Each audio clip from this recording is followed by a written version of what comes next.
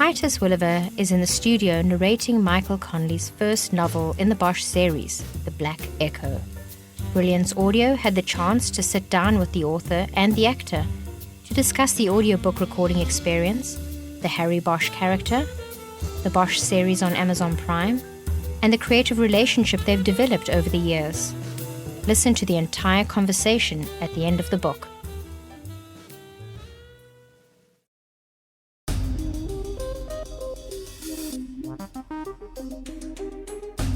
Brilliance Audio presents The Black Echo, Special Edition, by Michael Connelly, performed by Titus Welliver.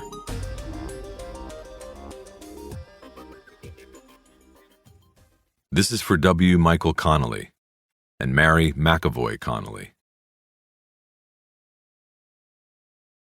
Acknowledgements. I would like to thank the following people for their help and support. Many thanks to my agent, Philip Spitzer, and to my editor, Patricia Mulcahy, for all their hard work, enthusiasm, and belief in this book. Also, thanks to the many police officers who over the years have given me an insight into their jobs and lives. I also want to acknowledge Tom Mangold and John Pennycate, whose book The Tunnels of Cu Chi tells the real story of the tunnel rats of the Vietnam War. Last, I would like to thank my family and friends for their encouragement and unqualified support. And most of all, I am indebted to my wife Linda, whose belief and inspiration never waned. Introduction. I've always been puzzled by our collective tendency to place American writing into categories, particularly when the categorical designation is not meant to be complimentary. William Burroughs once suggested that categorization was the vice of the professional journalist, and as a former news reporter myself, I think Burroughs was probably right. The format of any news story demands brevity and simplicity, but since most subjects worth writing about are complex, the journalist usually gives up trying to pack an elephant into a phone booth, and instead puts this rotund, unmanageable fellow under a circus tent. Terms like mystery, and to some degree crime fiction, have connotations that may not be derogatory, but are hardly laudable, at least not laudable in the way the categorical terms literary, fiction, and metaphysical poetry, and my all-time favorite, metafiction, are used. Academics do not teach James M. Cain, even though he is one of our best writers. His novel, Mildred Pierce, is arguably as good as any book Henry James wrote using a female protagonist. By the same token, I would suspect most academics would probably not want to call Robert Stone's Dog Soldiers a crime novel, even though its subject is heroin smuggling and the moral insanity of a profligate society. Why not? You got me. Perhaps books that win the National Book Award are automatically excluded from the crime novel category. Michael Connelly and I met by coincidence. Shortly after the acceptance of his first novel, The Black Echo, he came to a book signing of mine in Los Angeles and introduced himself. After we shook hands, he explained how he had found an agent for his manuscript. I had dedicated my novel Heaven's Prisoners to my agent, Philip Spitzer, whom I had met during a period when I could not sell ice water in the Sahara. Philip was driving a cab in Hell's Kitchen at night and running a one-man agency during the day. We became friends and business partners, and Philip kept my novels under submission for 13 years, when nobody else in New York would touch me with a dung fork. Michael read my dedication to my agent, one in which I indicated the level of personal commitment and faith that Philip had invested in my work during the many years of its rejection. Michael decided Philip was the agent for him, and he sent off the manuscript of The Black Echo. As soon as Philip read it, he knew a writer of enormous talent and ability was about to arrive on the American literary scene. Edna Buchanan and I both blurbed the jacket of Little Brown's hardcover printing of The Black Echo. I'd like to quote my words as they originally appeared, because I think they apply as much today as they did then. And I'm also proud that my endorsement appeared on the jacket of this fine book. The Black Echo is one of the most authentic pieces of crime writing I've ever read. It is an extraordinary story, one that engages the reader on the first page and never lets go. The conclusion will leave you short of breath. When Connelly takes you into a tunnel beneath the earth, either in Los Angeles or Vietnam, you feel that you're entering a domain of moral darkness that only Joseph Conrad could adequately describe. It's hard to believe that this is Connelly's first novel. I'm convinced that his career will be a major one. This novel will stand up against James M. Cain's. I think that it is the highest compliment I can give any literary artist. Michael turns the city of Los Angeles into a protagonist, in the same fashion James Elroy does. Every line in the book is written with the eye of someone who either understands or who has lived the ethos of the characters. The cops, the street hustlers, the tunnel rats, the desperate souls who join hands around a community meal in a homeless shelter are flesh and blood. In an odd way, the reader feels that with just a small twist of the dial in the back of his head, he might have become one of them. I have always maintained that this novel would be a classic, one that critics will refer back to when they talk about the evolution of crime writing. We forget sometimes that the genre begun by Edgar Allan Poe was actually a metaphor, at least for Poe, about the decay of Western civilization. James M. Cain once said that the premise of all his plots was the tragedy that befalls us when we eventually get what we want. Of course, he was writing about the materialism and consumerism that drives the American economy. In effect, he was saying the American dream is the American nightmare. The American crime novel, in effect, has become the sociological novel that has its own origins with Theodore Dreiser, John Dos Passos, John Steinbeck, and James T. Farrell. One doesn't have to be a student of Depression-era fiction to recognize the elements of naturalism in Connelly's work. The same authenticity and power are there. I think, in part, this comes from Connelly's background as a journalist, but it also comes from his passion about his subject. Many years ago, I listened to Nelson Algren give a talk on fiction writing to a group of young writers at the University of Missouri. One member of the audience asked him if news reporting was good work for someone who wanted to write novels. Algren replied that it could be a good learning experience, but that the work itself was fragmented and disconnected in nature. It did not allow the mental continuity that every writer wishes in his workday. Later, when I worked in an editorial room, I would remember those words. Michael Connelly managed to write one of the best noir novels in American literature while he was a police reporter at the Los Angeles Times. How he did that is beyond me. I think the answer probably lies in the fact that he's a consummate pro. I think you will enjoy this book. It's a milestone that is much larger in importance than itself. And I think that's what all great art tries to be. James Lee Burke. Part 1. Sunday, May 20th. The boy couldn't see in the dark, but he didn't need to. Experience and long practice told him it was good, nice and even. Smooth strokes moving his whole arm while gently rolling his wrist. Keep the marble moving. No runs. Beautiful. He heard the hiss of the escaping air and could sense the roll of the marble. They were sensations that were comforting to him. The smell reminded him of the sock in his pocket, and he thought about getting high. Maybe after, he decided. He didn't want to stop now. Not until he had finished the tag with one uninterrupted stroke.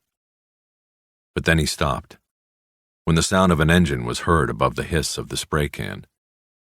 He looked around, but saw no light save for the moon's silvery white reflection on the reservoir and the dim bulb above the door of the pump house, which was midway across the dam. But the sound didn't lie. There was an engine approaching. Sounded like a truck to the boy, and now he thought he could hear the crunching of tires on the gravel access road that skirted the reservoir. Coming closer. Almost 3 a.m, and someone was coming. Why? The boy stood up and threw the aerosol can over the fence toward the water. He heard it chink down in the brush, short of the mark. He pulled the sock from his pocket and decided just one quick blow to give himself balls. He buried his nose in the sock and drew in heavily on the paint fumes. He rocked back on his heels, and his eyelids fluttered involuntarily. He threw the sock over the fence.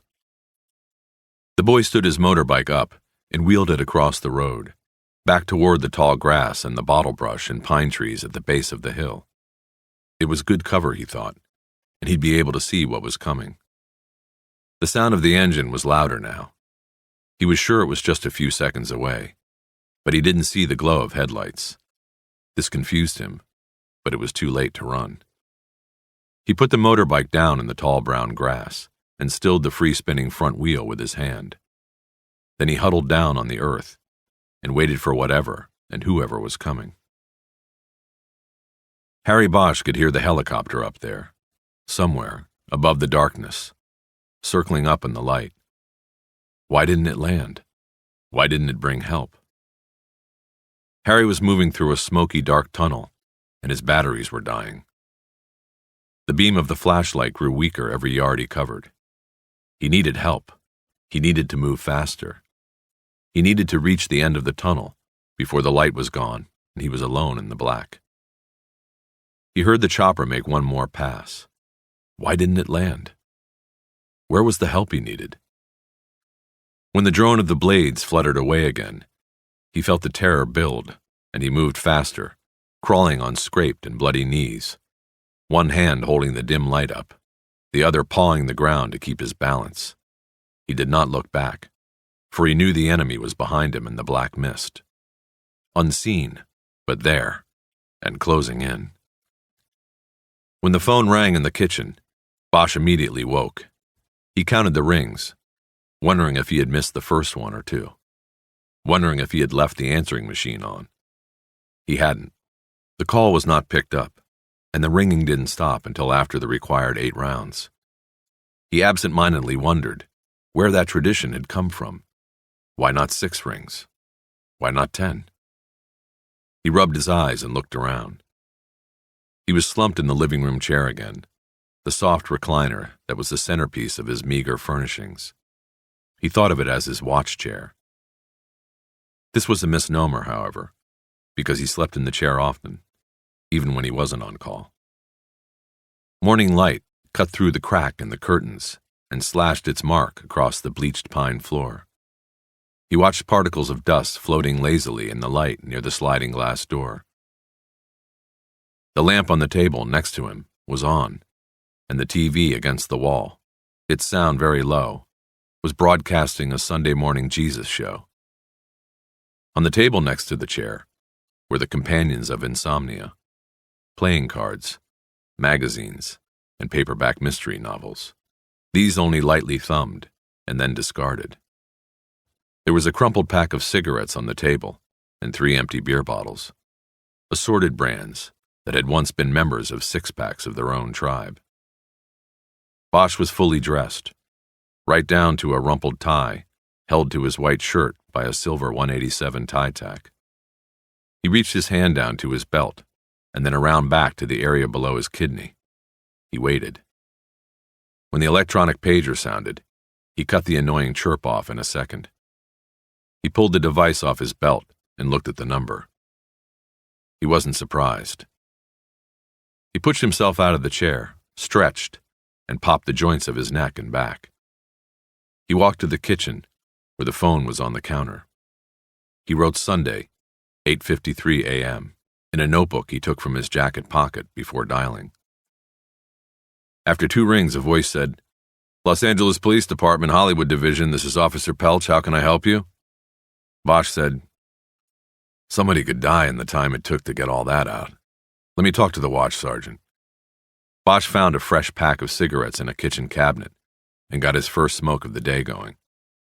He rinsed dust out of a glass and filled it with tap water, then took 2 aspirins out of a plastic bottle that was also in the cabinet. He was swallowing the second when a sergeant named Crowley finally picked up. What, did I catch you in church? I rang your house, no answer. Crowley, what have you got for me? Well, I know we had you out last night on that TV thing, but you're still catching. You and your partner all weekend. So that means you got the DB up at Lake Hollywood. In a pipe up there. It's on the access road to the Mulholland Dam. You know it? I know the place. What else? Patrol's out. ME, SID notified. My people don't know what they've got, except a DB. Stiff's about 30 feet into this pipe there. They don't want to go all the way in, mess up a possible crime scene, you know? I had him page your partner, but he hasn't called in. No answer at his phone either.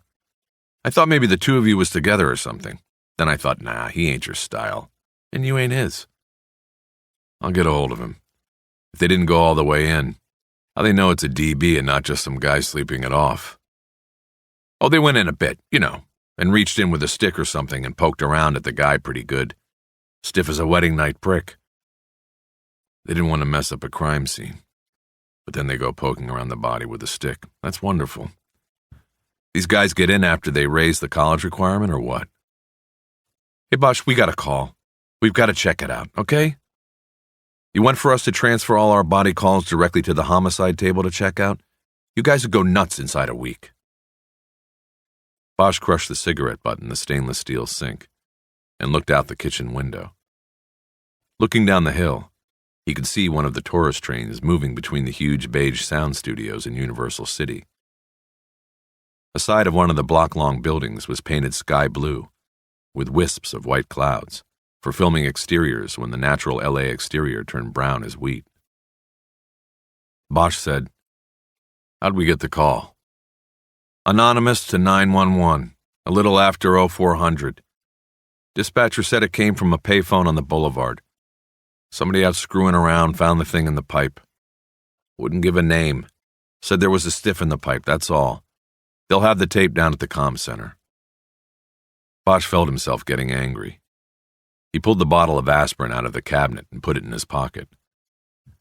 While thinking about the 0400 call, he opened the refrigerator and bent in. He saw nothing that interested him. He looked at his watch.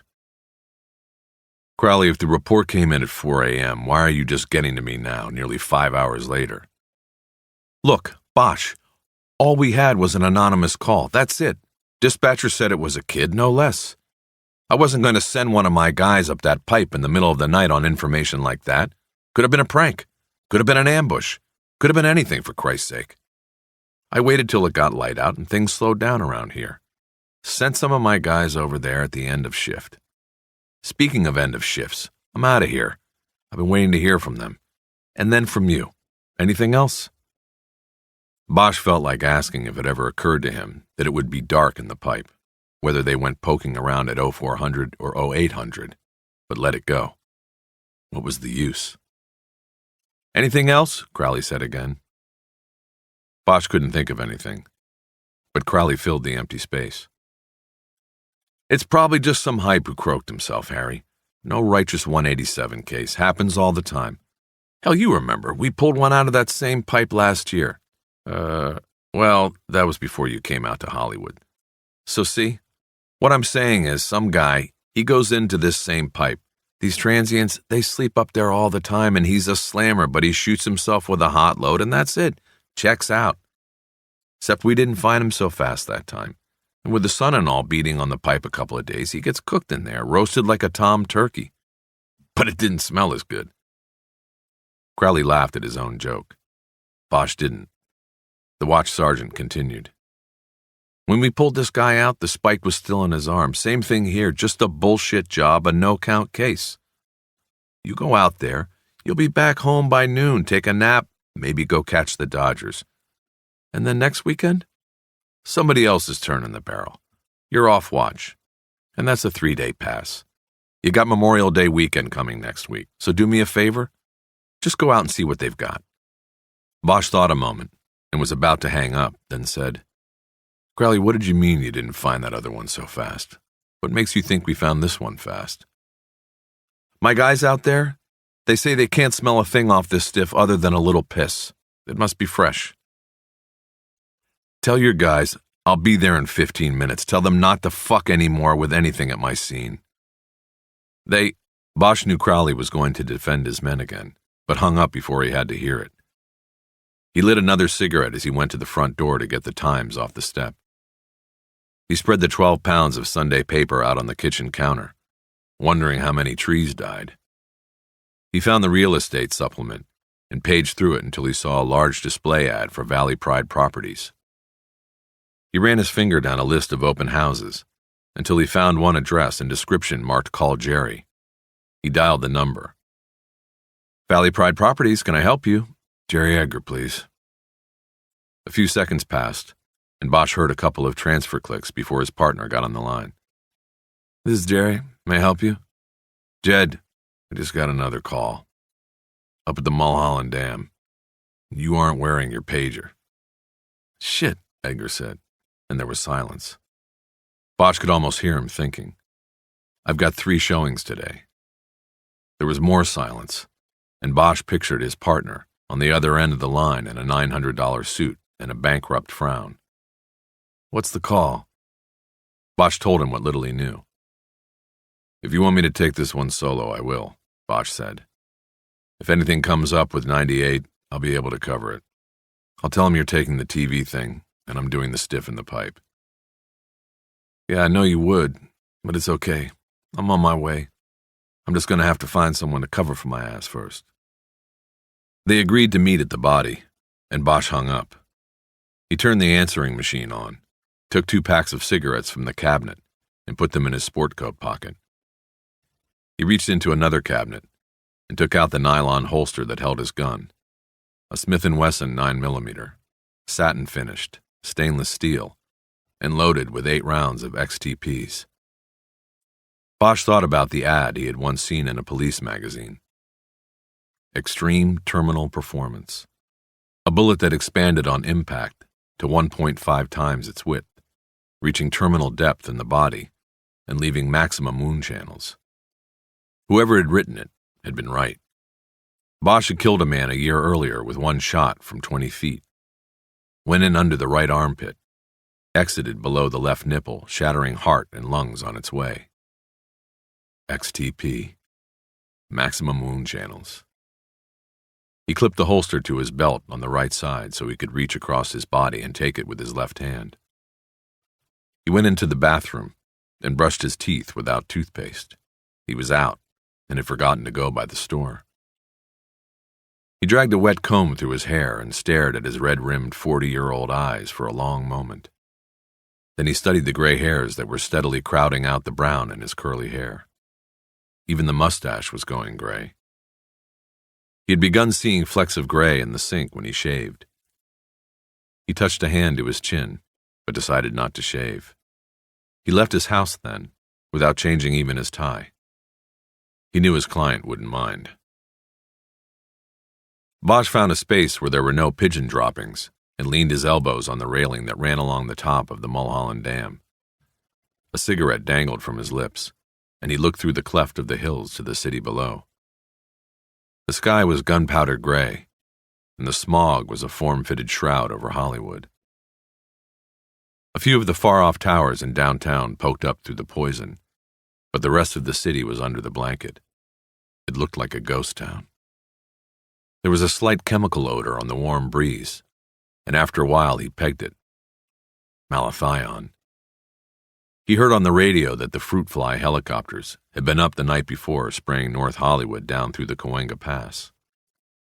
He thought of his dream and remembered the chopper that did not land. To his back was the blue-green expanse of the Hollywood Reservoir, 60 million gallons of the city's drinking water, trapped by the venerable old dam in a canyon between 2 of the Hollywood hills. A 6-foot band of dried clay ran the length of the shoreline, a reminder that L.A. was in its 4th year of a drought. Farther up the reservoir bank was a 10-foot-high chain-link fence that girded the entire shoreline. Bosch had studied this barrier when he first arrived and wondered if the protection was for the people on one side of the fence or the water on the other.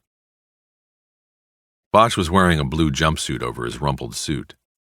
His sweat had stained through the underarms and back of both layers of clothing.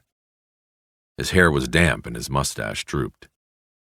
He had been inside the pipe, He could feel the slight warm trickle of a Santa Ana wind drying the sweat on the back of his neck. They had come early this year. Harry was not a big man. He stood a few inches short of 6 feet and was built lean. The newspapers, when they described him, called him wiry.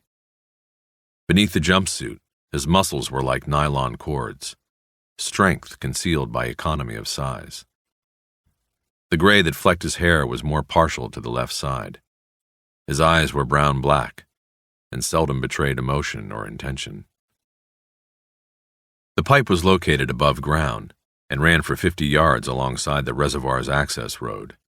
It was rusted inside and out, and was empty and unused except by those who sought its interior as a shelter or its exterior as a canvas for spray paint.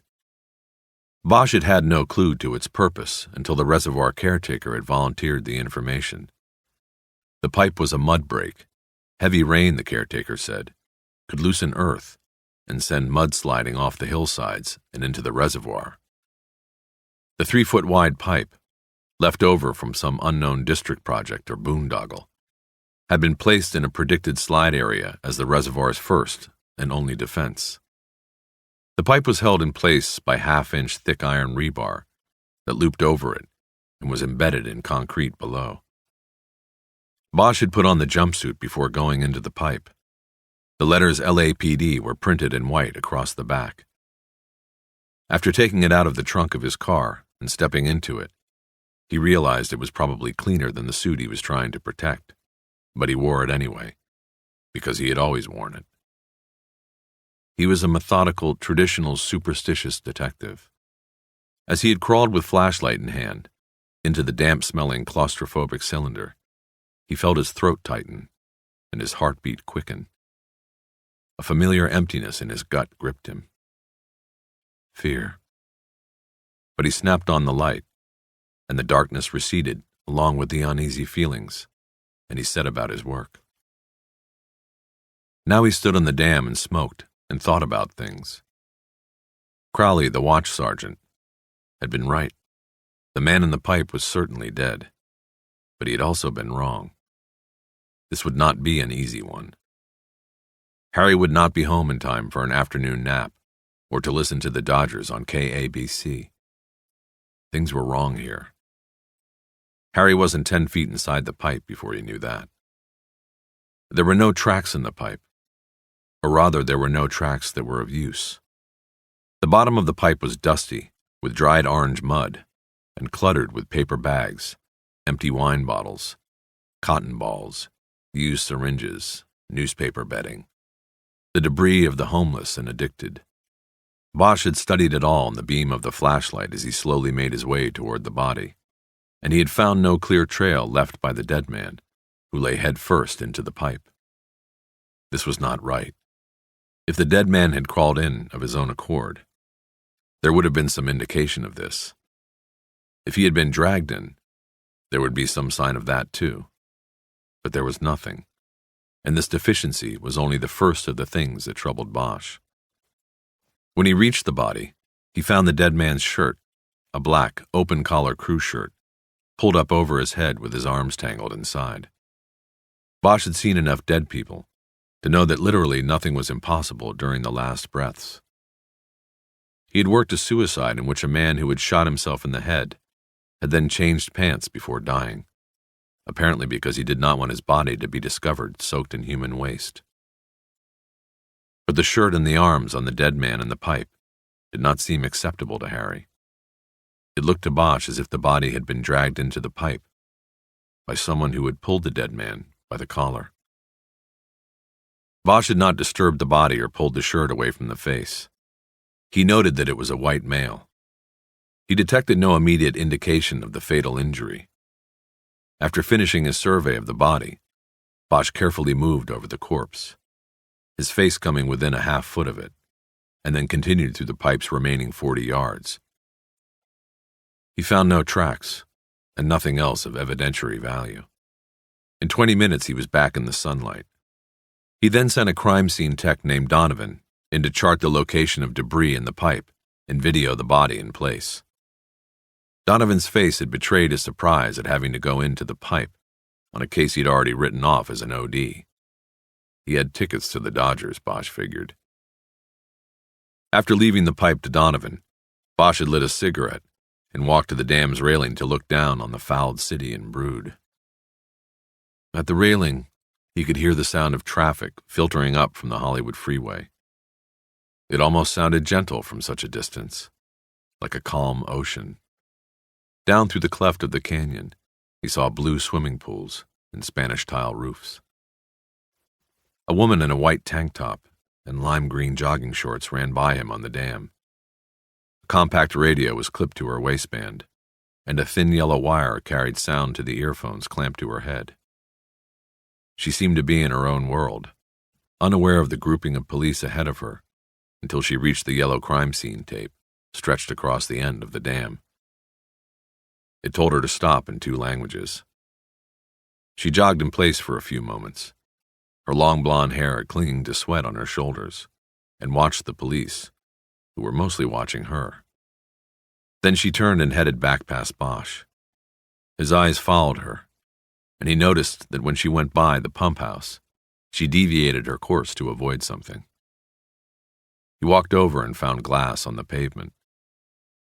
He looked up and saw the broken bulb in the socket above the pump house door. He made a mental note to ask the caretaker if the bulb had been checked lately. When Bosch returned to his spot at the railing, a blur of movement from below drew his attention. He looked down and saw a coyote sniffing among the pine needles and trash that covered the earth below the trees in front of the dam. The animal was small, and its coat was scruffy and completely missing some patches of hair. There were only a few of them left in the city's protected areas, left to scavenge among the debris of the human scavengers. "They're pulling it out now," a voice said from behind. Bosch turned and saw one of the uniforms that had been assigned to the crime scene. He nodded and followed him off the dam, under the yellow tape, and back to the pipe. A cacophony of grunts and heavy gasps echoed from the mouth of the graffiti-scarred pipe. A shirtless man with his heavily muscled back, scratched and dirty, emerged backward, towing a sheet of heavy black plastic, on top of which lay the body. The dead man was still face up, with his head and his arms mostly obscured in the wrapping of the black shirt. Bosch looked around for Donovan and saw him stowing a video recorder in the back of the blue crime scene van. Harry walked over. "I'm going to need you to go back in. All the debris in there, newspapers, cans, bags. I saw some hypos, cotton, bottles. I need it all bagged." "You got it," Donovan said. He waited a beat and added, "I'm not saying anything, but, Harry, you really think this is the real thing? Is it worth busting our balls on? I guess we won't know until after the cut." He started to walk away, but stopped. "Look, Donnie, I know it's Saturday, and, thanks for going back in." "No problem. Straight OT for me." The shirtless man and a coroner's technician were sitting on their haunches, huddled over the body. They both wore white rubber gloves. The technician was Larry Sakai, a guy Bosch had known for years but had never liked. He had a plastic fishing tackle box open on the ground next to him. He took a scalpel from the box and made a 1-inch long cut into the side of the body, just above the left hip. No blood came from the slice. From the box he then removed a thermometer and attached it to the end of a curved probe. He stuck it into the incision, expertly, though roughly turning it and driving it up into the liver. The shirtless man grimaced, and Bosch noticed he had a blue tear tattooed at the outside corner of his right eye. It somehow seemed appropriate to Bosch. It was the most sympathy the dead man would get here. "Time of death is going to be a pisser," Sakai said. He did not look up from his work. "That pipe, with the heat rising, it's going to skew the temperature loss in the liver. Osito took a reading in there and it was 81. 10 minutes later it was 83. We don't have a fixed temp in the body or the pipe." "So," Bosch said. "So I'm not giving you anything here. I got to take it back and do some calculating." "You mean give it to somebody else who knows how to figure it?" Bosch asked. "You'll get it when you come in for the autopsy. Don't worry, man. Speaking of which, who's doing the cutting today?" Sakai didn't answer. He was busy with the dead man's legs. He grabbed each shoe and manipulated the ankles. He moved his hands up the legs and reached beneath the thighs, lifting each leg and watching as it bent at the knee. He then pressed his hands down on the abdomen, as if feeling for contraband. Lastly, he reached inside the shirt and tried to turn the dead man's head. It didn't move. Bosch knew rigor mortis worked its way from the head through the body and then into the extremities. "This guy's neck is locked but good," Sakai said. "Stomach's getting there, but the extremities still have good movement." He took a pencil from behind his ear and pressed the eraser end against the skin on the side of the torso. There was purplish blotching on the half of the body closest to the ground, as if the body were half full of red wine. It was post-mortem lividity. When the heart stops pumping, the blood seeks the low ground. When Sakai pressed the pencil against the dark skin, it did not blanch white, a sign that blood had fully clotted. The man had been dead for hours. "The pomo lividity is steady," Sakai said. "That and the rig makes me estimate that this dude's been dead maybe 6 to 8 hours. That's going to have to hold you, Bosch, until we can work with the temps." Sakai didn't look up as he said this. He and the one called Osido began pulling the pockets on the dead man's green fatigue pants inside out. They were empty, as were the large baggy pockets on the thighs. They rolled the body to one side to check the back pockets. As they did this, Bosch leaned down to look closely at the exposed back of the dead man. The skin was purplish with lividity and dirty, but he saw no scratches or marks that allowed him to conclude that the body had been dragged. "Nothing in the pants, Bosch, no ID," Sakai said, still not looking up. Then they began to gently pull the black shirt back over the head and onto the torso. The dead man had straggly hair that had more gray in it than the original black. His beard was unkempt, and he looked to be about 50, which made Bosch figure him at about 40. There was something in the breast pocket of the shirt, and Sakai fished it out, looked at it a moment, and then put it into a plastic bag held open by his partner. "Bingo," Sakai said, and then handed the bag up to Bosch. "One set of works. Makes our jobs all a lot easier." Sakai next peeled the dead man's cracked eyelids all the way open. The eyes were blue with a milky caul over them. Each pupil was constricted to about the size of a pencil lead.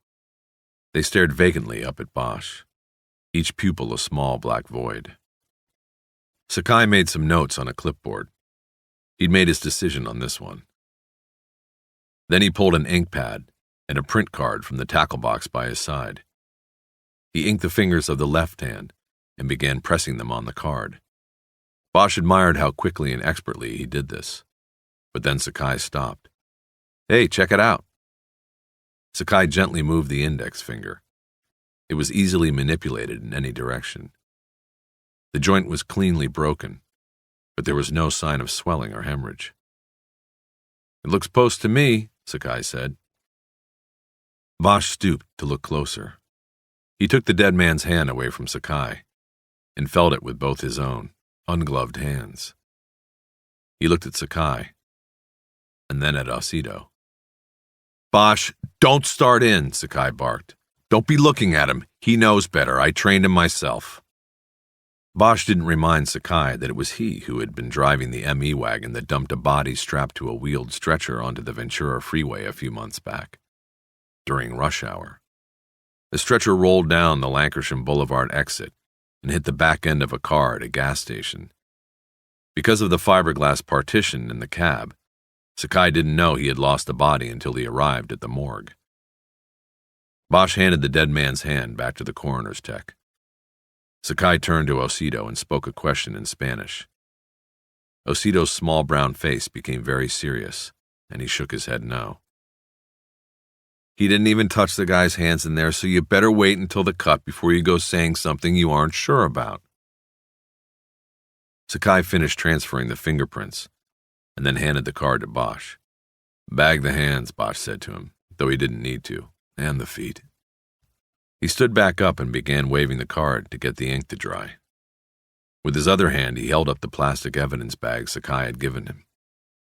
In it, a rubber band held together a hypodermic needle, a small vial that was half filled with what looked like dirty water, a wad of cotton, and a pack of matches.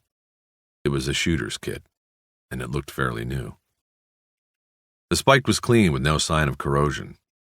The cotton, Bosch guessed, had only been used as a strainer once or twice. There were tiny whitish-brown crystals in the fibers. By turning the bag, he could look inside each side of the matchbook and see only 2 matches missing.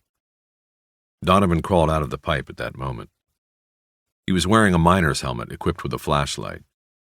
In one hand, he carried several plastic bags, each containing a yellowed newspaper, or a food wrapper, or a crushed beer can. In the other, he carried a clipboard, on which he had diagrammed where each item had been found in the pipe. Spiderwebs hung off the sides of the helmet.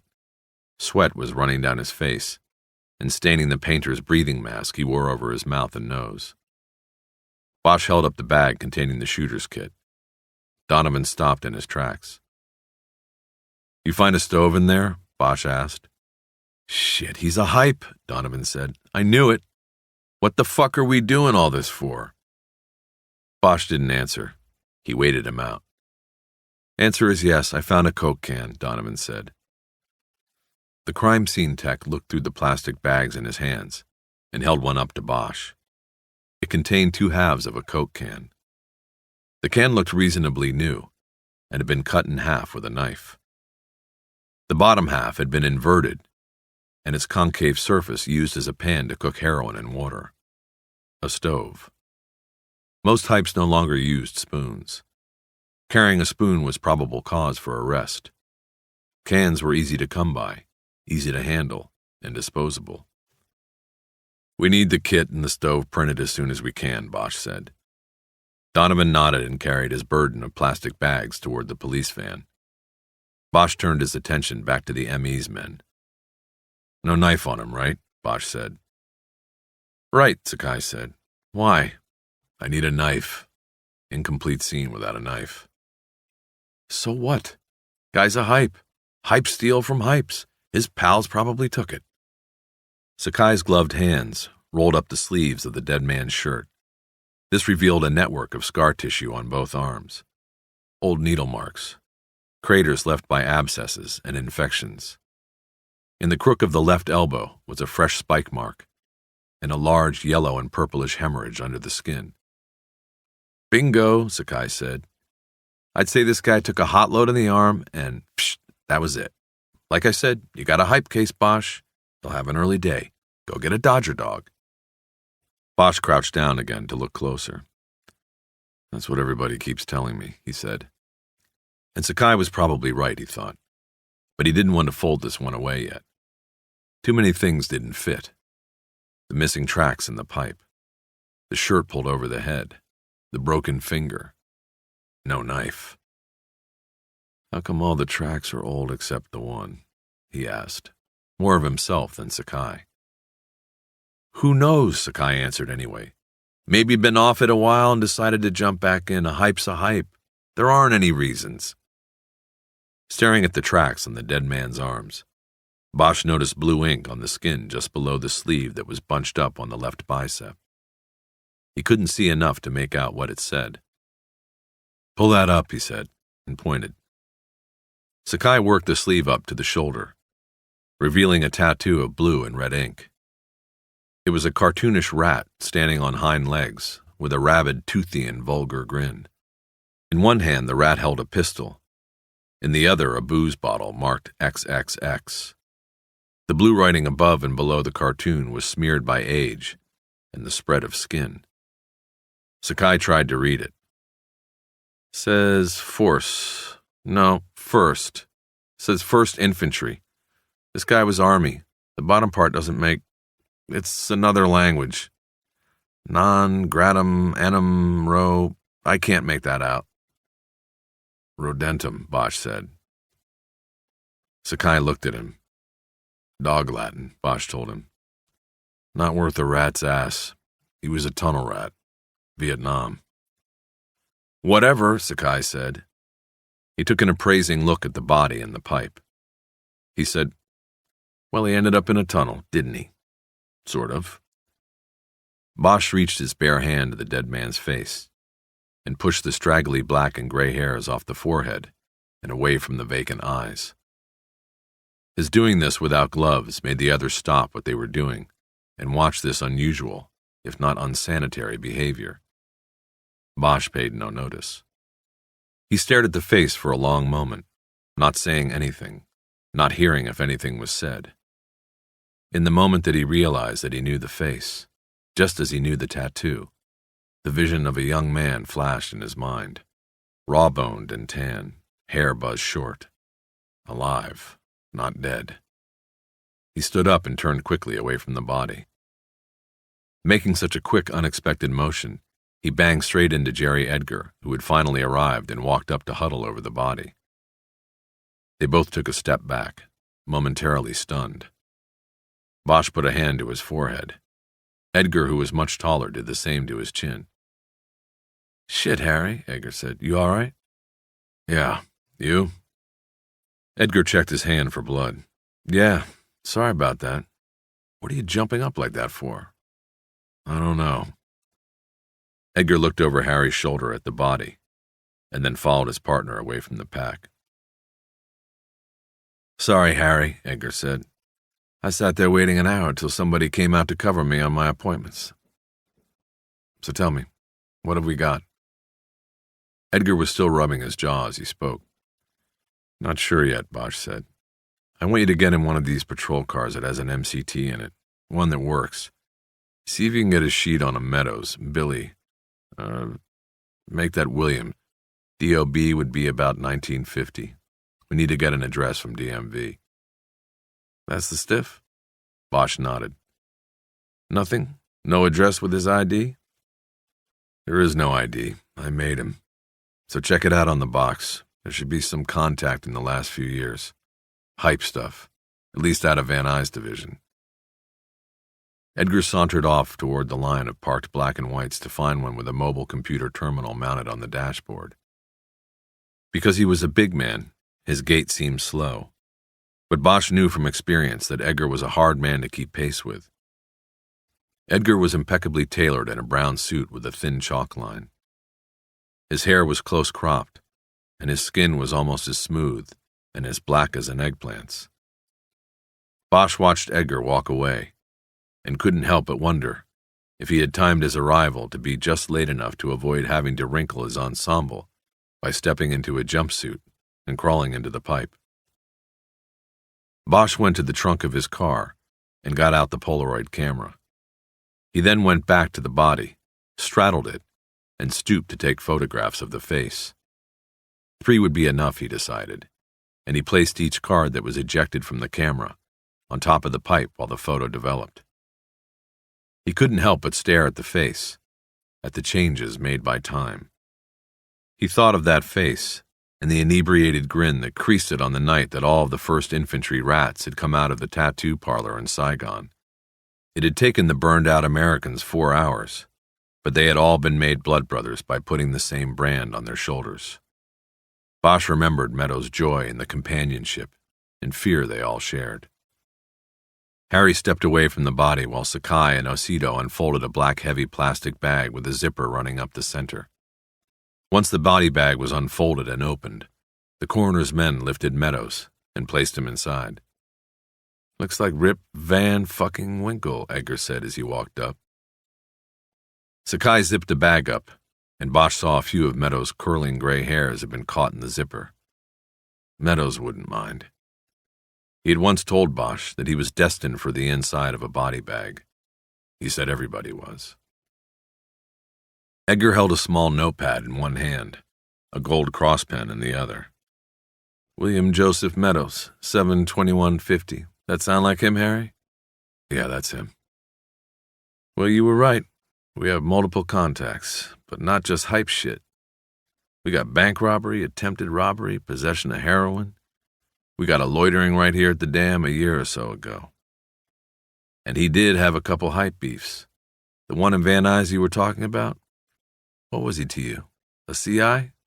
No. Get an address? Lives up in the valley. Sepulveda up by the brewery. Tough neighborhood to sell a house in.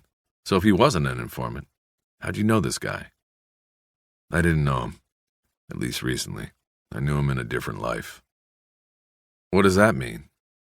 When did you know the guy? Last time I saw Billy Meadows was 20 years ago, or thereabouts. He was in Saigon.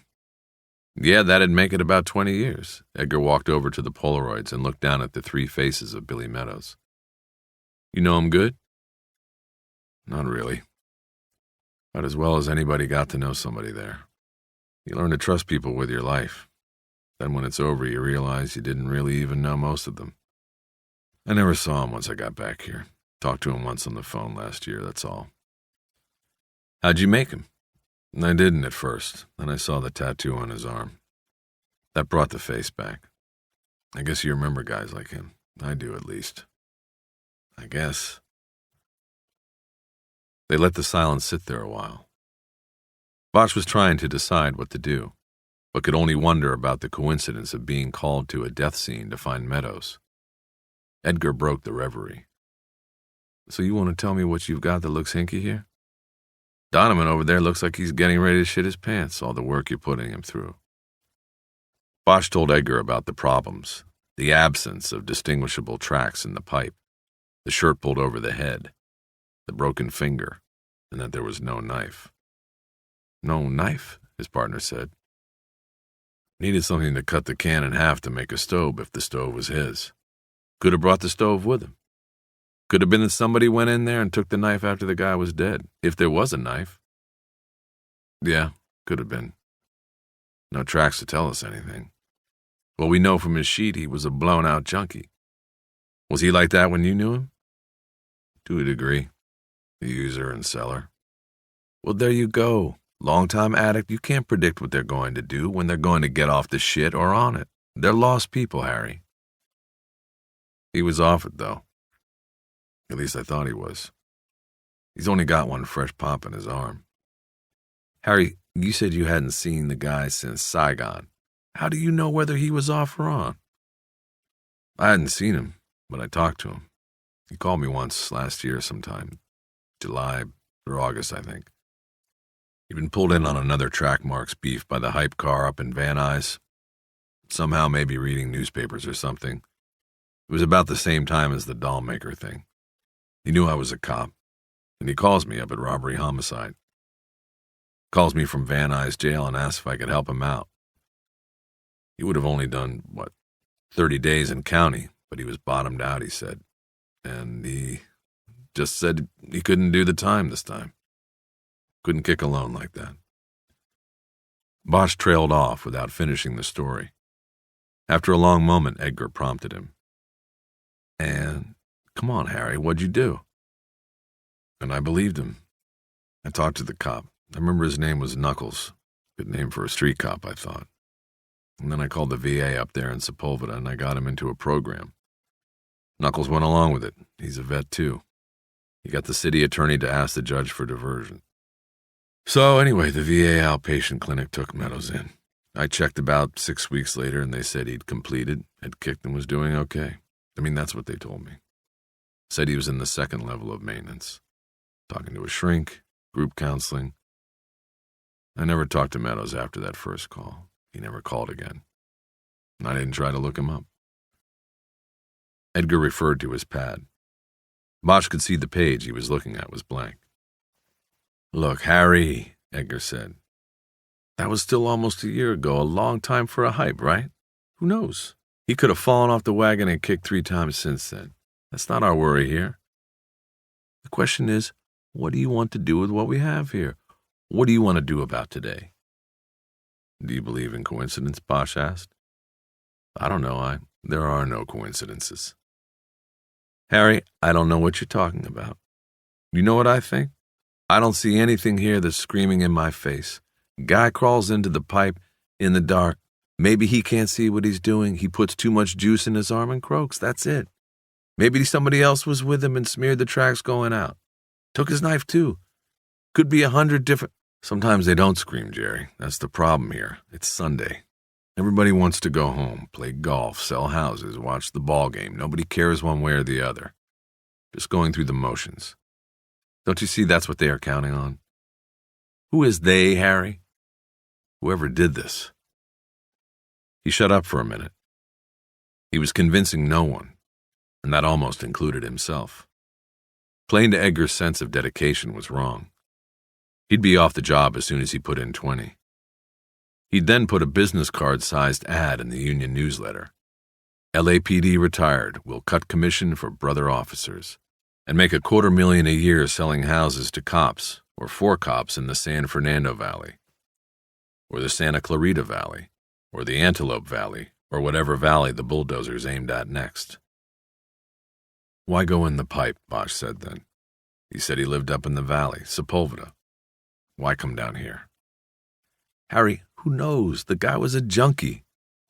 Maybe his wife kicked him out. Maybe he croaked himself up there and his friends dragged his dead ass down here because they didn't want to be bothered with explaining it. That's still a crime. Yeah, that's a crime, but let me know when you find a DA that'll file it for you. His kit looked clean, new. The other tracks on his arm look old. I don't think he was slamming again. Not regularly. Something isn't right. Well, I don't know. You know, AIDS and everything, they're supposed to keep a clean kit. Bosch looked at his partner, as if he didn't know him. Harry, listen to me. What I'm telling you is that he may have been your foxhole buddy 20 years ago, but he was a junkie this year. You'll never be able to explain every action he took. I don't know about the kid or the tracks, but I do know this does not look like one we should bust our humps on. This is a 9-to-5 or weekends and holidays excluded. Bosch gave up, for the moment. I'm going up to Sepulveda, he said. Are you coming? Or are you going back to your open house? I'll do my job, Harry, Edgar said softly. Just because we don't agree on something doesn't mean I'm not going to do what I'm paid to do. It's never been that way, never will be. But if you don't like the way I do business, we'll go see 98 tomorrow morning and see about a switch. Bosch was immediately sorry for the cheap shot, but didn't say so. He said, Okay, you go on up there, see if anybody's home. I'll meet you after I sign off on the scene. Edgar walked over to the pipe and took one of the Polaroid photos of Meadows. He slipped it into his coat pocket, then walked down the access road toward his car without saying another word to Bosch. After Bosch took off his jumpsuit and folded it away in the trunk of his car, he watched Sakai and Osito slide the body roughly onto a stretcher and then into the back of a blue van. He started over, thinking about what would be the best way to get the autopsy done as a priority, meaning by at least the next day instead of 4 or 5 days later. He caught up with the coroner's tech as he was opening the driver's door. We're out of here, Bosch. Bosch put his hand on the door, holding it from opening enough for Sakai to climb in. Who's doing the cutting today? On this one? Nobody. Come on, Sakai, who's on? Sally. But he's not going near this one, Bosch. Look, I just went through this with my partner, not you two, okay? Bosch, you look, you listen. I've been working since 6 last night, and this is the 7th scene I've been to. We got drive-bys, floaters, a sex case. People are dying to meet us, Bosch. There is no rest for the weary, and that means no time for what you think might be a case. Listen to your partner for once. This one is going on the routine schedule. That means we'll get to it by Wednesday, maybe Thursday. I promise Friday at the latest. And tox results is at least a 10-day wait anyway. You know that. So what's your goddamn hurry? Tox results are at least a 10-day wait. Fuck off. Just tell Sally I need the prelim done today. I'll be by later. Christ, Bosch, listen to what I'm telling you. We've got bodies on gurneys stacked in the hall that we already know are 187s and need to be cut. Salazar is not going to have time for what looks to me and everybody else around here, except you, like a hype case, cut and dried man. What am I going to say to him that's going to make him do the cut today? Show him the finger. Tell him there were no tracks in the pipe. Think of something. Tell him the DB was a guy who knew needles too well to have OD'd. Sakai put his head back against the van's side panel and laughed loudly. Then he shook his head as if a child had made a joke. And you know what he'll say to me? He'll say that it doesn't matter how long he'd been spiking. They all fuck up. Bosch, How many 65-year-old junkies do you see around? None of them go the distance. The needle gets them all in the end, just like this guy in the pipe. Bosch turned and looked around to make sure none of the uniforms were watching and listening. Then he turned back to Sakai's face. Just tell him I'll be by there later, he said quietly. If he doesn't find anything on the prelim, then fine. You can stick the body at the end of the line in the hall, or you can park it down at the gas station on Lancashire. I won't care then, Larry, but you tell him. It's his decision, not yours. Bosch dropped his hand from the door and stepped back. Sakai got in the van and slammed the door. He started the engine and looked at Bosch through the window for a long moment before rolling it down. Bosch, you're a pain in the ass. Tomorrow morning, it's the best I can do. Today is no way. First cut of the day? Just leave us alone today, okay? First cut? Yeah. First cut. Sure, I'll leave you alone. See you tomorrow, then. Not me, man. I'll be sleeping. Sakai rolled the window back up, and the van moved away. Bosch stepped back to let it pass, and when it was gone, he was left staring at the pipe. It was really for the first time then that he noticed the graffiti. Not that he hadn't seen that the exterior of the pipe was literally covered with painted messages. But this time he looked at the individual scrawls. Many were old, faded together. A tableau of letters spelling threats either long forgotten or since made good. There were slogans, Abandon L.A. There were names, Ozone, Bomber, Striker, many others. One of the fresher tags caught his eye. It was just 3 letters, about 12 feet from the end of the pipe. S-H-A. The 3 letters had been painted in one fluid motion. The top of the S was jagged, and then contoured, giving the impression of a mouth. A gaping maw. There were no teeth, but Bosch could sense them. It was as though the work wasn't completed. Still, it was good work. Original and clean. He aimed the Polaroid at it and took a photo. Bosch walked to the police van, putting the exposure in his pocket. Donovan was stowing his equipment on shelves, and the evidence bags in wooden Napa Valley wine boxes. Did you find any burned matches in there? Yeah, one, fresh one, Donovan said. Burned to the end. It was about 10 feet in. It's there on the chart. Bosch picked up a clipboard on which there was a piece of paper with a diagram of the pipe showing the body location and where the other material taken from the pipe had been. Bosch noticed that the match was found about 15 feet from the body. Donovan then showed him the match, sitting at the bottom of its own plastic evidence bag. I'll let you know if it matches the book in the guy's kit, he said, if that's what you're thinking. Bosch said, What about the uniforms? What'd they find? It's all there, Donovan said, pointing to a wooden bin in which there were still more plastic evidence bags. These contained debris picked up by patrol officers who had searched the area within a 50-yard radius of the pipe. Each bag contained a description of the location where the object had been found. Bosch took each bag out and examined its contents. Most of it was junk that would have nothing to do with the body in the pipe. There were newspapers, clothing rags, a high-heeled shoe, a white sock with dried blue paint in it, a sniff rag. Bosch picked up a bag containing the top to a can of spray paint. The next bag contained the spray paint can. The Krylon label said it was ocean blue. Bosch hefted the bag and could tell there was still paint in the can. He carried the bag to the pipe, opened it, and touching the nozzle with a pen, sprayed a line of blue next to the letters S-H-A. He sprayed too much. The paint ran down the curved side of the pipe and dripped onto the gravel, but Bosch could see the colors matched. He thought about that for a moment. Why would a graffiti tagger throw half a can of paint away? He looked at the writing on the evidence bag. It had been found near the edge of the reservoir. Someone had attempted to throw the can into the lake, but came up short. Again, he thought, why? He squatted next to the pipe and looked closely at the letters. He decided that whatever the message or name was, it wasn't finished. Something had happened that made the tagger stop what he was doing and throw the can, the top, and his sniff sock over the fence. Was it the police? Bosch took out his notebook and wrote a reminder to call Crowley after midnight to see if any of his people had cruised the reservoir during the AM watch. But what if it wasn't a cop that made the tagger throw the paint over the fence?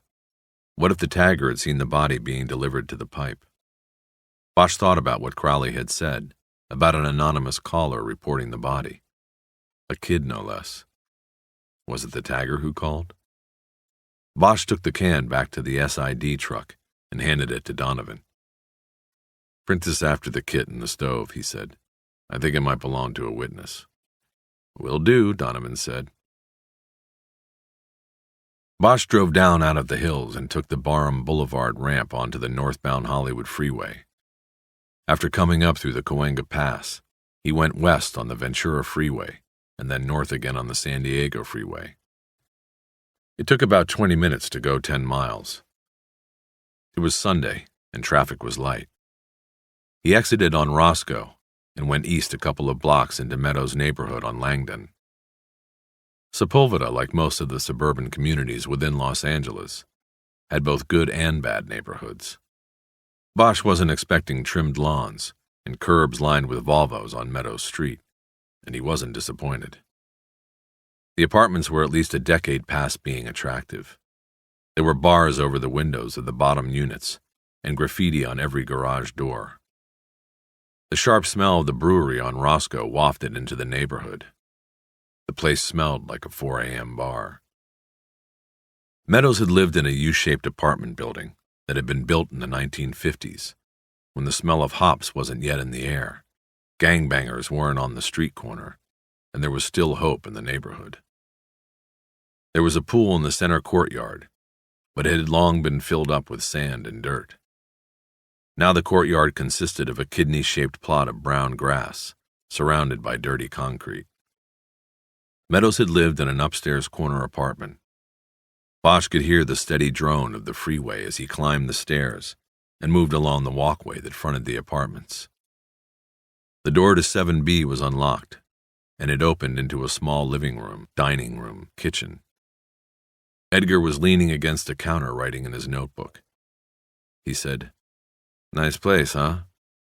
"Yeah," Bosch said, and looked around. "Nobody home?" "Nah, I checked with the neighbor next door, and she hadn't seen anybody around since the day before yesterday. Said the guy that lived here told her his name was Fields, not Meadows. Cute, huh? She said he lived all by himself. Been here about a year, kept to himself mostly. That's all she knew." "You show her the picture?" "Yeah, she made him. Didn't like looking at a picture of a dead guy, though." Bosch walked into a short hallway that led to a bathroom and a bedroom. He said, "You picked the door?" "Nah, it was unlocked. No shit. I knock a couple times and I'm fixing to get my pouch out of the car and finesse the lock when, for the hell of it, I try the door. And it opens. It opens. You talk to the landlord?" "Landlady's not around, supposed to be, but maybe she went out to eat lunch or score some horse. I think everybody I've seen around here is a spiker." Bosch came back into the living room and looked around. There wasn't much. A couch covered with green vinyl was pushed against one wall. A stuffed chair was against the opposite wall with a small color television on the carpet next to it. There was a formica-topped table with 3 chairs around it in the dining room. The 4th chair was by itself against the wall. Bosch looked at an old cigarette-scarred coffee table in front of the couch. On it were an overloaded ashtray and a crossword puzzle book. Playing cards were laid out in an unfinished game of solitaire. There was a TV guide. Bosch had no idea if Meadows smoked, but knew that no cigarettes had been found on the body. He made a mental note to check on it later. Edgar said, "Harry, this place was turned. Not just the door being open and all, but I mean, there are other things. The whole place has been searched. They did a halfway decent job, as you can tell. It was rushed. Go check out the bed and the closet. You'll see what I mean. I'm going to give the landlady another try." Edgar left, and Bosch walked back through the living room to the bedroom. Along the way, he noted the smell of urine. In the bedroom, he found a queen-sized bed without a backboard, pushed against one wall. There was a greasy discoloration on the white wall, at about the level where Meadows would have leaned his head while sitting up in bed. Opposite the bed, an old six-drawer dresser was against the wall. A cheap rattan night table, with a lamp on it, stood next to the bed. Nothing else was in the room, not even a mirror. Bosch studied the bed first. It was unmade, with pillows and sheets in a pile in the center. Bosch noticed that a corner of one of the sheets was folded between the mattress and the box spring, in the midsection of the left side of the bed. The bed would not have been made that way, obviously. Bosch pulled the corner out from under the mattress and let it hang loosely off the side of the bed. He lifted the mattress, as if to search underneath it, then lowered it back into place. The corner of the sheet was back between the mattress and the box spring. Edgar was right. He next opened the 6 bureau drawers. What clothes there were, underwear, white and dark socks, and several t-shirts, were neatly folded and seemed undisturbed. When he closed the bottom left drawer, he noticed that it slid unevenly and would not close all the way. He pulled it all the way out of the bureau. Then he pulled another drawer completely out of the dresser, then the rest. When he had all the drawers out, he checked the underside of each to see if something was or had been taped to it. He found nothing. He put them back in, but kept changing their order until each one slid easily into place and closed completely. When he was done, the drawers were in a different order, the right order. He was satisfied that someone had pulled the drawers out to search beneath and behind them, and had then put them back in the wrong order. He went into the walk-in closet. He found only a quarter of the available space used. On the floor were 2 pairs of shoes, a pair of black Reebok running shoes that were dirty with sand and gray dust, and a pair of laced work boots that looked as though they had been recently cleaned and oiled. There was more of the gray dust from the shoes and the carpet. He crouched down and pinched some between his fingers. It seemed like concrete dust. He took a small evidence bag from his pocket and put some of the granules into it. Then he put the bag away and stood up. There were 5 shirts on hangers, a single white button-down Oxford and 4 long-sleeved black pullovers, like the one Meadows had been wearing. On hangers next to the shirts were 2 pairs of well-faded jeans and 2 pairs of black pajamas or karate-style pants.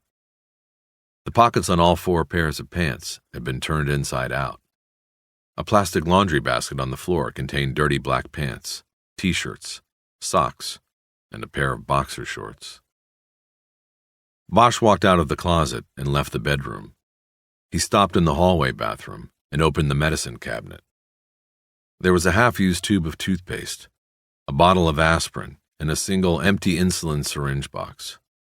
When he closed the cabinet, he looked at himself and saw weariness in his eyes. He smoothed his hair.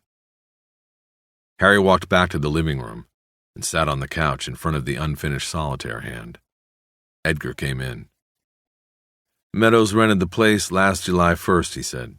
"The landlady's back. It was supposed to be a month-to-month lease, but he paid for 11 months up front. 4 bills a month.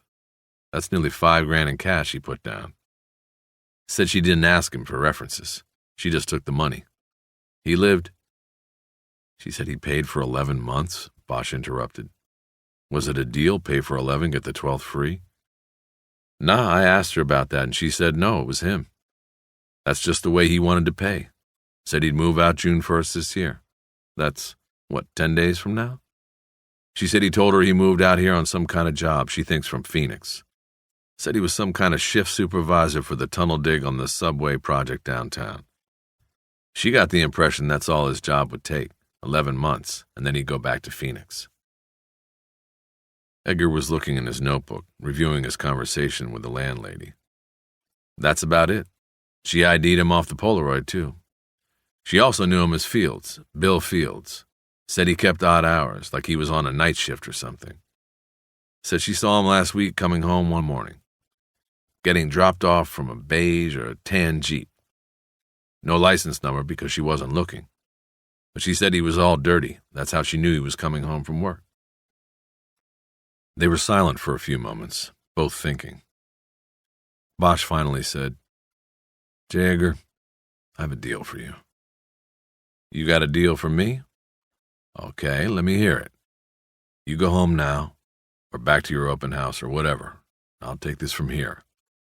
I go pull the tape at the comm center, go back to the office, and start the paper going. I'll see if Sakai made next of kin notification. I think if I remember right, the Meadows was from Louisiana. Anyway, I've got the autopsy scheduled for tomorrow at 8. I'll take that too, on my way in. Now your end is tomorrow you finish up last night's TV thing and take it over to the DA. Shouldn't be any problems with it. So you're taking the end that's dipped in shit and letting me skate. The transvestite off's transvestite case is as cut and dried as they come. No pun intended. Yeah, there's one thing I'd also want. On your way in from the valley tomorrow, stop by the VA in Sepulveda and see if you can talk them into letting you see Meadows' file. Might have some names that could help. Like I said before, he was supposedly talking to a shrink in the outpatient care unit and in one of those circle jerks. Maybe one of those guys was spiking with him. Knows what happened here. It's a long shot. I know. If they give you a hard time, give me a call, and I'll work on a search warrant. Sounds like a deal, but I'm worried about you, Harry.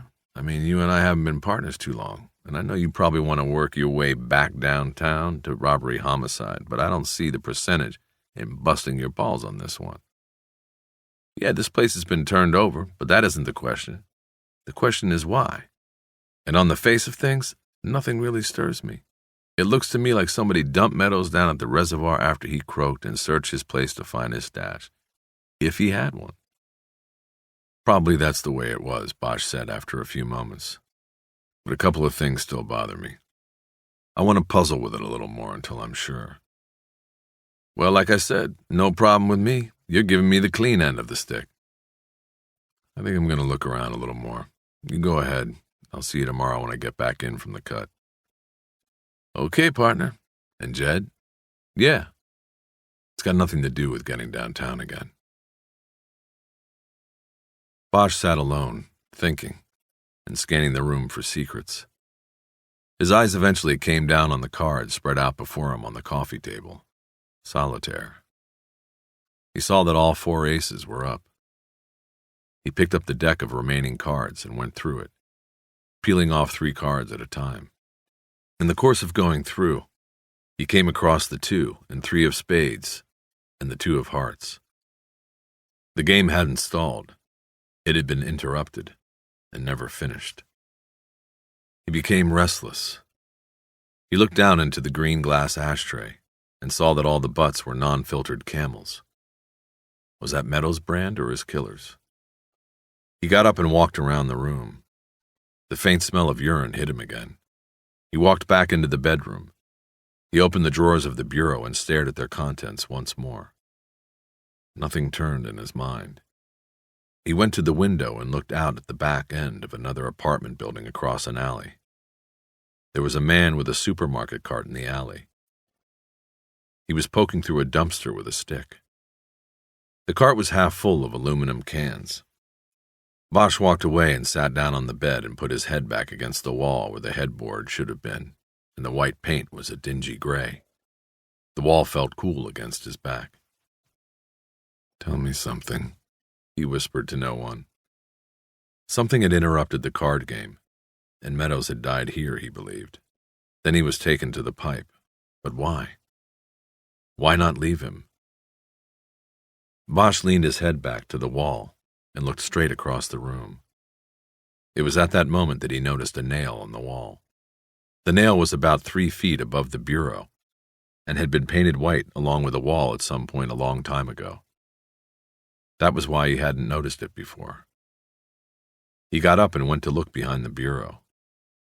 In the 3-inch space between it and the wall, he saw the edge of a fallen picture frame. With his shoulder, he pushed the heavy bureau away from the wall and picked up the frame. He stepped backward and sat on the edge of the bed studying it. The glass was cracked into an intricate spiderweb that had probably occurred when the frame fell.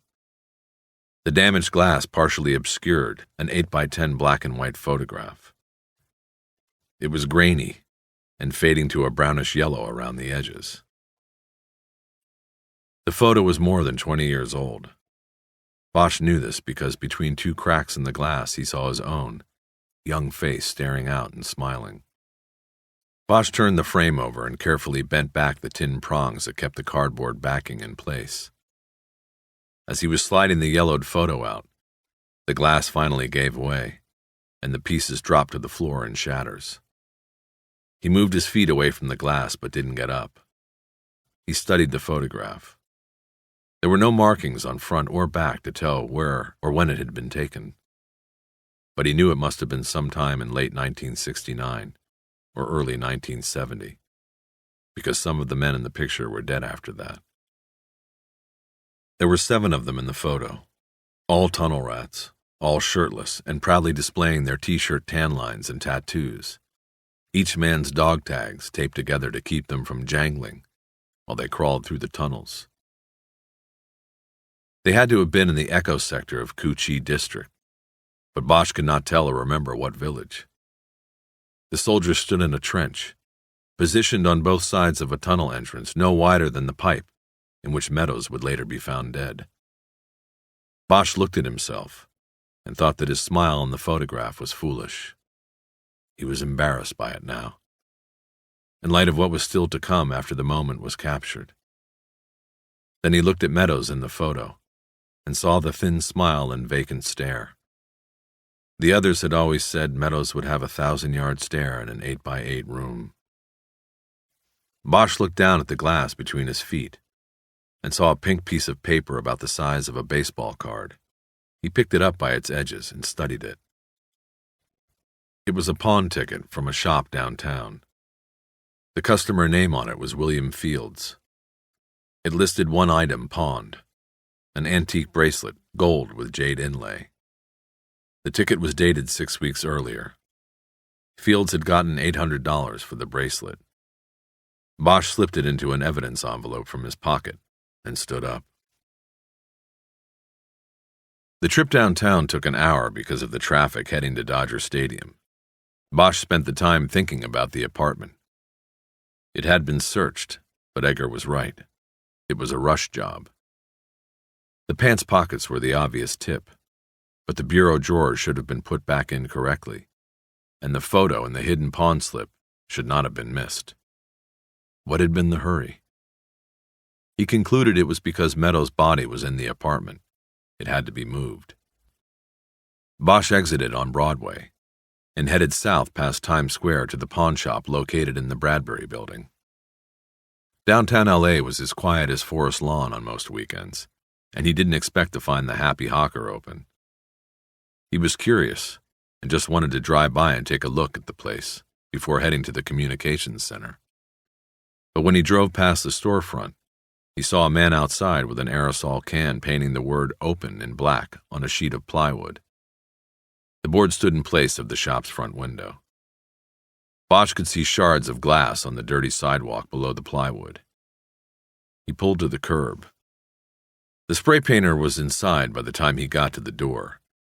He stepped through the beam of an electric eye, which sounded a bell from somewhere above all the musical instruments hanging from the ceiling. "I'm not open, not Sundays," a man called from the back. He was standing behind a chrome cash register that was atop a glass counter. "That's not what the sign you just painted says." "Yes, but that is for tomorrow. People see boards over your windows, they think you're out of business. I'm not out of business. I'm open for business, except for weekends. I just have a board out there for a few days. I painted open so people will know. You see? Starting tomorrow." "Do you own this business?" Bosch said as he pulled his ID case out and flipped open his badge. "This will only take a couple minutes." "Oh, police. Why didn't you say? I've been waiting all day for you, police." Bosch looked around, confused, then put it together. "You mean the window? I'm not here about that." "What do you mean? The patrol police said to wait for detective police. I waited. I've been here since 5 a.m. this morning." Bosch looked around the shop. It was filled with the usual array of brass musical instruments, electronic junk, jewelry, and collectibles. Look, Mr. Obinna, Oscar Obinna, pawn shops of Los Angeles and Culver City. Mr. Obinna, detectives don't roll on vandalism reports on weekends. I mean, they might not even be doing that during the week anymore. What vandalism? This was a breakthrough. Grand robbery. You mean a break-in. What was taken? Obinna gestured to 2 glass counter cases that flanked the cash register. The top plate in each case had been smashed into 1,000 pieces. Bosch walked up closer and could see small items of jewelry, cheap-looking earrings and rings, nestled among the glass. But he also saw velvet-covered jewelry pedestals, mirrored plates, and wood ring pegs where pieces should have been, but weren't. He looked around and saw no other damage in the store. Mr. Obinna, I can call the duty detective and see if anyone's going to come out today, and if so, when they will be here, but that is not what I've come for. Bosch then pulled out the clear plastic envelope with the pawn ticket in it. He held it up for Obinna to see. Can I see this bracelet, please? The moment he said it, he felt a bad premonition come over him. The pawnbroker, a small, round man with olive skin and dark hair noodled over a bare cranium, looked at Bosch incredulously, his dark, bushy eyebrows knitted together. You're not going to take the report on my cases? No, sir. I'm investigating a murder. Can you please show me the bracelet pawned on this ticket? Then I will call the detective bureau and find out if anyone's coming today on your break-in.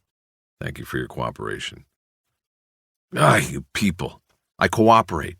I send my lists each week, even take pictures for your pawn men. Then all I ask for is one detective to investigate a robbery, and I get a man who says his job is murder. I've been waiting now since 5 a.m. in the morning. Give me your phone. I'll get somebody over. Obinna took the receiver off a wall phone behind one of the damaged counters and handed it across. Bosch gave him the number to dial. While Bosch talked to the duty detective at Parker Center, the shopkeeper looked up the pawn ticket in a logbook. The duty detective, a woman Bosch knew, had not been involved in a field investigation during her entire career with the robbery-homicide division, asked Bosch how he had been, then told him that she had referred the pawn shop break-in to the local station, even though she knew there would be no detectives there today. The local station was Central Division. Bosch walked around the counter and dialed the detective bureau there anyway. There was no answer. While the phone rang on unanswered, Bosch began a one-sided conversation. Yeah, this is Harry Bosch, Hollywood Detectives. I'm just trying to check on the status of the break-in over at the Happy Hawker on Broadway. He is. Do you know when? Right. Obinna. Obinna. He looked over and Obinna nodded at the correct spelling. Yeah, he's here waiting. Right. I'll tell him. Thank you. He hung up the phone. Obinna looked at him, his bushy eyebrows arched. It's been a busy day, Mr. Obinna, Bosch said. The detectives are out, but they'll get here. Shouldn't be too much longer. I gave the watch officer your name and told him to get him over here as soon as possible. Now can I see the bracelet? No. Bosch dug a cigarette out of a package he pulled from his coat pocket. He knew what was coming before Obinna spread his arm across one of the damaged display cases. Your bracelet? It is gone, the pawnbroker said. I looked it up here in my record. I see that I had it here in the case because it was a fine piece, very valuable to me. Now it is gone. We are both victims of the robber, yes? Obinna smiled, apparently happy to share his woe. Bosch looked into the glitter of sharp glass in the bottom of the case. He nodded and said, yes. You are a day late, detective. A shame. Did you say only these 2 cases were robbed? Yes, a smash and grab. Quick. What time? Police called me at 4:30 a.m. in the morning. That is the time of the alarm. I came at once. The alarm, when the window was smashed, the alarm went off. The officers found no one. They stayed until I came. Then I began to wait for detectives that do not come. I cannot clean up my cases until they get here to investigate this crime. Bosch was thinking of the time scheme. The body dumped some time before the anonymous 911 call at 4 a.m. The pawn shop broken into at about the same time. A bracelet pawned by the dead man taken. There are no coincidences, he told himself. You said something about pictures, lists, and pictures for the pawn detail? Yes, LAPD, that is true. I turn over lists of everything I take in to the pawn detectives. It is the law. I cooperate fully. Obina nodded his head and frowned mournfully into the broken display case. What about the pictures, Bosch said. Yes, pictures. These pawn detectives, they asked me to take pictures of my best acquisitions. Help them better identify for stolen merchandise. It is not the law, but I say, sure, cooperate fully. I buy the Polaroid kind of camera. I keep pictures if they want to come and look. They never do. It's bullshit. You have a picture of this bracelet? Obina's eyebrows arched again as he considered the idea for the first time.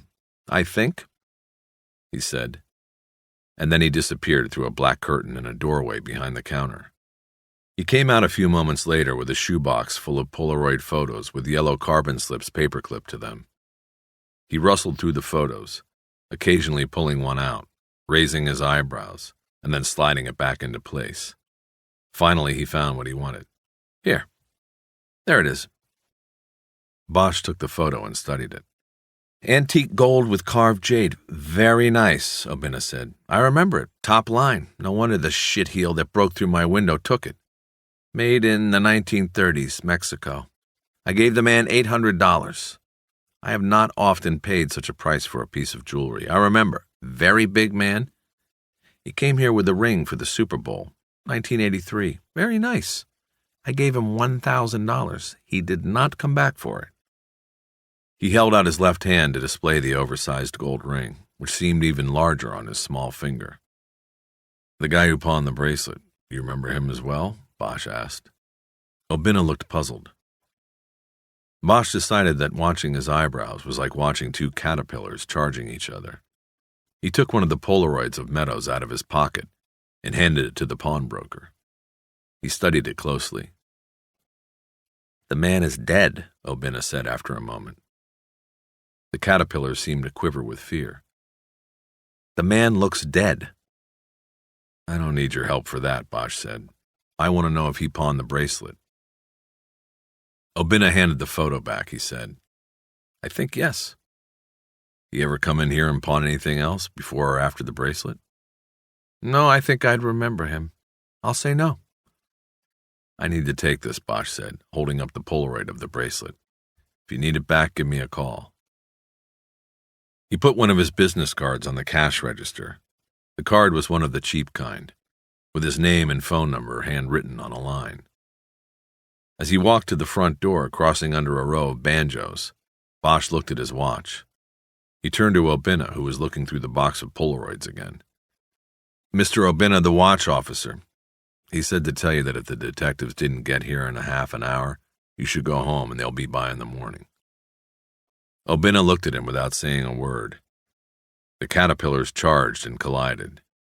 Bosch looked up and saw himself in the polished brass elbow of a saxophone that hung overhead. A tenor. Then he turned and walked out the door, heading to the comm center to pick up the tape. The watch sergeant in the comm center beneath City Hall let Bosch record the 911 call off one of the big reel-to-reels that never stopped rolling and recording the cries of the city. The voice of the emergency operator was female in black. The caller was male in white. The caller sounded like a boy. 911 emergency, what are you reporting? Can I help you? What are you reporting? Yeah, I'm reporting you have a dead guy in a pipe. You said you are reporting a dead body? Yeah, that's right. What do you mean a pipe, sir? He is in a pipe up by the dam. What dam is that? Where they got the water reservoir and everything, the Hollywood sign. Is that the Mulholland Dam, sir? Above Hollywood? Yeah, that's it. You got it? Mulholland. I couldn't remember the name. Where is the body? They have a big old pipe up there. The one that people sleep in. The dead guy is in the pipe. He's there. Do you know this person? No, man, no way. Is he sleeping? Shit, no, the boy laughed nervously. He's dead. How are you sure? I'm sure, I'm just telling you. If you don't want to... What is your name, sir? What is this? What do you need my name for? I just saw it. I didn't do it. How am I going to know this is a legitimate call? Check the pipe. You'll know. I don't know what else to tell you. What's my name got to do with anything? For our records, sir, can you give me your name? No. Sir, will you stay there until an officer arrives? No, I'm already gone. I'm not there, man. I'm down. I know, sir. I have a readout here that says that you are at a payphone on Gower near Hollywood Boulevard. Will you wait for the officer? How? Never mind. I gotta go now. You check it out. The body is there, a dead guy. Sir, we would like to talk. The line was disconnected. Bosch put the cassette tape in his pocket and headed out of the comm center the way he had come in. It had been 10 months since Harry Bosch had been on the 3rd floor at Parker Center. He had worked in RHD, the Robbery Homicide Division, for almost 10 years, but never came back after his suspension and transfer from the Homicide Special Squad to Hollywood Detectives. On the day he got the word, his desk was cleared by 2 goons from Internal Affairs named Lewis and Clark. They dumped his stuff on the homicide table at Hollywood Station, then left a message on his phone tape at home, saying that's where he could find it. Now 10 months later, he was back on the hallowed floor of the department's elite detective squad, and he was glad it was Sunday. There would be no faces he knew, no reason to look away. Room 321 was empty except for the weekend duty detective, whom Bosch didn't know. Harry pointed to the back of the room and said, Bosch, Hollywood Detectives, I have to use the box. The duty man, a young guy with a haircut he had kept when he split the Marine Corps, had a gun catalog open on his desk. He looked back at the computers along the back wall as if to make sure they were still there, and then back at Bosch. Suppose you use the one in your own division, he said. Bosch walked by him. I don't have time to go out to Hollywood. I got an autopsy in 20 minutes, he lied. You know, I've heard of you, Bosch. Yeah, the TV show and all of that. You used to be on this floor. Used to. The last line hung in the air like smog, and Bosch tried to ignore it. As he went back to the computer terminals, he couldn't help but let his eyes wander over his old desk. He wondered who used it now. It was cluttered, and he noticed the cards on the Rolodex were crisp and unworn at the edges. New. Harry turned around and looked at the duty man who was still watching him. This your desk when you aren't pulling Sundays? The kid smiled and nodded his head. You deserve it, kid. You're just right for the part. That hair, that stupid grin. You're going to go far. Just 'cause you got busted out of here for being a one-man army, fuck you, Bosch, you has-been. Bosch pulled a chair on casters away from a desk and pushed it in front of the IBM PC sitting on a table against the rear wall. He hit the switch, and in a few moments, the amber-colored letters appeared on the screen. Homicide Information Tracking Management Automated Network. For a moment, Bosch smiled at the department's unceasing need for acronyms. It seemed to him that every unit, task force, and computer file had been christened with a name that gave its acronym the sound of eliteness.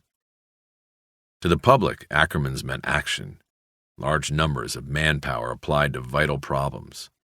There was Hitman, Cobra, Crash, Bad Cats, Dare, 100 others.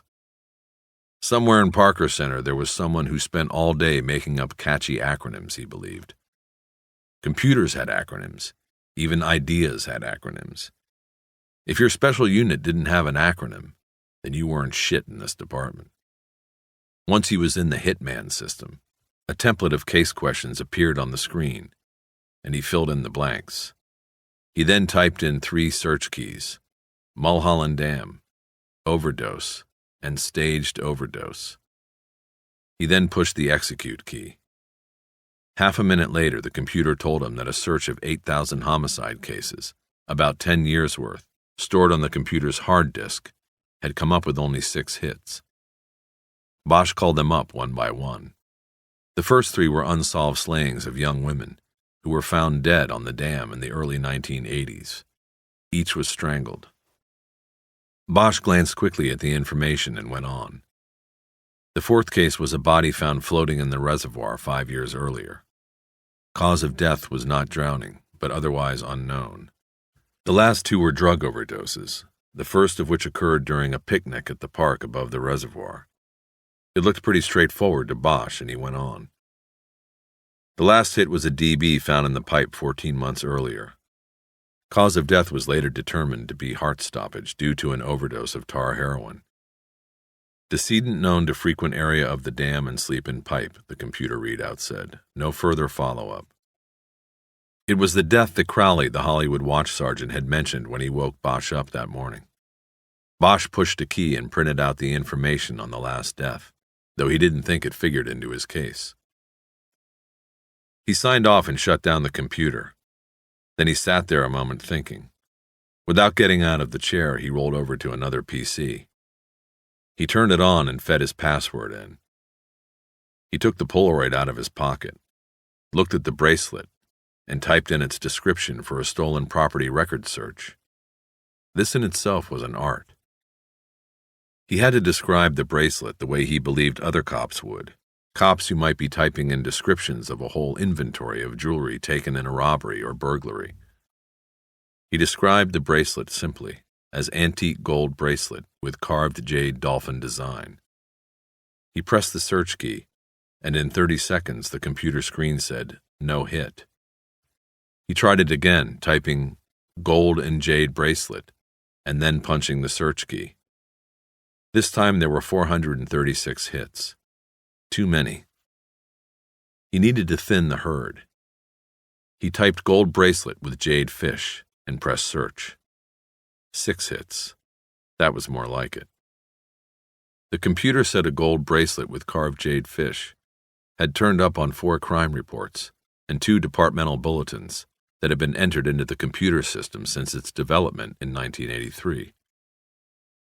Bosch knew that because of the immense duplication of records in any police department, all 6 entries could be, and probably were, from the same case or report of a missing or stolen bracelet. He called the abbreviated crime reports up on the computer screen and found that his suspicion was correct. The reports were generated by a single burglary in September at 6th and Hill downtown. The victim was a woman named Harriet Beecham, age 71, of Silver Lake.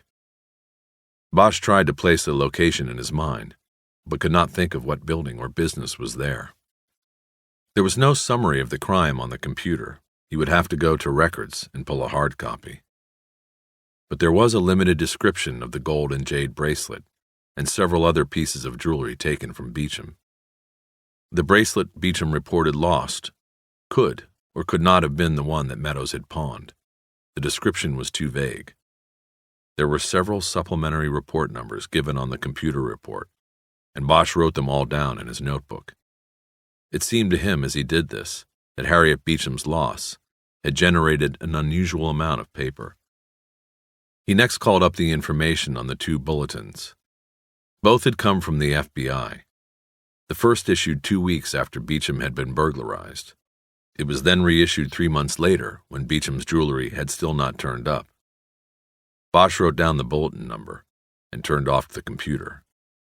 He went across the room to the robbery commercial burglary section.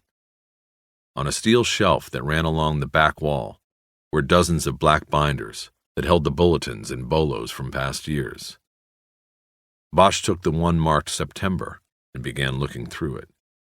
He quickly realized that the bulletins were not in chronological order and weren't all issued in September. In fact, there was no order. He might have to look through all 10 months since Beecham's burglary to find the bulletin he needed. He pulled an armful of the binders off the shelf and sat down at the burglary table. A few moments later, he felt the presence of someone across the table from him. "What do you want?" he said without looking up. "What do I want?" the duty detective said. "I want to know what the fuck you are doing, Bosch. This isn't your place anymore. You can't just come in here like you're running the crew. Put that shit back on the shelf, and if you want to look through it, come back down here tomorrow and ask, goddammit." And don't give me any bullshit about an autopsy. You've already been here a half hour. Bosch looked up at him. He put his age at 28, maybe 29. Even younger than Bosch had been when he made it to robbery homicide. Either standards had dropped or RHD wasn't what it was. Bosch knew it was actually both. He looked back down at the bulletin binder. "I'm talking to you, asshole," the detective boomed. Bosch reached his foot up under the table and kicked the chair that was across from him.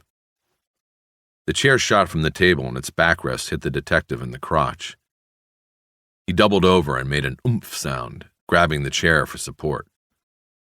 Bosch knew he had his reputation going for him now. Harry Bosch, a loner, a fighter, a killer. "Come on, kid," he was saying. "Do something." But the young detective just stared at Bosch, his anger and humiliation in check. He was a cop who could pull the gun but maybe not the trigger, and once Bosch knew that, he knew the kid would walk away. The young cop shook his head, waved his hands like he was saying, "Enough of this," and walked back to the duty desk. "Go ahead, write me up, kid," Bosch said to his back. "Fuck you," the kid feebly returned. Bosch knew he had nothing to worry about. IED wouldn't even look at an officer-on-officer beef without a corroborating witness or tape recording. One cop's word against another was something they wouldn't touch in this department. Deep down, they knew a cop's word by itself was worthless. That was why internal affairs cops always worked in pairs. An hour and 7 cigarettes later, Bosch found it. A photocopy of another Polaroid of the gold and jade bracelet was part of a 50-page packet of descriptions and photos of property lost in a burglary at Westland National Bank at 6th and Hill. Now Bosch was able to place the address in his mind, and he remembered the dark-smoked glass of the building. He had never been inside the bank. A bank heist with jewelry taken, he thought. It didn't make much sense. He studied the list. Almost every item was a piece of jewelry, and there was too much there for a walk-in robbery. Harriet Beecham alone was listed as having lost 8 antique rings, 4 bracelets, 4 earrings. Besides that, these were listed as burglary losses, not robbery losses. He looked through the Be On Lookout package for any kind of crime summary, but he didn't find any. Just a bureau contact, Special Agent E.D. Wish. Then he noticed in a block on the bolo sheet that there were 3 dates noted for the date of the crime. A burglary over a 3-day span during the first week of September. Labor Day weekend, he realized. Downtown banks are closed 3 days. It had to have been a safe deposit caper. A tunnel job? Bosch leaned back and thought about that. Why hadn't he remembered it? A heist like that would have played in the media for days. It would have been talked about in the department even longer. Then he realized he had been in Mexico on Labor Day, and for the next 3 weeks. The bank heist had occurred while he was serving the 1-month suspension for the dollmaker case. He leaned forward, picked up a phone, and dialed. "Times, Bremer. It's Bosch. Still got you working Sundays, huh? 2 to 10 every Sunday, no parole. So what's up? I haven't talked to you since, your problem with the dollmaker case. How you liking Hollywood division?"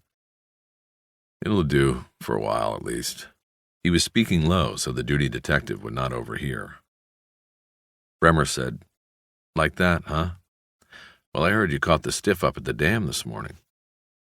Joel Bremer had covered the cop shop for the Times longer than most cops had been on the force, including Bosch. There was not much he didn't hear about the department, or couldn't find out with a phone call.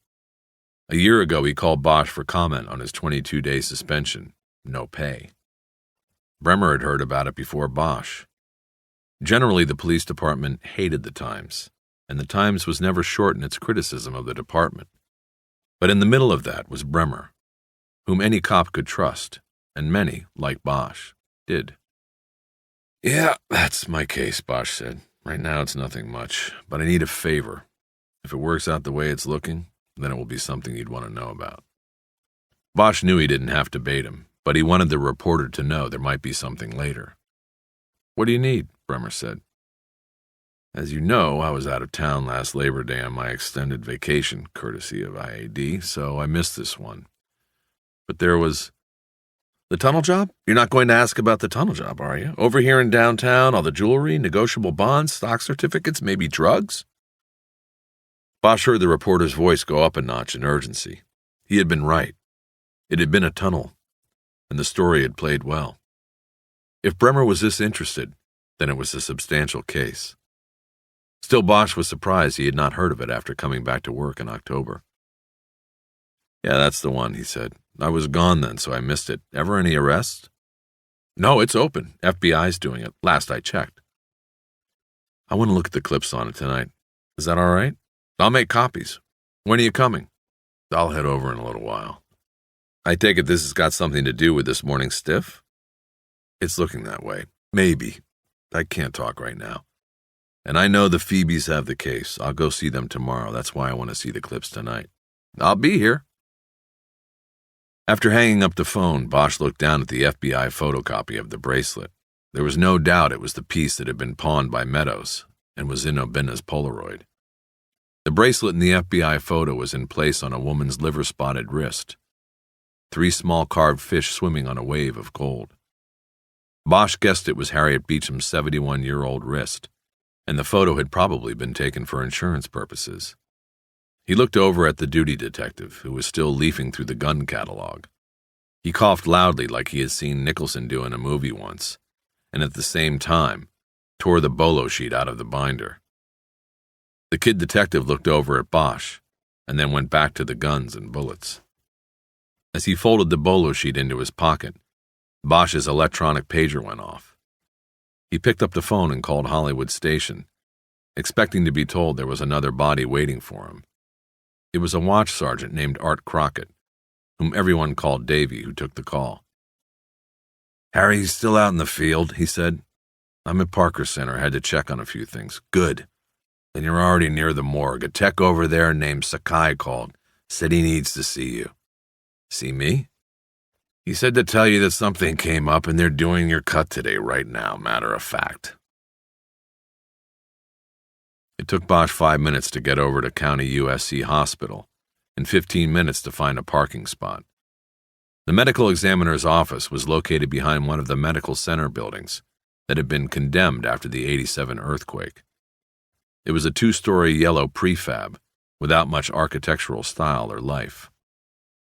As Bosch was going through the glass doors where the living people entered and into the front lobby, he passed a sheriff's detective he had spent some time with while working the Night Stalker task force in the early '80s. Hey, Bernie, Bosch said and smiled. Hey, fuck you, Bosch, Bernie said. The rest of us catch ones that count too. Bosch stopped there a moment to watch the detective walk into the parking lot.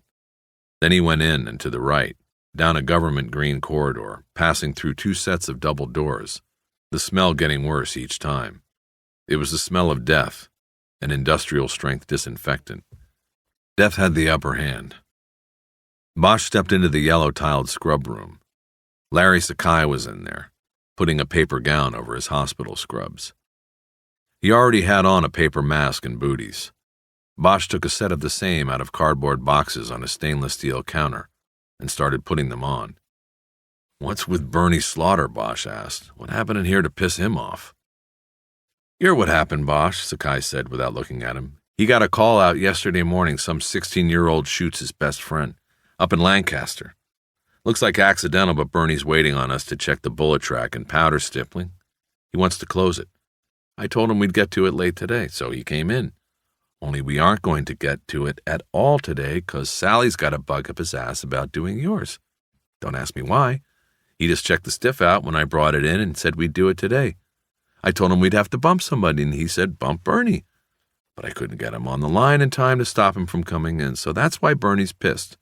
You know he lives all the way down to Diamond Bar. Long ride in for nothing. Bosch had the mask, gown, and booties on, and followed Sakai down the tiled hall to the autopsy suite.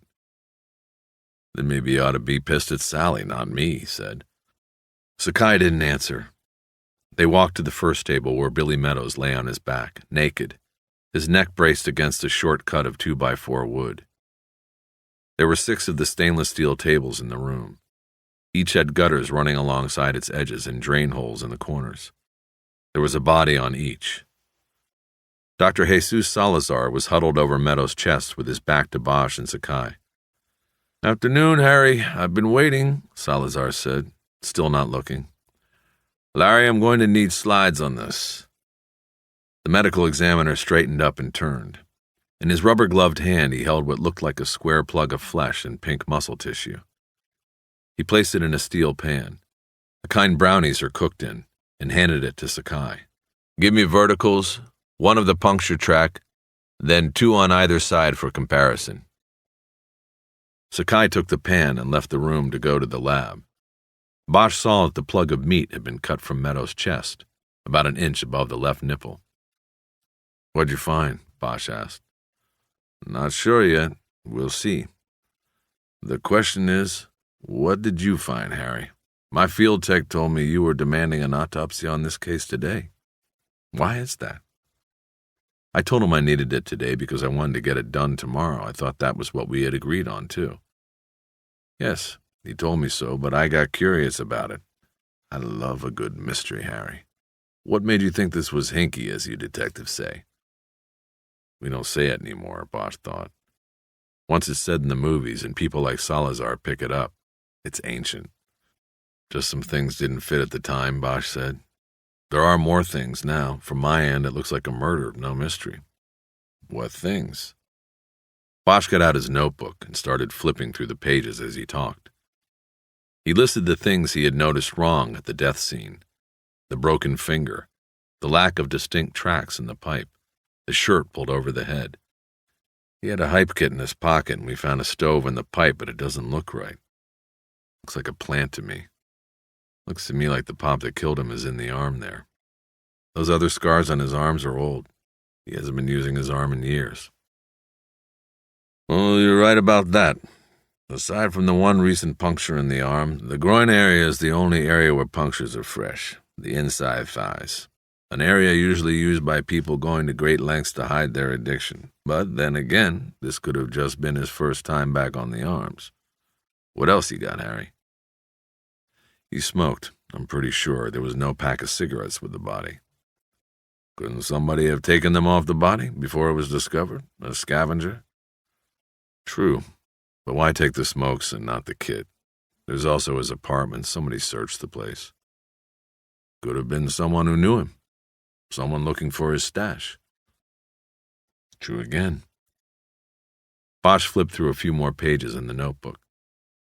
"The kit on the body had whitish-brown crystals in the cotton. I've seen enough tar heroin to know it turns the straining cotton dark brown, sometimes black. So it looks like it was some fine stuff, probably overseas, that was put in his arm. That doesn't go with the way he was living. That's uptown stuff." Salazar thought a moment before saying, "It's all a lot of supposition, Harry. The last thing, though, is, I'm just starting to work on this, he was involved in some kind of caper." Bosch gave him a brief synopsis of what he knew about the bracelet, its theft from the bank vault, and then from the pawn shop.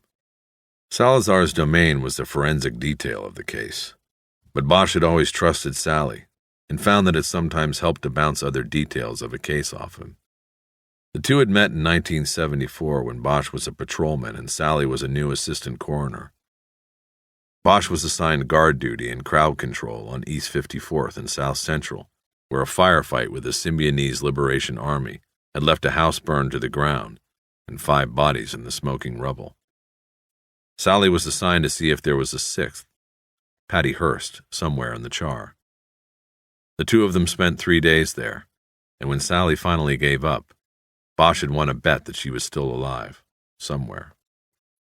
When Bosch was finished with the story about the bracelet, it seemed to have mollified Sally's worries about the death of Billy Meadows not being a mystery. He seemed energized. He turned to a cart on which his cutting tools were piled and rolled it next to the autopsy table. He switched on a sound-activated tape recorder and picked up a scalpel and a pair of regular gardening shears. He said, "Well, let's get to work." Bosch moved back a few steps to avoid any spatter and leaned against the counter on which there was a tray full of knives and saws and scalpels. He noticed that a sign taped to the side of the tray said, "To be sharpened." Salazar looked down at the body of Billy Meadows and began. The body is that of a well-developed Caucasian male, measuring 69 inches in length, weighing 165 pounds and appearing generally consistent with the stated age of 40 years. The body is cold and unembalmed with full rigor and posterior-dependent fixed lividity. Bosch watched him start, but then noticed the plastic bag containing Meadows' clothes on the counter next to the tool pan. He pulled it over and opened it up. The smell of urine immediately assaulted his nostrils, and he thought for a moment of the living room at Meadows' apartment. He pulled on a pair of rubber gloves as Salazar continued to describe the body. The left index finger shows a palpable fracture without laceration or petechial contusion or hemorrhage. Bosch glanced over his shoulder and saw that Salazar was wiggling the broken digit with the blunt end of the scalpel as he spoke to the tape recorder. He concluded his external description of the body by mentioning the skin punctures. There are hemorrhagic puncture wounds, hypodermic type on the upper inside thighs and interior side of the left arm. The arm puncture exudes a bloody fluid and appears to be most recent. No scabbing. There is another puncture in the upper left chest, which exudes a small amount of bloody fluid and appears to be slightly larger than that caused by hypodermic puncture. Salazar put his hand over the tape recorder and said to Bosch, "I'm having Sakai get slides of this chest puncture. It looks very interesting." Bosch nodded and turned back to the counter and began spreading out Meadows' clothes. Behind him he heard Salazar using the shears to open up the dead man's chest. The detective pulled each pocket out and looked at the lint. He turned the socks inside out and checked the inside lining of the pants and shirt. Nothing. He took a scalpel out of the to-be-sharpened pan and cut the stitches out of Meadows' leather belt and pulled it apart. Again, nothing. Over his shoulder he heard Salazar saying, "The spleen weighs 190 grams, the capsule is intact and slightly wrinkled, and the parenchyma is pale purple and trabecular." Bosch had heard it all hundreds of times before. Most of what a pathologist said into his tape recorder meant nothing to the detective who stood by. It was the bottom line the detective waited for. What killed the person on the cold steel table? How? Who? The gallbladder is thin-walled, Salazar was saying. Contains a few cc's of greenish bile with no stones. Bosch shoved the clothes back into the plastic bag and sealed it. Then he dumped the leather work shoes Meadows had been wearing out of a second plastic bag. He noticed reddish-orange dust fall from inside the shoes. Another indication the body had been dragged into the pipe. The heels had scraped on the dried mud at the bottom of the pipe, drawing the dust inside the shoes. Salazar said, "The bladder mucosa is intact and there are only 2 ounces of pale yellow urine.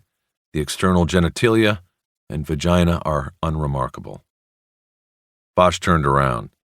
Salazar had his hand on the tape recorder speaker. He said, "Coroner's humor. Just wanted to see if you were listening, Harry. You might have to testify to this one day. To back me up?" "I doubt it," Bosch said. "They don't like boring juries to death." Salazar started the small circular saw that was used to open the skull. It sounded like a dentist drill. Bosch turned back to the shoes. They were well oiled and cared for. The rubber soles showed only modest wear. Stuck in one of the deep grooves of the tread of the right shoe was a white stone.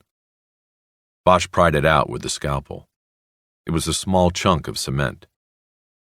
He thought of the white dust in the rug in Meadows' closet. He wondered if the dust or the chunk from the shoe tread could be matched to the concrete that had guarded the Westland Bank's vault. But if the shoes were so well cared for, could the chunk have been in the tread for 9 months since the vault break-in? It seemed unlikely. Perhaps it was from his work on the subway project, if he actually had such a job. Bosch slipped the chunk of cement into a small plastic envelope and put it in his pocket with the others he had collected throughout the day. Salazar said, Examination of the head and cranial contents reveals no trauma or underlying pathological disease conditions or congenital anomalies. Harry, I'm going to do the finger now.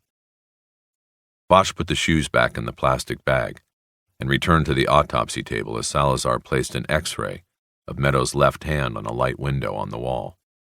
"See here? These fragments?" he said, as he traced small, sharp white spots on the negative. There were 3 of them near the fractured joint. If this was an old break, these would, over time, have moved into the joint. There's no scarring discernible on the X-ray, but I'm going to take a look.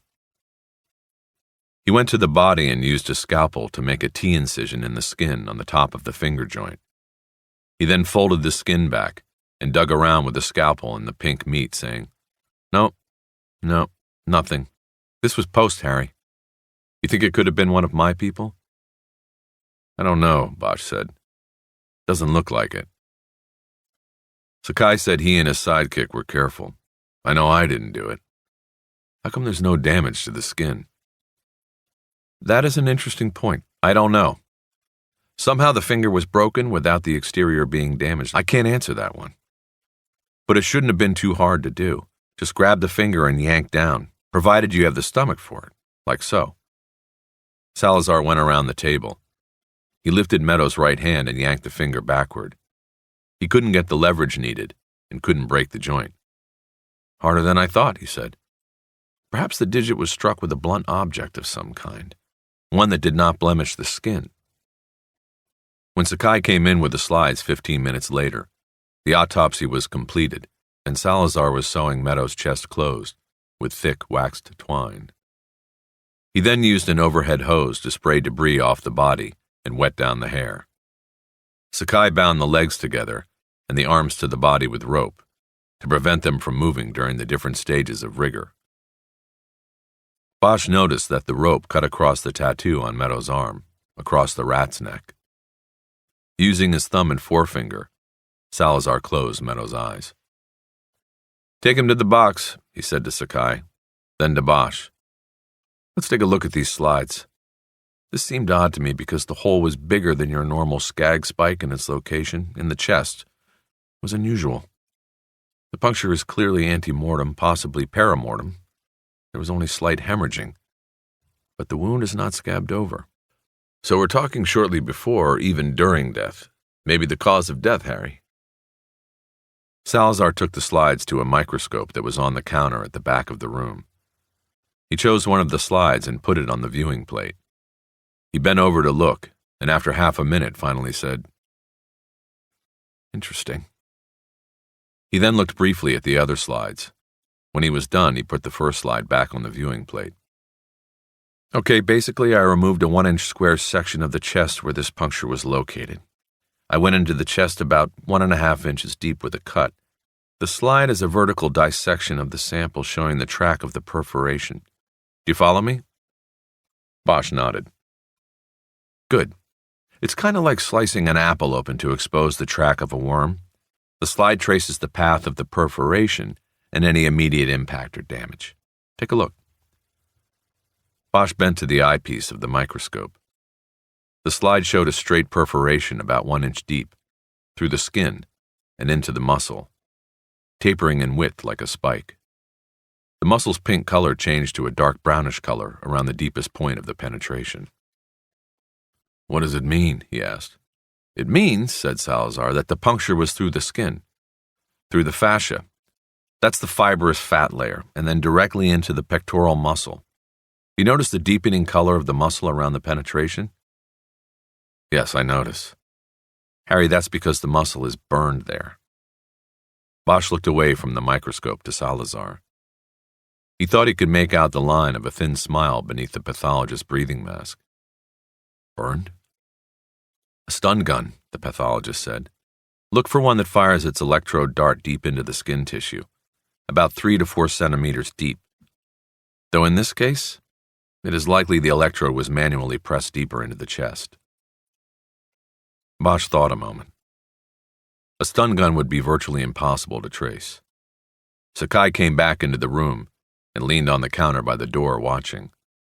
Salazar collected 3 glass vials of blood and 2 containing yellowish liquid from the tool cart. There was also a small steel pan containing a brown lump of material that Bosch recognized from experience in this room as liver.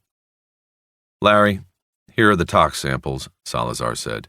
Sakai took them and disappeared from the room again. "You're talking about torture. Electric shock," Bosch said. "I would say it looks so," Salazar said. "Not enough to kill him. The trauma is too small, but possibly enough to get information from him. An electric charge can be very persuasive. I think there is ample history on that. With the electrode positioned in the subject's chest, he could probably feel the juice going right into his heart. He would have been paralyzed. He'd tell them what they wanted, and then could only watch while they put a fatal dosage of heroin into his arm. Can we prove any of this?" Salazar looked down at the tile floor and put his finger on his mask and scratched his lip beneath it. Bosch was dying for a cigarette. He had been in the autopsy room nearly 2 hours. "Prove any of it?" Salazar said. "Not medically. Tox tests will be done in a week. For the sake of argument, say they come back heroin overdose. How do we prove that someone else put it in his arm, not himself? Medically, we can't. But we can show that at the time of death or shortly before, there was a traumatic assault on the body in the form of electric shock. He was being tortured. After death, there is the unexplained damage to the first digit of the left hand." He rubbed the finger over his mask again and then concluded. "I could testify that this was a homicide. The totality of the medical evidence indicates death at the hands of others. But for the moment, there is no cause. We wait for the tox studies to be completed, and then we'll put our heads together again." Bosch wrote a paraphrase of what Salazar had just said into his notebook. He would have to type it into his own reports. "Of course," Salazar said, "proving any of this beyond a reasonable doubt to a jury is another matter. I would guess that, Harry, you have to find that bracelet and find out why it was worth torturing and killing a man for." Bosch closed his notebook and started to pull off the paper gown. The setting sun burned the sky pink and orange in the same bright hues as surfers' bathing suits. It was a beautiful deception, Bosch thought, as he drove north on the Hollywood freeway to home. Sunsets did that here. Made you forget it was the smog that made their colors so brilliant, that behind every pretty picture, there could be an ugly story. The sun hung like a ball of copper in the driver's side window. He had the car radio tuned to a jazz station, and Coltrane was playing Soul Eyes. On the seat next to him was a file containing the newspaper clippings from Bremer. The file was weighted down by a 6-pack of Henry's. Bosch got off at Barham, and then took Woodrow Wilson up into the hills above Studio City. His home was a wood-framed one-bedroom cantilever, not much bigger than a Beverly Hills garage. It hung out over the edge of the hill and was supported by 3 steel pylons at its midpoint. It was a scary place to be during earthquakes, daring Mother Nature to twang those beams and send the house down the hill like a sled. But the view was the trade-off. From the back porch, Bosch could look northeast across Burbank and Glendale. He could see the purple-hued mountains past Pasadena and Altadena. Sometimes he could see the smoky loom-up and orange blaze of brush fires in the hills. At night, the sound of the freeway below softened and the searchlights at Universal City swept the sky. Looking out on the valley never failed to give Bosch a sense of power, which he could not explain to himself. But he did know that it was one reason, the main reason he bought the place and would never want to leave it.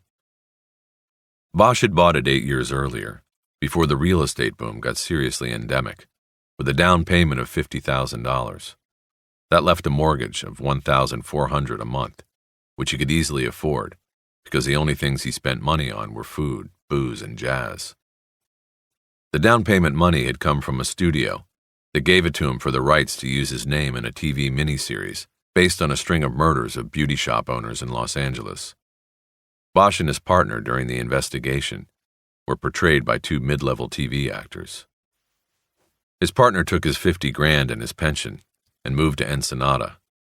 Bosch put his down on a house he wasn't sure could survive the next earthquake, but that made him feel as though he were prince of the city. Despite Bosch's resolve never to move, Jerry Edgar, his current partner and part-time real estate man, told him the house was now worth 3 times what he had paid for it. Whenever the subject of real estate came up, which was often, Edgar counseled Bosch to sell and trade up. Edgar wanted the listing. Bosch just wanted to stay where he was. It was dark by the time he reached the Hill House. He drank the first beer standing on the back porch, looking out at the blanket of lights below. He had a second bottle while sitting in his watch chair, the file closed on his lap. He hadn't eaten all day, and the beer hit him quickly. He felt lethargic and yet jumpy, his body telling him it needed food. He got up and went to the kitchen and made a pressed turkey sandwich that he brought back to the chair with another beer. When he was finished eating, he brushed the sandwich crumbs off the file and opened it up. There had been 4 time stories on the Westland bank caper. He read them in the order of publication. The first was just a brief that had run on page 3 of the Metro section. The information had apparently been gathered on the Tuesday the break-in was discovered. At the time, the LAPD and the FBI weren't that interested in talking to the press or letting the public know what had happened. Authorities probe bank break-in. An undisclosed amount of property was stolen from the Westland National Bank in downtown during the 3-day holiday weekend, authorities said Tuesday.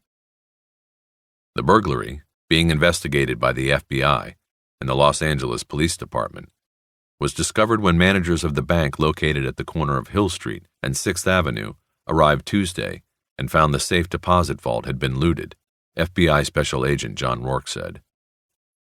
Rourke said an estimate on the loss of property had not been made, but sources close to the investigation said more than $1 million worth of jewels and other valuables stored in the vault by customers of the bank was taken.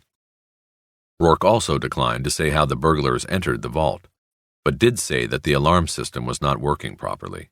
He declined to elaborate. A spokesman for Westland declined Tuesday to discuss the burglary. Authorities said there were no arrests or suspects. Bosch wrote the name John Rourke in his notebook and went on to the next newspaper story, which was much longer. It had been published the day after the first and had been bannered across the top of the front page of the Metro section. It had a 2-deck headline and was accompanied by a photograph of a man and woman standing in the safe deposit vault, looking down at a manhole-sized opening in the floor. Behind them was a pile of deposit boxes. Most of the small doors on the back wall were open. Bremer's byline was on the story. At least $2 million taken in bank tunnel job. Bandits had holiday weekend to dig into vault. The article expanded on the first story, filling in the detail that the perpetrators had tunneled into the bank, digging an approximately 150-yard line from a city storm main that ran under Hill Street. The story said an explosive device had been used to make the final break through the floor of the vault. According to the FBI, the burglars probably were in the vault through most of the holiday weekend, drilling open the individual safe deposit boxes. The entry tunnel from the stormwater main to the vault was believed to have been dug during 7 to 8 weeks before the heist. Bosch made a note to ask the FBI how the tunnel had been dug. If heavy equipment was used, most bank alarms, which measured sound as well as earth vibrations, would have picked up the ground movement and sounded. Also, he wondered, why hadn't the explosive device set off alarms? He looked then at the third article, published the day after the second. This one wasn't written by Bremer, though it still had been played on the front of Metro. It was a feature on the dozens of people lining up at the bank to see if their safe deposit boxes were among those pried open and emptied. The FBI was escorting them into the vault and then taking their statements. Bosch scanned the story, but saw the same thing over and over again. People angry, or upset, or both because they had lost items that they had placed in the vault because they believed it was safer than their homes. Near the bottom of the story, Harriet Beecham was mentioned. She had been interviewed as she came out of the bank, and she told the reporter that she had lost a lifetime's collection of valuables bought while traveling the world with her late husband, Harry. The story said Beecham was dabbing at her eyes with a lace handkerchief. "I lost the rings he bought me in France, a bracelet of gold and jade from Mexico," Beecham said. "Whoever they were that did this, they took my memories." Very melodramatic. Bosch wondered if the last quote had been made up by the reporter. The fourth story in the file had been published a week later, by Bremer. It was short and had been buried in the back of Metro, behind where they stuffed the Valley News. Bremer reported that the Westland investigation was being handled exclusively by the FBI. The LAPD provided initial backup, but as leads dried up, the case was left in the Bureau's hands. Special Agent Rourke was quoted again in this story. He said agents were still on the case full-time, but no progress had been made or suspects identified. None of the property taken from the vault, he said, had turned up. Bosch closed the file. The case was too big for the Bureau to slough off like a bank stick-up. He wondered if Rourke had been telling the truth about the lack of suspects. He wondered if Meadows' name had ever come up. 2 decades earlier, Meadows had fought and sometimes lived in the tunnels beneath the villages of South Vietnam. Like all the tunnel fighters, he knew demolition work. But that was for bringing a tunnel down. Implosion. Could he have learned how to blow through the concrete and steel floor of a bank vault? Then Bosch realized that Meadows would not necessarily have needed to know how. He was sure the Westland job had taken more than one person. He got up and got another beer from the refrigerator. But before going back to the watch chair, he detoured into the bedroom, where he pulled an old scrapbook out of the bottom drawer of the bureau. Back in the chair, he drank down half the beer, then opened the book. There were bunches of photographs loose between the pages. He had meant to mount them, but had never gotten around to it. He rarely even opened the book. The pages were yellowed and had gone to brown at the edges. They were brittle, much like the memories the photos evoked. He picked up each snapshot and examined it, at some point realizing that he had never mounted them on the pages because he liked the idea of holding each picture in his hands, feeling it. The photographs were all taken in Vietnam. Like the picture found in Meadows' apartment, these were mostly in black and white. It was cheaper back then, getting black and white film developed in Saigon. Bosch was in some of the shots, but most were photos that he had taken with an old Leica his foster father had given him before he left. It was a peace gesture from the old man. He hadn't wanted Harry to go, and they had fought about it. So the camera was given and accepted. But Bosch was not one to tell stories when he returned, and the snapshots were left spread through the pages of the scrapbook, never to be mounted, rarely to be looked at. If there was a recurring theme of the photographs, it was the smiling faces in the tunnels. In almost every shot, there were soldiers standing in defiant poses at the mouth of a hole they had probably just been in and conquered. To the outsider, the photos would appear strange, maybe fascinating. But to Bosch, they were scary, like newspaper photos he had seen of people trapped in wrecked cars, waiting to be cut out by the firemen. The photos were of the smiling faces of young men who had dropped down into hell and come back to smile into the camera. Out of the blue and into the black is what they called going into a tunnel. Each one was a black echo. Nothing but death in there. But still, they went. Bosch turned a cracked page of the album and found Billy Meadows staring up at him. The photo had undoubtedly been taken a few minutes after the one Bosch had found at Meadows' apartment. The same group of soldiers. The same trench and tunnel. Echo Sector, Cu Chi District. But Bosch wasn't in this portrait because he had left the frame to snap the photo. His Leica had caught Meadows' vacant stare and stone smile. His pale skin looked waxy, but taut. He had captured the real Meadows, Bosch thought. He put the photo back in the page and turned to the next one. This one was of himself, no one else in the frame. He clearly remembered setting the camera down on a wooden table in a hooch and setting the timer. Then he moved into the frame. The camera had snapped as he was shirtless, the tattoo on his deeply tanned shoulder, catching the falling sun through the window. Behind him, but out of focus, was the dark entrance to a tunnel lying uncovered on the straw floor of the hooch. The tunnel was blurred, forbidding darkness, like the ghastly mouth in Edvard Munch's painting, The Scream. It was a tunnel in the village they called Timbuktu. Bosch knew as he stared at the photo. His last tunnel. He was not smiling in the picture. His eyes were set in dark sockets. And neither was he smiling as he looked at it now. He held the photo in two hands, absent-mindedly rubbing his thumbs up and down the borders. He stared at the photograph until fatigue and alcohol pulled him down into sleepy thought. Almost dreamlike. He remembered that last tunnel, and he remembered Billy Meadows. 3 of them went in. 2 of them came out. The tunnel had been discovered during a routine sweep at a small village in E Sector. The village had no name on the recon maps, so the soldiers called it Timbuktu. The tunnels were turning up everywhere, so there weren't enough rats to go around.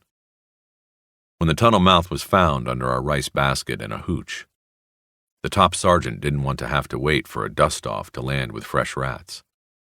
He wanted to press on, but he knew he had to check the tunnel out. So the top made a decision, like so many others in the war. He sent 3 of his own men in. 3 virgins, scared as shit, maybe 6 weeks in country among them. The top told them not to go far. Just set charges and come out. Do it fast and cover each other's ass. The 3 green soldiers dutifully went down into the hole. Except a half hour later, only 2 came out. The 2 who made it out said that the 3 of them had separated. The tunnel branched into several directions, and they split up. They were telling the top this when there was a rumble, and a huge cough of noise and smoke and dust belched from the tunnel mouth. The C4 charges had detonated. The company loot came in then, and said they wouldn't leave the zone without the missing man.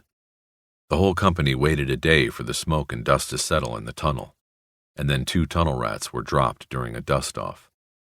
Harry Bosch and Billy Meadows. He didn't care if the missing soldier was dead, the lieutenant told them. Get him out. He wasn't going to leave one of his boys in that hole. Go get him and bring him out here so we can get him a decent burial, the lieutenant said. Meadows said, we wouldn't leave any of our own in there either. Bosch and Meadows went down the hole then, and found that the main entry led to a junction room, where baskets of rice were stored, and 3 other passageways began. 2 of these had collapsed in the C4 explosions. The 3rd was still open. It was the one the missing soldier had taken, and that was the way they went. They crawled through the darkness, Meadows in front, using their light sparingly until they reached a dead end. Meadows poked around the tunnel's dirt floor until he found the concealed door. He pried it open, and they dropped down into another level of the labyrinth.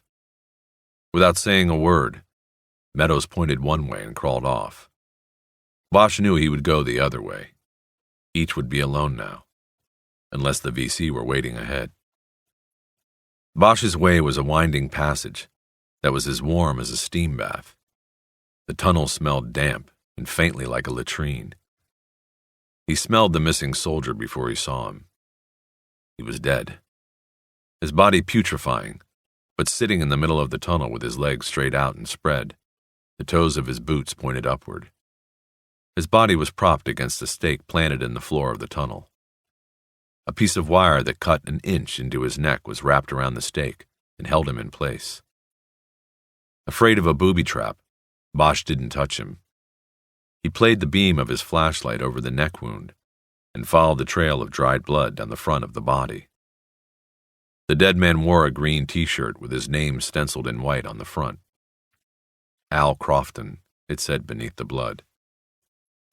There were flies mired in the crusted blood on his chest, and for a moment, Bosch wondered how they found their way so far down. He dipped the light into the dead soldier's crotch and saw that it too was black with dried blood. The pants were torn open, and Crofton looked as though he had been mauled by a wild animal. Sweat began to sting Bosch's eyes, and his breathing became louder, more hurried than he wanted it to be. He was immediately aware of this, but was also aware that he could do nothing to stop it. Crofton's left hand was palm up on the ground next to his thigh. Bosch put the light on it and saw the bloody set of testicles. He stifled the urge to vomit, but could not prevent himself from hyperventilating. He cupped his hands over his mouth and tried to slow his gasping for air. It didn't work. He was losing it. He was panicking. He was 20 years old and he was scared. The walls of the tunnel were closing tighter on him. He rolled away from the body and dropped the light, its beam still focused on Crofton. Bosch kicked at the clay walls of the tunnel and curled into a fetal position. The sweat in his eyes was replaced by tears. At first they came silently, but soon his sobs racked his entire body, and his noise seemed to echo in all directions in the darkness, right to where Charlie sat and waited, right to hell.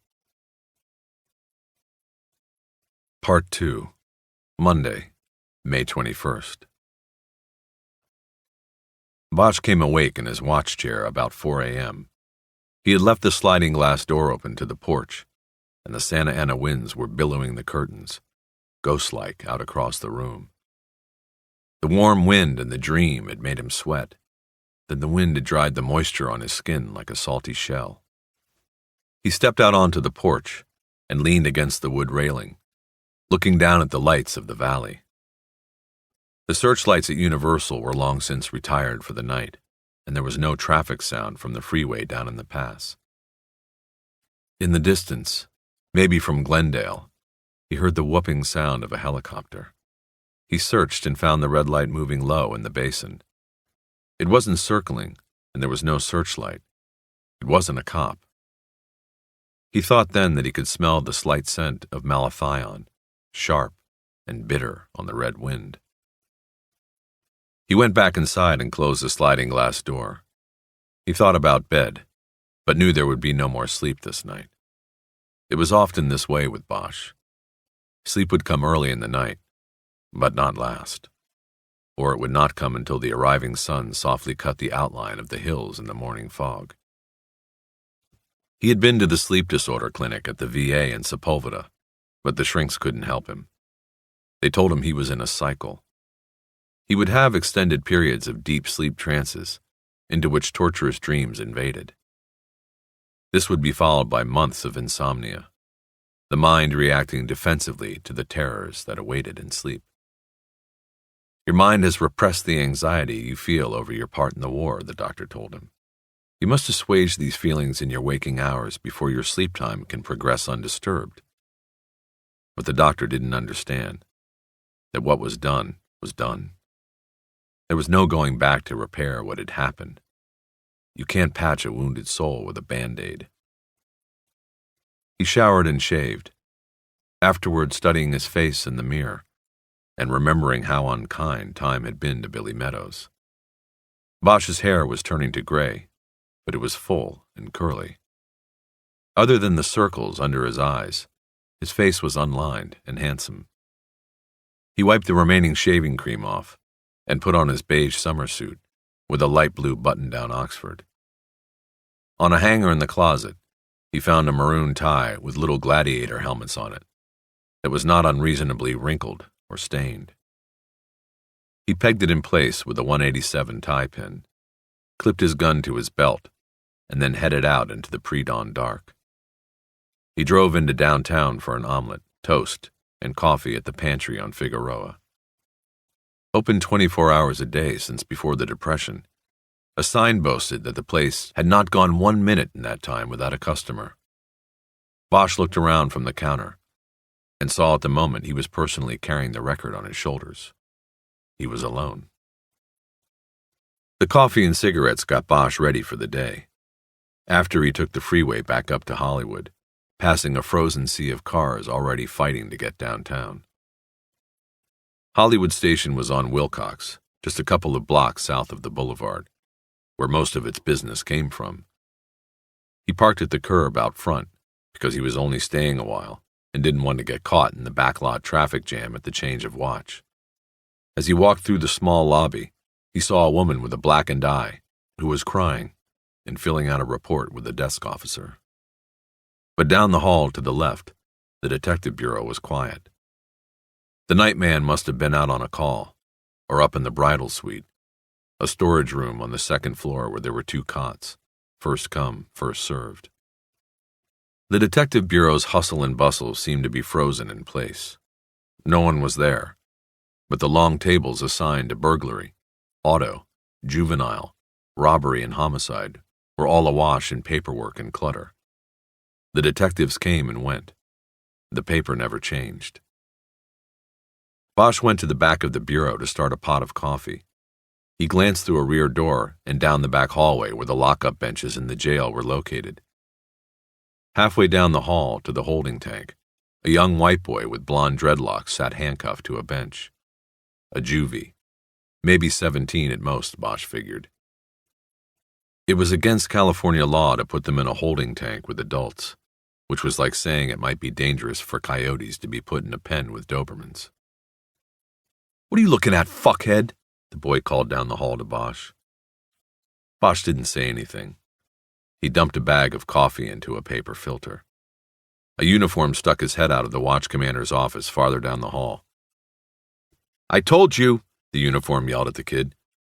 "Once more and I'm going to go up a notch on the cuffs. Half hour and you won't feel your hands. Then how you going to wipe your ass in the john?" "I guess I'll have to use your fucking face." The uniform stepped into the hall and headed toward the kid, his hard black shoes making long, mean strides. Bosch shoved the filter bowl into the coffee machine and hit the brewing cycle switch. He walked away from the hallway door and over to the homicide table. He didn't want to see what happened with the kid. He dragged his chair away from his spot at the table and over to one of the community typewriters. The pertinent forms he needed were in slots on a rack on the wall above the machine. He rolled a blank crime scene report into the typewriter. Then he took his notebook out of his pocket and opened to the first page. 2 hours of typing and smoking and drinking bad coffee later, a bluish cloud hung near the ceiling lights over the homicide table, and Bosch had completed the myriad forms that accompany a homicide investigation.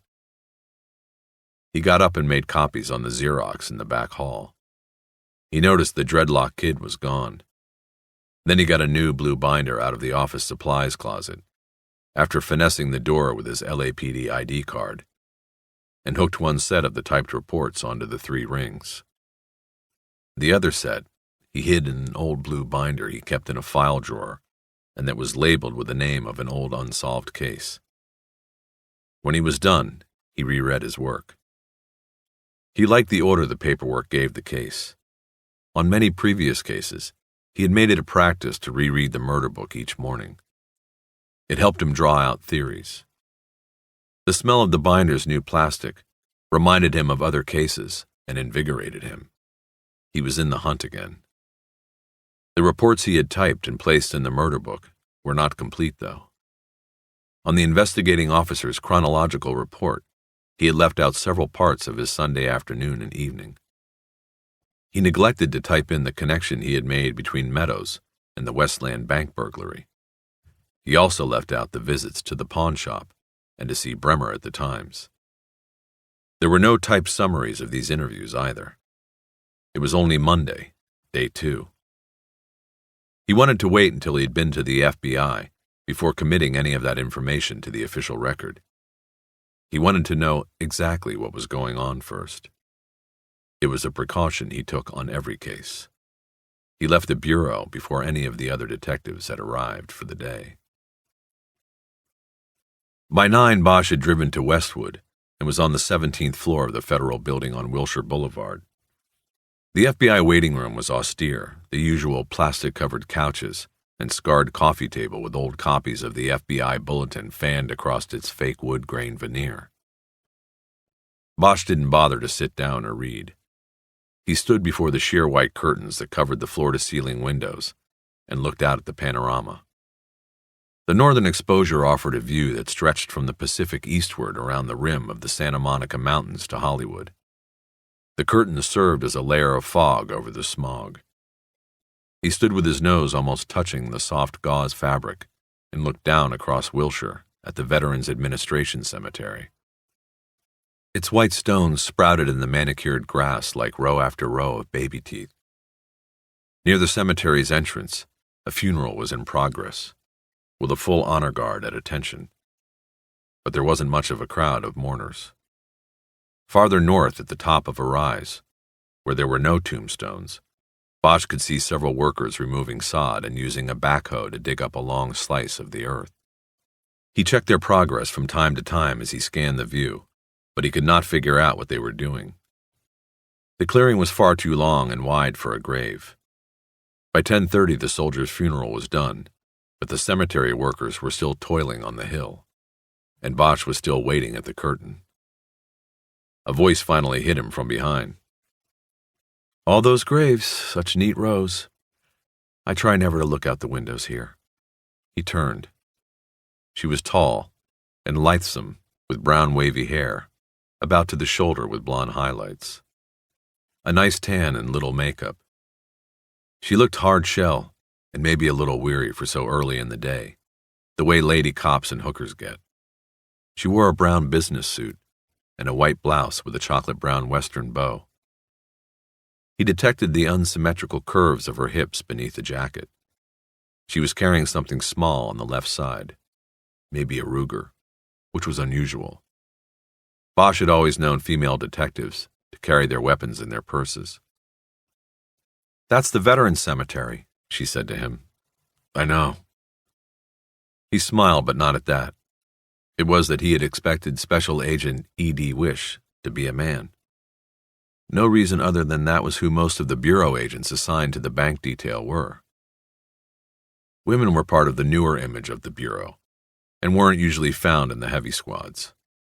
It was a fraternity, largely made up of dinosaurs and cast-outs, guys who couldn't or wouldn't cut it in the bureau's hard-charging focus on white-collar, espionage, and drug investigations. The days of Melvin Purvis, G-Man, were just about over. Bank robbery wasn't flashy anymore. Most bank robbers weren't professional thieves. They were hypes looking for a score that would keep them going for a week. Of course, stealing from a bank was still a federal crime. That was the only reason the bureau still bothered. "Of course," she said. "You must know that. How can I help you, Detective Bosch? I'm Agent Wish." They shook hands, but Wish made no movement toward the door she had come through. It had closed, and the lock had snapped home. Bosch hesitated a moment, and then said, "Well, I've been waiting all morning to see you. It's about the bank squad. One of your cases?" "Yes, that's what you told the receptionist. Sorry to have kept you, but we had no appointment, and I had another pressing matter. I wish you had called first." Bosch nodded his understanding, but again there was no movement toward inviting him in. This isn't working right, he thought. "Do you have any coffee back there?" he said. Yes, I believe we do. But can we make this quick? I'm really in the middle of something at the moment." Who isn't, Bosch thought. She used a card key to open the door and then pulled it open and held it for him. Inside, she led him down a corridor where there were plastic signs on the walls next to the doors. The bureau didn't have the same affinity for acronyms as the police department. The signs were numbered, Group 1, Group 2, and so on. As they went along, he tried to place her accent. It had been slightly nasal, but not like New York. Philadelphia, he decided. Maybe New Jersey. Definitely not Southern California. Never mind the tan that went with it. "Black?" she said. "Cream and sugar, please." She turned and entered a room that was furnished as a small kitchen. There was a counter and cabinets, a 4-cup coffee maker, a microwave, and a refrigerator. The place reminded Bosch of law offices he had been to give depositions. Nice, neat, expensive. She handed him a styrofoam cup of black coffee and signaled for him to put in his own cream and sugar. She wasn't having any. If it was an attempt to make him uncomfortable, it worked. Bosch felt like an imposition, not someone who brought good news, a break in a big case.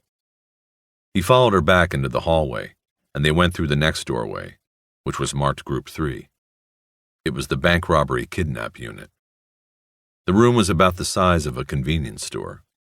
It was the first federal squad room Bosch had been in, and the comparison to his own office was depressing. The furniture here was newer than anything he had ever seen in any LAPD squad.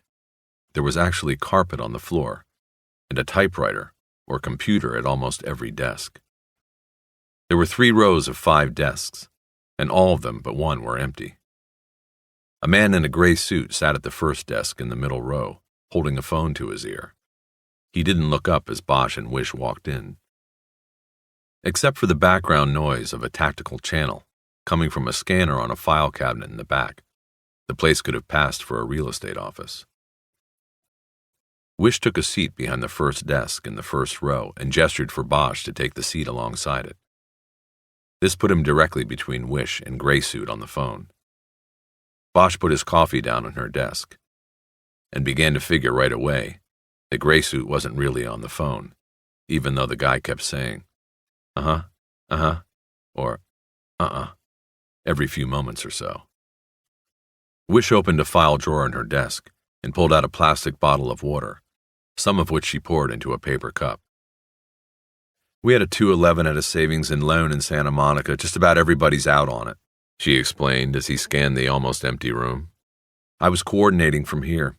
That's why you had to wait out there. Sorry." "No problem. Get him?" "What makes you say it was a him?" Bosch shrugged his shoulders. "Percentages?" "Well, it was 2 of them. 1 of each, and yes, we got them. They were in a stolen from Reseda reported yesterday. Female went in, took care of business. Male was the wheel. They took the 10 to the 405, then into LAX, where they left the car in front of a skycap at United. Then they took the escalator to the arrivals level, got on a shuttle bus to the flyway station in Van Nuys, and then took a cab all the way back down to Venice, to a bank. We had an LAPD copter over them the whole time. They never looked up. When she went into the second bank, we thought we were going to see another 211, so we rushed her while she was waiting in line for a teller. Got him in the parking lot. Turns out, she was just going to deposit the take from the first bank, an interbank transfer, the hard way. See some dumb people in this business, Detective Bosch. What can I do for you?" "You can call me Harry." "As I am doing what for you?" "Interdepartmental cooperation," he said. "Kind of like you and our helicopter this morning."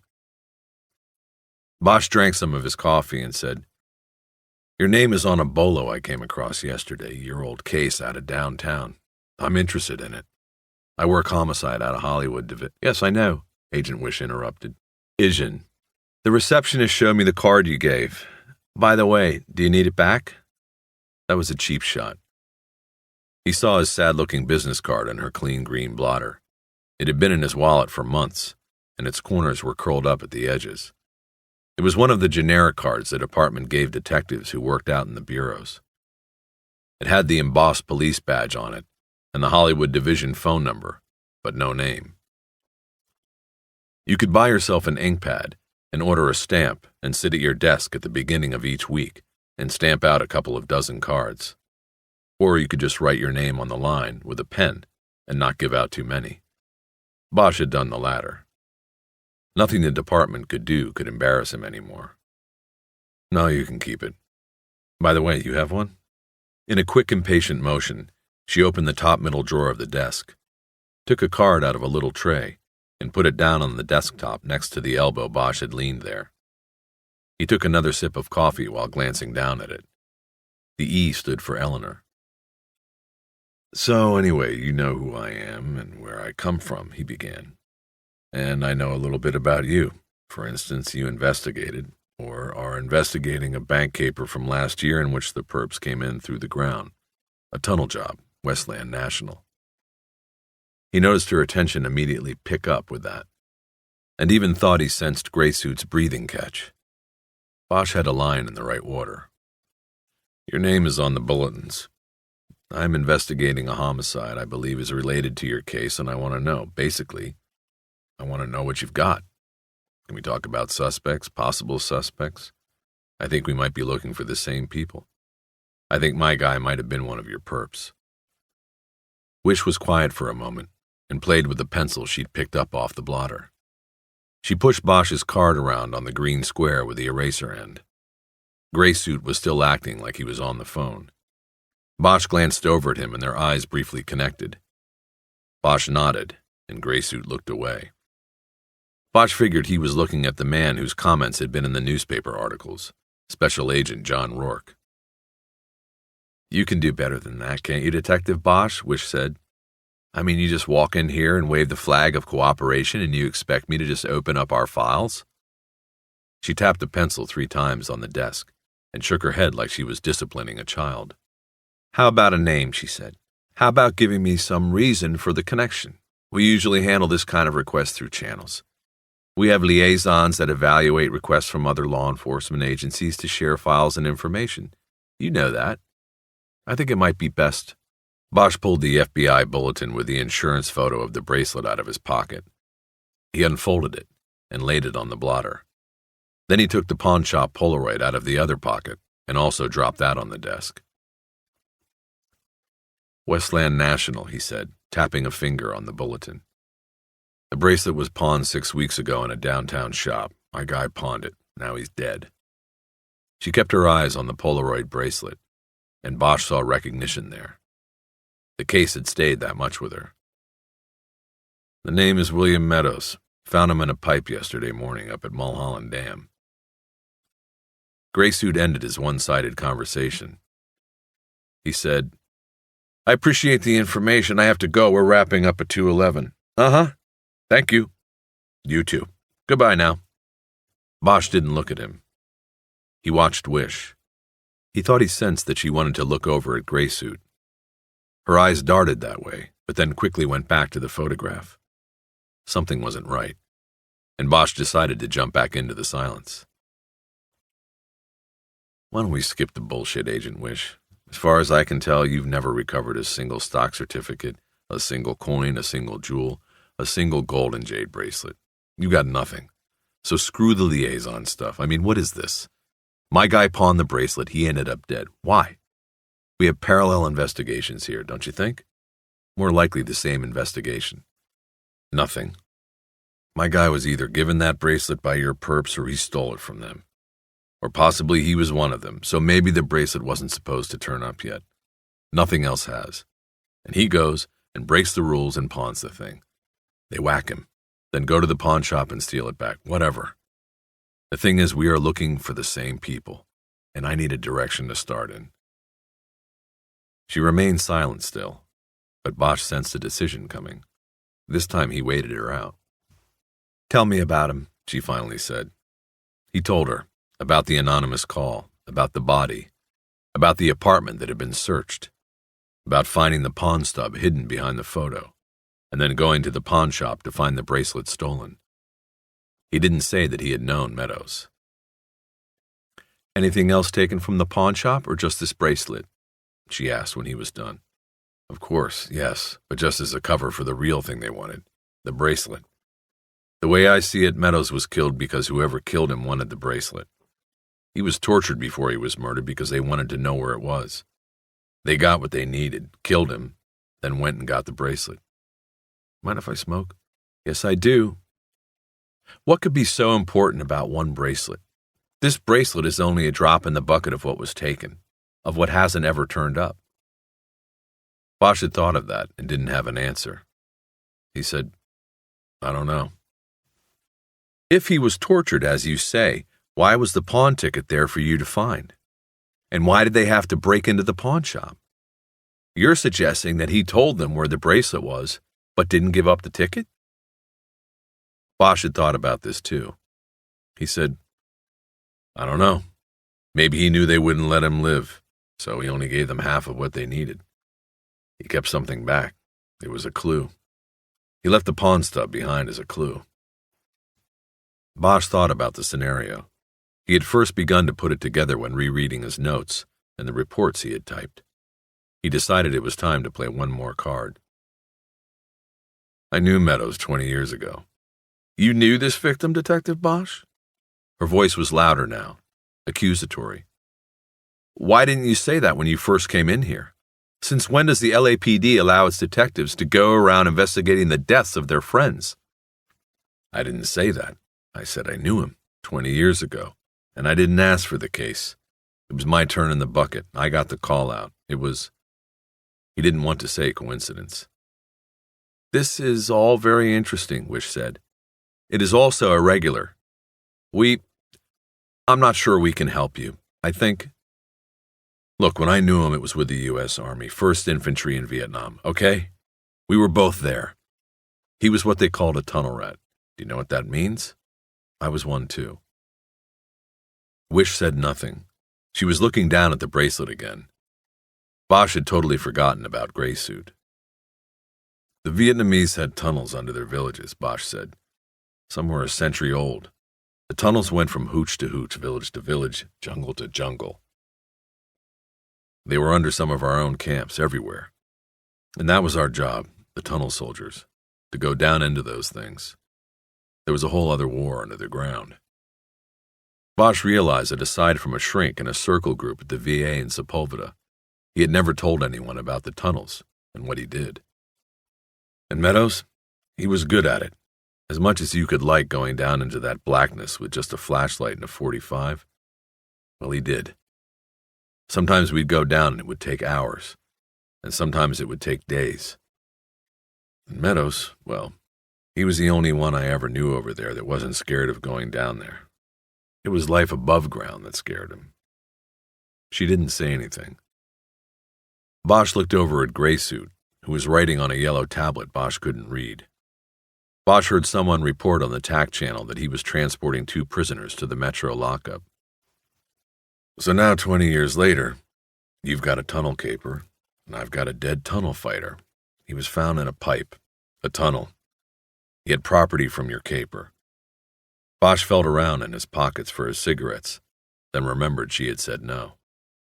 We have to work together on this one, right now. He knew by her face it hadn't worked. He emptied his coffee cup, ready for the door. He didn't look at Wish now. He heard Gray Suit pick up the phone again and punch a number out. He stared down at the residue of sugar in the bottom of his cup. He hated sugar in his coffee. Detective Bosch, Wish began.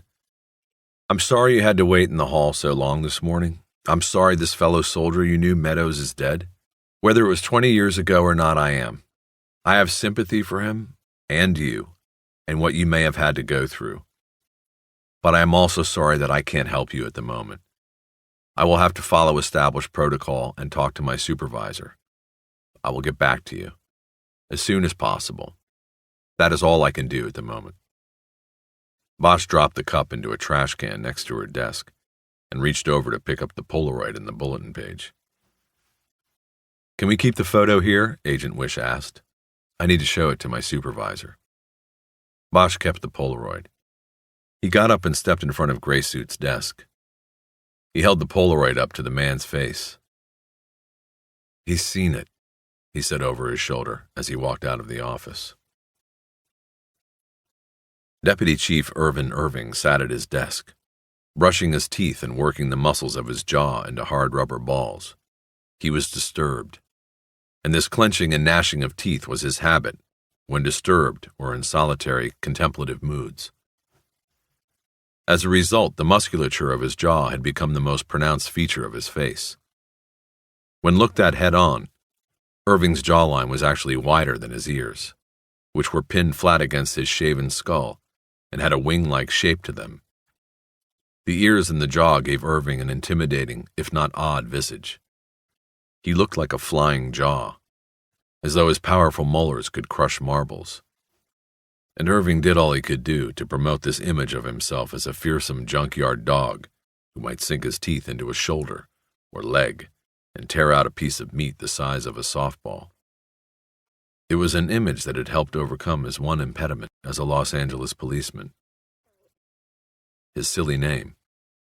and could only aid him in his long-planned ascendancy to the chief's office on the 6th floor.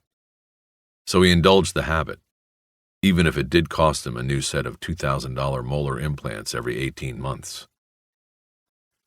Irving pulled his tie tight against his throat and ran his hand over his gleaming scalp. He reached to the intercom buzzer.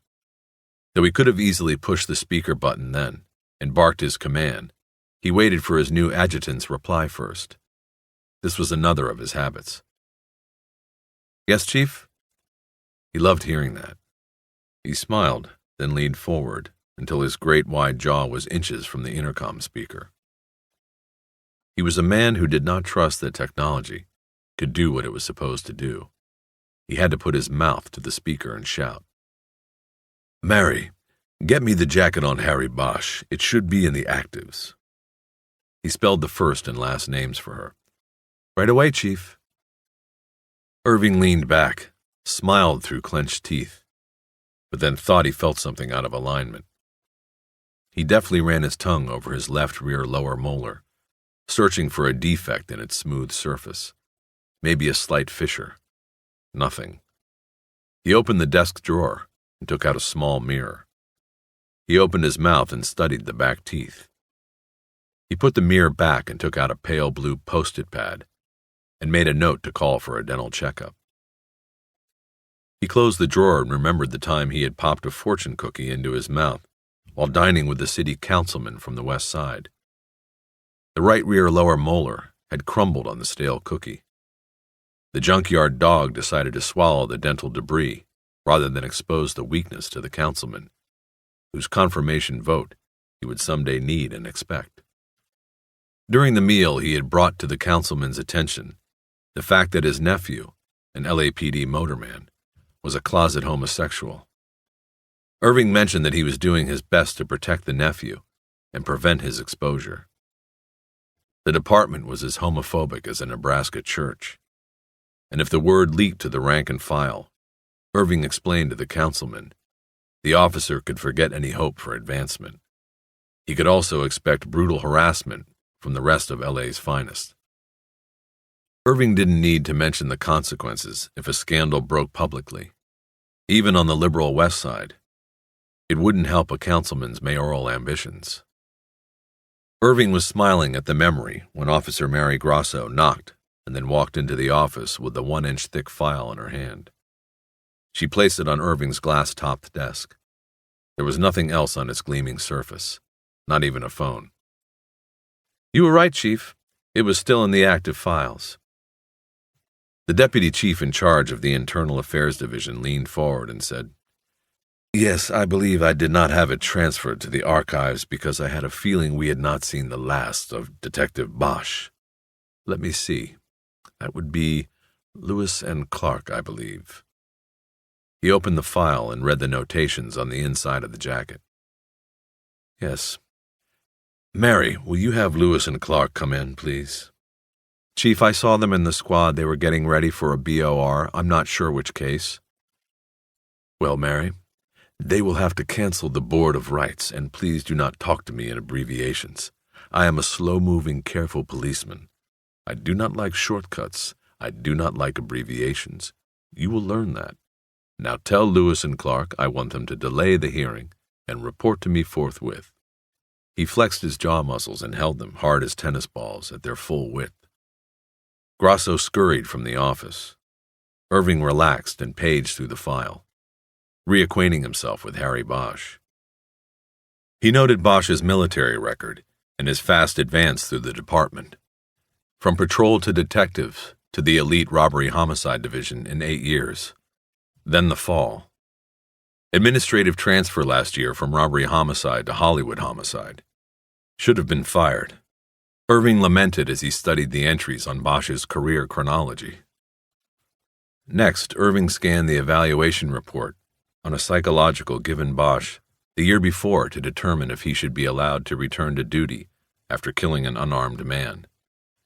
The department psychologist wrote, "Through his war and police experiences, most notably including the aforementioned shooting resulting in fatality, the subject has to a high degree become desensitized to violence."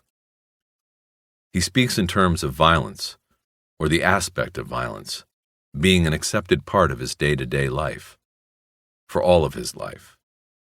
Therefore, it is unlikely that what transpired previously will act as a psychological deterrent should he again be placed in circumstances where he must act with deadly force in order to protect himself or others.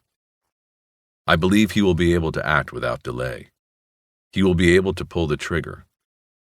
In fact, his conversation reveals no ill effects at all from the shooting, unless his sense of satisfaction with the outcome of the incident, the suspect's death, should be deemed inappropriate. Irving closed the file and tapped it with a manicured nail. He then picked a strand of long brown hair, Officer Mary Grosso's, he presumed, off the glass desktop and dropped it into a wastebasket next to the desk. Harry Bosch was a problem, he thought. A good cop, a good detective. Actually, Irving grudgingly admired his homicide work, particularly his affinity for serial slayers. But in the long run, the deputy chief believed, outsiders did not work well inside the system. Harry Bosch was an outsider, always would be, not part of the LAPD family. And now the worst had come to Irving's attention. Bosch had not only left the family, but appeared to be engaged in activities that would hurt the family, embarrass the family. Irving decided that he would have to move swiftly and surely. He swiveled in his chair and looked out the window at City Hall across Los Angeles Street. Then his gaze dropped, as it always did, to the marble fountain in front of Parker Center, the memorial to officers killed in the line of duty. There was family, he thought. There was honor. He clenched his teeth powerfully, triumphantly. Just then the door opened. Detectives Pierce Lewis and Don Clark strode into the office and presented themselves. Neither spoke. They could have been brothers. They both shared close-cropped brown hair, the arm-splayed build of weightlifters, conservative gray silk suits. Lewis had a thin charcoal stripe, Clark's maroon. Each man was built wide and low to the ground for better handling. Each had a slightly forward tilt to his body, as if he were wading out to sea, crashing through breakers with his face. "Gentlemen," said Irving, "we have a problem, a priority problem, with an officer who has come across our threshold before, an officer you two worked with some degree of success before." Lewis and Clark glanced at each other, and Clark allowed himself a small, quick smile. He couldn't guess who it could be, but he liked going after repeaters. They were so desperate. "Harry Bosch," Irving said. He waited a moment to let the name sink in, then said, "You need to take a little ride up to Hollywood Division. I want to open a 1.81 on him right away. Complainant will be the Federal Bureau of Investigation." "FBI?" Lewis said. "What did he do with them?" Irving corrected him for using the abbreviation for the Bureau and told them to sit down in the two chairs in front of his desk. He spent the next 10 minutes recounting the telephone call he had received minutes earlier from the Bureau. "The Bureau says it is too coincidental," he concluded. "I concur. He may be dirty in this, and the Bureau wants him off the Meadows case. At the very least, it appears he intervened to help this suspect, his former military comrade, avoid a jail term last year, possibly so he could accomplish this bank burglary. Whether Bosch knew this or if there was further involvement in the crime, I do not know. But we are going to find out what Detective Bosch is up to." Irving delayed here to drive home his point with a full jaw flex. Lewis and Clark knew better than to interrupt. Irving then said, "This opportunity opens the door for the department to do what it was unable to accomplish before with Bosch. Eliminate him. You will report directly to me. Oh, and I want Bosch's supervisor, a Lieutenant Pounds, copied with your daily reports. On the quiet. But you will do more than copy me. I want telephonic reports twice daily, morning and evening." "We're on our way," Lewis said as he stood up. "Aim high, gentlemen. But be careful," Irving counseled them. Detective Harry Bosch is no longer the celebrity he once was, but nevertheless do not let him slip away. Bosch's embarrassment at being unceremoniously dismissed by Agent Wish had turned to anger and frustration as he rode down the elevator. It was like a physical presence in his chest that jumped into his throat as the stainless steel cell descended. He was alone, and when the pager on his belt started to chirp, he let it go on for its allotted 15 seconds rather than turn it off. He swallowed his anger and embarrassment and formed it into resolve. As he stepped out of the elevator car, he looked down at the phone number on the pager's digital display, an 818 area code, the Valley, but he didn't recognize the number. He stepped to a pod of payphones in the courtyard in front of the Federal Building and dialed the number. 90 cents, an electronic voice said. Luckily, he had the loose change. He dumped it in, and the call was picked up on a half ring by Jerry Edgar. Harry, he began without a hello. I'm still up here at the VA and I'm getting the runaround, man. They don't have any files on Meadows. They say I have to go through D.C. or I gotta get a warrant. I tell them I know there is a file, on account of what you told me. I say, look, if I was to get a search warrant, can you look and make sure you know where this file is? And so they're looking for a while, and what they finally come out saying is, yes, they had a file, but it's gone.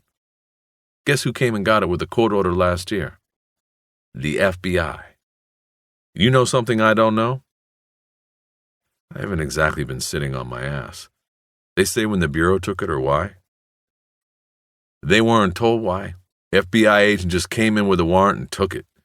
Checked it out last September and hasn't brought it back since. Didn't give a reason. The fucking BI doesn't have to. Bosch was quiet while he thought about this. They knew all along. Wish knew about Meadows and the tunnels, and everything else he had just told her. It had all been a show. Harry, you there? Yeah. Listen, did they show you a copy of the paperwork? Or know the name of the agent? No, they couldn't find the subpoena receipt, and nobody remembered the agent's name, except that she was a woman. Take this number where I'm at. Go back to them in records and ask for another file. Just see if it's there. My file. He gave Edgar the payphone number, his date of birth, social security number, and his full name, spelling out his real first name. Jesus, that's your first name? Edgar said. Harry for short. How'd your mama come up with that one? She had a thing about 15th century painters. It goes with the last name. Go check on the file, then call me back. I'll wait here. I can't even pronounce it, man. Rhymes with anonymous. Okay, I'll try that. Where are you at, anyway? A payphone, outside the FBI. Bosch hung up before his partner could ask any questions.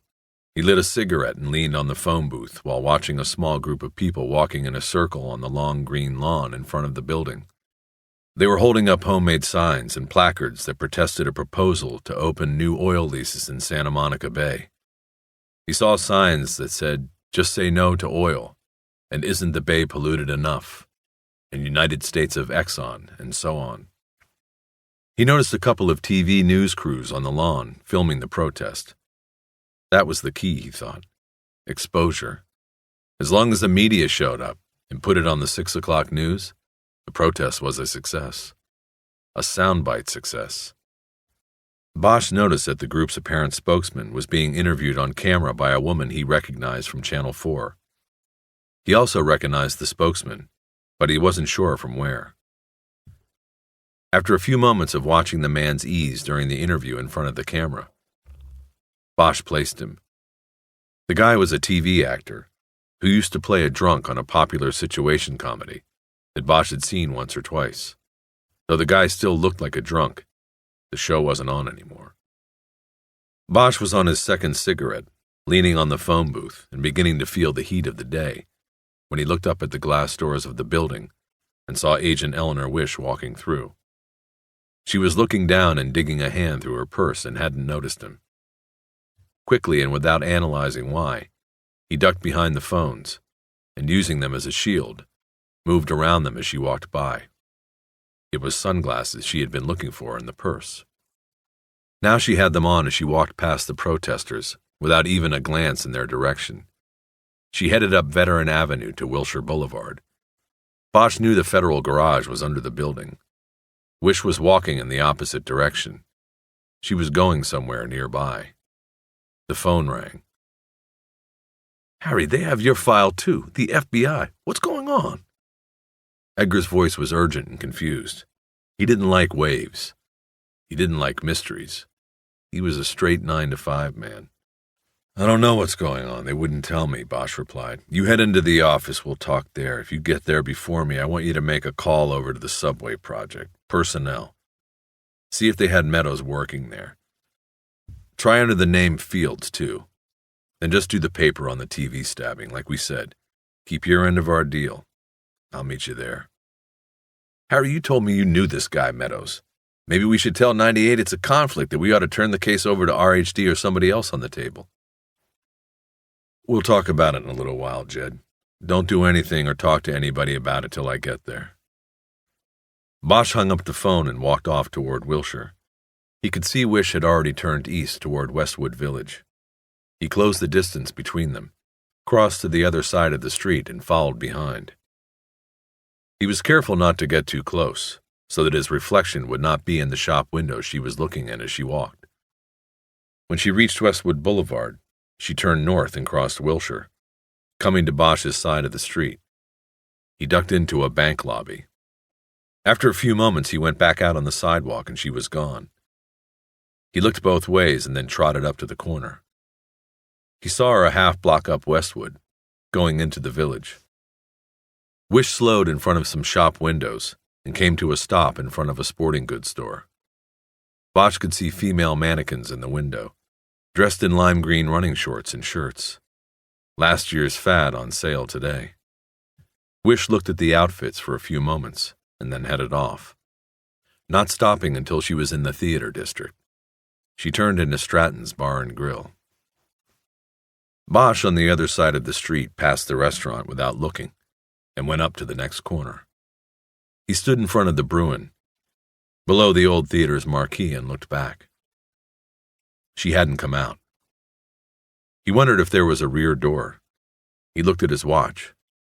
It was a little early for lunch, but maybe she liked to beat the crowd. Maybe she liked to eat alone. He crossed the street to the other corner and stood below the canopy of the Fox Theater. He could see through the front window of Stratton's, but didn't see her.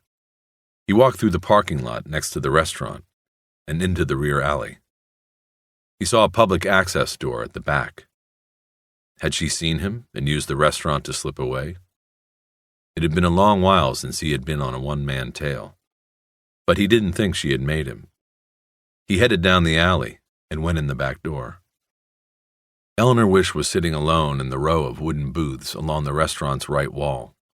Like any careful cop, she sat facing the front door, so she didn't see Bosch until he slid into the bench across from her and picked up the menu she had already scanned and dropped on the table. He said, "Never been here. Anything good?" "What is this?" she said, surprise clearly showing on her face. "I don't know. I thought you might want some company." "Did you follow me?" "You followed me." "At least I'm being upfront about it. You know, you made a mistake back at the office. You played it too cool. I walk in with the only lead you've had in 9 months and you want to talk about liaisons and bullshit? Something wasn't right, but I couldn't figure out what. Now I know." "What are you talking about? Never mind, I don't want to know." She made a move to slide out of the booth, but Bosch reached across the table and firmly put his hand on her wrist. Her skin was warm and moist from the walk over. She stopped and turned, and smoked him with brown eyes so angry and hot they could have burned his name on a tombstone. "Let go," she said, her voice tightly controlled, but carrying enough of an edge to suggest she could lose it. He let go. "Don't leave, please." She lingered a moment, and he worked quickly. He said, "It's all right. I understand the reasons for the whole thing, the cold reception back there, everything. I have to say it actually was good work. What you did, I can't hold it against you." "Bosch, Listen to me. I don't know what you're talking about. I know you already knew about Meadows, the tunnels, the whole thing. You pulled his military files. You pulled mine. You probably pulled files on every rat that made it out of that place alive. There had to have been something in the Westland job that connected to the tunnels back there. She looked at him for a long moment and was about to speak when a waitress approached with a pad and pencil. For now, just one coffee, black, and an Evian, thank you, Bosch said, before Wish or the waitress could speak. The waitress walked away, writing on the pad. I thought you were a cream and sugar cop, Wish said. Only when people try to guess what I am. Her eyes seemed to soften then, but only a bit. Detective Bosch, look, I don't know how you know what you think you know, but I am not going to discuss the Westland case. It is exactly as I said at the Bureau. I can't do it. I am sorry. I really am. Bosch said, I guess maybe I should resent it, but I don't. It was a logical step in the investigation. I would have done the same. You take anybody who fit the profile, tunnel rat, and sift them through the evidence. You're not a suspect, Bosch, okay? So drop it. I know I'm not a suspect. He gave a short, forced burst of laughter. I was serving a suspension down in Mexico and can prove it, but you already know that. So for me, fine, I'll drop it. But I need what you have on Meadows. You pulled his files back in September. You must have done a workup on him. Surveillance, known associates, background. Baby, I bet you even pulled him in and talked to him. I need it all now, today, not in 3-4 weeks when some liaison puts a stamp on it. The waitress came back with the coffee and water. Wish pulled her glass close, but didn't drink. Detective Bosch, you are off the case. I'm sorry. I shouldn't be the one to tell you, but you're off. You go back to your office and you'll find out. We made a call after you left. He was holding his coffee with 2 hands, elbows on the table. He carefully put the cup down on the saucer in case his hands began to shake. What did you do? Bosch asked. I'm sorry, Eleanor Wish said. After you left, Rourke, the guy you shoved the picture in front of, he called the number on your card and talked to Lieutenant Pounds. He told him about your visit today and suggested there was a conflict. You investigating a friend's death? He said some other things, and what other things? Look, Bosch, I know about you. I'll admit we pulled your files. We checked you out. Hell. But to do that, all we had to do was read the newspapers back then. You and that doll maker thing? So I know what you've been through with the internal people, and this isn't going to help, but it was Rourke's decision. What other things did he tell? He told the truth. He said both your name and Meadows' name had come up in our investigation. He said you both knew each other. He asked that you be taken off the case, so all this doesn't matter. Bosch looked off, out of the booth. I want to hear you answer, he said. Am I a suspect? No, at least you weren't until you walked in this morning. Now, I don't know. I'm trying to be honest. I mean, you have to look at this from our standpoint. One guy we looked at last year comes in and says he is investigating the murder of another guy we looked very hard at. This first guy says, let me see your files.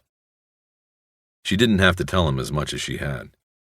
He knew this, and knew she was probably going out on a limb saying anything at all. For all the shit he had just stepped in, or been put in, Harry Bosch was beginning to like cold, hard Eleanor Wish. If you won't tell me about Meadows, tell me one thing about myself. You said I was looked at, and then dropped. How'd you clear me? You go to Mexico? That and other things. She looked at him a moment before going on. You were cleared early on. At first, we got excited. We looked through the files of people with tunnel experience in Vietnam, and there sitting on the top was the famous Harry Bosch, detective superstar. A couple of books written about his cases, TV movie, a spin-off series, and the guy the newspapers just happened to have been filled with, the guy whose star crashed with a 1-month suspension and transfer from the elite robbery homicide division 2. She hesitated. The sewer, He finished it for her. She looked down into her glass and continued.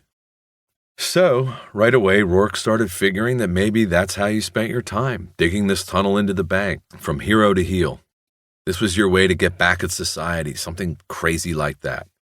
But when we backgrounded you and asked around quietly, we heard you went to Mexico for the month.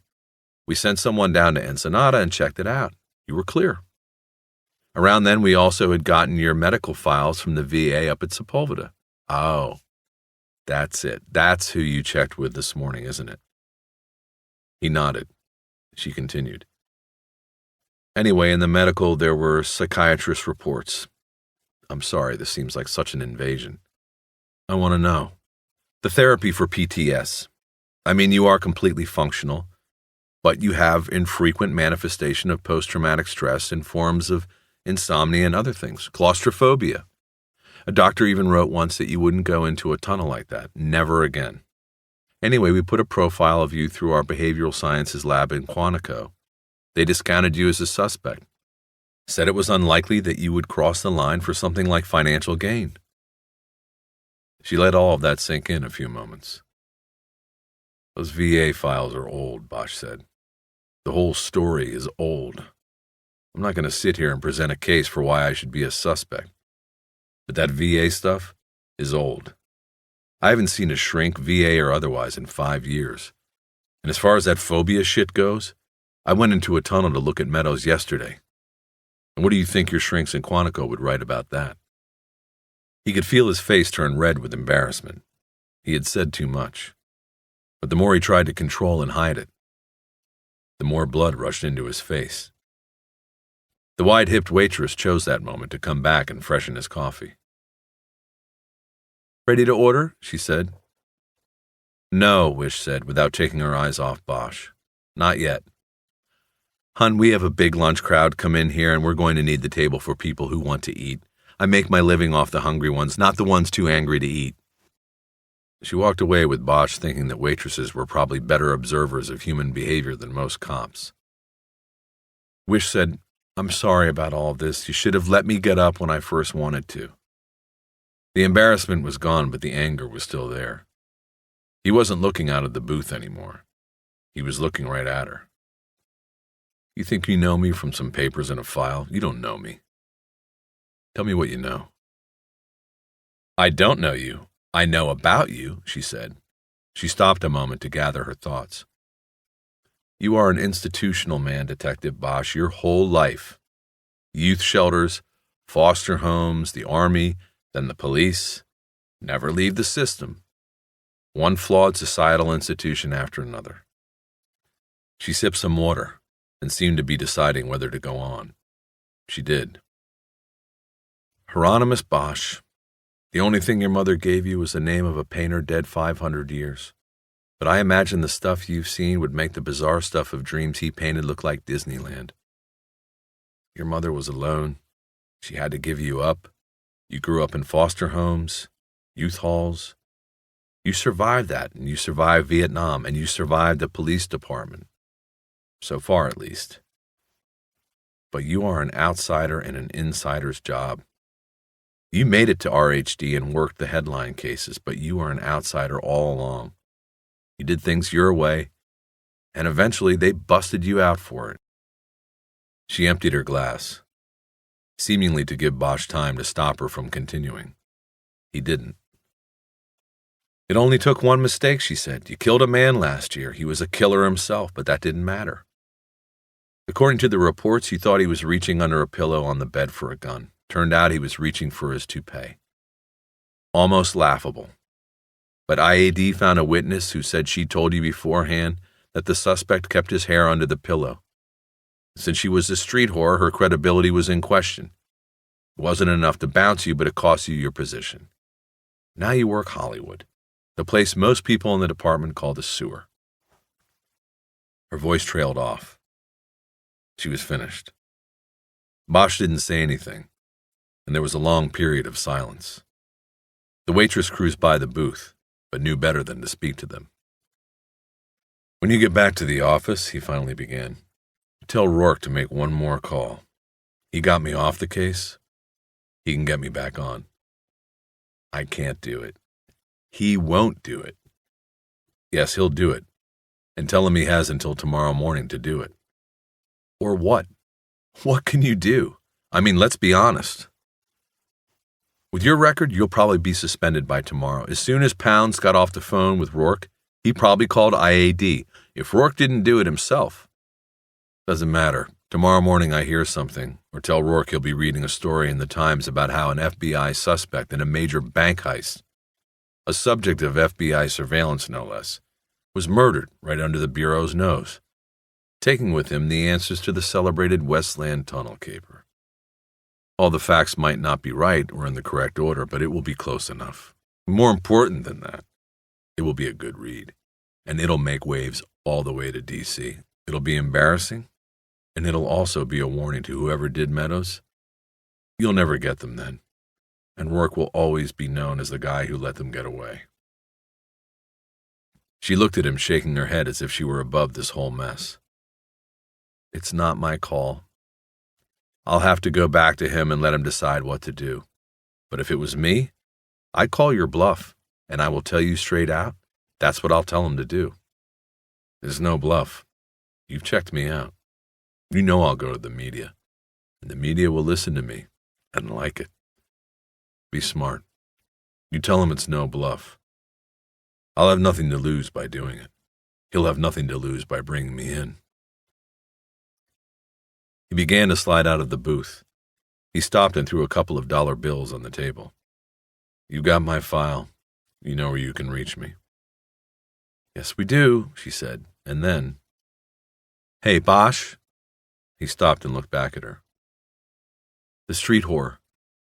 Was she telling the truth? About the pillow? Don't they all?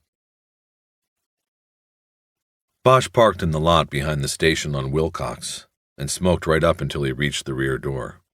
He killed the butt on the ground and went in, leaving behind the odor of vomit that wafted from the mesh windows at the rear of the station holding tank.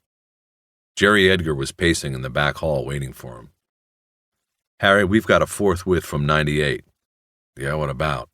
I don't know, but he's been coming out of the glass box every 10 minutes looking for you. You got your beeper and the Motorola turned off, and I saw a couple of the IAD silks up from downtown go in there with him a while ago. Bosch nodded without saying anything comforting to his partner. What's going on? Edgar blurted. If we've got a story, let's get it straight before we go in there. You've had experience with this shit, not me. I'm not sure what's going on. I think they're kicking us off the case. Me, at least. He was very nonchalant about the whole thing. Harry, they don't bring IAD in to do that. Something's on. And man, I hope whatever you did, you didn't fuck me up too. Edgar immediately looked embarrassed. Sorry, Harry, I didn't mean it that way. Relax. Let's go see what the man wants. Bosch headed toward the detective squad room. Edgar said he'd cut through the watch office and then come in from the front hall, so it wouldn't look like they had collaborated on a story. When Bosch got to his desk, the first thing he noticed was that the blue murder book on the Meadows case was gone.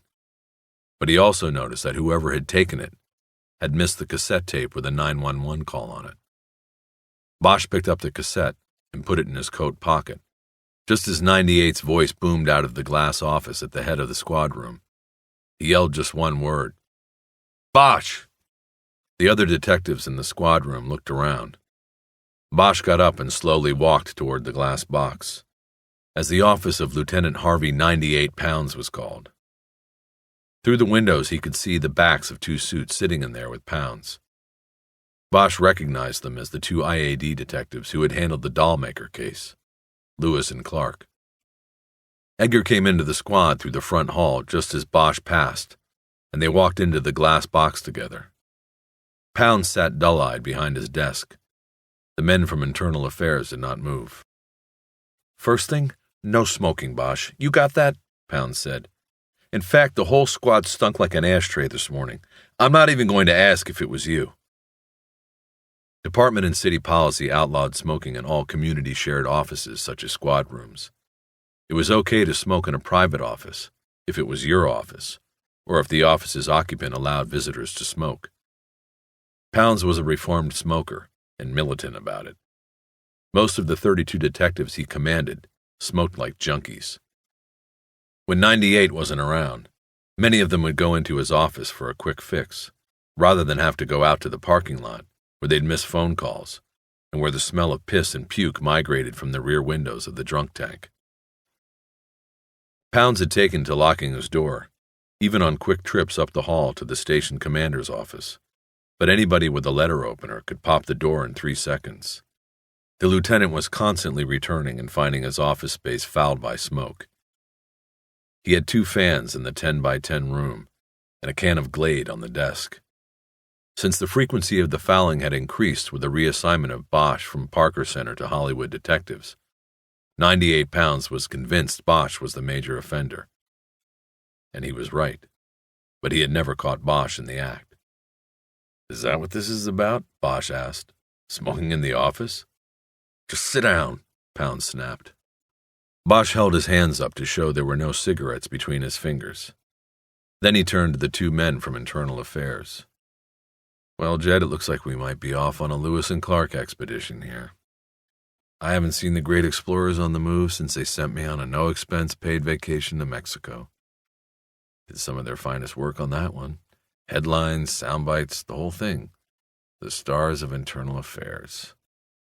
The 2 IAD cops' faces immediately reddened with anger. "This time you might do yourself a favor and keep your smart mouth shut," Clark said. "You're in serious trouble, Bosch. You get it?" "Yeah, I get it. Thanks for the tip. I got one for you, too. Go back to the leisure suit you used to wear before you became Irving's bendover. You know, the yellow thing that matched your teeth? Polyester does more for you than the silk. In fact, one of the guys out there in the bullpen mentioned that the ass end of that suit is getting shiny all the work you do riding a desk." All right, Pounds cut in. "Bosch, Edgar, sit down and shut up for a minute. Lieutenant, I didn't say one thing," Edgar began. Shut up. Everybody, shut up a minute," Pounds barked. "Jesus Christ.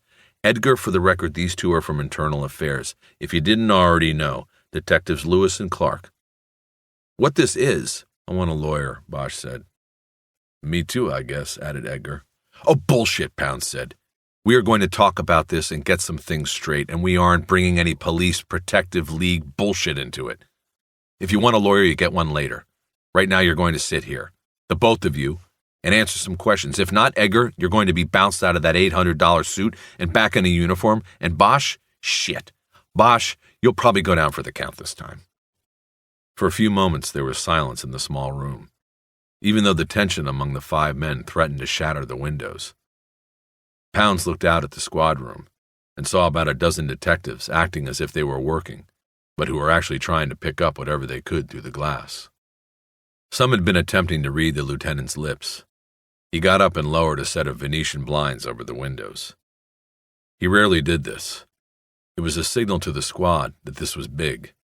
Even Edgar showed his concern, audibly exhaling. Pounds sat back down.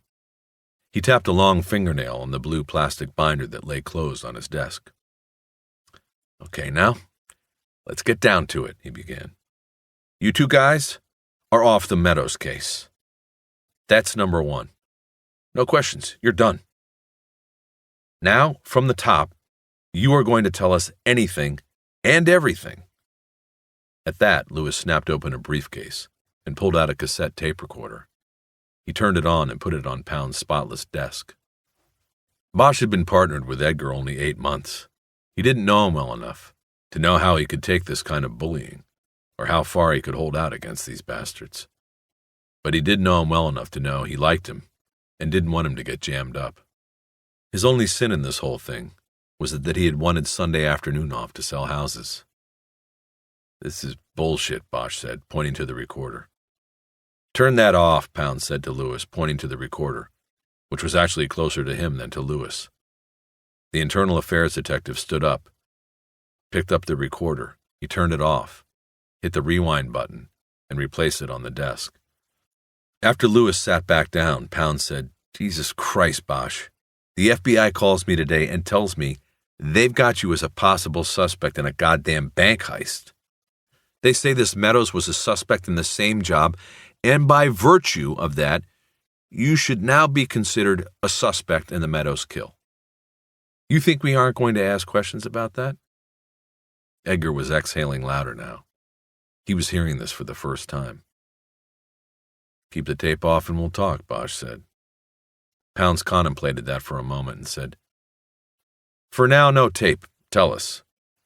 First off, Edgar doesn't know shit about this. We made a deal yesterday. I take the Meadows case and he goes home. He does the wrap-up on Spivey, the TV stab the night before. This FBI stuff, the bank job, he doesn't know for shit. Let him go. Pound seemed to make a point of not looking at Lewis or Clark or Edgar. He'd make this decision on his own. It produced a slight glimmer of respect in Bosch, like a candle set out in the eye of a hurricane of incompetence. Pounds opened his desk drawer and pulled out an old wooden ruler. He fiddled with it with both hands. He finally looked at Edgar. That right what Bosch says? Edgar nodded. You know it makes him look bad, like he was trying to keep the case for himself, conceal the connections from you. He told me he knew Meadows. He was up front all the way. It was Sunday. We weren't going to get anybody to come out and take it off of us on account of him knowing the guy 20 years ago. Besides, most of the people who end up dead in Hollywood, the police have known one way or the other. This stuff about the bank and all, he must have found out after I left. I'm finding it all out sitting here. Okay, Pound said. You got any of the paper on this one? Edgar shook his head. Okay, finish up what you've got on the, what did you call it? Spivey. Yeah, the Spivey case. I'm assigning you a new partner. I don't know who, but I'll let you know, okay? Go on. That's all. Edgar let out one more audible breath and stood up. Harvey 98 Pounds let things settle in the room for a few moments after Edgar left. Bosch wanted a cigarette badly, even to just hold one unlit in his mouth, but he couldn't show them such a weakness. Okay, Bosch, Pound said. Anything you want to tell us about all this? Yeah, it's bullshit. Clark smirked. Bosch paid no mind, but Pounds gave the IAD detective a withering look that further increased his stock of respect with Bosch. The FBI told me today I was no suspect, Bosch said. They looked at me 9 months ago because they looked at anybody around here who'd worked the tunnels in Vietnam. They found some connection to the tunnels back there, simple as that. It was good work. They had to check out everybody. So they looked at me and went on. Hell, I was in Mexico, thanks to these two goons, when the bank thing went down. The FBI just, supposedly, Clark said. Shove it, Clark. You're just angling for a way to take your own vacation down there at taxpayers' expense, checking it out. You can check with the Bureau and save the money. Bosch then turned back to Pounds and adjusted his chair so his back was to the IAD detectives. He spoke in a low voice to make it clear he was talking to Pounds, not them. The Bureau wants me off it because, one, I threw a curve at him when I showed up there today to ask about the bank caper. I mean, I was a name from the past, and they panicked and called you. And two, they probably want me off the case because they probably fucked it up when they let Meadows skate last year. They blew their one chance at him and don't want an outside department to come in and see that or to break the thing they couldn't break for 9 months. No, Bosch. That's what's bullshit, Pounds said. This morning, I received a formal request from the assistant special agent in charge who runs their bank squad, a guy named Rourke. You know him. Well, he asked that I be removed from the Meadows case forthwith. He says I knew Meadows, who just happened to be the prime suspect in the bank job. He ends up dead and I'm on the case. Coincidence? Rourke thinks not. I'm not sure myself. That's what he said, so that's where we start. Tell us about Meadows, how you knew him, when you knew him. Don't leave one thing out. Bosch spent the next hour telling Pounds about Meadows, the tunnels, the time Meadows called after almost 20 years, and how Bosch got him into VA outreach in Sepulveda without ever seeing him. Just phone calls. At no time did Bosch address the IAD detectives, or acknowledge that they were even in the room. I didn't make it a secret that I knew him, he said at the end. I told Edgar. I walked right in and told the FBI. You think I would have done that if I was the one who did Meadows? Not even Lewis and Clark are that dumb. Well then, Jesus Christ, Bosch, why didn't you tell me? Pounds boomed. Why isn't it in the reports in this book? Why do I have to hear it from the FBI? Why does Internal Affairs have to hear it from the FBI? So Pounds hadn't made the call to IAD. Rourke had. Bosch wondered if Eleanor Wish had known that and had lied, or if Rourke called out the goons on his own. He hardly knew the woman. He didn't know the woman, but he found himself hoping she hadn't lied to him. I only started the reports this morning, Bosch said. I was going to bring them up to date after seeing the FBI. Obviously, I didn't get the chance. Well, I'm saving you the time, Pounds said. It's been turned over to the FBI. What has? The FBI has no jurisdiction over this. This is a murder case. Rourke said they believe the slaying is directly related to their ongoing investigation of the bank job. They will include this in their investigation. We will assign our own case officer through an interdepartmental liaison. If and when the time comes to charge someone in the murder, the appointed officer will take it to the DA for state charges. Christ, Pounds, there's something going on. Don't you see that?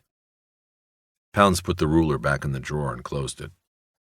Yes, something is going on, but I don't see it your way, he said. That's it, Bosch. That's an order. You are off. These two men want to talk to you, and you are on a desk till Internal Affairs is finished with its investigation. He was quiet a moment before beginning again in a solemn tone, a man unhappy with what he had to say. You know, you were sent out here to me last year, and I could have put you anywhere. I could have put you on the goddamn burglary table, handling 50 reports a week, just buried you in paper. But I didn't. I recognized your skills and put you on homicide, what I thought you wanted. They told me last year that you're good, but you don't stay in the lines. Now I see they were right. How this will hurt me, I don't know. But I'm not worrying about what's best for you anymore. Now you can either talk to these guys or not. I don't really care, but that's it. We're done. You and me? If somehow you ride this one out, you better see about getting a transfer because you won't be on my homicide table anymore. Pounds picked up the blue binder off his desk and stood up. As he headed out of the office, he said, I have to get somebody to take this over to the bureau. You men can have the office as long as you need it. He closed the door and was gone. Bosch thought about it and decided he couldn't really fault Pounds for what he had said or done. He took out a cigarette and lit it. Hey, no smoking, you heard the man, Lewis said. Fuck off, Bosch said. Bosch, you're dead, Clark said. We're going to toast your ass right this time. You aren't the hero you once were. No PR problems this time. Nobody's going to give a shit about what happens to you. Then he stood up and turned the tape recorder back on. He recited the date, the names of the 3 men present, and the Internal Affairs case number assigned to the investigation. Bosch realized the number was about 700 higher than the case number from the internal investigation 9 months earlier that sent him to Hollywood. 9 months, and 700 other cops have been through the bullshit ringer, he thought. One day there will be no one left to do what it says on the side of every patrol car, to serve and protect.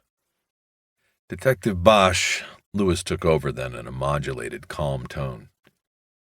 We would like to ask you questions regarding the investigation of the death of William Meadows. Will you tell us of any past association with or knowledge you had of the decedent?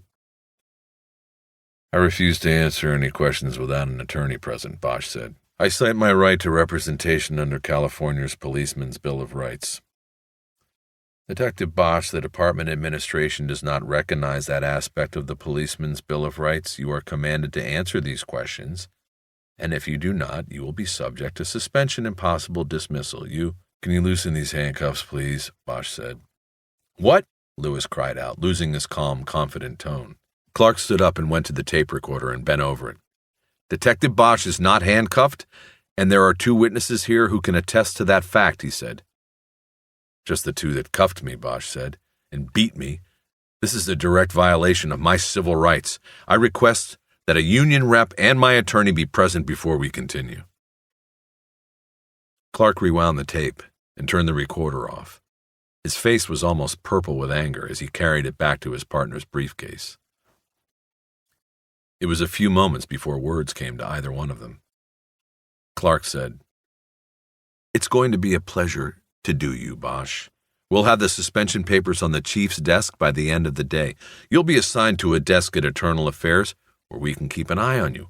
We'll start with the CUBO and work our way up from there, maybe even to murder. Either way, you're done in the department. You're over." Bosch stood up, and so did the two IAD detectives. Bosch took a last drag on his cigarette, dropped it on the floor in front of Clark, and stepped on it, grinding it into the polished linoleum. He knew they would clean it up, rather than let Pounds know they had not controlled the interview or the interviewee. He stepped between them then, exhaled the smoke, and walked out of the room without saying a word. Outside, he heard Clark's barely controlled voice call out, "You stay away from the case, Bosch." Avoiding the eyes that followed him, Bosch walked through the squad room and dropped into his seat at the homicide table. He looked across at Edgar, who was seated at his own space. "You did good," Bosch said. "You should come out all right." "What about you?" "I'm off the case, and those two assholes are going to put paper in on me. I've got the afternoon, and that's about it before I get the ROD. God damn." The deputy chief in charge of IAD had to sign off on all relieved of duty orders and temporary suspensions. Stiffer penalties had to be recommended to a police commission subcommittee for approval. Lewis and Clark would go for a temporary ROD for conduct unbecoming an officer, or CUBO as it was known. Then they'd work on something stiffer to take to the commission. If the deputy chief signed an ROD on Bosch, he would have to be notified according to union regs. That meant in person or in a tape-recorded phone conversation. Once notification was made, Bosch could be assigned to a desk at IAD in Parker Center or to his home until the conclusion of the investigation. But as they had just promised, Lewis and Clark would go for the assignment to IAD. That way they could put him on display like a trophy. "You need anything from me on Spivey?" he asked Edgar. "No, I'm set. I'm going to start typing it up if I can get a machine." "Did you happen to check like I asked on Meadows' job on the subway project?" "Harry, Edgar must have thought better of saying what he wanted to say. "Yeah, I checked it out. For what it's worth, they said they haven't had anyone named Meadows on the job. There is a Fields, but he's black, and he was at work today. And Meadows probably wasn't working under any other name because they aren't running a midnight shift. The project is ahead of schedule, if you can believe that shit." Edgar then called out, "I got dibs on this electric." "No way," called back an autos detective named Minkley. "I'm on deck with that one." Edgar started looking around for another candidate. Late in the day, the typewriters in the office were like gold.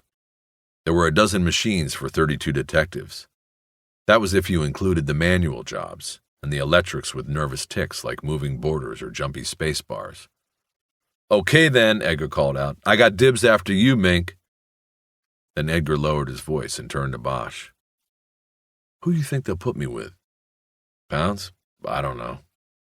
It was like guessing who your wife would marry after you punched the time clock for the last time." Bosch wasn't all that interested in speculating who would be partnered with Edgar. He said, "Listen, I have to do some things." "Sure, Harry. You need any help?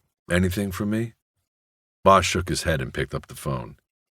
He called his lawyer and left a message. It usually took 3 messages before the guy would call back, and Bosch made a note to call again. Then he turned his Rolodex, got a number, and called the U.S. Armed Services Records Archive in St. Louis. He asked for a law enforcement clerk and got a woman named Jessie St. John. He put in a priority request for copies of all of Billy Meadows' military records. 3 days, St. John said. He hung up thinking that he would never see the records. They'd come, but he wouldn't be in his office at this table, on this case. Next he called Donovan at SID and learned there had been no latent prints on the needle kit found in Meadows' shirt pocket and only smears on the can of spray paint. The light brown crystals found in the straining cotton in the kit came back as 55% pure heroin, Asian blend. Bosch knew that most heroin dealt on the street and shot into the vein was about 15% pure. Most of it was tar heroin made by Mexicans. Somebody had given Meadows a very hot shot.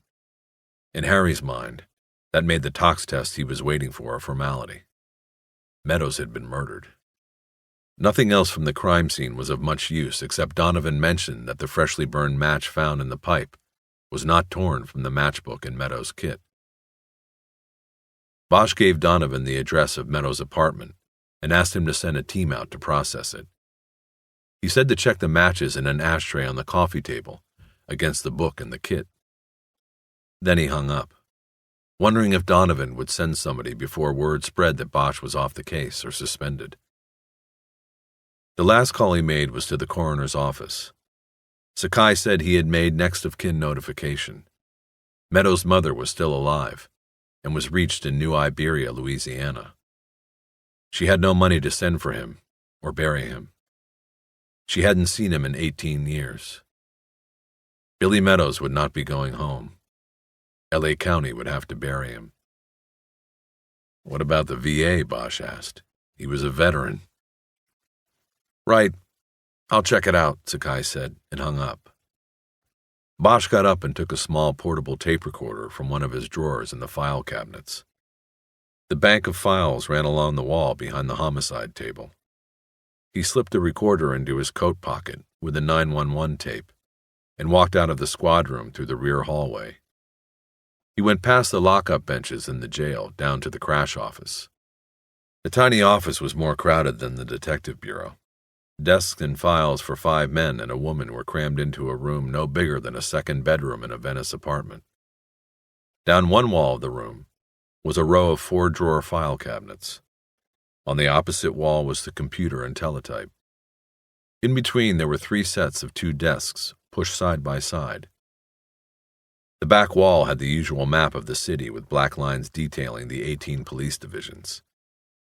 Above the map were the top 10. Color 8x10s of the top 10 assholes of the moment in Hollywood division. Bosch noticed one was a morgue shot. The kid was dead but still made the list. Now that's an asshole, he thought. And above the photos, black plastic letters spelled out community resources against street hoodlums. Only Thelia King was in, sitting in front of the computer. That was what Bosch wanted. Also known as the King, which she hated, and Elvis, which she didn't mind, Thelia King was the crash computer jockey. If you wanted to trace a gang lineage, or were just looking for a juvie floating somewhere around Hollywood, Elvis was the one to see. But Bosch was surprised she was alone. He looked at his watch. Just after 2. Too early for the gang troops to be on the street. Where's everybody at? Hey, Bosch, she said, looking away from the screen. Funerals. We got 2 different gangs, and I mean warring tribes planning homeboys in the same cemetery today up in the valley. They got all hands up there to make sure things stay cool. So why aren't you out there with the boys? Just got back from court? So before you tell me why you are here, Harry, why don't you tell me what happened in 98 Pound's office today? Bosch smiled. Word traveled faster through a police station than it did on the street.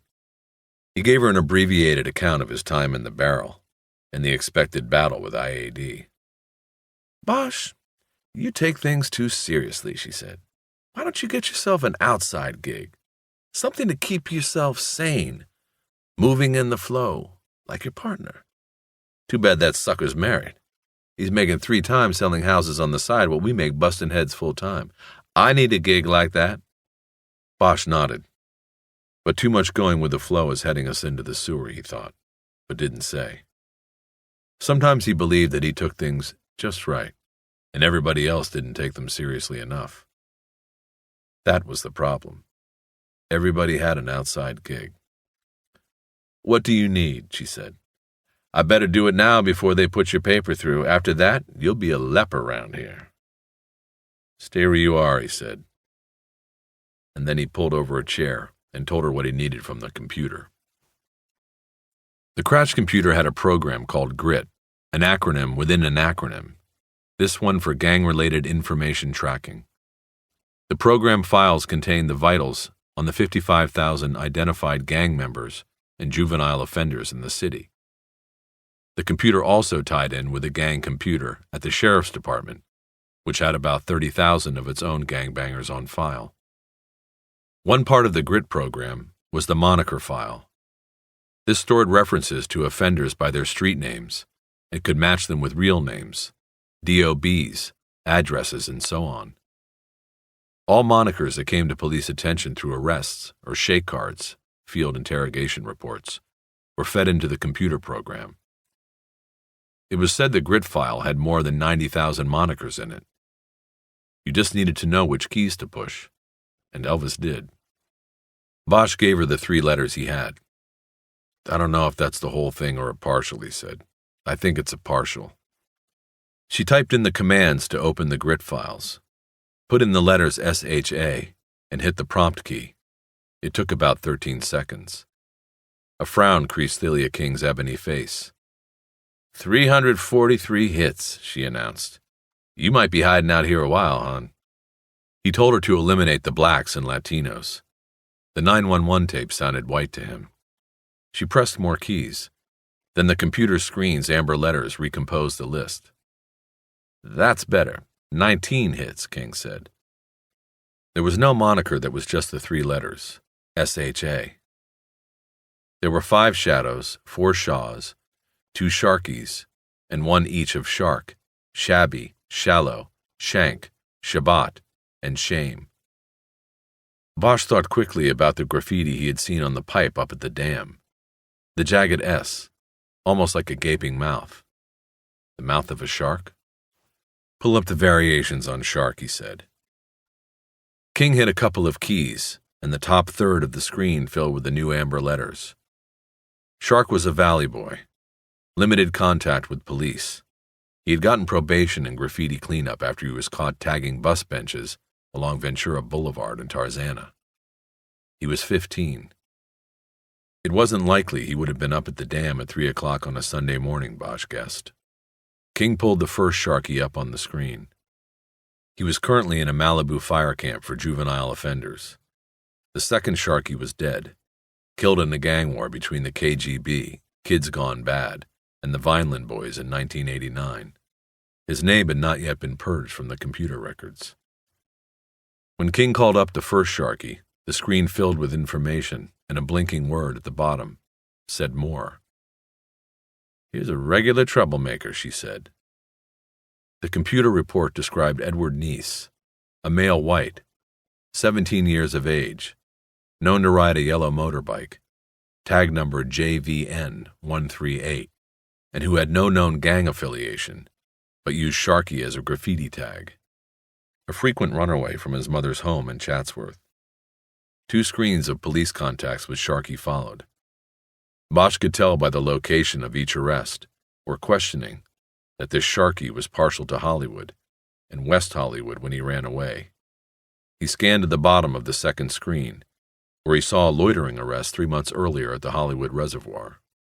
"This is him," he said. "Forget the last kid. Hard copy?" She pushed keys to print the computer file and then pointed to the wall of file cabinets. He went over and opened the end drawer. He found a file on Edward Neese and pulled it. Inside was a color booking photo. Sharky was blonde and seemed small in the picture. He had the look of hurt and defiance that was as common as acne on teenagers' faces these days. But Bosch was struck by a familiarity about the face. He couldn't place it. He turned the photo over. It was dated 2 years earlier. King handed him the computer printout, and he sat down at one of the empty desks to study it and the contents of the file. The most serious offenses the boy who called himself Sharky had committed and been caught at were shoplifting, vandalism, loitering, and possession of marijuana and speed. He had been held once, 20 days at Sylmar Juvenile Hall after one of the drug arrests, but later released on home probation. All the other times he was popped, he was immediately released to his mother. He was a chronic runaway from home and a throwaway from the system. There was not much more in the file than was on the computer. A little elaboration on the arrests was all. Bosch shuffled through the papers until he found the report on the loitering charge. It went to pretrial intervention and was dismissed when Sharky agreed to go home to his mother and stay there. That apparently didn't last long.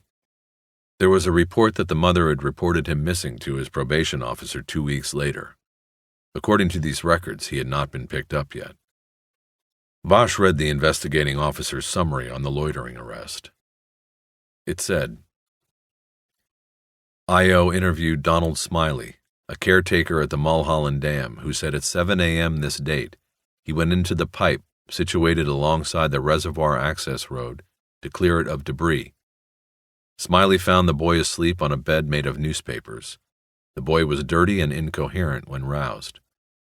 Subject appeared to be under the influence of narcotics. Police were called and I.O. responded. The arrestee stated to I.O. that he had been sleeping there regularly because his mother did not want him at home. I.O. determined the subject was a reported runaway and took him into custody this date. Suspicion of loitering. Sharky was a creature of habit, Bosch thought. He was arrested at the dam 2 months ago, but had gone back there to sleep Sunday morning. He looked through the rest of the papers in the file for indications of other habits that would help Bosch find him. From a 3x5 shake card, Bosch learned that Sharky had been stopped and questioned, but not arrested on Santa Monica Boulevard near West Hollywood in January. Sharky was lacing up new Reeboks, and the officer, believing he might have just lifted them, asked Sharky to produce a receipt. He did, and that would have been that. But when the boy pulled the receipt out of a leather pouch on his motorbike, the officer noticed a plastic bag in there and asked to see that as well. The bag contained 10 photographs of Sharky. He was naked in each and stood in different poses, fondling himself in some, his penis erect in others. The officer took the photos and destroyed them, but noted on the shake card that he would alert the sheriff's station in West Hollywood that Sharky was hustling photos to homosexuals on Santa Monica Boulevard. That was it. Bosch closed the file, but kept the photo of Sharky. He thanked Thalia King and left the small office. He was walking through the station's rear hallway past the lockup benches when he placed the familiarity in the photo. The hair was longer now, and in dreadlocks, the defiance crowding out the hurt in the face. But Sharky had been the kid who was cuffed to the juvie bench early that morning. Bosch felt sure of it. Thalia had missed it on the computer search because the arrest had not been logged in. Bosch cut into the watch commander's office, told the lieutenant what he was looking for, and was led to a box labeled AM Watch. Bosch looked through the reports stacked in the box until he found the paperwork on Edward Neese. Sharky had been picked up at 4 a.m., loitering near a newsstand on Vine. A patrol officer thought he was hustling. After he grabbed him, he ran a computer check and learned he was a runaway. Bosch checked the day's arrest sheet and learned the kid had been held until 9 a.m. when his probation officer came and got him. Bosch called the P.O. at Sylmar Juvenile Hall, but learned that Sharky had already been arraigned before a juvenile court referee and was released to the custody of his mother. And that's his biggest problem, the P.O. said. He'll be gone by tonight back on the street, I guarantee it. And I told the ref that, but he wasn't going to book the kid into the monkey house just because he was caught loitering and his mother happens to be a telephone whore. A what? Bosch asked. It should be in the file. Yeah, while Sharky's on the street, dear old mom is at home telling guys on the phone how she's going to piss in their mouths and put rubber bands on their dicks. Advertises in Skin Mag she gets $40 for 15 minutes. Takes MasterCard, Visa, puts them on hold while she checks on another line to make sure the number is valid, and they got credit. Anyway, she's been doing it, near as I can tell, 5 years now. Edward's formative years were listening to this shit. I mean, no wonder the kid's a scammer and runner. What do you expect? How long ago did he leave with her? About noon. You want to catch him there, you better go. You got the address? Yeah. And Bosch, one thing, don't be expecting no whore when you get there. His mom, she doesn't look like the part she plays on the phone, if you know what I mean. Her voice might do the job, but her looks would scare a blind man. Bosch thanked him for the warning and hung up. He took the 101 out to the valley and then the 405 north to the 118 and west. He got off in Chatsworth and drove into the rocky bluffs at the top corner of the valley. There was a condominium community built on what he knew was once a movie ranch. It had been one of the places Charlie Manson and his crew used to hide out. Parts of one member of that crew's body were supposedly still missing and buried around there someplace. It was near dusk when Bosch got there. People were off work and getting home. A lot of traffic on the development's thin roads. A lot of closing doors. A lot of calls to Sharky's mother. Bosch was too late. "I have no time to talk to more police," Veronica Neese said when she answered the door and looked at the badge. "As soon as I get him home, he is out the door again. I don't know where he goes. You tell me. That's your job. I have 3 calls waiting, 1 long distance. I gotta go." She was in her late 40s, fat and wrinkled. She obviously wore a wig, and the dilation of her eyes did not match. She had the dirty sock smell of a speed addict. Her callers were better off with their fantasies, with just a voice, with which to construct a body and face. "Mrs. Neese, I'm not looking for your son for something he did. I just need to talk to him because of something he saw. He could possibly be in danger." "Oh, bullshit! I've heard that line before." She closed the door and he just stood there. After a few moments, he could hear her on the phone, and he thought it was a French accent, but couldn't be sure. He could only make out a few of the sentences, but they made him blush. He thought about Sharky and realized he wasn't really a runaway, because there was nothing here to run away from. He left the doorstep and went back to the car. That would be it for the day, and he was out of time. Lewis and Clark must have paper out on him by now. He'd be assigned to a desk at IAD by morning. He drove back to the station and signed out. Everyone was already gone, and there were no messages on his desk, not even from his lawyer. On the way home, he stopped by the Lucky and bought 4 bottles of beer, a couple from Mexico, a lager from England called Old Nick, and a Henry's. He expected to find a message from Lewis and Clark on his phone tape when he got home. He wasn't wrong, but the message was not what he expected. "I know you're there, so listen," said a voice Bosch recognized as Clark's. "They can change their mind, but they can't change ours. We'll see you around." There were no other messages. He played Clark's message over 3 times. Something had gone wrong for them. They must have been called off. Could his lame threat to the FBI to go to the media have worked? Even as he thought the question, he doubted the answer was yes. So then what happened? He sat down in the watch chair and began drinking the beers, the Mexicans first, and looking through the war scrapbook he had forgotten to put away.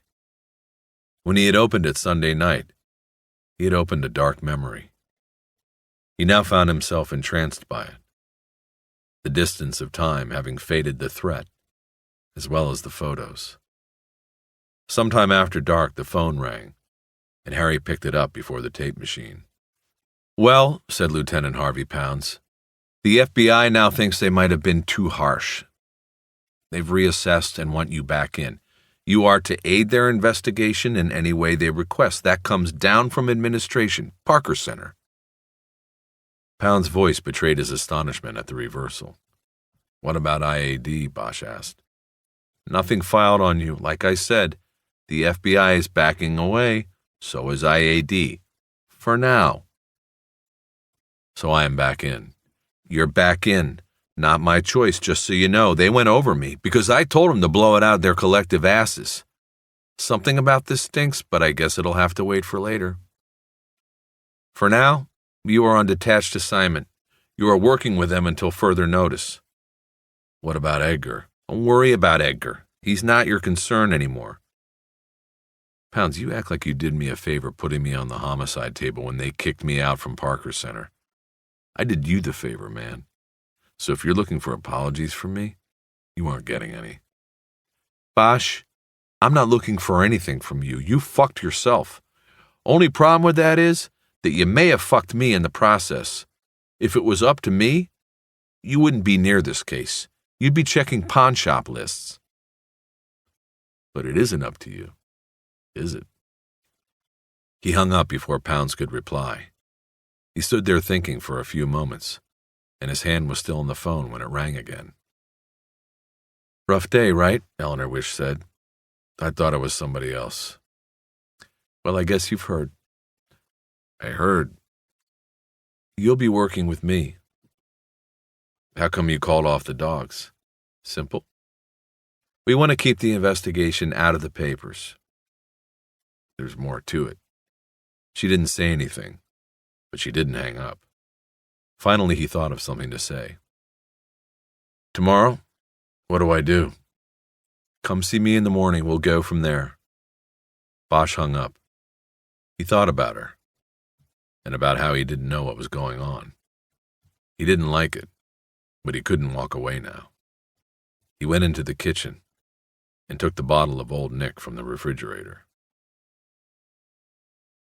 Lewis stood with his back to the passing traffic, using his wide body to block the sound from intruding into the payphone.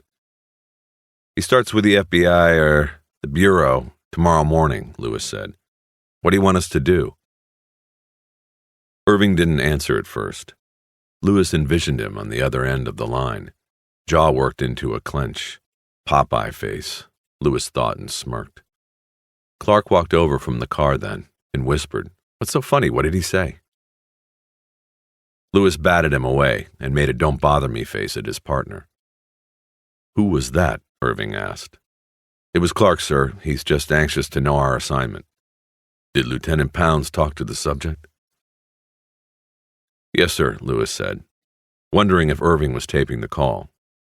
The lieutenant said the subject has been told he is to work with the Bureau. They are consolidating the murder and the bank investigations. He's working with Special Agent Eleanor Wish. What's his scam? Irving said.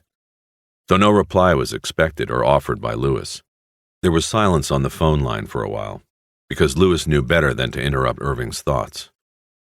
He saw Clark approaching the phone booth again, and waved him away and shook his head, as if he were dealing with an impetuous child.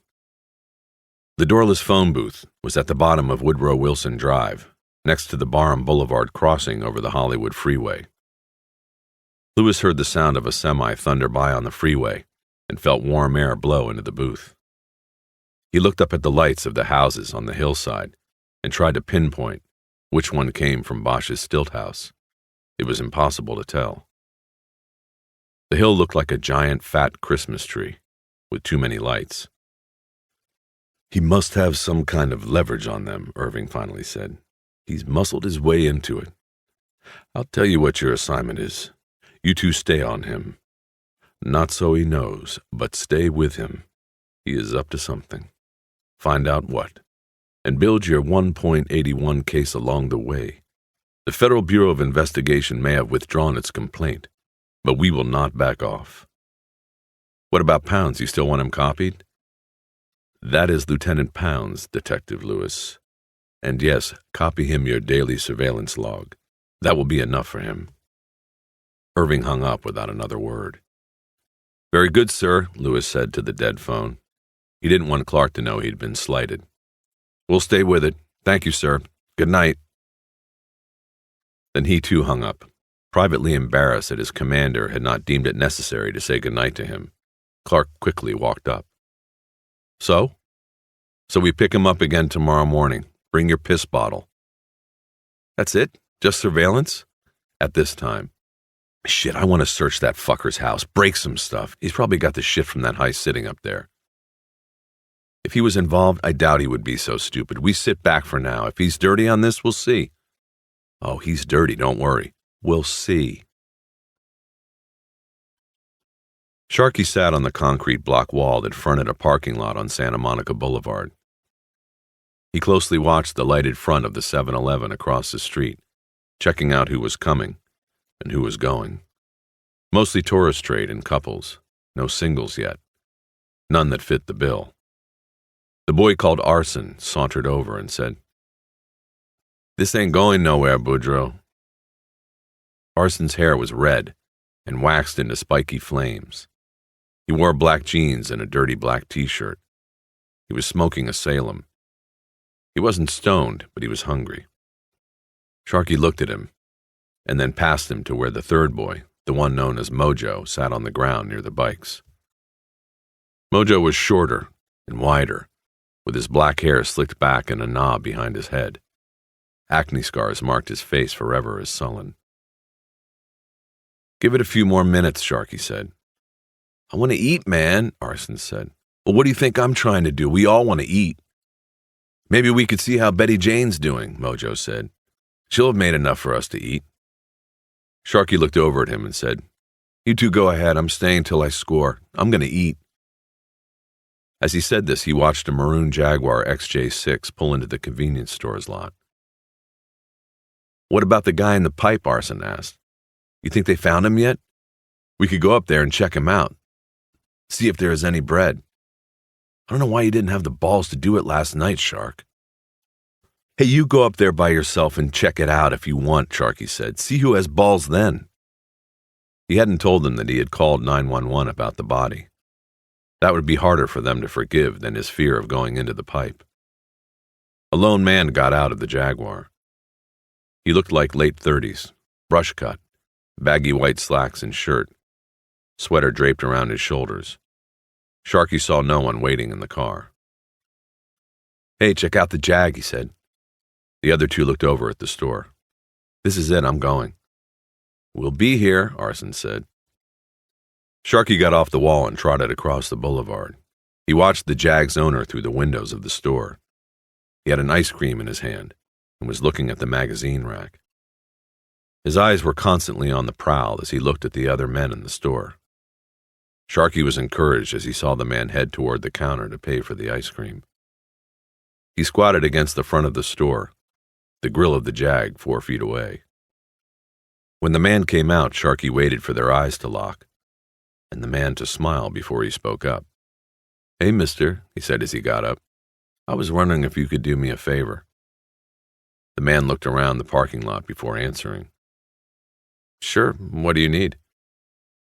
"Well, I was wondering if you might go in and get me a beer. I'll give you the money and all. I just want a beer, to relax, you know?" The man hesitated. "I don't know. That would be illegal, wouldn't it? You're not 21. I could get in trouble." "Well," Sharky said with a smile, "do you have any beer at home? Then you wouldn't have to be buying it. Just giving somebody a beer ain't no crime." "Well, I wouldn't stay long. We could probably relax each other a little bit, you know?" The man took another look around the parking lot. No one was watching. Sharky thought he had him now. "Okay," he said. "I can take you back here later if you want." "Sure, that'd be cool." They drove east on Santa Monica to Flores, and then south a couple of blocks to a townhouse development. Sharky never turned around or tried to look in the mirrors. They would be back there. He knew it. There was a security gate on the outside of the property which the man had a key for, and pulled closed behind them. Then they went into his townhouse. "My name is Jack," the man said. "What can I get you?" "I'm Phil. Do you have any food? Kind of hungry, too." Sharky looked around for the security intercom and the button that would unlatch the gate. The apartment was mostly light-colored furniture on an off-white deep pile carpet. "Nice place." "Thanks. Let me see what I have. If you want to wash your clothes, we can get that done, too, while you're here. I don't do this very often, you know, but when I can help someone, I try." Sharky followed him into the kitchen. The security console was on the wall next to the phone. When Jack opened the refrigerator and bent down to look in, Sharky pushed the button that opened the gate outside. Jack didn't notice. "I have tuna fish and I can make a salad. How long have you been on the street?" "I'm not going to call you Phil. If you don't want to tell me your real name, that's fine." Tuna fish would be good.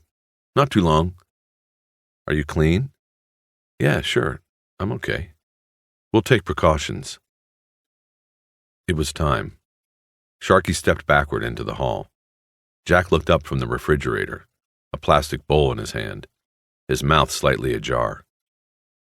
Sharky thought there was a look of recognition in his face, like he knew what was about to happen. Sharky twisted the deadbolt and opened the door. Arson and Mojo walked in. "Hey, what is this?" Jack said, though there was no confidence in his voice. He rushed into the hall, and Arson, who was the biggest of all four of them, hit him with a fist on the bridge of his nose.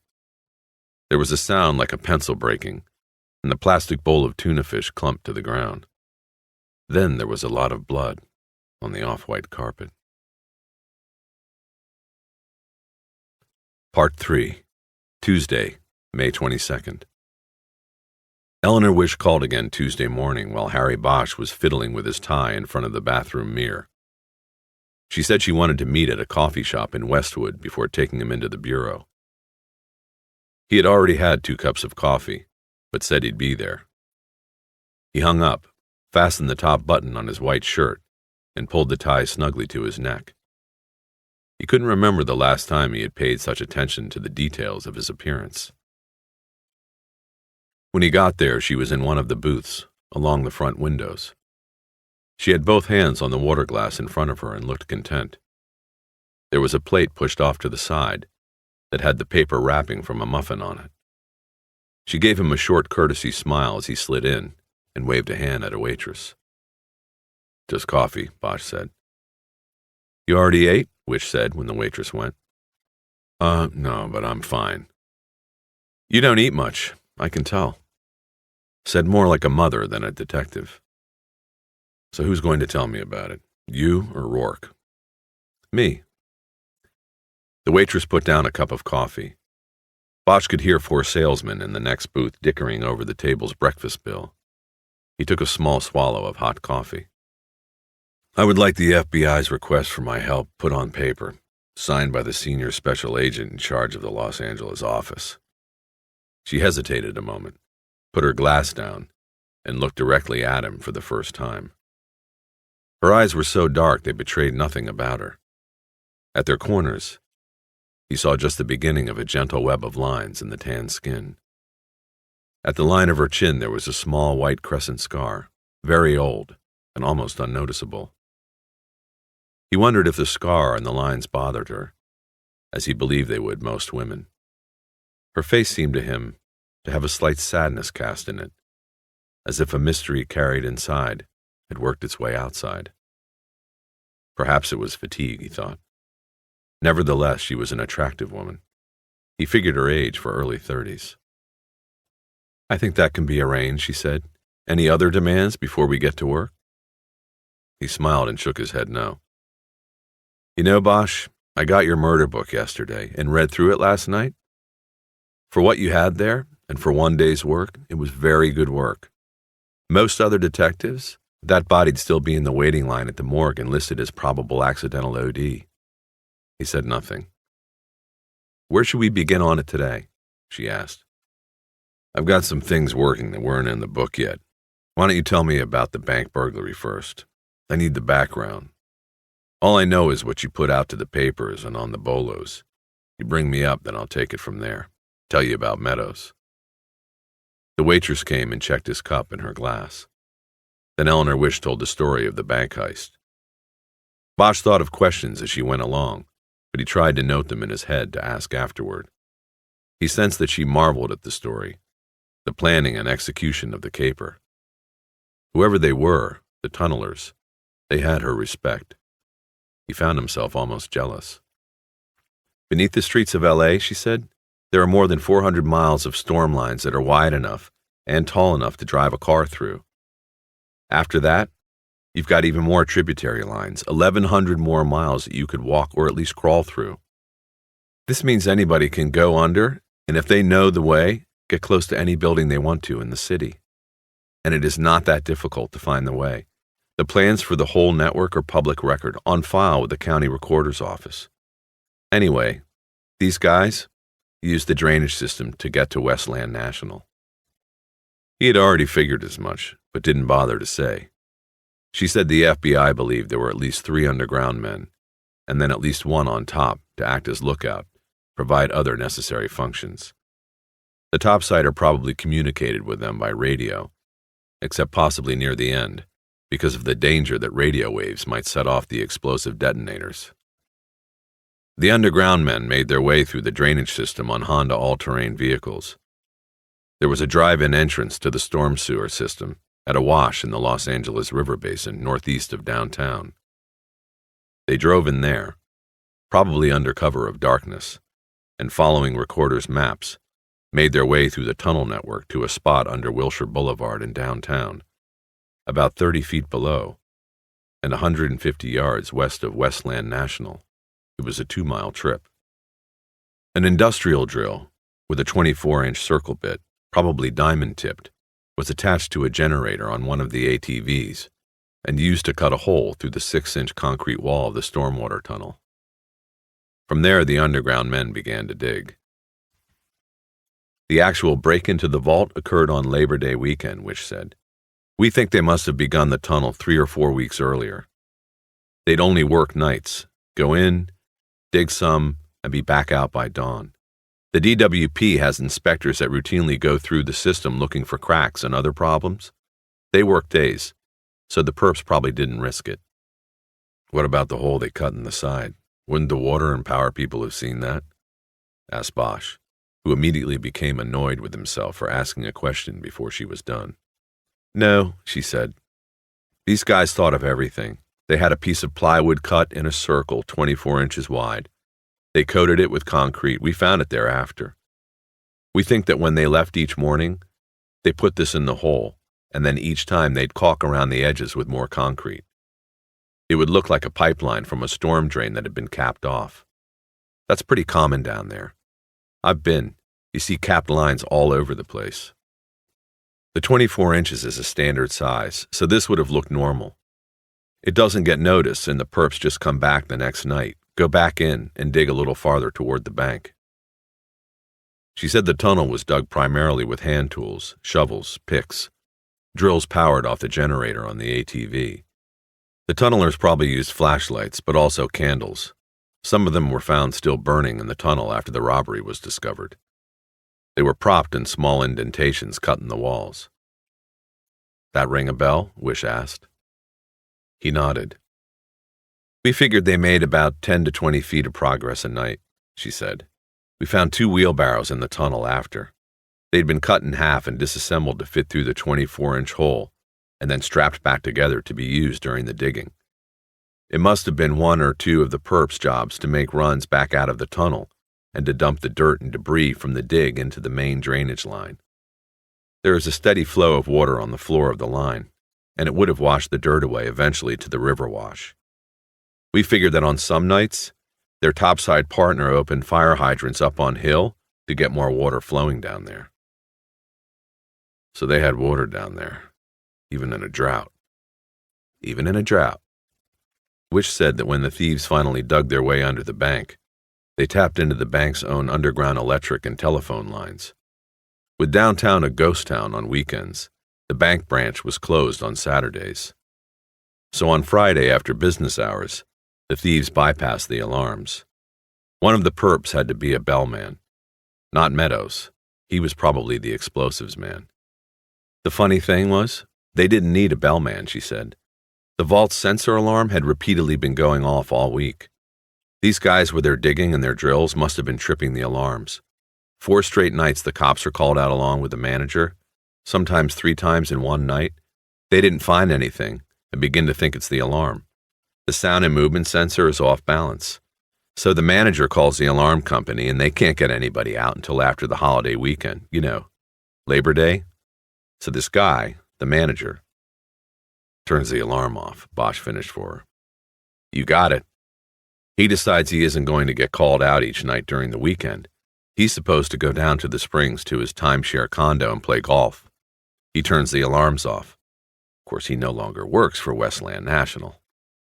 Under the vault, the bandits used a water-cooled industrial drill, which was bolted upside down to the underside of the vault slab, to bore a 2.5-inch hole through the 5 feet of concrete and steel.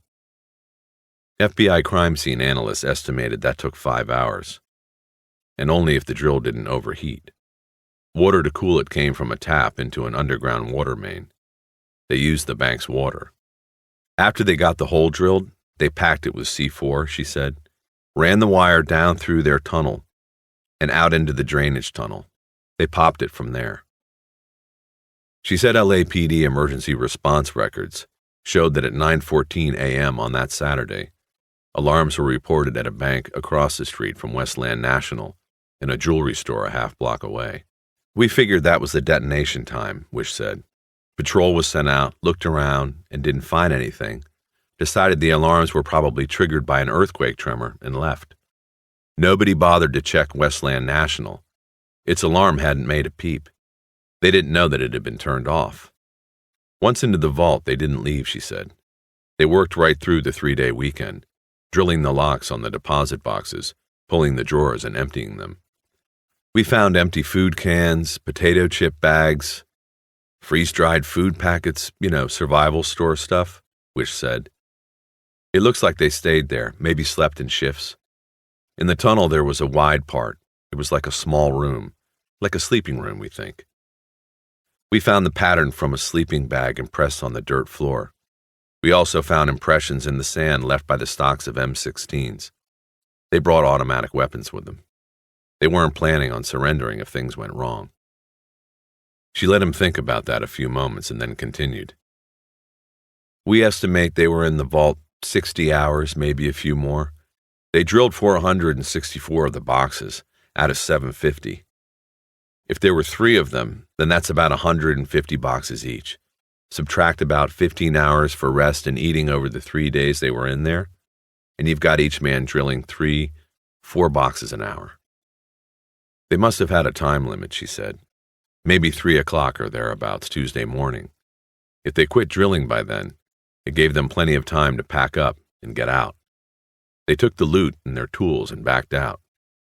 The bank manager, with a fresh Palm Springs tan on his face, discovered the heist when he opened the vault for business Tuesday morning. That's it in a nutshell, she said. Best thing I've seen or heard since I've been in the job. Only a few mistakes. We found out a lot about how they did it, but not much about who did it. Meadows was as close as we ever got, now he's dead. That photograph you showed me yesterday of the bracelet, you were right. It's the first thing that's ever turned up from one of those boxes that we know of. But now it's gone. Bosch waited for her to say something, but she was done. How'd they pick the boxes to drill, he asked. It looks random. I have a video at the office, I'll show you. But it looks like they said, you take that wall, I'll take this one, you take that one, and so on. Some boxes right next to others that were drilled were left untouched. Why, I don't know. Didn't look like a pattern. Still, we had losses reported in 90% of the boxes they drilled. Mostly untraceable stuff. They chose well. How did you come up with 3 of them? We figured it would take at least that many to drill that many boxes. Plus, that's how many ATVs there were. She smiled and he bit. Okay. How'd you know about the ATVs? Well, there were tracks in the mud in the drainage line, and we identified them from tires. We also found paint, blue paint, on the wall on one of the curves of the drainage line. One of them had slid on the mud and hit the wall. The paint lab in Quantico came up with a model year and make.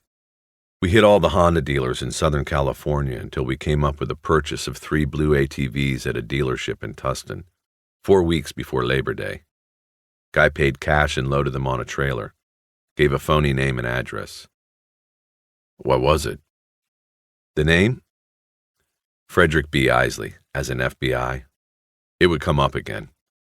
We once showed the salesman some 6-packs that included Meadows, yours, and a few other people's photos, but he couldn't make anybody as Isley. She wiped her mouth on a napkin and dropped it on the table. He could see no lipstick on it. Well, she said, I've had enough water for a week. Meet me back at the bureau and we'll go over what we've got and what you've got on the Meadows thing.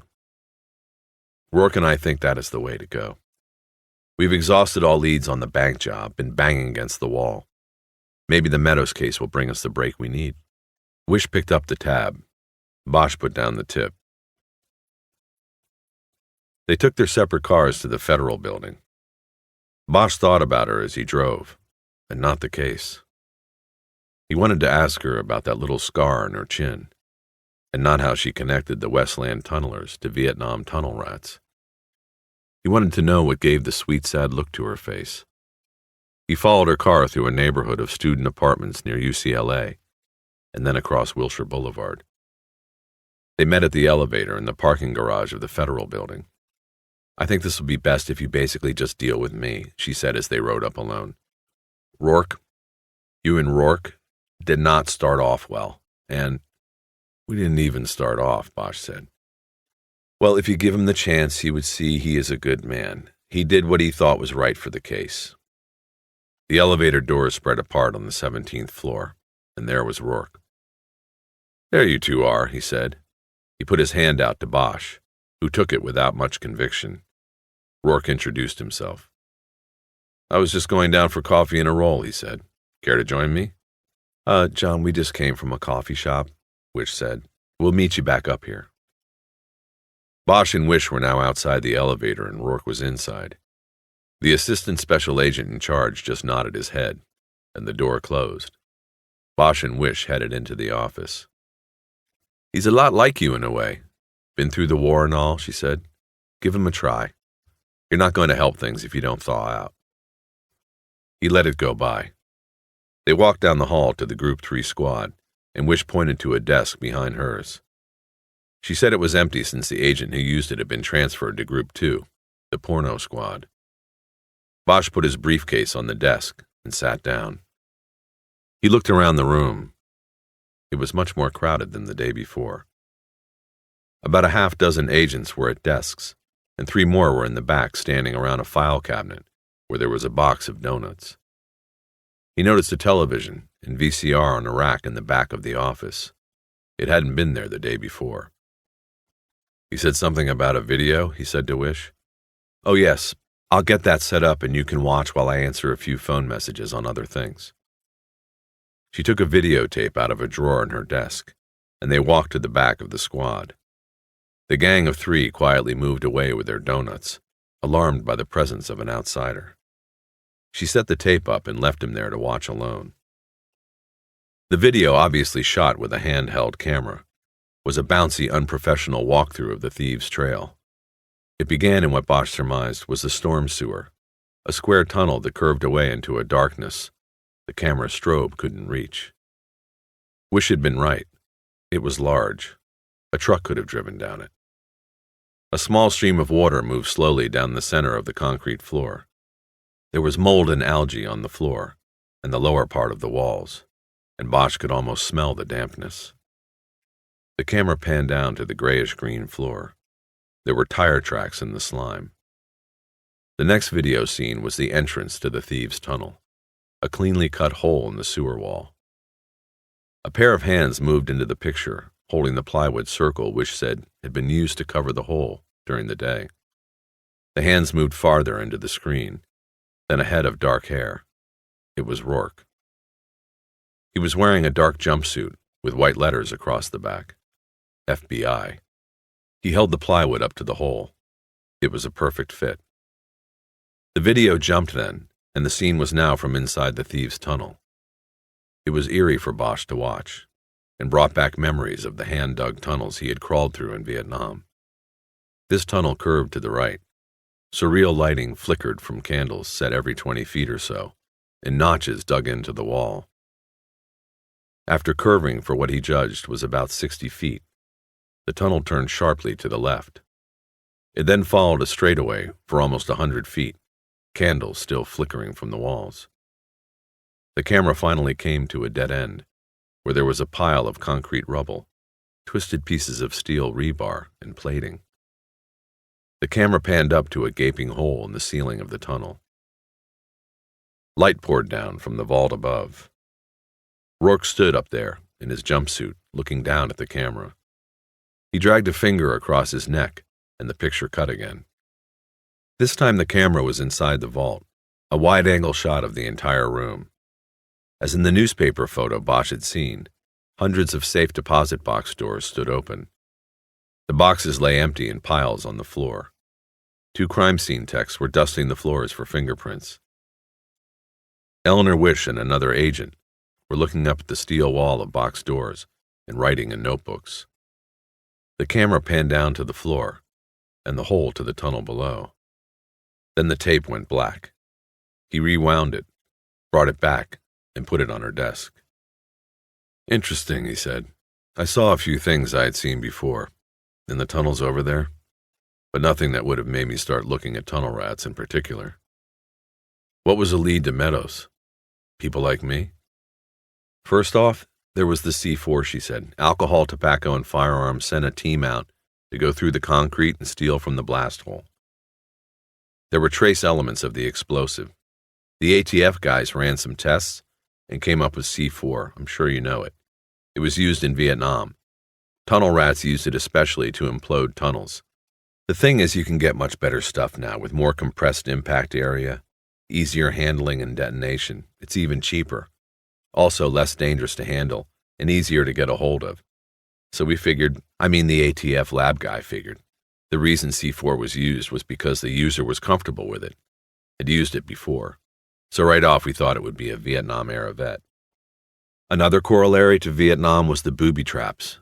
We think that before they went up into the vault to start drilling, they wired the tunnel to protect their rear. We sent an ATF dog through as a precaution, to make sure there wasn't any more live C4 lying around. The animal got a reading, indicated explosives in 2 places in the tunnel. The midway point, and at the entrance cut in the wall of the storm line.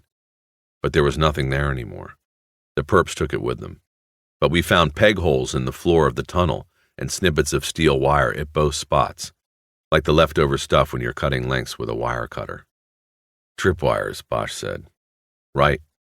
We're thinking they had the tunnel wired for intruders. If anybody had come in from behind to take them, the tunnel would have gone up. They'd have been buried under Hill Street. At least the tunnelers took the explosives out with them when they left, saved us stumbling across them.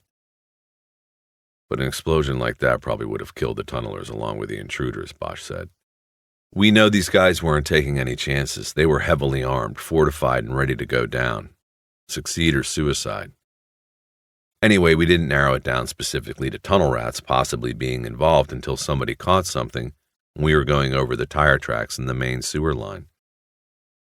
The tracks were here and there, no complete trail. So it took us a couple days to track them from the tunnel back to the entrance at the river wash. It wasn't a straight shot. It's a labyrinth down there. You had to know your way. We figured these guys weren't sitting there on their ATVs with a flashlight and a map every night. Hansel and Gretel? They left crumbs along the way? Sort of. The walls down there have a lot of paint on them, DWP marks, so they know where they are, what line is going where, dates of inspection, and so forth. With all the paint on them, some look like the side of a 7-Eleven in an East LA barrio. So we figured the perps marked the way. We walked the trail and looked for reoccurring marks. There was only one, kind of a peace sign without the circle, just 3 quick slash marks. He knew the mark. He'd used it himself in tunnels 20 years ago. 3 quick slashes on a tunnel wall with a knife. It was the symbol they'd used to mark their way, so they could find the way out again. Wish said, one of the cops there that day, this was before LAPD turned the whole thing over to us, one of the robbery guys said he recognized it from Vietnam. He wasn't a tunnel rat, but he told us about them. That's how we connected it. From there, we went to the Department of Defense and the VA and got names. We got Meadows, we got yours, others. How many others? She pushed a 6-inch stack of manila files across her desk. They're all here. Have a look if you want. Rourke walked up then. Agent Wish has told me about the letter you requested, he said. I have no problem with it. I roughed out something, and we'll try to get Senior Special Agent Whitcomb to sign it sometime today. When Bosch didn't say anything, Rourke went on. We may have overreacted yesterday, but I hope I've set everything straight with your lieutenant and your internal affairs people. He gave a smile a politician would envy.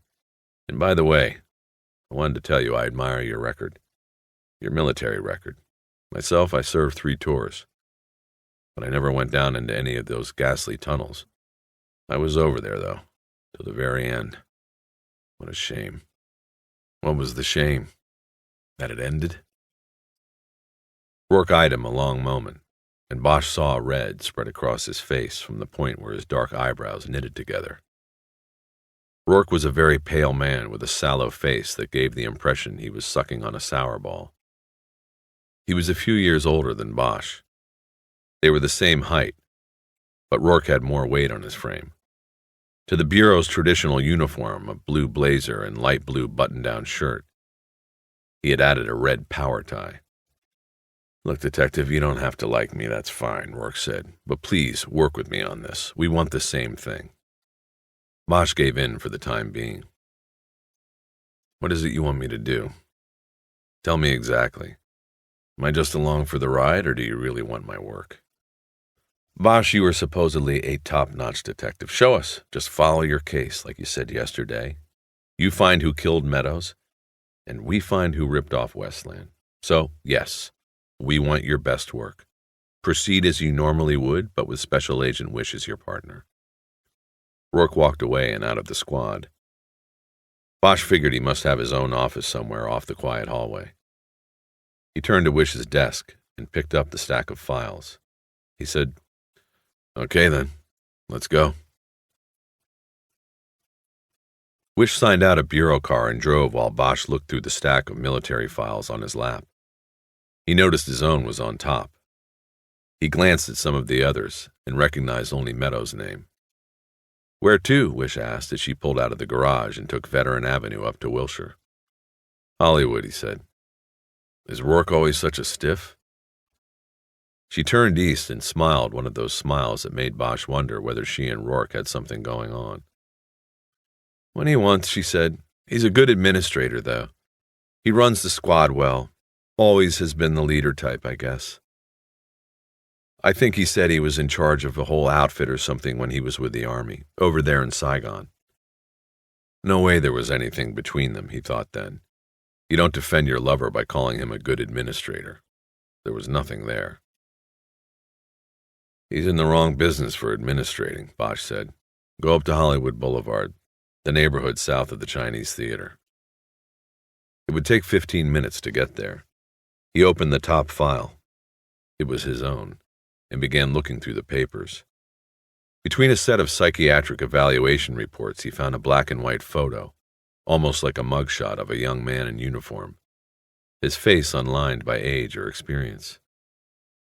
"You looked good in a crew cut," Wish said, interrupting his thoughts. "Reminded me of my brother when I saw that." Bosch looked at her but didn't say anything. He put the photo down and went back to roaming through the documents in the file, reading snatches of information about a stranger who was himself. Wish said, "We were able to find 9 men with Vietnam tunnel experience living in Southern California. We checked them all out. Meadows was the only one we really moved up to the level of suspect. He was a hype, had the criminal record. He also had a history of working in tunnels even after he came back from the war." She drove in silence for a few minutes while Bosch read. Then she said, "We watched him a whole month after the burglary." "What was he doing?" "Nothing that we could tell. He might have been doing some dealing. We were never sure. He'd go down to Venice to buy balloons of tar about every 3 days. But it looked like it was for personal consumption. If he was selling, no customers ever came. No other visitors the whole month we watched. Hell, if we could prove he was selling, we would have popped him and then had something decent to scam him with when we talked about the bank job." She was quiet again for a moment. Then, in a tone that Bosch thought was meant more to convince herself than him, said, "He wasn't selling." "I believe you," he said. "You're going to tell me what we're looking for in Hollywood?" "We're looking for a wit, a possible witness. How was Meadows living during the month you watched? I mean, money-wise. How'd he get money to go down to Venice?" "Near as we could tell, he was on welfare and had a VA disability check. That's it." "Why'd you call it off after a month?" "We didn't have anything, and we weren't even sure he had anything to do with it. Who pulled the plug?" "Rourke did." "He couldn't—" "The administrator." "Let me finish." "He couldn't justify the cost of continued surveillance without any results. We were going on a hunch, nothing more. You're just looking at it from hindsight. But it had been almost 2 months since the robbery. There was nothing there that pointed to him. In fact, we were just going through the motions after a while. We thought whoever it really was, they were in Monaco or Argentina, not scoring balloon hits of tar heroin on Venice Beach and living in a tramp apartment in the valley. At the time, Meadows didn't make sense. Rourke called the watch, but I concurred. I guess now we know we fucked up. Satisfied?" Bosch didn't answer. He knew Rourke had been correct in calling the watch. Nowhere is hindsight better than in cop work. He changed the subject. "Why that bank?" Did you ever think about that? Why Westland National? Why not a Wells Fargo or a vault in a Beverly Hills bank? Probably more money in the banks over in the hills anyway. You said these underground tunnels go all over the place. They do. I don't know the answer to that one. Maybe they picked a downtown bank because they wanted a full 3 days to open the boxes and they knew downtown banks aren't open Saturdays. Maybe only Meadows and his friends know the answer. What are we looking for in this neighborhood? There was nothing in your reports about a possible witness. Witness to what? They were in the neighborhood. The street was lined with run-down motels that had looked depressing the day they were finished being built. Bosch pointed out one of these, the Blue Chateau, and told her to park. It was as depressing as all the others on the street. Concrete block, early 50s design. Painted light blue, with darker blue trim that was peeling. It was a 2-story courtyard building, with towels and clothes hanging out of almost every open window. It was a place where the interior would rival the exterior as an eyesore, Bosch knew. Where runaways crowded 8 or 10 to a room, the strongest getting the bed, the others the floor or the bathtub. There were places like this on many of the blocks near the boulevard. There always had been, and always would be. As they sat in the Fed car looking at the motel, Bosch told her about the half-finished paint scrawl he had found on the pipe at the reservoir and the anonymous 911 caller. He told her he believed the voice went with the paint. Edward Neese, a.k.a. Sharky. These kids, the runaways, they form street cliques, Bosch said as he got out of the car. Not exactly like gangs. It's not a turf thing. It's for protection and business. According to the crash files, Sharky's crew has been hanging out at the chateau here for the last couple of months. As Bosch closed the door, he noticed a car pulled to the curb a half block up the street. He took a quick glance at it, but didn't recognize the car. He thought he could see 2 figures in it, but it was too far away for him to be sure, or to tell if it was Lewis and Clark. He headed up a flagstone walkway to an entrance hallway below a broken neon sign for the motel office. In the office, Bosch could see an old man sitting behind a glass window with a slide tray at its base. The man was reading the day's green sheet from Santa Anita. He didn't pull his eyes away until Bosch and Wish were at the window. "Yes, officers, what can I do for you?" He was a worn-out old man whose eyes had quit caring about anything but the odds on 3-year-olds. He knew cops before they flipped their buzzers, and he knew to give them what they wanted without much fuss. "Kid named Sharky," Bosch said. "What's the room?" 7, but he's gone, I think. His motorbike usually sits there in the hall when he's around. There's no bike there. He's gone. Most probably. Most probably anybody else in 7? Sure, somebody's always around. First floor? Yep. Back door or window? Both. Sliding door on the back. Very expensive to replace. The old man reached over to the key rack and took a key off a hook marked 7. He slid it into the tray beneath the window between him and Bosch. Detective Pierce Lewis found a receipt from an automatic teller machine in his wallet and used it to pick his teeth. His mouth tasted as though there was still a piece of breakfast sausage in there somewhere.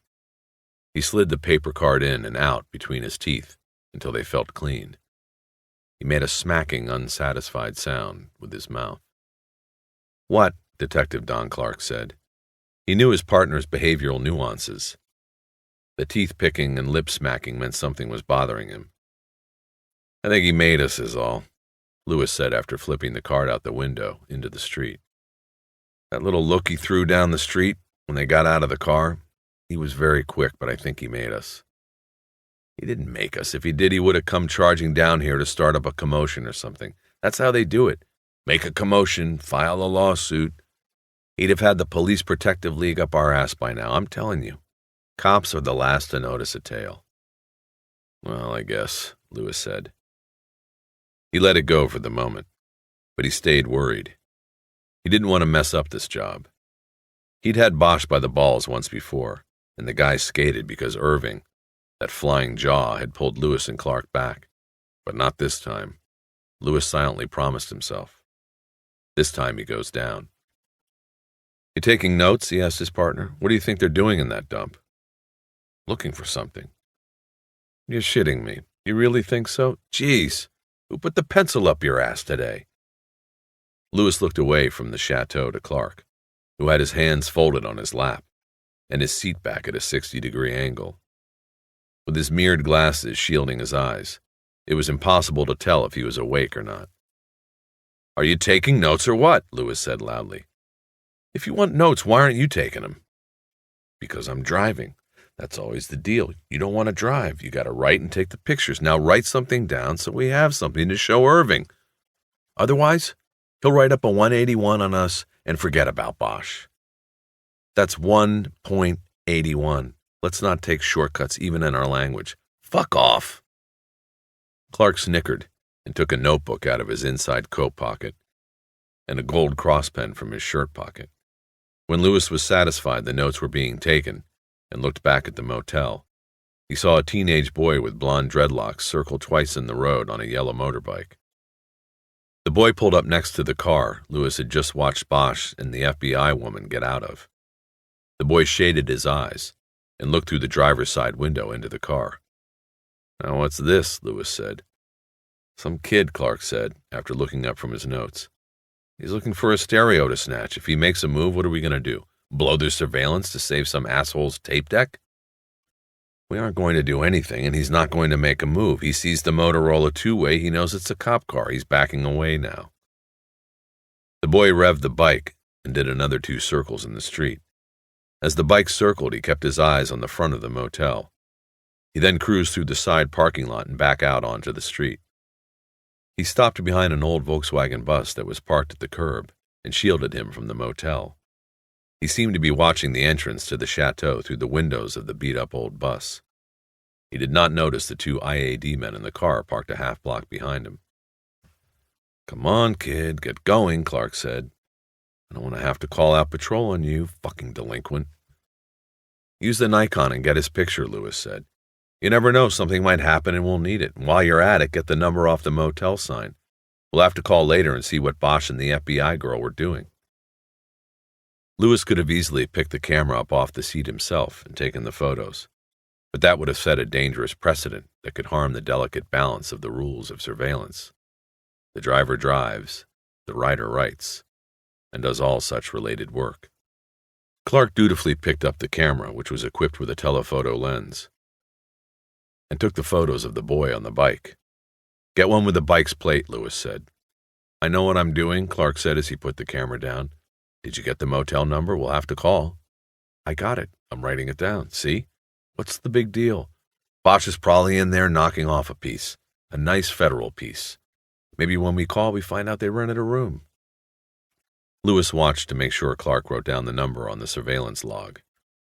And maybe we don't, Lewis said. They just met. And anyway, I doubt he'd be so stupid. They gotta be in there looking for somebody, a wit maybe. But there was nothing about any witness in the murder book. He held it back. That's Bosch. That's how he works. Clark didn't say anything. Lewis looked back down the street to the chateau. He then noticed that the kid was gone. There was no sign of the motorbike. Bosch waited a minute to give Eleanor Wish time to get behind the chateau to watch the sliding door on the back of room 7. He bent and held his ear to the door and thought he heard a rustling sound and an occasional word mumbled. There was someone in the room. When it was time, he knocked heavily on the door. He heard the sound of movement, fast steps on carpet, from the other side of the door, but no one answered. He knocked again and waited, then heard a girl's voice. Who is it? Police, Bosch said. We want to talk to Sharky. He's not here. Then I guess we want to talk to you. I don't know where he is. Open the door, please. He heard more noise, like someone banging into furniture, but nobody opened the door. Then he heard a rolling sound. A glass door sliding open. He put the key in the doorknob and opened the door in time to catch a glimpse of a man going through the back doorway and jumping off the porch to the ground. It wasn't Sharky. He heard Wish's voice outside, ordering the man to stop. Bosch took a quick inventory of the room. An entrance hall with closet to the left, bathroom to the right. both empty except for some clothes on the closet floor. 2 large double beds pushed up against opposite walls, a dresser with a mirror on the wall above it, a yellow-brown carpet worn flat on the pathways around the beds into the bathroom. The girl, blonde-haired, small, maybe 17 years old, sat on the front edge of one of the beds with a sheet around her. Bosch could see the outline of a nipple pressing out against the dingy, once white cloth. The room smelled like cheap perfume and sweat. "Bosch, you all right in there?" Wish called from outside. He could not see her because of a sheet hung like a curtain over the sliding door. "Okay, you?" "Okay, what have we got?" Bosch walked to the sliding door and looked out. Wish stood behind a man who had his arms extended and his hands on the motel's back wall. He was about 30, with the sallow skin of a man who just did a month in county lockup. His pants were open in the front. His plaid shirt was buttoned incorrectly. And he stared straight down to the ground, with the bug-eyed look of a man who had no explanation, but needed one badly. Bosch was momentarily struck by the man's apparent decision to button his shirt before his pants. "He's clean," she said. "Looks a little winded, though." "Looks like soliciting sex with a minor if you want to spend the time with it. Otherwise, kick him loose." He turned to the girl on the bed. "No bullshit. How old are you and what did he pay? I'm not here to bust you." She thought it over a moment. Bosch never took his eyes off hers. "Almost 17, she said in a bored monotone. "He didn't pay me anything. He said he would, but he didn't get to that yet." "Who's in charge of your crew? Sharky? Didn't he ever tell you to get the money first?" "Sharky ain't always around. And how'd you get his name?" "Heard it around." "Where is he today?" "I told you, I don't know." The plaid-shirted man came into the room through the front door, followed by Wish. His hands were cuffed behind him. "I'm going to book him. I want to. This is sick. She told me she was 18, Plaid-shirt said. Bosch walked up to him and pulled open his shirt with a finger. There was a blue eagle with its wings spread across his chest. In its talons it carried a dagger and a Nazi swastika. Beneath that it said One Nation. Bosch knew that meant the Aryan Nation, the white supremacist prison gang. He let the shirt fall back into place. "Hey, how long you been out?" he asked. "Hey, come on, man," Plaid-shirt said. "This is bullshit. She pulled me in from the street. And let me at least button my goddamn pants. This is bullshit." "Give me the money, fucker," the girl said. She jumped from the bed, the sheet falling to the floor, and lunged naked at the John's pants pockets. "Get her off me! Get her off!" he called out as he squirmed to avoid her hands. "See? You see? She should be going, not me." Bosch moved in and separated the two and pushed the girl back to the bed.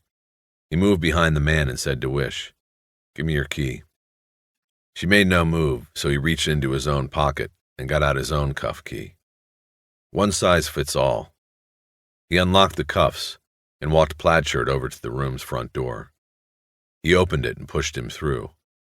In the hallway, the man stopped to button his pants, which gave Bosch the opportunity to put his foot on his butt and push. "Get out of here, short eyes," he said as the man stumbled down the hall. "This is your lucky day." The girl was wrapped in the dirty sheet again when Bosch went back into the room. He looked at Wish and saw anger in her eyes. He knew it wasn't just for the man in the plaid shirt. Bosch looked at the girl and said, "Get your clothes, go into the bathroom and get dressed." When she didn't move, he said, "Now, let's go." After she grabbed up some clothes from the floor next to the bed and walked to the bathroom, letting the sheet fall to the ground, Bosch turned to Wish. "We've got too much else to do," he began. "You would have spent the rest of the afternoon getting her statement and booking that guy. In fact, it's a state beef, so I would have had to book him. And it's a flopper, can go felony or misdemeanor, and one look at that girl and the DA would have gone misty if he filed it at all. It wasn't worth it. It's the life down here, Agent Wish." She looked at him with smoldering eyes, the same eyes he had seen when he gripped her wrist to keep her from leaving the restaurant. "Bosch, I had decided it was worth it. Don't ever do that again." They stood there trying to outstare each other until the girl came out of the bathroom. She wore faded jeans that were split at the knees and a black tank top. No shoes, and Bosch noticed her toenails were painted red. She sat on the bed without saying anything. "We need to find Sharky," Bosch said. "About what? You got a cigarette?" He pulled out a pack of cigarettes and shook one out for her. He gave her a match and she lit it herself. "About what?" she said again. "About Saturday night," Wish said curtly. "We do not want to arrest him. We do not want to hassle him. We only want to ask him a few questions." "What about me?" the girl said. "What about you?" Wish said. "Are you going to hassle me?" "You mean, are we going to turn you over to Division of Youth Services, don't you?" Bosch looked at Wish to try to gauge a reaction. He got no reading. He said, "No, we won't call DYS if you help us. What's your name? Your real name?" "Betty Jane Felker." "All right, Betty Jane. You don't know where Sharky is? All we want to do is talk to him." "All I know is that he's working." "What do you mean? Where?" "Boytown. He's probably taking care of business with Arson and Mojo." "Those the other guys in the crew?" "Right." "Where in Boytown did they say they were going?" "They didn't. They just go where the queers are, I guess. You know." The girl either couldn't be more specific or wouldn't be. Bosch knew it didn't matter.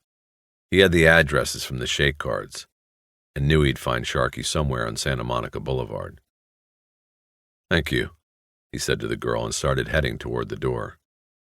He was halfway down the hall before Wish came out of the room, walking after him at a brisk, angry pace. Before she said anything, he stopped at a payphone in the hallway by the office. He took out a small phone book he always carried, looked up the number for DYS, and dialed. He was put on hold for 2 minutes before an operator transferred him to an automated tape line on which he reported the date and time and location of Betty Jane Felker, suspected runaway. He hung up wondering how many days it would be before they got the message, and how many days after that it would be before they got to Betty Jane. They were all the way into West Hollywood on Santa Monica Boulevard, and she was still hot. Bosch had tried to defend himself but realized there was no chance, so he sat there quietly and listened. "It's a matter of trust, that's all," Wish said. "I don't care how long or short we work together. If you're going to keep up the one-man army stuff, there will never be the trust we need to succeed." He stared at the mirror on the passenger side, which he had adjusted so he could watch the car that had pulled away from the curb and followed them from the blue chateau. He was sure now it was Lewis and Clark. He had seen Lewis's huge neck and crew cut behind the wheel when the car had pulled up within 3 car lengths at a traffic signal. He didn't tell Wish they were being followed. And if she had noticed the tail, she hadn't said so. She was too involved in other things. He sat watching the tail car and listening to her complaints about how badly he had handled things. Finally, he said, "Meadows was found Sunday. Today is Tuesday. It is a fact of life in homicide that the odds, the likelihood, of solving a homicide grow longer as each day on the calendar flips by. And so I'm sorry. I did not think it would help us to waste a day booking some asshole who was probably baited into a motel room by a hooker 16 years old going on 30. I also did not think it would be worth waiting for DYS to come out to pick up the girl, because I would bet a paycheck that DYS already knows that girl and knows where she is if they want her. In short, I wanted to get on with it, leave other people's jobs to other people and do my job. And that meant doing what we are doing now. Slow down up here at Ragtime. It's one of the spots I got off the shake cards. We both want to solve this, Bosch, so don't be so goddamn condescending, as if you have this noble mission and I'm just along for the ride. We are both on it. Don't forget it. She slowed in front of the open-air cafe, where pairs of men sat in white wrought-iron chairs at glass-topped tables, drinking iced tea with slices of orange hooked on the rim of beveled glasses. A few of the men looked at Bosch, and then looked away uninterested. He scanned the dining area but didn't see Sharky. As the car cruised past, he looked down the side alley and saw a couple of men hanging around, but they were too old to be Sharky. They spent the next 20 minutes driving around gay bars and restaurants, keeping mostly on Santa Monica, but did not see the boy. Bosch watched as the internal affairs car kept pace, never more than a block back. Wish never said anything about them, but Bosch knew that law officers were usually the last to notice a surveillance because they were the last to ever think they might be followed. They were the hunters, not the prey. Bosch wondered what Lewis and Clark were doing. Did they expect that he would break some law or cop rule with an FBI agent in tow? He began to wonder if the two IAD detectives weren't just hot-dogging on their own time. Maybe they wanted him to see them. Some kind of a psych-out. He told Wish to pull to a curb in front of Barney's Beanery, and he jumped out to use the payphone near the old bar's screen door. He dialed the Internal Affairs non-public number, which he knew by heart, having had to call in twice a day when he was put on home duty the year before while they investigated him. A woman, the desk officer, answered the phone. "Is Lewis or Clark there?" "No, sir, they're not. Can I take a message?" "No, thanks. This is Lieutenant Pounds, Hollywood Detectives. Are they just out of the office? I need to check a point with them." "I believe they are code 7 till PM watch." He hung up. They were off duty until 4. They were scamming, or Bosch had simply kicked them too hard on the balls this time, and now they were going after him on their own time. He got back in the car and told Wish he had checked his office for messages. It was as she merged the car back into traffic that he saw the yellow motorbike leaning on a parking meter about a half block from Barney's. It was parked in front of a pancake restaurant. "There," he said and pointed. "Go on by, and I'll get the number. If it's his, we'll sit on it." It was Sharky's bike. Bosch matched the plate to his notes from the kid's crash file, but there was no sign of the boy. Wish drove around the block and parked in the same spot in front of Barney's that they had been in before. "So we wait," she said. "For this kid you think might be a witness?" "Right. It's what I think. But two of us don't need to waste the time. You can leave me here if you want. I'll go in the Beanery, order a pitcher of Henry's and a bowl of chili, and watch from the window." "That's all right. I'm staying." Bosch settled back for a wait. He took out his cigarettes, but she nailed him before he got one out of the pack. "Have you heard of the draft risk assessment?" she asked. "The what?" "Secondhand cigarette smoke. It's deadly, Bosch. The EPA came out last month officially. Said it's a carcinogen. 3,000 people are getting lung cancer a year from passive smoking, they call it. You are killing yourself and me. Please don't." He put the cigarettes back in his coat pocket. They were quiet as they watched the bike, which was chain-locked to the parking meter. Bosch took a few glances at the side view mirror, but didn't see the IAD car. He glanced over at Wish, too, whenever he thought she wasn't looking. Santa Monica Boulevard steadily got crowded with cars as the apex of rush hour approached. Wish kept her window closed to cut down on carbon monoxide. It made the car very hot. "Why do you keep staring at me?" she asked about an hour into the surveillance. "At you? I didn't know that I was. You were. You are. You ever have a female partner before?" "Nope. But that's not why I would be staring, if I was." "Why then, if you were?" "I'd be trying to figure you out, why you are here, doing this. I always thought, at least I heard, that the bank squad over at the FBI was for dinosaurs and fuck-ups. The agent's too old or too dumb to use a computer or trace some white-collar scumbag's assets through a paper trail. And here you are, on the heavy squad. You're no dinosaur. Something tells me you're no fuck-up. Something tells me you're a prize, Eleanor." She was quiet a moment, and Bosch thought he saw the trace of a smile play on her lips. Then it was gone, if it had been there at all. "I guess that is a backhanded compliment," she said. "If it is, thank you. I have my reasons for choosing where I am with the Bureau, and believe me, I do get to choose.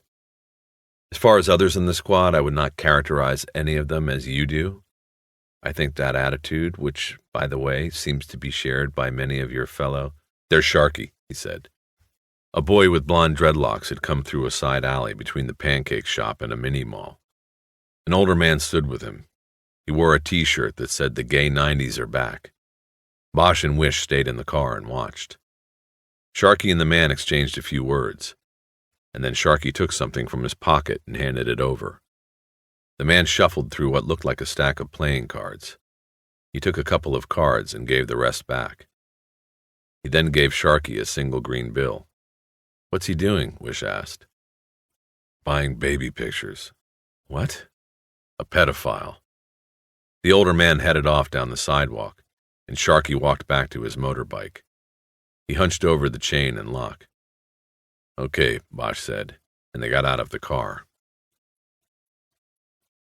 That would be enough for today, Sharky thought. Time to kick. He lit a cigarette and bent over the seat of his motorbike to work the combination on the master lock. His dreads flopped down past his eyes, and he could smell some of the coconut stuff he had put in his hair the night before at the Jaguar guy's house. That was after arson had broken the guy's nose, and the blood got everywhere. He stood up and was about to wrap the chain around his waist when he saw them coming. Cops. They were too close. Too late to run. Trying to act like he hadn't yet seen them, he quickly made a mental list of everything in his pockets. The credit cards were gone, already sold. The money could have come from anywhere, some of it did. He was cool. The only thing they'd have would be the queer guy's identification if they had a lineup. Sharky was surprised the guy had made a report. No one ever had before. Sharky smiled at the two approaching cops, and the man held up a tape recorder. A tape recorder? What was this? The man hit the play button, and after a few seconds, Sharky recognized his own voice. Then he recognized where it had come from. This wasn't about the Jaguar guy. This was about the pipe. Sharky said, "So?" "So," said the man, "we want you to tell us about it." "Man, I didn't have anything to do with it. You ain't gonna put that..." "Hey, you're the guy from the police station." "Yeah, I saw you the next night." "Well, you ain't gonna get me to say that I did that shit up there." "Take it down a notch, Sharky," the man said. "We know you didn't do it. We just want to know what you saw is all. Lock your bike up again. We'll bring you back." The man gave his name and the woman's. Bosch and Wish. He said she was FBI, which really confused things. The boy hesitated, then stooped and locked the bike again. Bosch said, "We just want you to take a ride over to Wilcox to ask you some questions, maybe draw a picture." "Of what?" Sharky asked. Bosch didn't answer. He just gestured with his hand to come along, and then pointed up the block at a gray Caprice. It was the car Sharky had seen in front of the chateau. As they walked, Bosch kept his hand on Sharky's shoulder. Sharky wasn't as tall as Bosch yet, but they shared the same wiry build. The boy wore a tie-dye shirt of purple and yellow shades. Black sunglasses hung around his neck on orange string. The boy put them on as they approached the Caprice. "Okay, Sharky," Bosch said at the car. "You know the procedure. We gotta search you before you go in the car. That way we don't have to cuff you for the ride. Put everything on the hood." "Man, you said I was no suspect," Sharky protested. "I don't have to do this." "I told you. Procedure. You get it all back, except the pictures. We can't do that." Sharky looked first at Bosch and then Wish. Then he started putting his hands in the pockets of his frayed jeans. "Yeah, we know about the pictures," Bosch said. The boy put 4655 on the hood, along with a pack of cigarettes and book of matches, a small penknife on a keychain, and a deck of Polaroid photos. They were photos of Sharky and the other guys in the crew. In each, the model was naked and in various stages of sexual arousal. As Bosch shuffled through them, Wish looked over his shoulder and then quickly looked away. She picked up the pack of cigarettes and looked through it, finding a single joint among the cools. "I guess we have to keep that too," Bosch said. They drove to the police station on Wilcox because it was rush hour and it would have taken them an hour to get to the Federal Building in Westwood. It was after 6 by the time they got into the detective bureau, and the place was deserted, everybody having gone home. Bosch took Sharky into one of the 8x8 interview rooms. There was a small cigarette-scarred table and 3 chairs in the room. A handmade sign on one wall said "No sniveling." He sat Sharky down in the slider. a wooden chair with its seat heavily waxed, and a 1/4 inch of wood cut off the bottom of the front 2 legs. The incline was not enough to notice, but enough that the people who sat in the chair could not get comfortable. They would lean back like most hard cases and slowly slide off the front. The only thing they could do was lean forward, right into the face of their interrogator. Bosch told the boy not to move, then stepped outside to plan a strategy with Wish, shutting the door. She opened the door after he closed it. She said it's illegal to leave a juvenile in a closed room unattended. Bosch closed the door again. He isn't complaining, he said. We've got to talk. What's your feel for him? You want him, or you want me to take it? I don't know, she said. That settled it. That was a no. An initial interview with a witness, a reluctant witness at that, required a skillful blend of scamming, cajoling, demanding. If she didn't know, she didn't go. You're supposed to be the expert interrogator, she said, in what seemed to Bosch to be a mocking voice. According to your file, I don't know if that's using brains or brawn, but I'd like to see how it's done. He nodded, ignoring the jab. He reached into his pocket for the boy's cigarettes and matches. Go and give him these. I want to go check my desk for messages and set up a tape. When he saw the look on her face as she eyed the cigarettes, he added, First rule of interrogation, make the subject think he is comfortable. Give him the cigarettes. Hold your breath if you don't like it. He started to walk away, but she said, Bosch, what was he doing with those pictures? So that was what was bothering her, he thought. Look, 5 years ago, a kid like him would have gone with that man and done who knows what. Nowadays, he sells him a picture instead. There are so many killers, diseases and otherwise. These kids are getting smart. It's safer to sell your Polaroids than to sell your flesh. She opened the door to the interview room and went in. Bosch crossed the squad room and checked the chrome spike on his desk for messages. His lawyer had finally called him back. So had Bremer over at the Times, though he had left a pseudonym they both had agreed on earlier. Bosch didn't want anybody snooping around his desk to know the press had called. Bosch left the messages on the spike, took out his ID card, and went to the supply closet and slipped the lock. He opened a new 90-minute cassette and popped it into the recorder on the bottom shelf of the closet. He turned on the machine and made sure the backup cassette was turning. He set it on record and watched to make sure both tapes were rolling. Then he went back down the hallway to the front desk and told a fat explorer scout who was sitting there to order a pizza to be delivered to the station. He gave the kid a 10 and told him to bring it to the interview room with 3 Cokes when it came. What do you want on it? The kid asked. What do you like? Sausage and pepperoni, hate anchovies, make it anchovies. Bosch walked back to the detective bureau. Wish and Sharky were silent when he walked back into the small interview room, and he had the feeling they had not been talking much. Wish had no feel for the boy. She sat to Sharky's right. Bosch took the seat on his left. The only window was a small square of mirrored glass in the door. People could look in, but not out. Bosch decided to be up front with the boy from the start. He was a kid, but he was probably wiser than most of the men who had sat on the slider before him. If he sensed deceit, he would start answering questions in one-syllable words. Sharky, we're going to tape this because it might help us later to go over it, Bosch said. Like I said, you are not a suspect, so you don't have to worry about what you say unless, of course, you're going to say you did it. See what I mean? The boy protested. I knew you'd get around to saying that and putting on the tape. Shit. I've been in one of these rooms before, you know. That's why we aren't bullshitting you. So let's say it once for the record. I'm Harry Bosch, LAPD. This is Eleanor Wish, FBI. And you are Edward Neese, a.k.a. Sharky. I want to start by... What's this shit? Was that the president? What got dragged in that pipe? What's the FBI doing here? Sharky, Bosch said loudly. Cool it. It's just an exchange program. Like when you used to go to school and the kids would come from France or someplace. Think like she's from France. She's just kind of watching and learning from the pros. He smiled and winked at Wish. Sharky looked over at her and smiled a little too. First question, Sharky. Let's get it out of the way so we can get to the good stuff. Did you do the guy up at the dam? Fuck no, I see. Wait a minute. Wish broke in. She looked at Bosch. Can we go outside for a moment? Bosch got up and walked out. She followed, and this time she closed the interview room door. What are you doing? He said. What are you doing? Are you going to read that kid his rights? Or do you want to taint this interview from the start? What are you talking about? He didn't do it.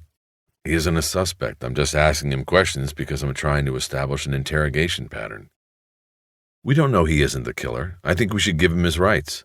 We read him his rights, and he's going to think he's the suspect, not a witness. We do that, we might as well go in there and talk to the walls. He won't remember a thing. She walked back into the interview room without another word. Bosch followed and picked up where he had left off, without saying anything about anybody's rights. You do the guy in the pipe, Sharky? No way, man. I seen him, that's all. He was already dead. The boy looked to his right at Wish as he said this. Then he pulled himself up in his chair. Okay, Sharky, Bosch said. By the way, how old are you? Where are you from? Tell me a couple things like that. Almost 18, man. Then I'm free, the boy said, looking at Bosch. My mom lives up in Chatsworth, but I try not to live with... Man, you already got all of this in one of your little notebooks. You a faggot, Sharky? No way, man, the boy said, staring hard at Bosch. I sell them pictures, big fucking deal. I ain't one of them. You do more than sell pictures to them? You roll a few when you get the chance? Bust them up, take their money? Who's going to file a complaint, right? Now Sharky looked back over to Wish and raised an open hand.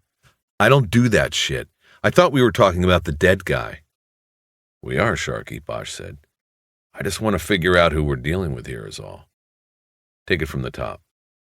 Tell us a story. I got pizza coming and there's more cigarettes. We got the time. It won't take any time. I didn't see anything except a body in there. I hope there's no anchovies. He said this looking at Wish while pulling himself up in the chair. He'd established a pattern in which he would look at Bosch when he was telling the truth, at Wish when he was shading it, or outright lying. Scammers always play to the women, Bosch thought. Sharky, Bosch said, if you want, we can take you up to Silmar and have him hold you overnight. We can start again in the morning, maybe when your memory is a little... I'm worried about my bike back there. It might get stole. Forget the bike, Bosch said, leaning into the boy's personal space. We aren't spoiling you, Sharky. You haven't told us anything yet. Start the story, then we'll worry about the bike. Okay. I'll tell you everything. The boy reached for his cigarettes on the table, and Bosch pulled back and got out one of his own. The leaning in and out of his face was a technique Bosch had learned while spending what seemed like 10,000 hours in these little rooms. Lean in. Invade that foot and a half that is all theirs, their own space. Lean back when you get what you want. It's subliminal. Most of what goes on in a police interrogation has nothing to do with what is said. It is interpretation, nuance, and sometimes what isn't said. He lit Sharky's cigarette first. Wish leaned back in her chair as they exhaled the blue smoke. You want to smoke, Agent Wish? Bosch said. She shook her head no. Bosch looked at Sharky, and a knowing look passed between them. It said, you and me, sport. The boy smiled. Bosch nodded for him to start his story, and he did. And it was a story. I go up there to crash sometimes, Sharky said. You know, when I don't find anybody to help me out with some motel money or nothing. Sometimes the room at my cruise motel is too crowded. I gotta get out. So I go up there, sleep in the pipe. It stays warm most of the night. Not bad. So anyway, it was one of those nights, so I went up there. What time was this? Wish asked. Bosch gave her a look that said, cool it. Ask the questions after the story is out. The kid had been going pretty good. Must have been pretty late, Sharky answered. 3, maybe 4 o'clock. I don't have a watch. And so I went up there. And I went in the pipe and I saw the guy that was dead, just laying there. I climbed out and split. I wasn't going to stay in there with a dead guy. When I got down the hill, I called you guys, 911. He looked back from Wish to Bosch. That's it, he said. Can I get a ride back to my bike? No one answered, so Sharky lit another cigarette and pulled himself up in the chair. That's a nice story, Edward, but we need the whole thing, Bosch said. We also need it right. What do you mean? I mean, it sounds like it was made up by a moron is what I mean. How'd you see the body in there? I had a flashlight, he explained to Wish. No, you didn't. He had matches. We found one. Bosch leaned forward until his face was only a foot from the boys. Sharky, how do you think we knew it was you that called? You think the operator just recognized your voice? Oh, that's old Sharky. He's a good kid, calling us about the body. Think, Sharky. You signed your name, or at least half of it, on the pipe up there. We got your prints off a half can of paint. And we know you only crawled halfway into the pipe. That's when you got scared and got out. You left tracks. Sharky stared forward. His eyes slightly lifted toward the mirrored window on the door. You knew the body was there before you went in. You saw somebody drag it into the pipe, Sharky. Look at me now and tell me the real story. Look, I didn't see nobody's face. It was too dark, man, the boy said to Bosch. Eleanor let out a breath. Bosch felt like telling her that if she thought the boy was a waste of time, she could leave. I was hiding, Sharky said. 'Cause see, at first I thought they were after me or something. I had nothing to do with this. Why are you dragging me down, man? We got a man dead, Edward. We got to find out why. We don't care about faces. That's fine. Tell us what you did see, and then you're no longer in it. That'll be it? That'll be it. Bosch leaned back then and lit his second cigarette. Well, yeah, I was up there and I wasn't too tired yet, so I was doing my paint thing, and I heard a car coming, like, holy shit. And what was weird was that I heard it before I saw it, because the guy had no lights on. So, man, I hauled ass and hid in the bushes on the hill right by there. You know, right by the pipe, right by where I hide my bike, you know, while I'm sleeping. The boy was becoming more animated, using his hands, and nodding his head, and looking mostly at Bosch now. Shit, I thought those guys were coming for me, like somebody had called the cops on account of me being up there, spraying a script or something. So, like, I hid.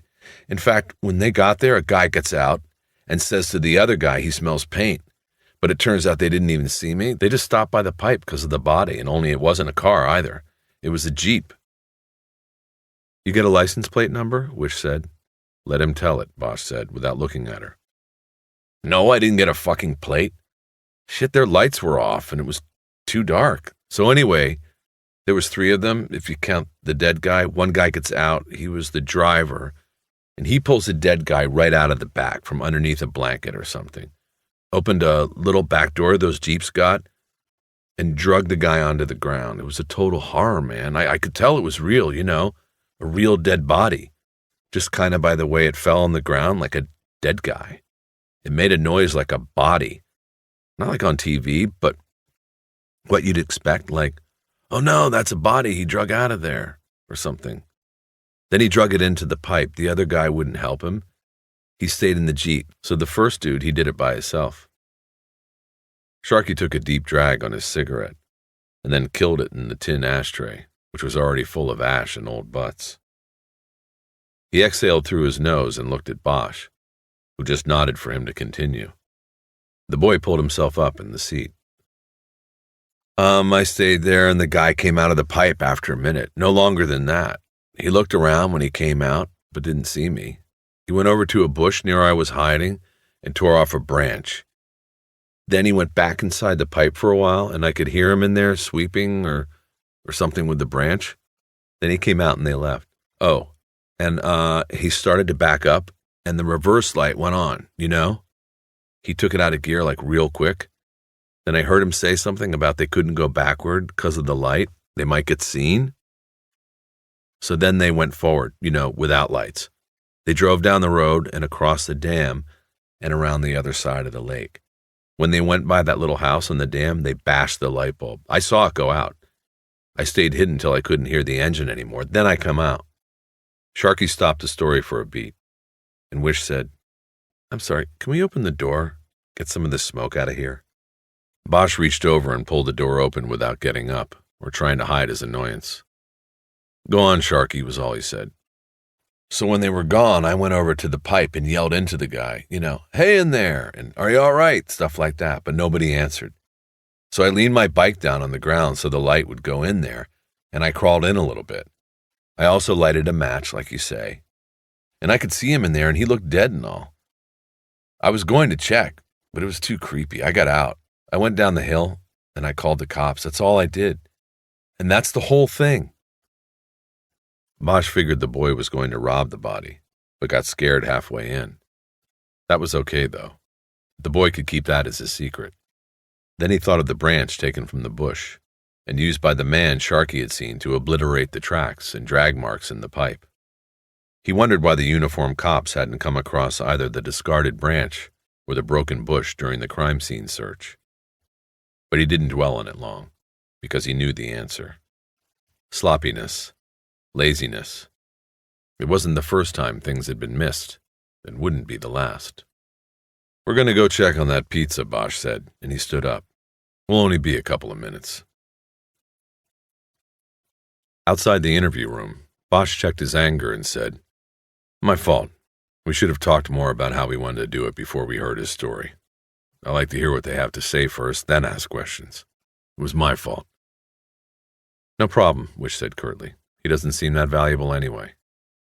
"Maybe," he thought a moment. "I was thinking of going back in and talking a little more to him. Maybe bring an identikit in. And if he doesn't get any better at remembering things, we could hypnotize him." Bosch had no way of knowing what a reaction to the last suggestion would be. He offered it in an offhand manner, half hoping it would slip by unnoticed. California courts had ruled that hypnotizing a witness taints that witness's later court testimony. If they hypnotized Sharky, he could never be a witness in any court case that could arise from the Meadows investigation. Wish frowned. "I know," Bosch said. "We'd lose him in court. But we might never get to court with what he's given us now. You said yourself he's not that valuable. I just don't know whether we should close the door on his usefulness now, so early in the investigation." Bosch walked over to the interview room door and looked through the one-way glass at the boy. He was smoking another cigarette. He put it down on the ashtray and stood up. He looked at the door window, but Bosch knew he couldn't see out. The boy quickly and quietly switched his chair with the one Wish had been using. Bosch smiled and said, "He's a smart kid. There might be more there that we won't get unless we put him under. I think it's worth the chance." "I didn't know you were one of LAPD's hypnotists. I must have missed that in your file."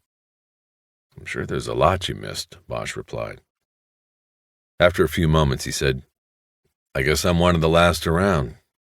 After the Supreme Court shot it down, the department quit training people. There was only one class of us. I was one of the youngest. Most of the others have retired." "Anyway," she said, "I don't think we should do it yet. Let's talk to him some more, maybe wait a couple days before we waste him as a witness." "Fine, but in a couple days who knows where a kid like Sharky will be." "Oh, you're resourceful. You found him this time, you can do it again." "You want to take a shot in there?" "No, you're doing okay, as long as I can jump in now, whenever I think of something." She smiled and he smiled, and they went back into the interview room, which smelled of smoke and sweat. Bosch left the door open again to air it out. Wish didn't have to ask. "No food?" Sharky said. "Still on the way," Bosch said. Bosch and Wish took Sharky through his story 2 more times, picking up small details along the way. They did it as a team, partners exchanging knowing looks, surreptitious nods, even smiles. A few times Bosch noticed Wish slipping in her chair and thought he saw a smile play on Sharky's boyish face. When the pizza came, he protested the anchovies, but still ate 3/4 of the pie and downed 2 of the Cokes. Bosch and Wish passed. Sharky told them the Jeep that Meadows' body came in was dirty white or beige. He said there was a seal on the side door, but he could not describe it. Perhaps this was so it would look like a DWP vehicle, Bosch thought. Maybe it was a DWP vehicle. Now he definitely wanted to hypnotize the boy, but he decided not to bring it up again. He'd wait for Wish to come around, to see that it had to be done. Sharky said the one who stayed behind in the Jeep as the body was dragged into the pipe didn't say a word the whole time the boy watched. This person was smaller than the driver. Sharky described seeing only a slightly built form, a whisper of a silhouette against what little light there was from the moon above the reservoir perimeter's thick stand of pine. "What did this other guy do?" Wish asked. "Just watched, I guess, like a lookout." "He didn't even do the driving. I guess he was in charge or something." The boy got a better look at the driver, but not enough to describe a face. or to make a drawing with the facial templates and the identikit that Bosch had brought into the interview room. The driver had dark hair and was white. Sharky couldn't or wouldn't be any more exact in his description. He had worn matching dark shirt and pants, maybe overalls. Sharky said that he also wore some kind of equipment belt or carpenter's apron. Its dark tool pockets hung empty at the hips and flapped like an apron at his waist. This was curious to Bosch, and he asked Sharky several questions, coming at it from different angles, but getting no better description. After an hour, they were finished. They left Sharky in the smoky room while they conferred outside again. Witch said, "All we have to do now is find a Jeep with a blanket in the back, do a microanalysis, and match hairs. Only must be a couple million white or beige Jeeps in the state. You want me to put out a bolo? Or do you want to handle it? Look, 2 hours ago we had nothing. Now we've got a lot. If you want, let me hypnotize the kid. Who knows? We might get a license plate, a better description of the driver. Maybe he'll remember a name spoken or be able to describe the seal on the door." Bosch held his hands out, palms up. His offer was out, but she had already turned it down, and she did again. "Not yet, Bosch. Let me talk to Rourke. Maybe tomorrow. I don't want to rush into that and possibly have it come back on us as a mistake, okay?" He nodded and dropped his hands. "So what now?" she said. "Well, the kid's eaten. Why don't we get him squared away, and then you and I can get something to eat. There's a place." "I can't," she said. "On Overland, I know. I already have plans for tonight. I'm sorry. Maybe we can make it another night." "Sure." He walked over to the interview room door and looked through the glass. Anything to avoid showing his face to her. He felt foolish for trying to move so quickly with her. He said, "If you have to get going, go ahead. I'll get him in a shelter or something for the night. We don't both have to waste our time with it." "You sure?" "Yeah, I'll take care of him. I'll get a patrol unit to take us. We'll get his bike on the way. I'll have him drop me by the car." "That's nice. I mean about you getting his bike and taking care of him." "Well, we made a deal with him, remember?" "I remember. But you care about him. I watched how you handled him. You see some of yourself there?" He turned away from the glass to look at her. "No, not especially," he said. "He's just another wit that has to be interviewed." "You think he's a little bastard now?" "Wait another year. Wait till he's 19 or 20. If he makes it, he'll be a monster then. Preying on people. This isn't the last time he'll be sitting in that room. He'll be in and out of there his whole life till he kills somebody or they kill him. It's Darwin's rules. Survival of the fittest. And he's fit to survive. So, no. I don't care about him. I'm putting him in a shelter because I want to know where he is in case we need him again, that's all." "Nice speech. But I don't think so. I know a little bit about you, Bosch. You care all right. The way you got him dinner and asked him. Look, I don't care how many times you read my file. You think that means you know about me? I told you that's bullshit." He had come up close to her until his face was only a foot from hers, but she looked away from him, down at her notebook, as if what she had written there might have something to do with what he was saying.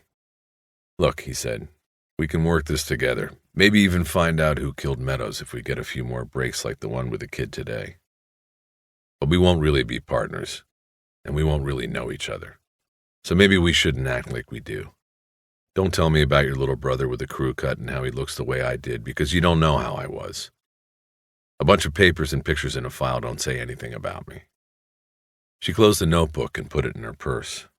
Then she finally looked up at him. There was a knocking from inside the interview room.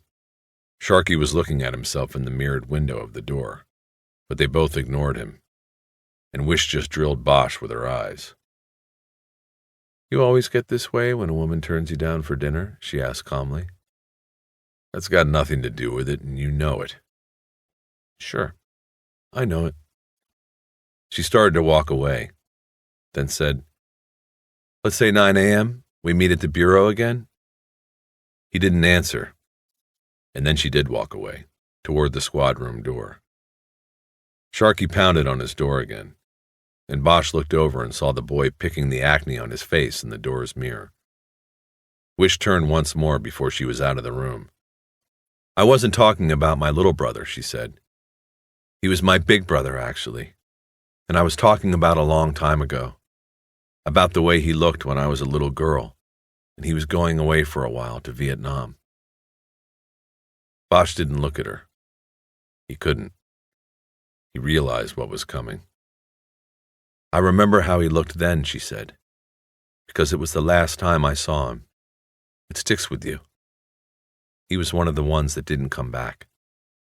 She walked out. Harry ate the last slice of pizza. It was cold and he hated anchovies, and he felt he deserved it that way. Same for the Coke, which was warm.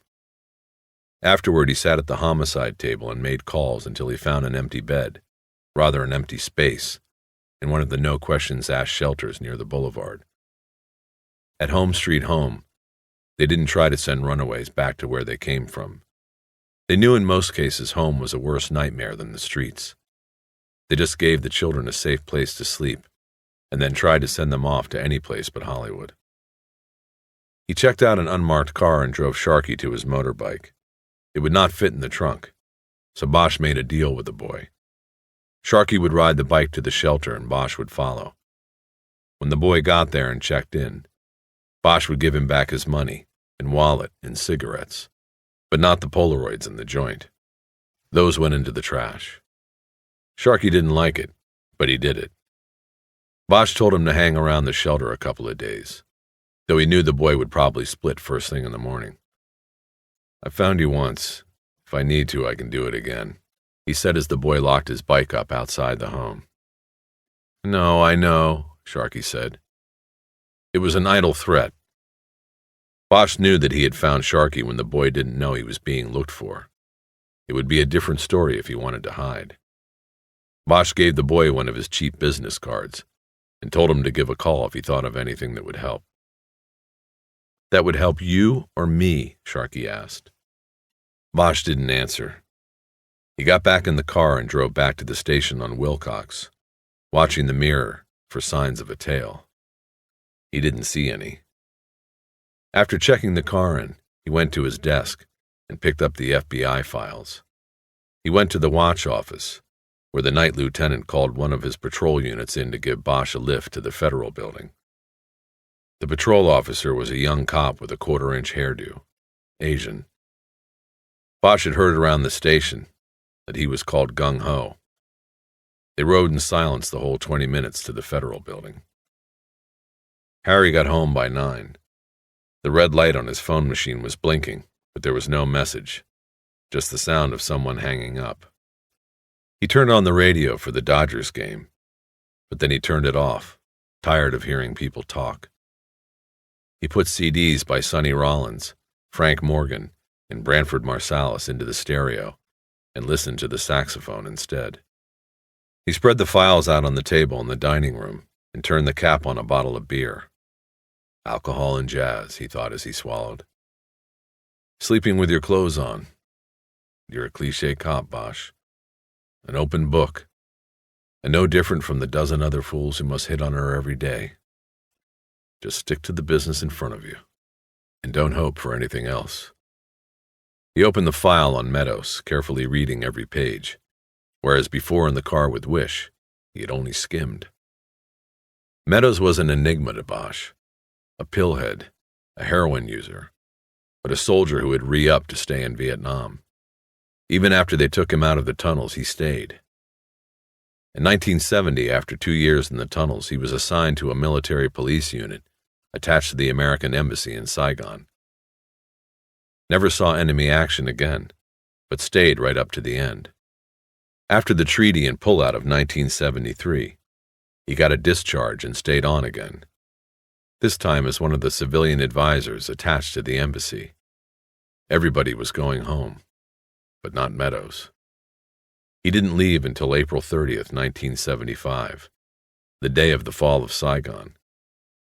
He was on a helicopter and then a plane ferrying refugees out of the country on their way to the United States. That was his last government assignment. Security on the massive refugee transport to the Philippines and then to the States. According to the records, Meadows stayed in Southern California after coming back, but his skills were limited to military police, tunnel killer, and drug dealer. There was an LAPD application in the file that was marked rejected. He failed the drug test. Next in the file was a National Criminal Intelligence computer sheet that showed Meadows' record. His first arrest for possession of heroin was in 1978. Probation. The next year he was popped again, this time for possession with intent to sell. He pleaded it out to simple possession and got 18 months at Wayside Honor Rancho.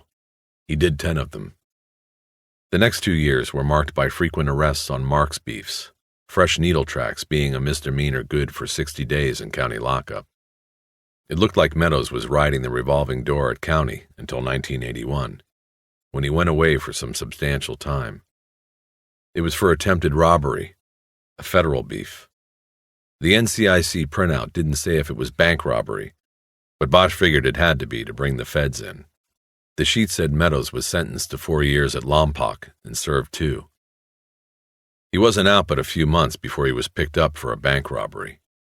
They must have had him cold. He pleaded guilty and took 5 years back to Lompoc. He would have been out in 3, but 2 years into the sentence, he was busted in an escape attempt. He got 5 more years and was transferred to Terminal Island. Meadows was paroled from TI in 1988. All those years in stir, Bosch thought. He never knew, never heard from him. What would he have done if he had heard? He thought about that for a moment.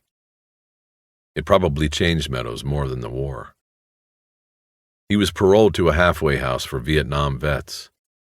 The place was called Charlie Company and was on a farm north of Ventura, about 40 miles from Los Angeles.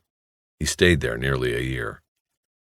After that, there were no further contacts, according to Meadows' sheet.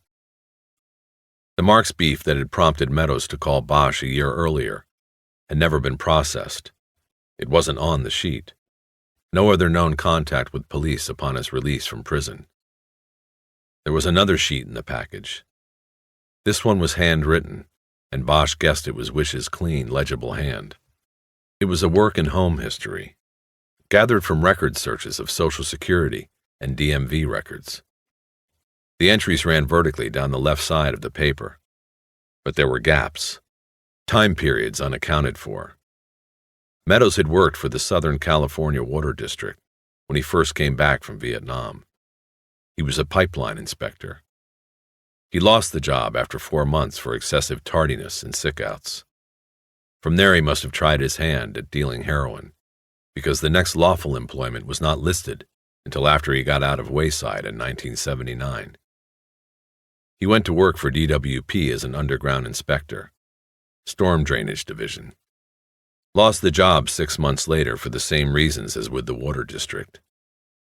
There were a few other sporadic employments.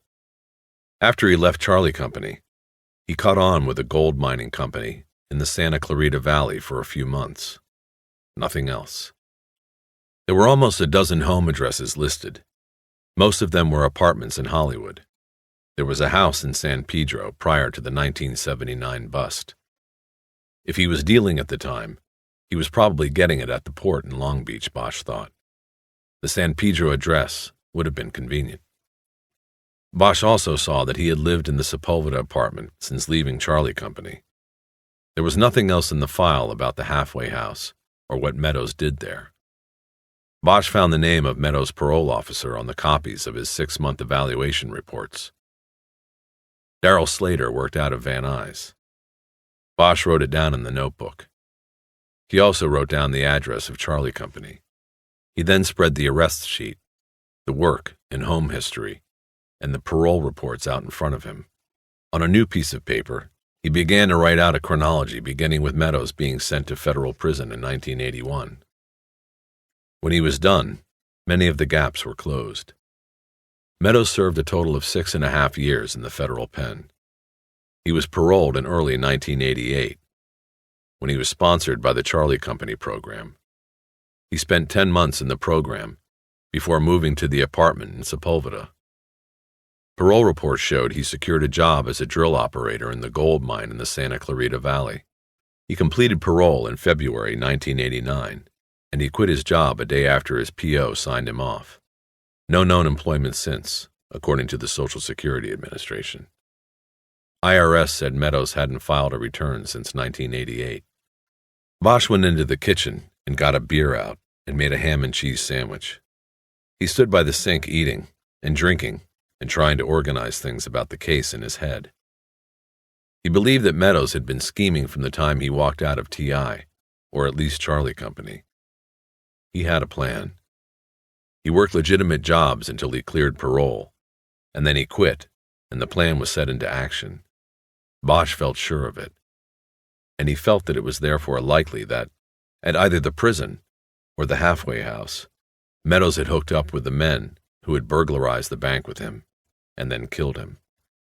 The doorbell rang. Bosch checked his watch and saw it was 11 o'clock.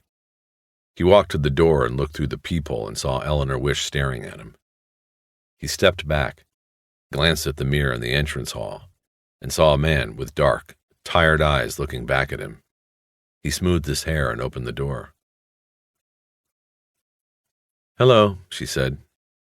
"Truce?" "Truce. How'd you know where I—" "Never mind. Come in." She was wearing the same suit as earlier, hadn't been home yet. He saw her notice the files and paperwork on the card table. "Working late," he said, "just looking over some things in the file on Meadows." "Good. I happened to be out this way, and I just came by to say that well, it's been a rough week so far, for both of us. Maybe tomorrow we can start this partnership over?"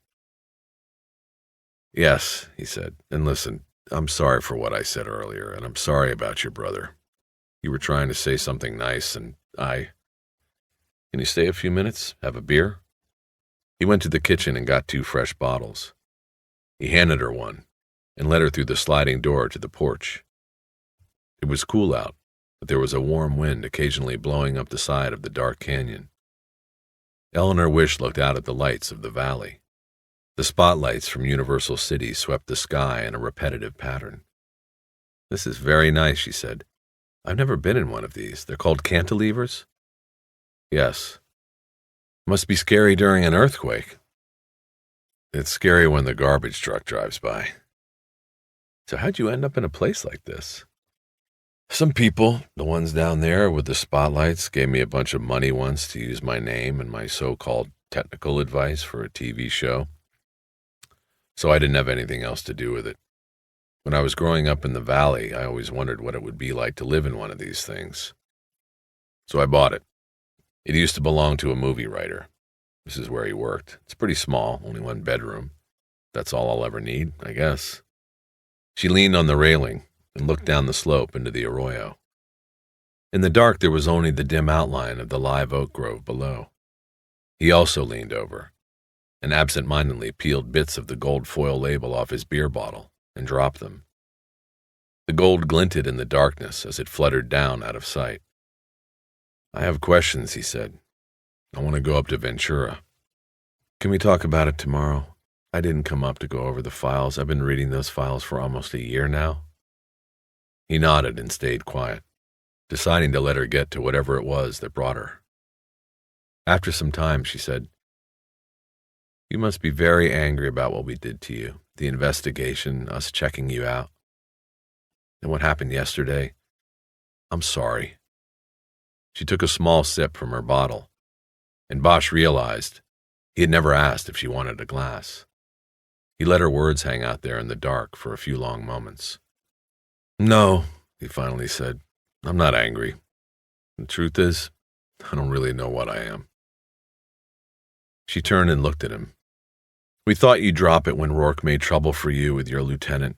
Sure, you knew Meadows, but that was a long time ago. That's what I don't get. It's not just another case for you. But why? There must be something more. Back in Vietnam? Why does it mean so much to you?" "I guess I have reasons that have nothing to do with the case. I believe you. But whether I believe you is not the point. I'm trying to know what's going on. I need to know. How's your beer?" "It's fine." "Tell me something, Detective Bosch." He looked down and watched a little piece of the printed foil disappear in the black. "I don't know," he said. "Actually, I do know. And I don't. I guess it goes back to the tunnels, shared experience. It's nothing like he saved my life or I saved his. Not that easy. But I feel something is owed, no matter what he did or what kind of fuck-up he became after. Maybe if I'd done more than make a few calls for him last year, I don't know." "Don't be silly," she said. "When he called you last year, he was well into this caper. He was using you then.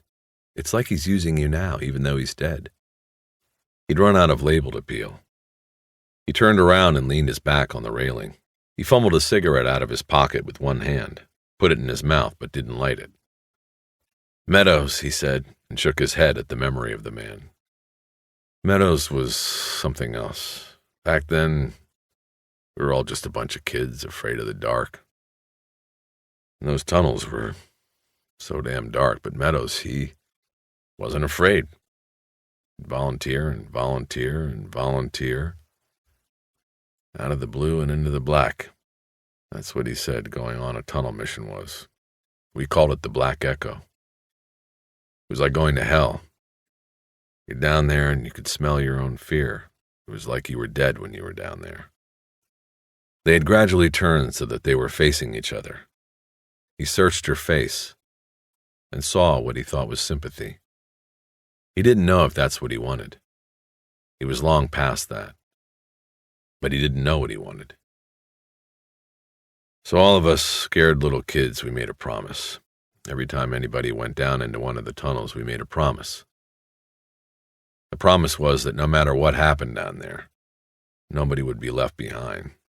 Didn't matter if you died down there, you wouldn't be left behind. Because they did things to you, you know? Like our own psychops, and it worked. Nobody wanted to be left behind, dead or alive. I read once in a book that it doesn't matter if you're lying beneath a marble tombstone on a hill or at the bottom of an oil sump. When you're dead, you're dead. But whoever wrote that wasn't over there. When you're alive but you're that close to dying, you think about those things. And then it does matter. So we made the promise." Bosch knew he hadn't explained a thing. He told her he was going to get another beer. She said she was fine. When he came back out, she smiled at him and said nothing. "Let me tell you a story about Meadows," he said. "See, the way they worked it was they'd assign a couple, maybe 3 of us tunnel rats, to go out with a company. So when they'd come across a tunnel, we'd zip on down, check it out, mine it, whatever." He took a long pull on the fresh beer. "And so once, this would have been in 1970, Meadows and me were tagging at the back of a patrol. We were in a VC stronghold, and man, it was just riddled with tunnels. Anyway, we were about 3 miles from a village called New on Lock when we lost a point man. I'm sorry, you probably don't want to hear this with your brother and all. I do want to hear, please. So this point got shot by a sapper who was in a spider hole. That was what they called the little entrances to a tunnel network. So somebody took out the sapper, and then me and Meadows had to go down the hole to check it out. We went down. Right away we had to split up. This was a big network. I followed one line one way, and he went the other. We had said we'd go for 15 minutes, set charges with a 20-minute delay, then head back, setting more along the way. I remember I found a hospital down there, 4 empty grass mats, a cabinet of supplies, all just sitting in the middle of this tunnel. I remember I thought, Jesus Christ, what's going to be around the bend? A drive-in movie or something? I mean, these people had dug themselves in. Anyway, there was a little altar, and there was incense burning. Still burning. I knew then that they were still in there somewhere. The VC. And it scared me. I set a charge and hid it behind the altar, and then I started back as fast as I could. I set 2 more charges along the way, timing everything so it would all go off at once. So I get back to the drop-in point, the original spider hole, and no Meadows. I waited a few minutes and it's getting close. You don't want to be down there when the C4 goes. Some of those tunnels are 100 years old. There was nothing I could do. So I climbed out. He wasn't up top either. He stopped to drink some beer and think about the story. She watched intently but didn't prod him. A few minutes later, my charges went off and the tunnel, at least the part I had been in, came down. Whoever was in there was dead and buried. We waited a couple hours for the smoke and dust to settle. We hooked a Mighty Mite fan up, blew air down the entry shaft, and then you could see smoke being pushed out, coming up out of air vents and other spider holes all around the jungle. And when it was clear, me and another guy went in to find Meadows. We thought he was dead, but we had the promise. No matter what, we were going to get him out and send him home, but we didn't find him. Spent the rest of the day down there looking, but all we found were dead VC. Most of them had been shot, some had cut throats. All of them had ears slashed off. When we came up, the top told us we couldn't wait anymore. We had orders. We pulled out, and I'd broken the promise. Bosch was staring blankly out into the night, seeing only the story he was telling. 2 days later, another company was in the village, new on lock. Somebody found a tunnel entrance in a hooch. They get their rats to check it out, and they aren't in that tunnel more than 5 minutes when they find Meadows. He was just sitting like a Buddha in one of the passageways, out of ammo, talking gibberish, not making sense, but he was okay. When they tried to get him to come up with them, he didn't want to. They finally had to tie him up and put a rope on him, and have the patrol up there pull him out. Up in the sunlight, they saw he was wearing a necklace of human ears, strung with his tags. He finished the beer and walked in off the balcony. She followed him to the kitchen where he got a fresh bottle. She put her half-finished bottle on the counter. So that's my story. That was Meadows. He went to Saigon for some R&R, but he came back. Couldn't stay away from the tunnels. After that one, though, he was never the same. He told me that he just got mixed up and lost down there. He just kept going in the wrong direction, killing anything he came across. The word was there were 33 years on his necklace. And somebody asked me once why Meadows let one of the VC keep an ear. You know, accounting for the odd number. And I told them that Meadows let them all keep an ear. She shook her head. He nodded his. Bosch said, I wish I had found him that time. I went back in to look. I let him down. They both stood for a while, looking down at the kitchen floor. Bosch poured the rest of his beer down the sink. One question about Meadows' sheet, and then no more business, he said. He got jammed up at Lompoc on an escape attempt, then sent to TI. You know anything about that? Yes, and it was a tunnel. He was a trustee, and he worked in the laundry. The gas dryers had underground vents going out of the building. He dug beneath one of them. No more than an hour a day. They said he had probably been at it at least 6 months before it was discovered. When the sprinklers they use in the summer on the rec field softened the ground, there was a cave-in. He nodded his head. He figured it had been a tunnel. The two others that were in on it, she said, a drug dealer and a bank robber, they're still inside. There's no connection to this. He nodded again. I think I should go now, she said. We have a lot to do tomorrow. Yeah, I have a lot more questions. I'll try to answer them if I can. She passed closely by him in the small space between the refrigerator and counter and moved out into the hallway. He could smell her hair as she went by. An apple scent, he thought. He noticed that she was looking at the print hanging on the wall opposite the mirror in the hallway. It was in 3 separate framed sections and was a print of a 15th century painting called The Garden of Delights. The painter was a Dutchman. Hieronymus Bosch, she said, as she studied the nightmarish landscape of the painting.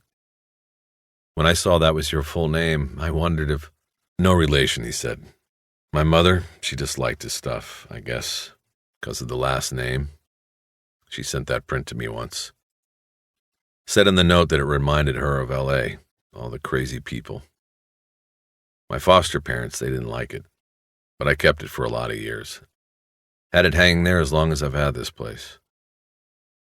But you like to be called Harry? Yeah, I like Harry. Good night, Harry. Thanks for the beer. Good night, Eleanor.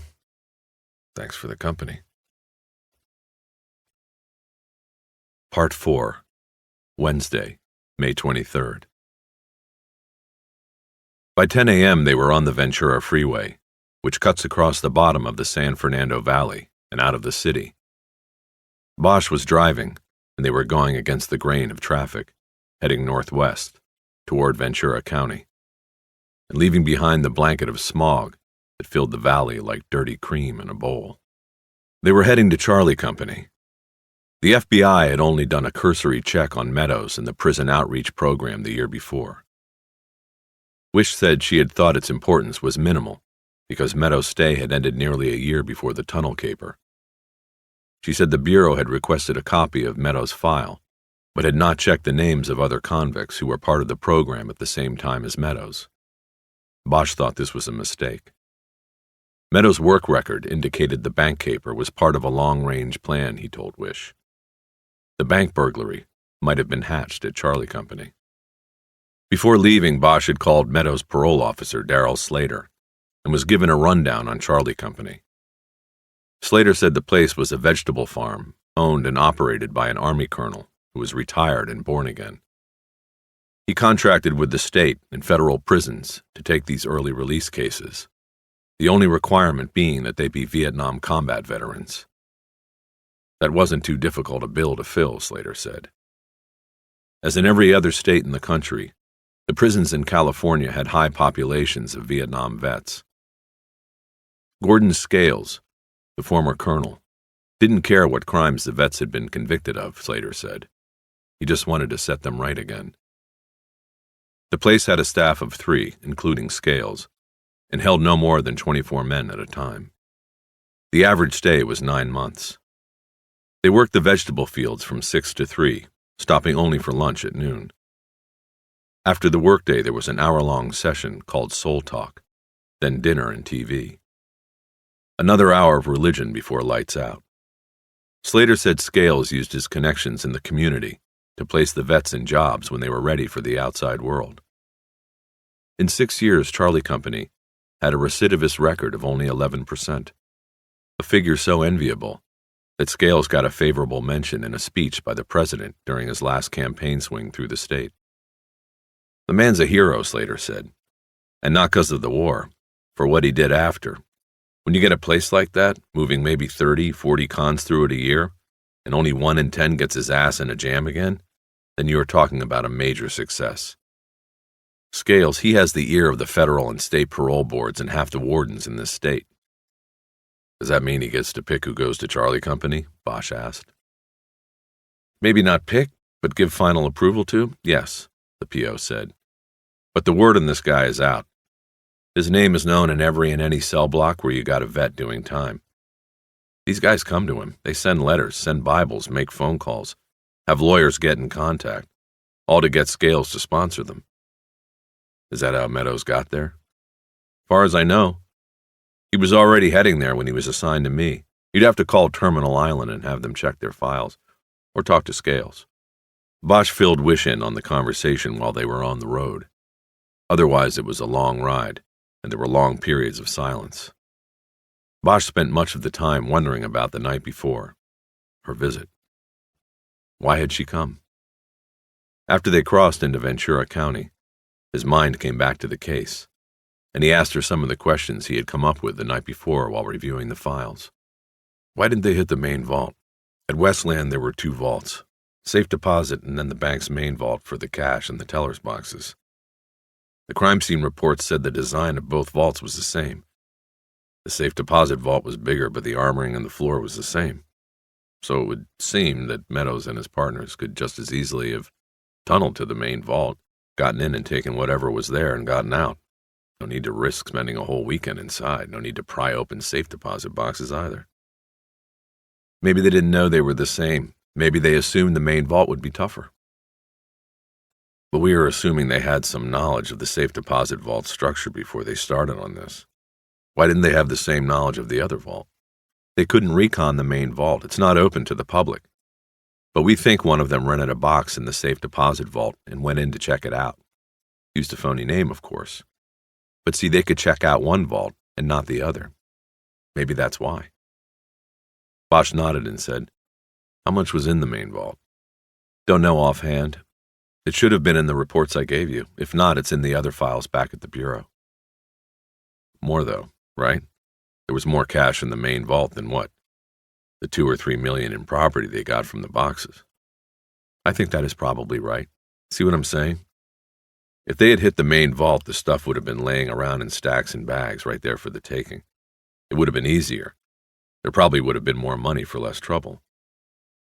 But Harry, we know that from hindsight. Who knows what they knew going in? Maybe they thought there was more in the boxes. They gambled and lost. Or maybe they won. She looked over at him. Maybe there was something in the boxes we don't even know about, that nobody reported missing. Something that made the safe deposit vault the better target, made it worth more than the main vault. If you're thinking drugs, the answer is no. We thought of that. We had the DEA bring around one of their dogs, and he went through the broken boxes. Nothing.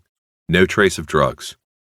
He then sniffed around the boxes the thieves hadn't gotten to, and he got one hit. On one of the small ones. She laughed for a moment and said, "So then we drilled this box the dog went nuts over and found 5 grams of coke in a bag.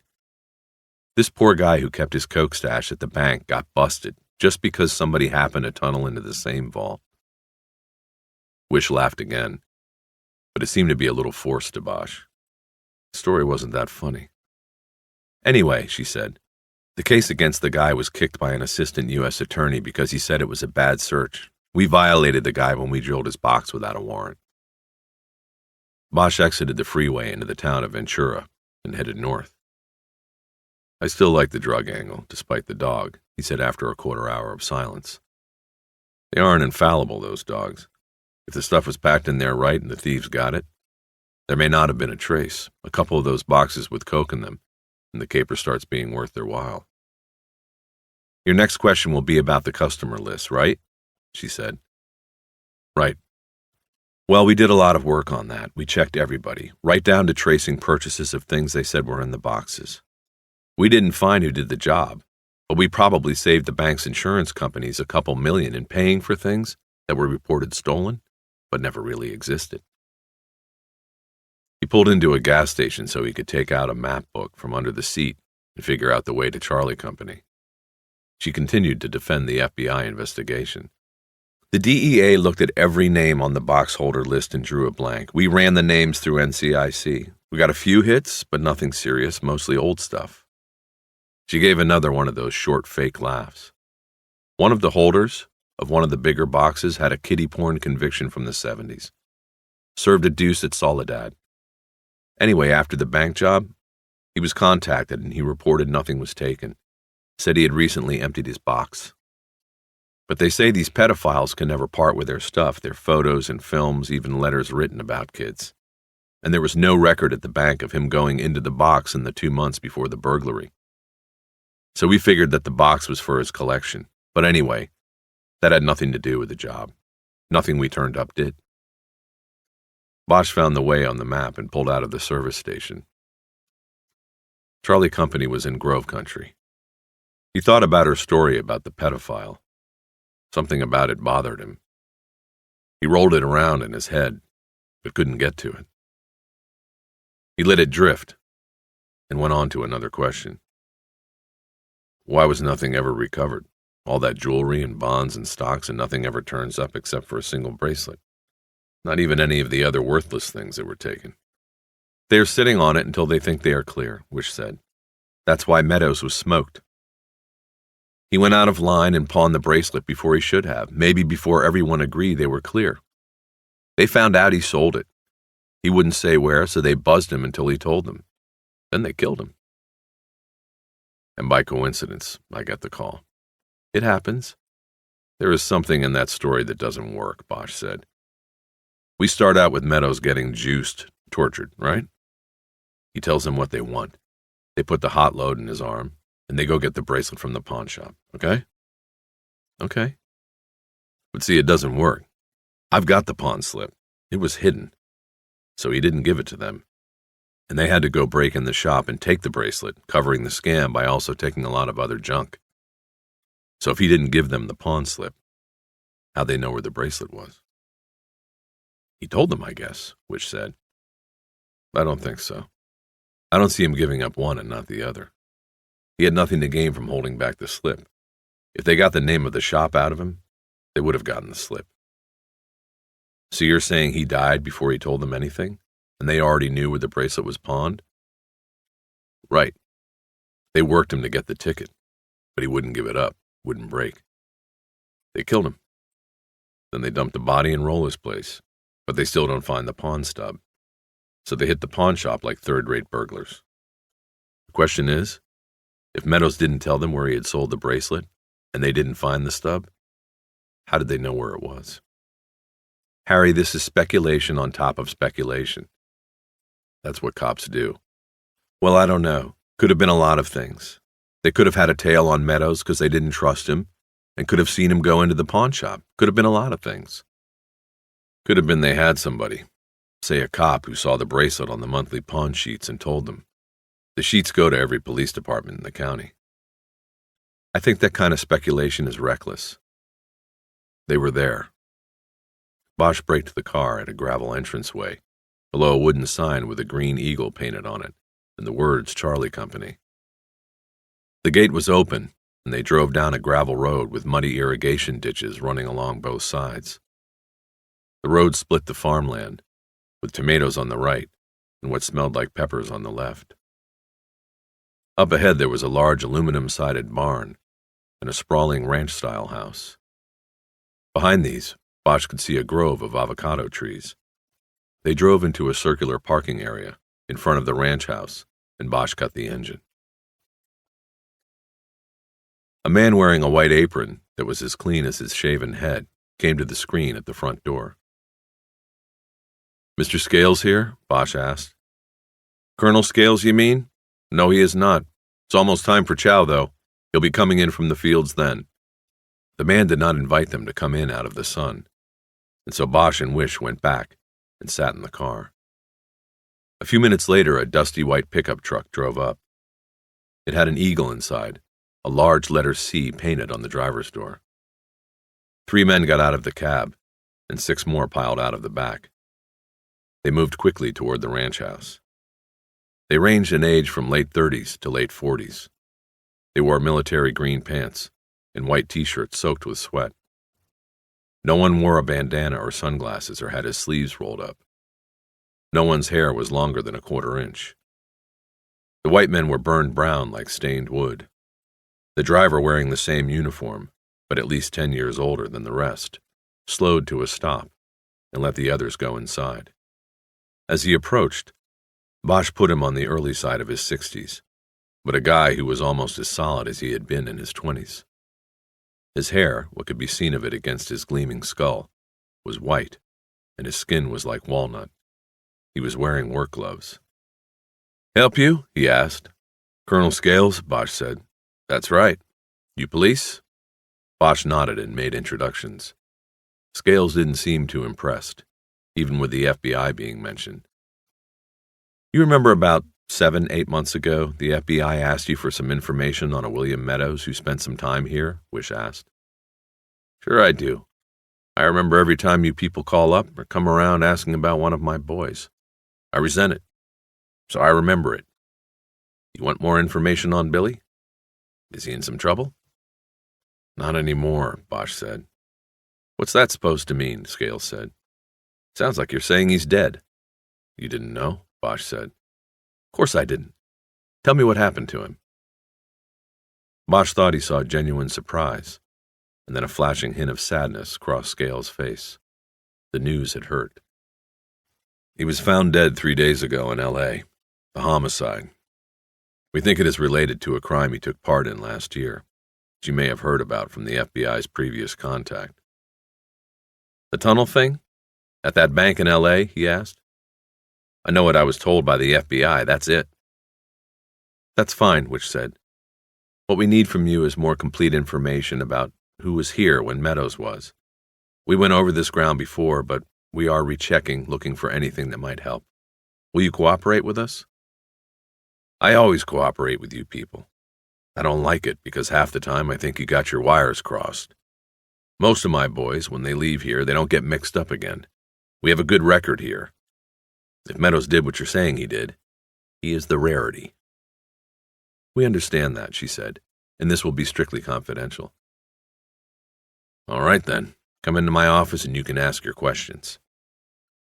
As they went through the front door, Bosch saw 2 long tables in what was probably once the ranch house's living room. About 20 men sat before plates of what looked like chicken fried steaks and mounds of vegetables. Not one looked at Eleanor Wish. That was because they were silently saying grace, their heads down, eyes closed and hands folded. Bosch could see tattoos on almost every arm. When they stopped their prayer, a chorus of forks struck home on the plates. A few of the men took the time then to look at Eleanor approvingly. The man in the apron who had come to the screen door earlier now stood in the doorway of the kitchen. "Colonel, are you eating with the men today, sir?" he called. Scales nodded and said, "I'll be through in a few minutes." They went down a hallway and through the first door, into an office that was supposed to be a bedroom. It was crowded by a desk, with a top the size of a door. Scales pointed to 2 chairs in front of it, and Bosch and Wish sat down while he took the upholstered job behind the desk.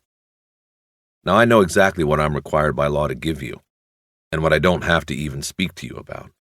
But I am inclined to do more, if it will help, and we have an understanding. Meadows. I sort of knew he would end up as you say he did. I prayed to the good Lord to guide him, but I knew. I will help you. No one should take a life in a civilized world, no one at all." "Colonel," Bosch began, "we appreciate your help. I want you to know, first off, that we know what kind of job you're doing here. We know you have the respect and encouragement of both state and federal authorities. But our investigation of Meadows' death leads us to conclude he was involved in a conspiracy with other men who had the same skills as he, and you are saying they are vets?" Scales cut in. He was filling a pipe with tobacco from a canister on the desk. "Possibly. We have not identified them yet, so we don't know it for a fact. But if that is the case, there would seem a possibility that the players in the conspiracy may have met here. I stress the word may. Therefore, there are 2 things we want from you. A look at any records you still have on Meadows and a list of every man that was here during the 10 months he was." Scales was tamping his pipe and seemingly paying no attention to what had just been said. Then he said, "No problem on his records, he's dead. On the other, I suppose I should call my lawyer just to make sure I can do that. We'd run a good program here, and vegetables and money from the state and the feds don't cover it. I get out the soapbox and make the rounds. We rely on the tithings of the community, civic organizations, things like that. Bad publicity will dry that money up faster than a Santa Ana wind. I help you, I risk that. The other risk is the loss in the faith of the men who come here for a new start. See, most of those men that were here back when Meadows was, they've gone on to new lives. They aren't criminals anymore. If I'm handing out their names to every cop that comes around, then that doesn't look too good for my program, does it?" "Colonel Scales, we don't have time for lawyers to look this over," Bosch said. "We are on a murder case, sir. We need this information. You know we can get it if we go to the state and federal correctional departments, but that might take longer than your lawyer. We can also get it with a subpoena, but we thought mutual cooperation would be best. We are much more inclined to tread lightly if we have your cooperation." Scales didn't move, and again didn't seem to be listening. A curl of blue smoke swirled like a ghost out of his pipe bowl. "I see," he finally said. "Then I'll just get those files, won't I?" He stood up then and went to a row of beige file cabinets that lined the wall behind his desk. He went to one drawer marked MNO, and after a short search pulled out a thin manila file. He dropped it on his desk near Bosch. "That's a file on Meadows," he said. "Now let's see what else we can find here." He went to the first drawer, which had no marking in the card slot on the front. He looked through files without taking any out. Then he chose one and sat down with it. You're free to look through that file, and I can copy anything you need from it, Scales said. This one is my master flowchart of people through here. I can make you a list of any people Meadows could have met here. I assume you'll need DOBs and PINs? That would help, thank you, Wish said. It took only 15 minutes to look through Meadows' file. He had started a correspondence with Scales a year before his release from TI. He had the backing of a chaplain and an intake counselor who knew him, because he had been assigned to maintenance at the prison's intake and placement office. In one of the letters, Meadows had described the tunnels he had been into in Vietnam and how he had been drawn to their darkness. Most of the other guys were scared to go down there, he wrote. I wanted to go. I didn't know why then, but I think now that I was testing my limits. But the fulfillment I received from it was false. I was as hollow as the ground we fought on. The fulfillment I now have is in Jesus Christ, and knowing He is with me. If given the chance, and with His guidance, I can make the right choices this time, and leave these bars forever behind. I want to go from hollow ground to hallowed ground. Tacky, but sincere enough, I guess, Wish said. Scales looked up from the desk, where he was writing names, birth dates, and prison identification numbers on a sheet of yellow paper. He was sincere, he said in a voice that suggested there was no other way about it. When Billy Meadows left here, I believed he was ready for the outside, and that he had shed past alliances with drugs and crime. It becomes obvious that he fell back into that temptation. But I doubt you two will find what you are looking for here. I'll give you these names, but they won't help you. We'll see, Bosch said. Scales went back to writing, and Bosch watched him. He was too consumed by his faith and loyalty to see he might have been used. Bosch believed Scales was a good man, but one who might be too quick to see his beliefs and hopes in someone else.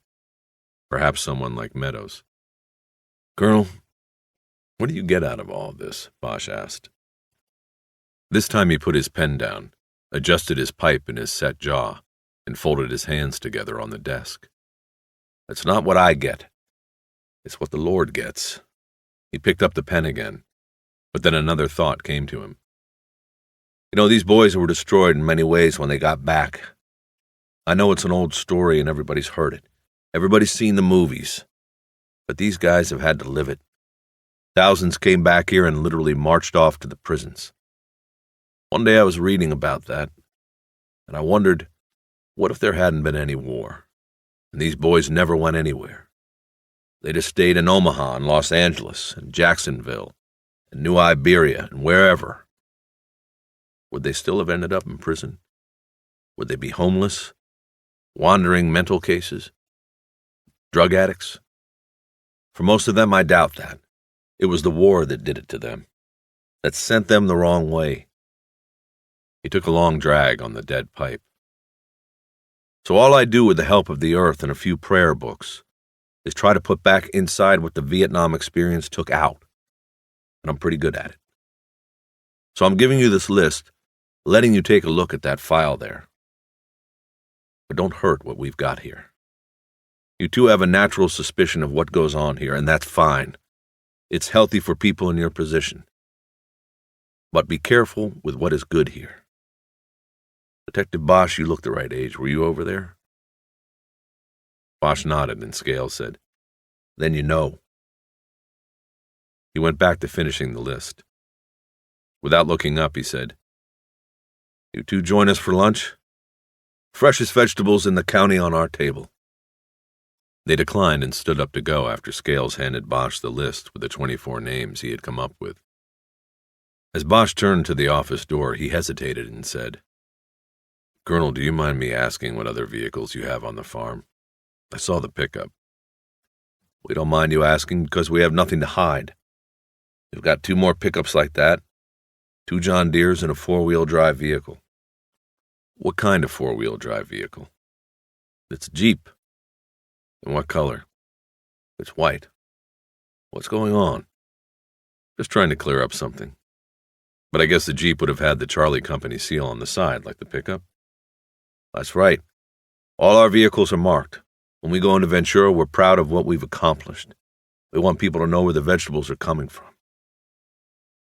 Bosch didn't look at the names on the list until he was in the car. He didn't recognize any, but he noticed that Scales had written the letters PH after 8 of the 24 names. What's that mean? Wish asked as she leaned over and looked at the list also. Purple Heart, Bosch said. One more way to say be careful, I guess. What about the Jeep, she said. He said it was white. It had a seal on the side. You saw how dirty the pickup was. A dirty white Jeep. It could have looked beige, if it's the right Jeep. He just doesn't seem right, Scales. He seems legit. Maybe he is. Maybe it's the people he lends his Jeep to. I didn't want to press it with him until we know more. He started the car and they headed down the gravel road to the gate. Bosch rolled his window down. The sky was the color of bleached jeans and the air was invisible and clean. It smelled like fresh green peppers. But not for long, Bosch thought. We go back into the nastiness now. On the way back to the city, Bosch cut off the Ventura Freeway and headed south through Malibu Canyon to the Pacific. It would take longer to get back, but the clean air was addictive. He wanted it for as long as possible. I want to see the list of victims, he said, after they had made their way through the winding canyon and the hazy blue surface of the ocean could be seen ahead. This pedophile you mentioned earlier? Something about that story bothered me. Why would they take the guy's collection of kiddie porno? Harry, come on, you're not going to suggest that was a reason that these guys tunneled for weeks and then blasted into a bank vault to steal a collection of kiddie porn? Of course not. But that's why it raises the question. Why'd they take the stuff? Well, maybe they wanted it. Maybe one was a pedophile and he liked it, who knows? Or maybe it was all part of a cover. Take everything from every box they drilled to hide the fact that what they were really after was one box. You know, sort of blur the picture by hitting dozens of boxes. But all along the target was something in only one of the boxes. Same principle with the pawn shop break-in. Take a lot of jewelry to cover, they only wanted the bracelet. But with the vault, they wanted something that wouldn't be reported stolen afterward. Something that couldn't be reported stolen because it would get the owner into some kind of jam. Like with the pedophile. When his stuff got stolen, what could he say? That's the sort of thing the tunnelers were after, but something more valuable. Something that would make hitting the safe deposit vault more attractive than hitting the main vault. Something that would make killing Meadows a necessity when he endangered the whole caper by pawning the bracelet. She was quiet. Bosch looked over at her, but behind her sunglasses she was unreadable. Sounds to me like you are talking about drugs again, she said after a while. And the dog said no drugs. The DEA found no connections on our list of customers. Maybe drugs, maybe not. But that's why we should look at the box holders again. I want to look at the list for myself. I want to see if anything rings a bell with it. The people who reported no losses, they are the ones that I want to start with. I'll get the list. We've got nothing else going anyway. Well, we've got these names from Scales to run down, Bosch said. I was thinking that we'd pull mugs and take them to Sharky. Worth a try, I guess. More like just going through the motions. I don't know. I think the kid is holding something. I think he maybe saw a face that night. I left a memo with Rourke about the hypnosis. He'll probably get back to us on that today or tomorrow. They took the Pacific Coast Highway around the bay. The smog had been blown inland, and it was clear enough to see Catalina Island out past the Whitecaps. They stopped at Alice's restaurant for lunch, and since it was late, there was an open table by a window. Wish ordered an iced tea, and Bosch had a beer. I used to come out to this pier when I was a kid, Bosch told her. They'd take a busload of us out. Back then they had a bait shop out on the end. I'd fish for yellowtail. Kids from DYS? Yeah. No. Back then it was called DPS, Department of Public Services. A few years back they finally realized they needed a whole department for the kids, so they came up with DYS. She looked out the restaurant window and down along the pier. She smiled at his memories, and he asked where hers were.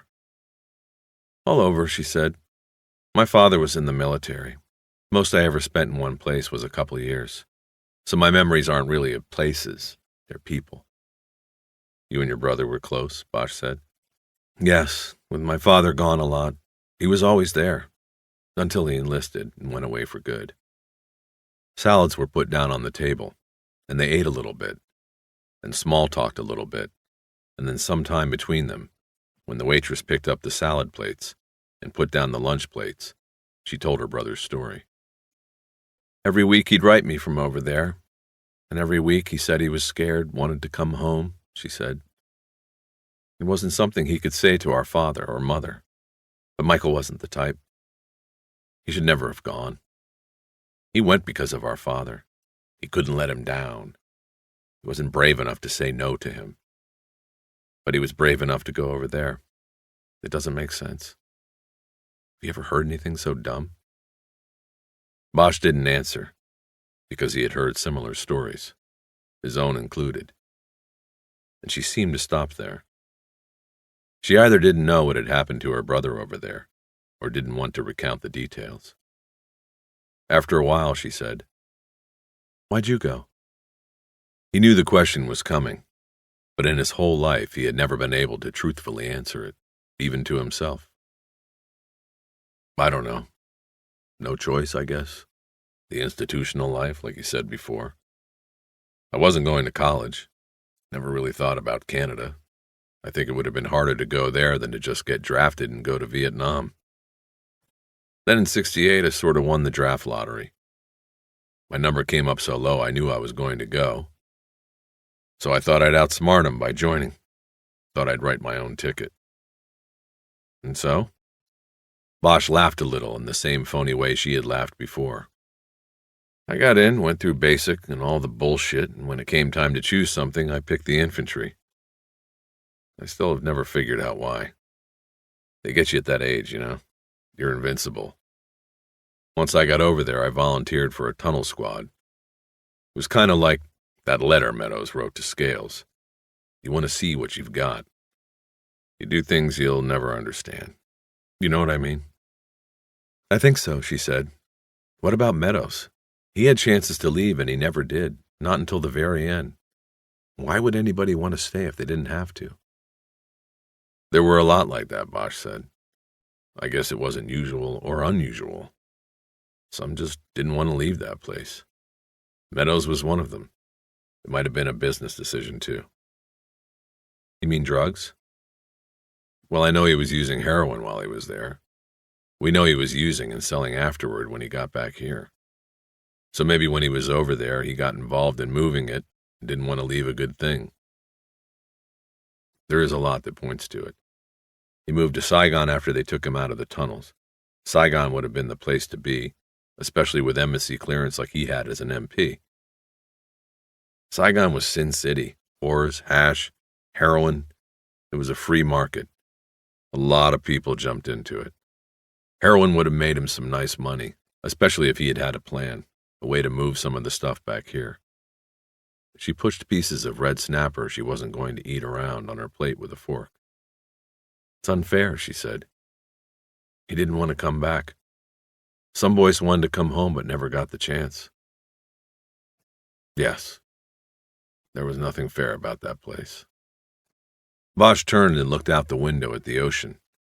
There were 4 surfers in bright wetsuits riding on the swells. And after the war, you joined the cops. Well, I kicked around a little and then joined the department. It seemed most of the vets I knew, like what Scales said today, were going into the police department or the penitentiaries. I don't know, Harry. You seem like the loner type. Private eye. Not a man who has to take orders from men he doesn't respect. There are no more private operators. Everybody takes orders. But all this stuff about me is in the file. You know it all. Not everything about somebody can be put down on paper. Isn't that what you said? He smiled as a waitress cleared the table. He said, What about you? What's your story with the Bureau? Pretty simple, really. Criminal justice major, accounting minor, recruited out of Penn State. Good pay, good benefits. Women highly sought and valued. Nothing original. Why the bank detail? I thought the fast track was anti-terrorism, white-collar stuff. Maybe even drugs, but not the heavy squad. I did the white-collar stuff for 5 years. I was in D.C. too, the right place to be. The thing is, the Emperor had no clothes. It was all deadly, boring stuff. She smiled and shook her head. I realized I just wanted to be a cop. So that's what I became. I transferred to the first good street unit that had an opening. L.A. is the bank robbery capital of the country.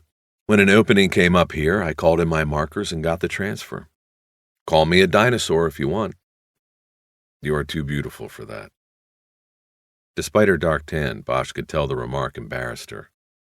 It embarrassed him too. Just sort of slipping out like that. Sorry, he said.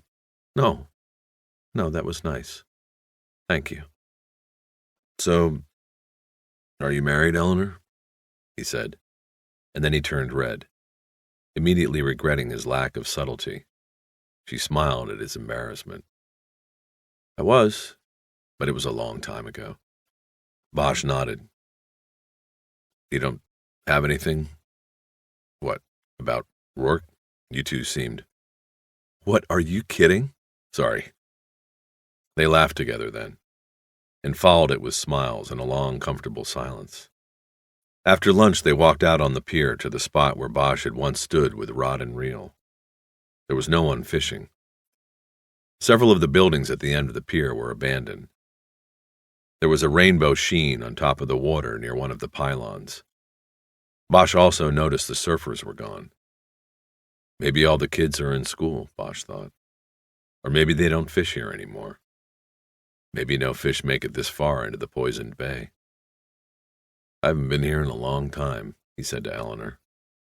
He leaned on the pier railing, his elbows on wood scarred by 1,000 bait knives. Things change. It was mid-afternoon by the time they got back to the Federal Building. Wish ran the names and prisoner identification numbers Scales had given them through the NCIC and State Department of Justice computers, and ordered mugshots, photo facts from various prisons in the state. Bosch took the list of names and called U.S. Military Archives in St. Louis and asked for Jesse St. John, the same clerk he had dealt with on Monday. She said the file on William Meadows that Bosch had asked for was already on the way. Bosch didn't tell her he had already seen the FBI's copy of it. Instead, he talked her into calling up the new names he had on her computer and giving him the basic service biography of each man. He kept her past the end of shift at 5 o'clock in St. Louis, but she said she wanted to help. By 5 o'clock L.A. time, Bosch and Wish had 24 mugshots and brief criminal and military service sketches of the men to go with them. Nothing jumped off Wish's desk and hit either of them over the head. 15 of the men had served in Vietnam at some point during the period Meadows was there. 11 of these were U.S. Army. None were tunnel rats, though 4 were 1st Infantry, along with Meadows on his first tour. There were 2 others who were MPOs in Saigon. They focused on the NCIC records of the 6 soldiers who were 1st Infantry or military police. Only the MPOs had bank robbery records. Bosch shuffled through the mugshots and pulled those 2 out. He stared at the faces, half expecting to get confirmation from the hardened, disinterested looks they gave the camera. I like these 2, he said. Their names were Art Franklin and Gene Delgado. They both had Los Angeles addresses. In Vietnam, they spent their tours in Saigon assigned to separate MP units. Not the embassy unit that Meadows was attached to. But still, they were in the city. Both of them had been discharged in 1973. But as with Meadows, they stayed on in Vietnam as civilian military advisors. They were there until the end, April 1975. There was no question in Bosch's mind. All 3 men, Meadows, Franklin, and Delgado, knew each other before they met at Charlie Company in Ventura County. Stateside after 1975, Franklin got jammed up on a series of robberies in San Francisco and went away for 5 years. He went down on a federal rap of bank robbery in Oakland in 1984 and was at TI at the same time as Meadows. He was paroled to Charlie Company 2 months before Meadows left the program. Delgado was strictly a state offender, 3 pops for burglaries in L.A., for which he was able to get by on county lockup time, then an attempted bank robbery in Santa Ana in 1985. He was able to plead in state court under an agreement with federal prosecutors. He went up to Soledad, getting out in 1988, and arriving at Charlie Company 3 months ahead of Meadows. He left Charlie Company a day after Franklin arrived. 1 day, Wish said. This means all 3 were together at Charlie Company only 1 day. Bosch looked at their photos and the accompanying descriptions. Franklin was the larger one, 6 foot, 190, dark hair. Delgado was lean, 5'6" and 140. Dark hair, too. Bosch stared at the photos of the big man and the small man, and was thinking about the descriptions of the men in the Jeep that had dumped Meadows' body. "Let's go see Sharky," he said after a while. He called Home Street home, and was told what he knew they were going to tell him. Sharky was gone. Bosch tried the Blue Chateau, and a tired old voice told him that Sharky's crew had moved out at noon. His mother hung up on Bosch after she determined he was not a customer. It was near 7. Bosch told Wish they would have to go back to the street to find him. She said she'd drive. They spent the next 2 hours in West Hollywood, mostly in the Santa Monica Boulevard corridor, but there was no sign of Sharky or his motorbike locked to a parking meter.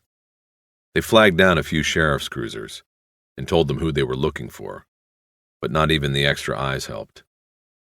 They parked at the curb by the Okie Dog, and Bosch was thinking that maybe the boy had gone back to his mother's house, and she had hung up the phone to protect him. "You want to take a ride up to Chatsworth?" he asked. "As much as I'd like to see this witch you told me Sharky has for a mother, I was thinking more along the lines of calling it a day.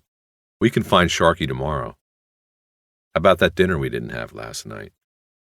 Bosch wanted to get to Sharky, but he also wanted to get to her. She was right. There was always tomorrow. "Sounds good to me," he said. "Where you feel like going?" "My place."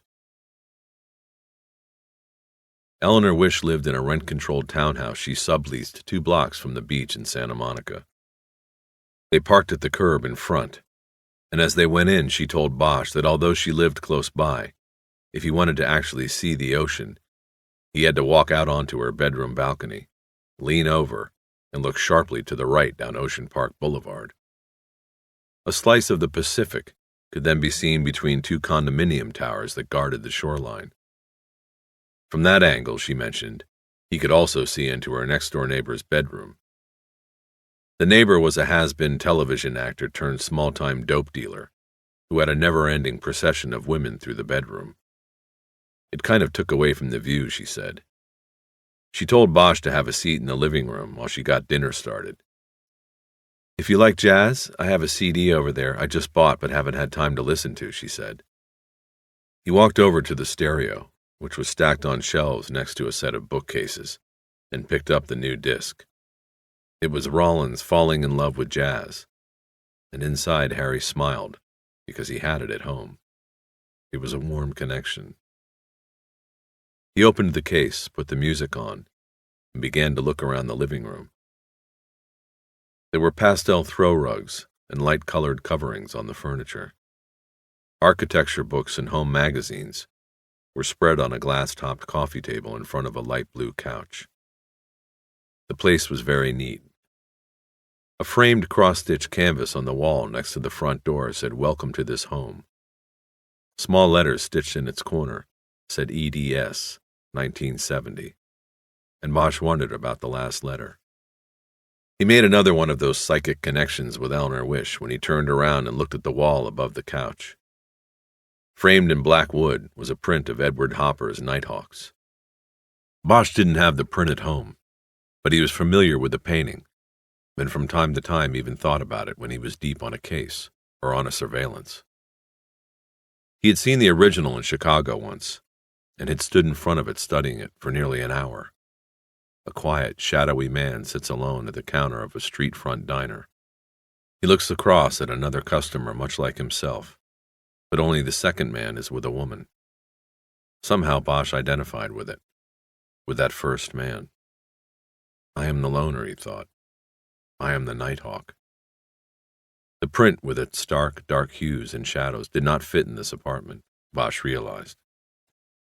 Its darkness clashed with the pastels. Why did Eleanor have it?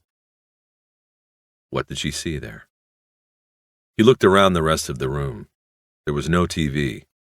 There was just the music on the stereo, and the magazines on the table and the books on the lawyer's shelves against the wall, across from the couch. He stepped over and looked through the glass panes and browsed the collection. The top two shelves were mostly highbrow Book of the Month offerings, descending into crime fiction by writers like Crumley and Williford and others. He had read some of them. He opened the glass door and pulled out a book called The Locked Door. He'd heard of the book, but had never seen it to buy. He opened the cover to see how old it was, and he solved the mystery of the last letter on the needlework. On the first page, printed in ink, said Eleanor D. Scarletti, 1979. She must have kept her husband's name after the divorce, Bosch thought. He put the book back and closed the case. The books on the bottom two rows of the bookcase ranged from true crime to historical studies of the Vietnam War to FBI manuals. There was even an LAPD homicide investigation textbook. Many of these books Bosch had read. One of them he was even in. It was a book the Times reporter Bremer had written about the so-called beauty shop slasher.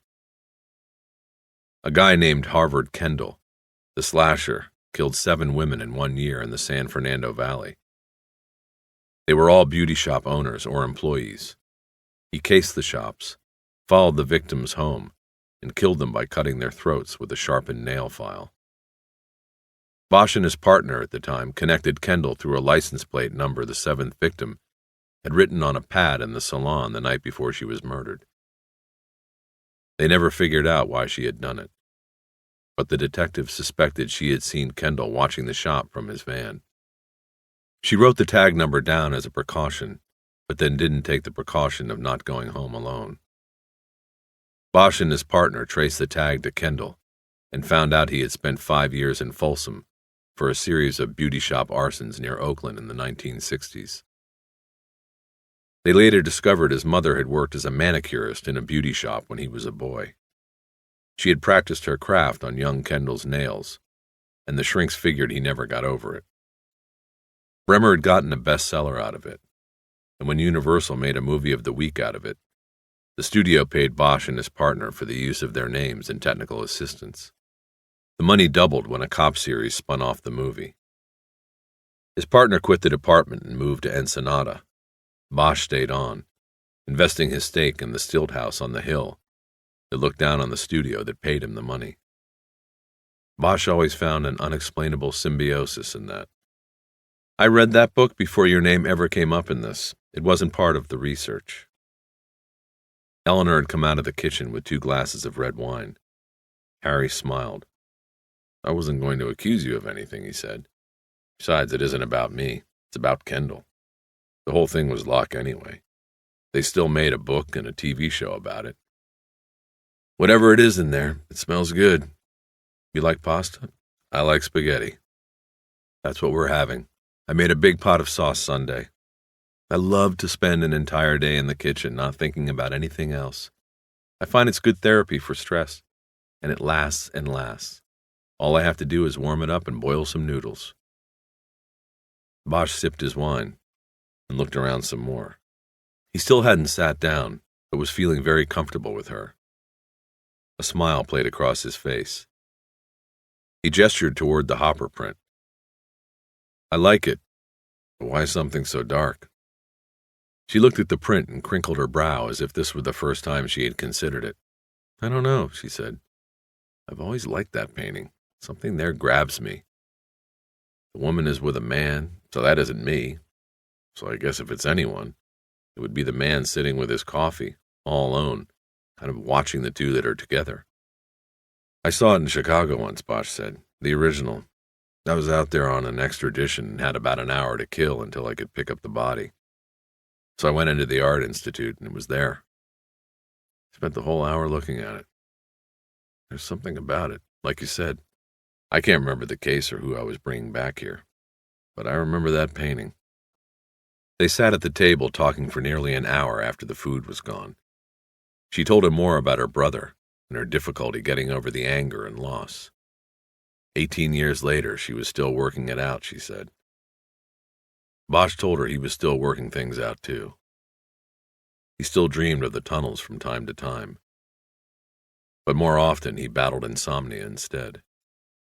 He told her how mixed up he was when he got back, how thin the line was, the choice between what he had done afterward and what Meadows did. It could have been different, he said, and she nodded, seeming to know that was true. Later she asked about the dollmaker case and his fall from robbery homicide. It was more than curiosity.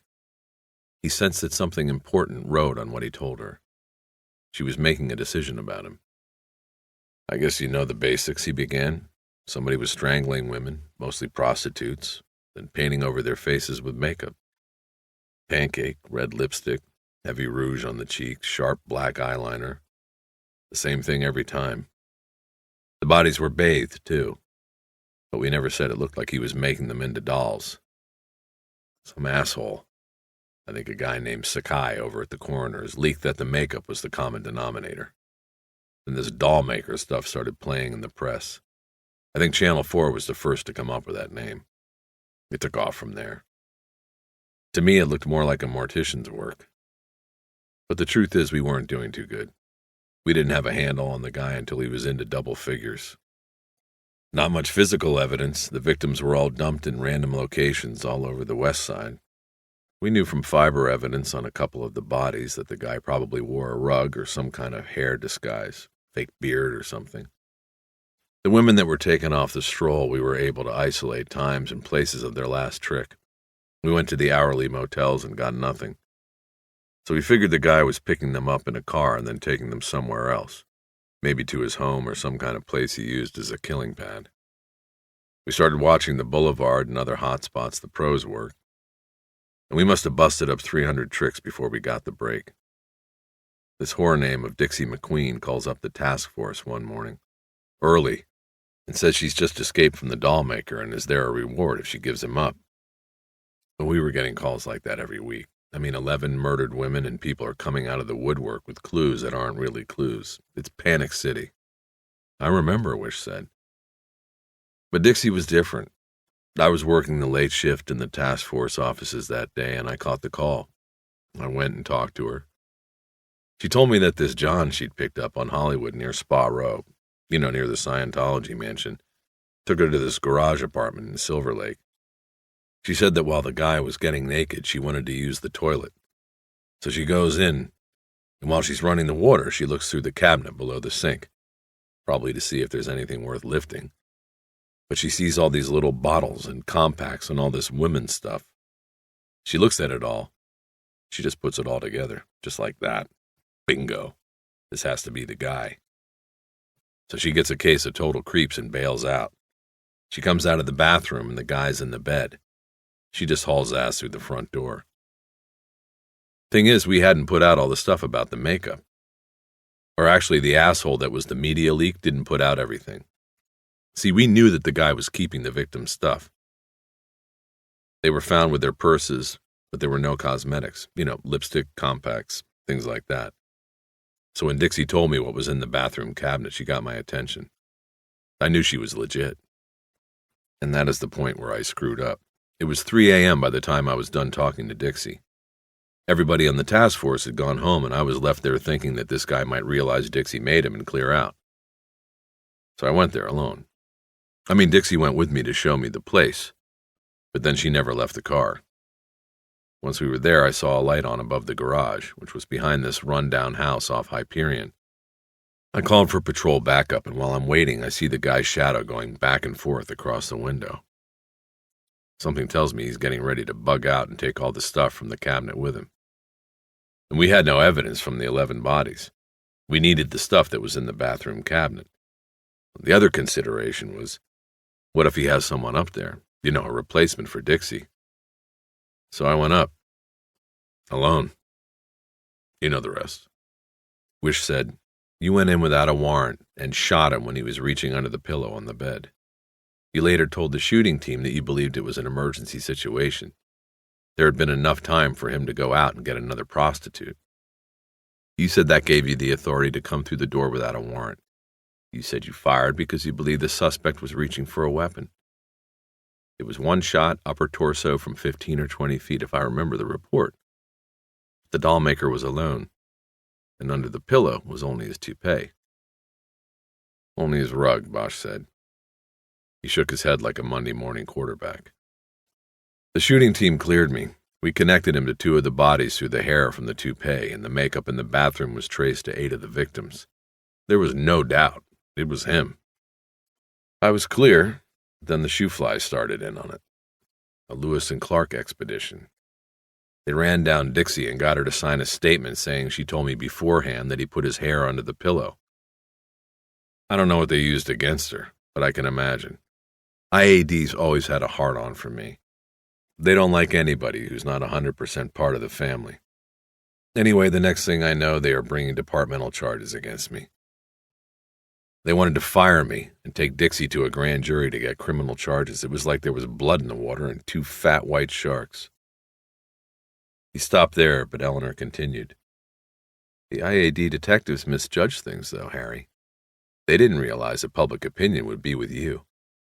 You were known in the newspapers as the cop who broke the beauty shop slasher and dollmaker cases. A character in a TV show.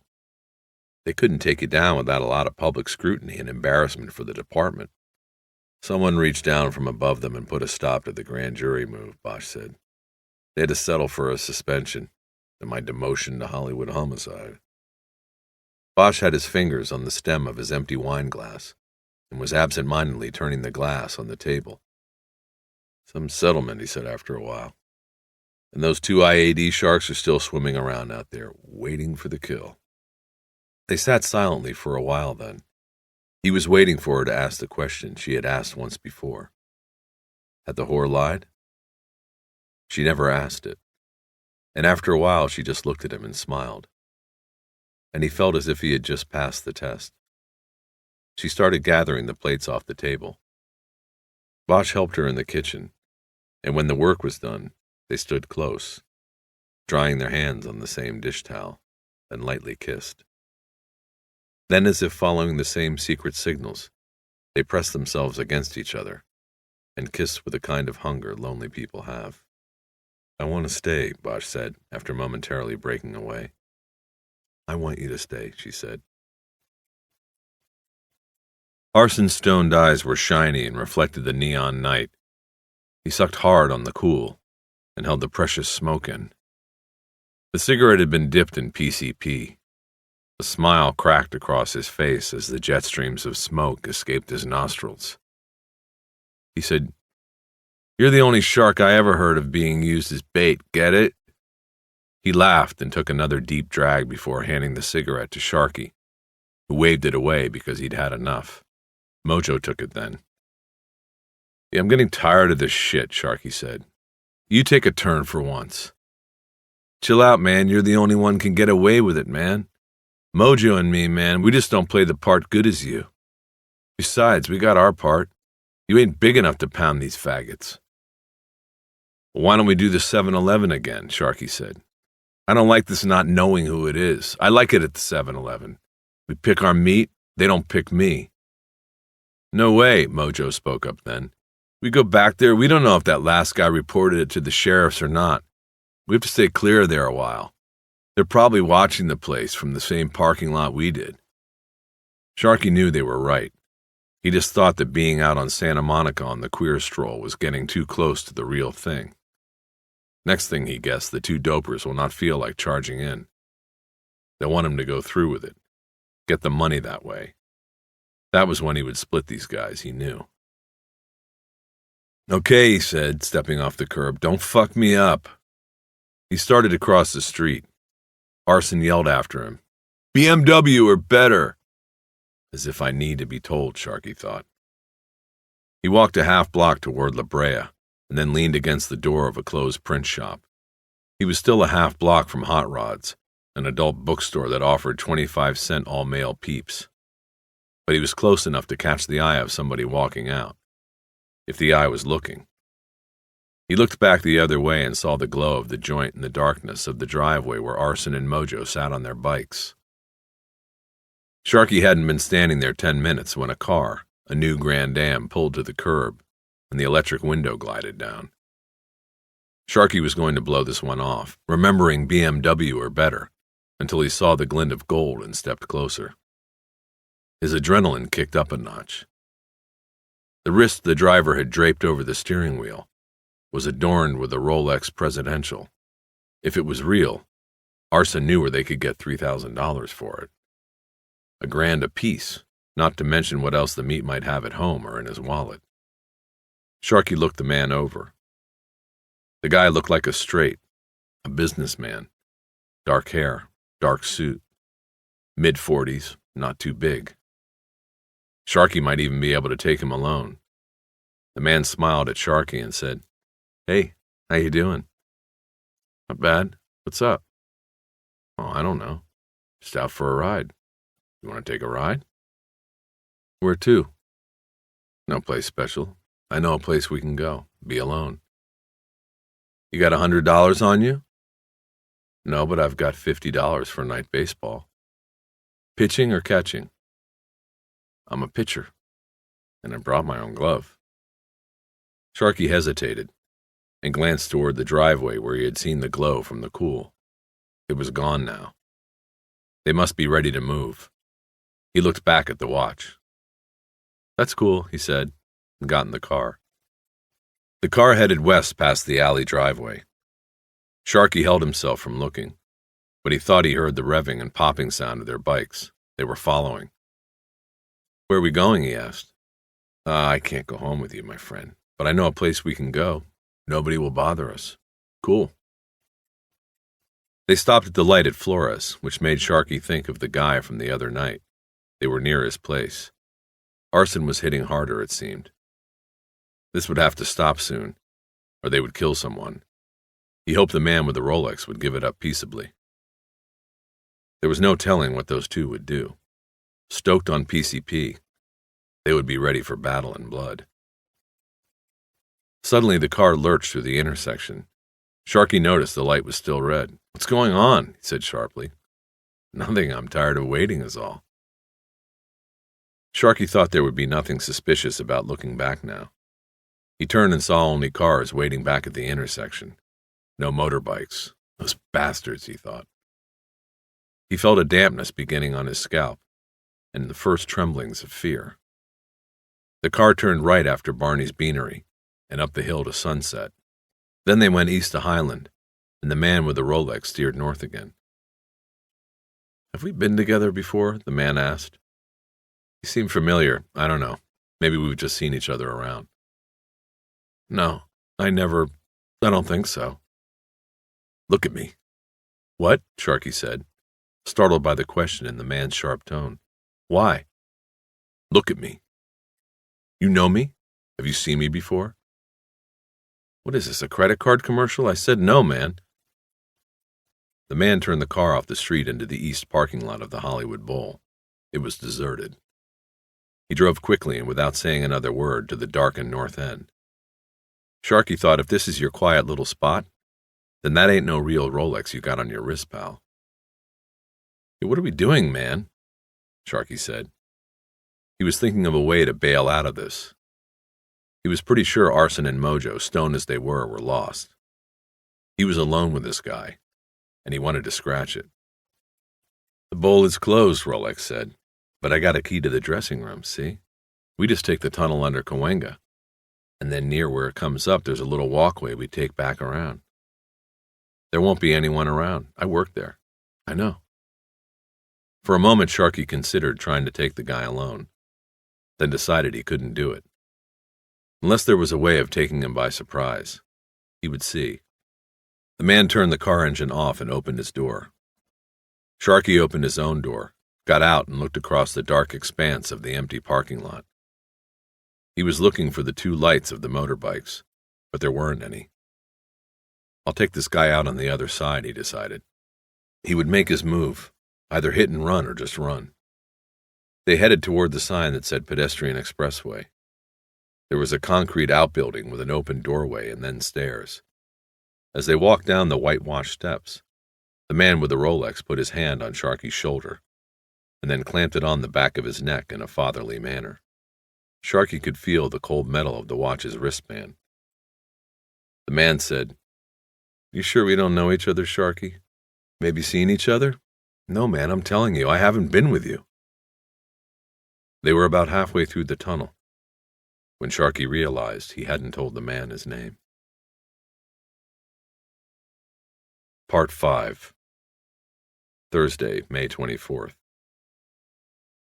It had been a long time for him, and in Eleanor's bedroom, Harry Bosch was clumsy in the way of a man who was overly self-conscious and out of practice. As with most first times he had had, it wasn't good. She directed him with her hands and whispers, and afterward he felt like apologizing, but didn't. They held each other and lightly dozed, the smell of her hair in his face, the same apple scent he had encountered in his kitchen the night before. Bosch was infatuated with her and wanted to breathe the smell of her hair every minute. After a while he kissed her awake, and they made love again. This time he needed no directions, and she didn't need her hands. When they were done, Eleanor whispered to him, "Do you think you can be alone in this world and not be lonely?" He didn't answer at first, and she said, "Are you alone, or are you lonely, Harry Bosch?" He thought about that for some time, while her fingers gently traced the tattoo on his shoulder. "I don't know what I am," he finally whispered. "You get so used to things the way they are, and I've always been alone. I guess that makes me lonely. Until now." They smiled in the dark and kissed, and soon he heard her deep, sleeping breaths. Much later, Bosch got up from the bed, pulled on his pants, and went out on the balcony to smoke. On Ocean Park Boulevard, there was no traffic, and he could hear the ocean's noise from nearby. The lights were out in the apartment next door. They were out everywhere except on the street. He could see that the jacaranda trees along the sidewalk were shedding their flowers. They had fallen like a violet snow on the ground, and the cars parked along the curb. Bosch leaned on the railing and blew smoke into the cool night wind.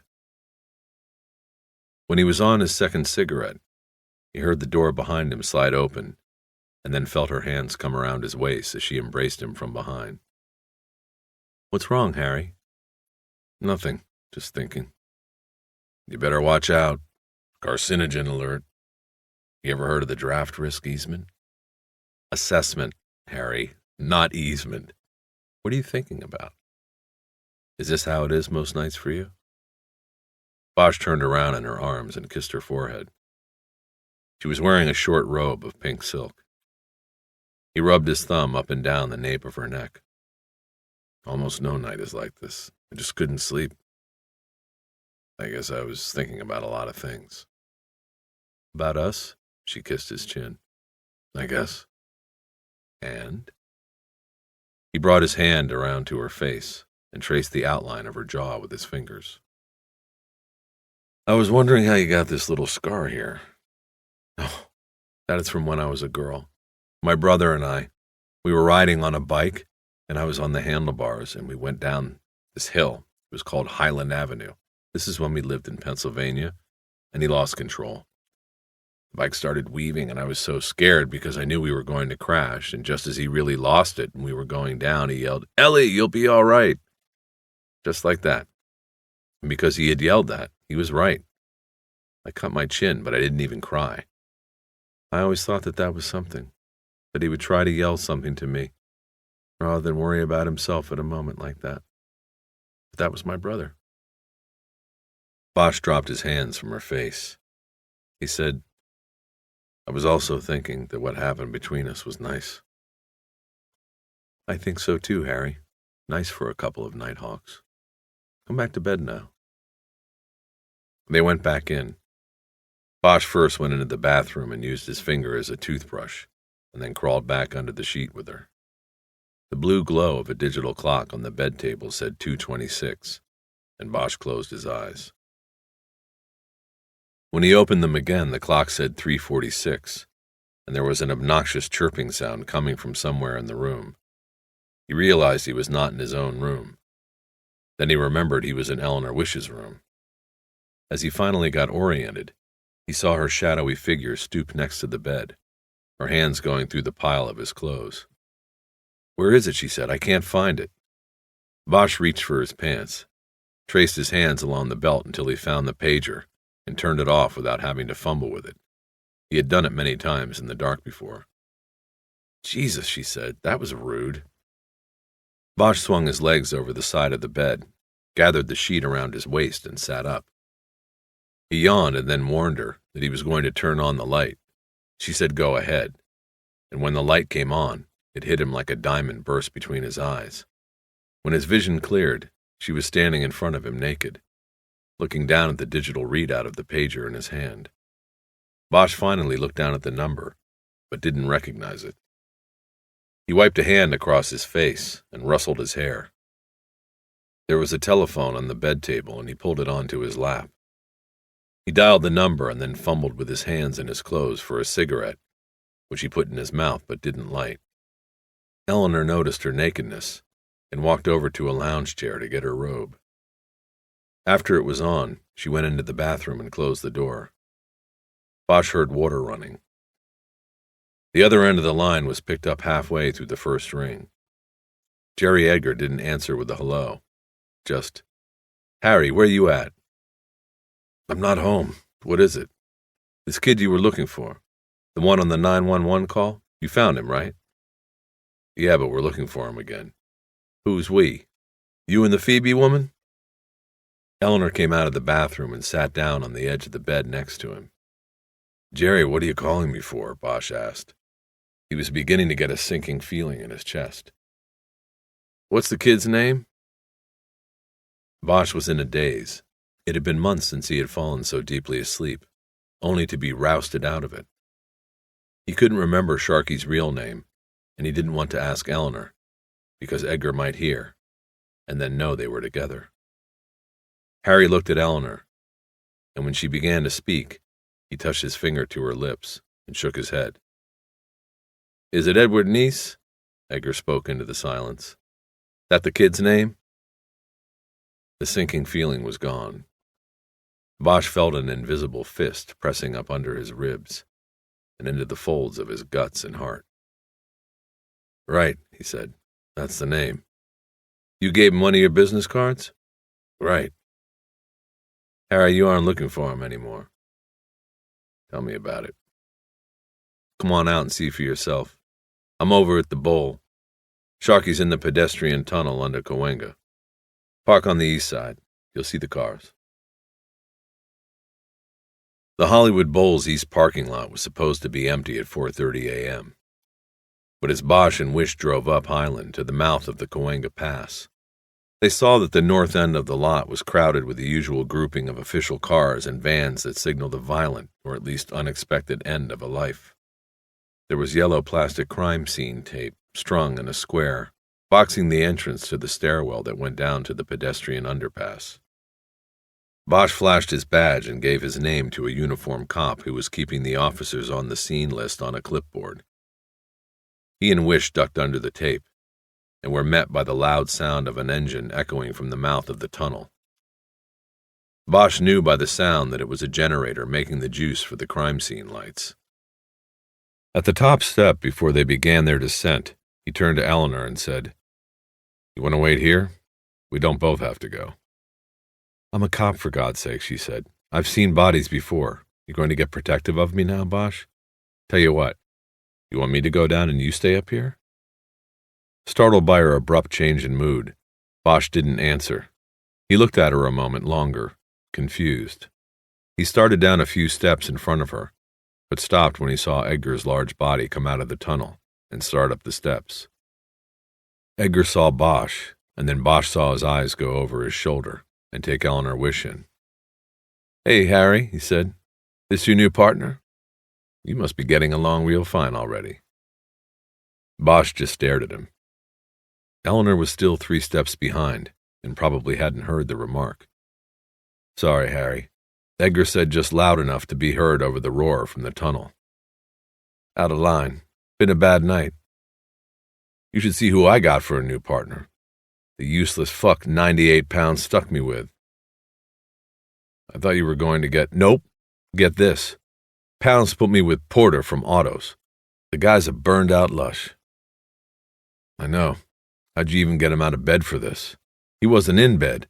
I had to track him down at the Parrot up in North Hollywood. It's one of them private bottle clubs.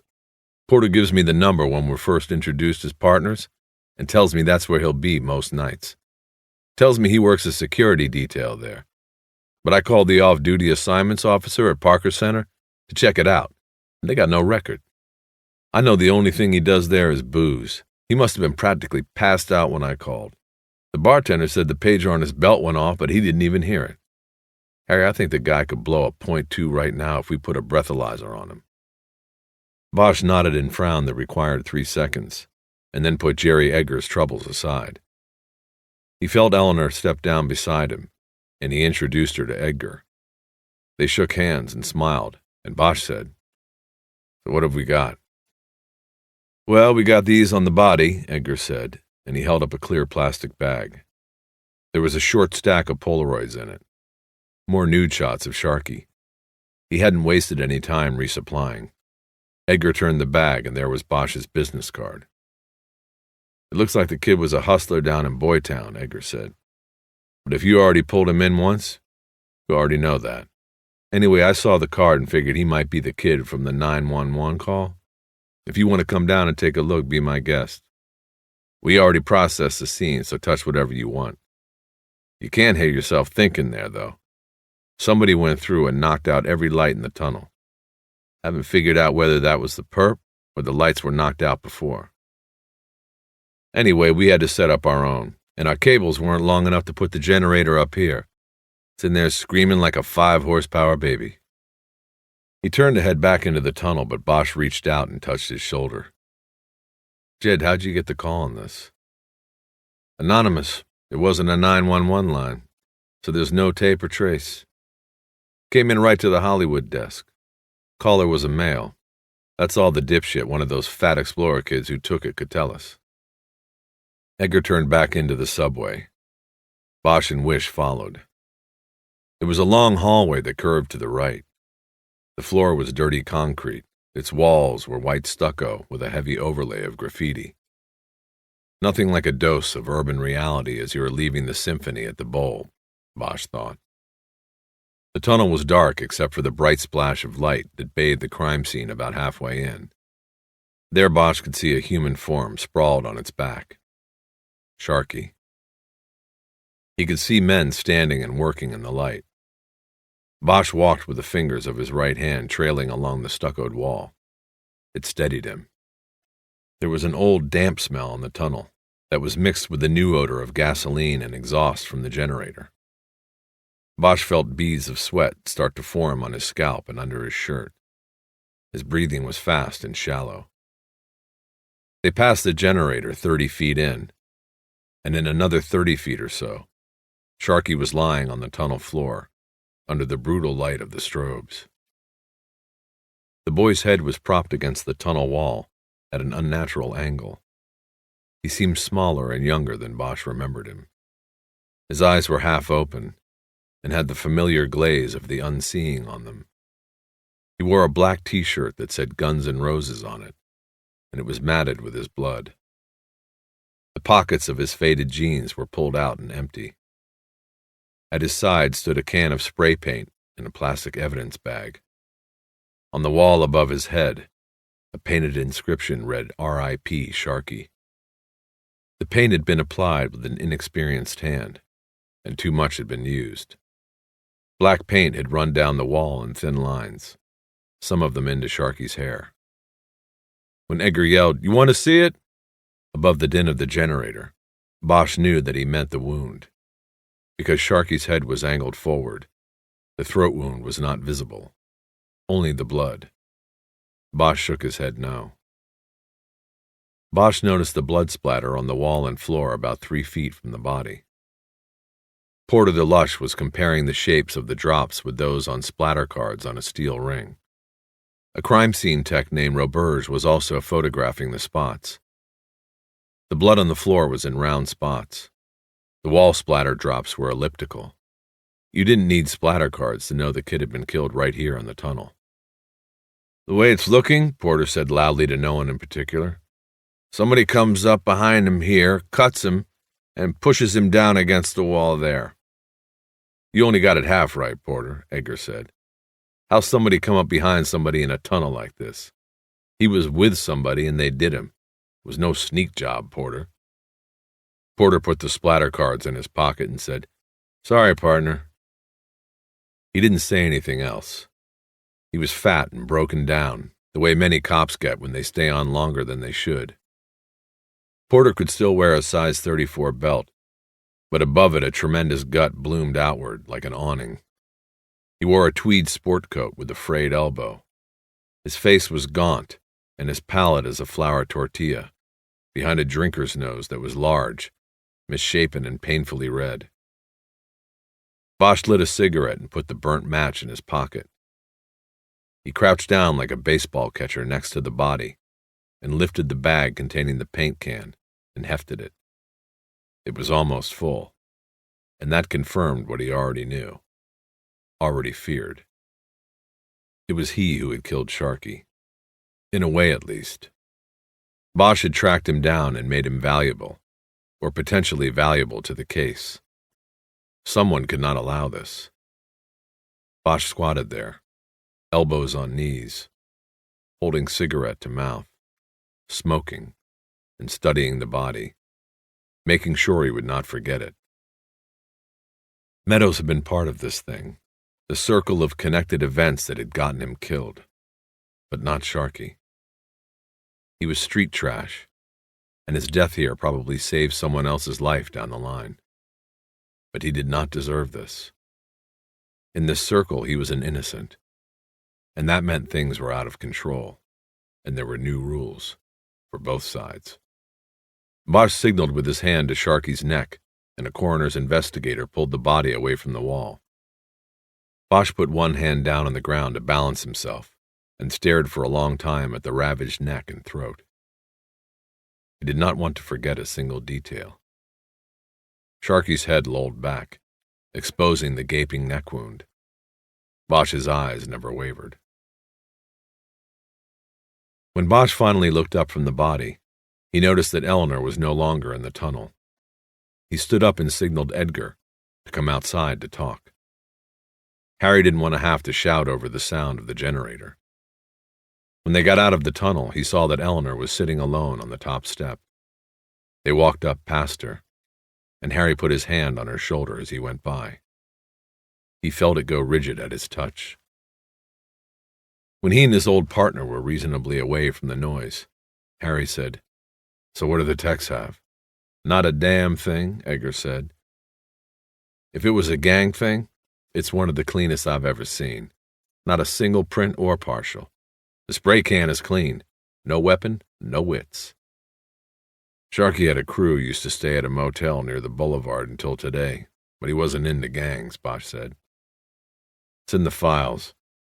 He was a scammer, with the Polaroids, rolling homosexuals, stuff like that."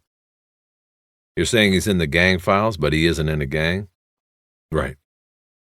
Edgar nodded and said, "He still could have been taken down by somebody who thought he was a gangbanger." Wish walked over to them then, but said nothing. "You know this isn't a gang thing, Jed," Bosch said. "I do?" "Yeah, you do. If it was, there wouldn't be a full can of paint in there. No gangbanger's going to leave something like that behind. Also, whoever painted the wall in there didn't have the touch. The paint ran. Whoever did it didn't know about spraying a wall." "Come here a sec," Edgar said. Bosch looked at Eleanor, and she nodded that it was okay. He and Edgar walked away a few steps and stood near the crime scene tape. "What did this kid tell you? And how come he was running around loose if he's part of the case?" he asked. Bosch told him the basics of the story, that they didn't know if Sharky was important to the case. But somebody apparently did, or couldn't risk waiting to find out. As Bosch spoke, He looked up over the hills and saw the first light of dawn outlining the tall palms at the top. Edgar took a step away and tilted his head up that way, too. But he wasn't looking at the sky.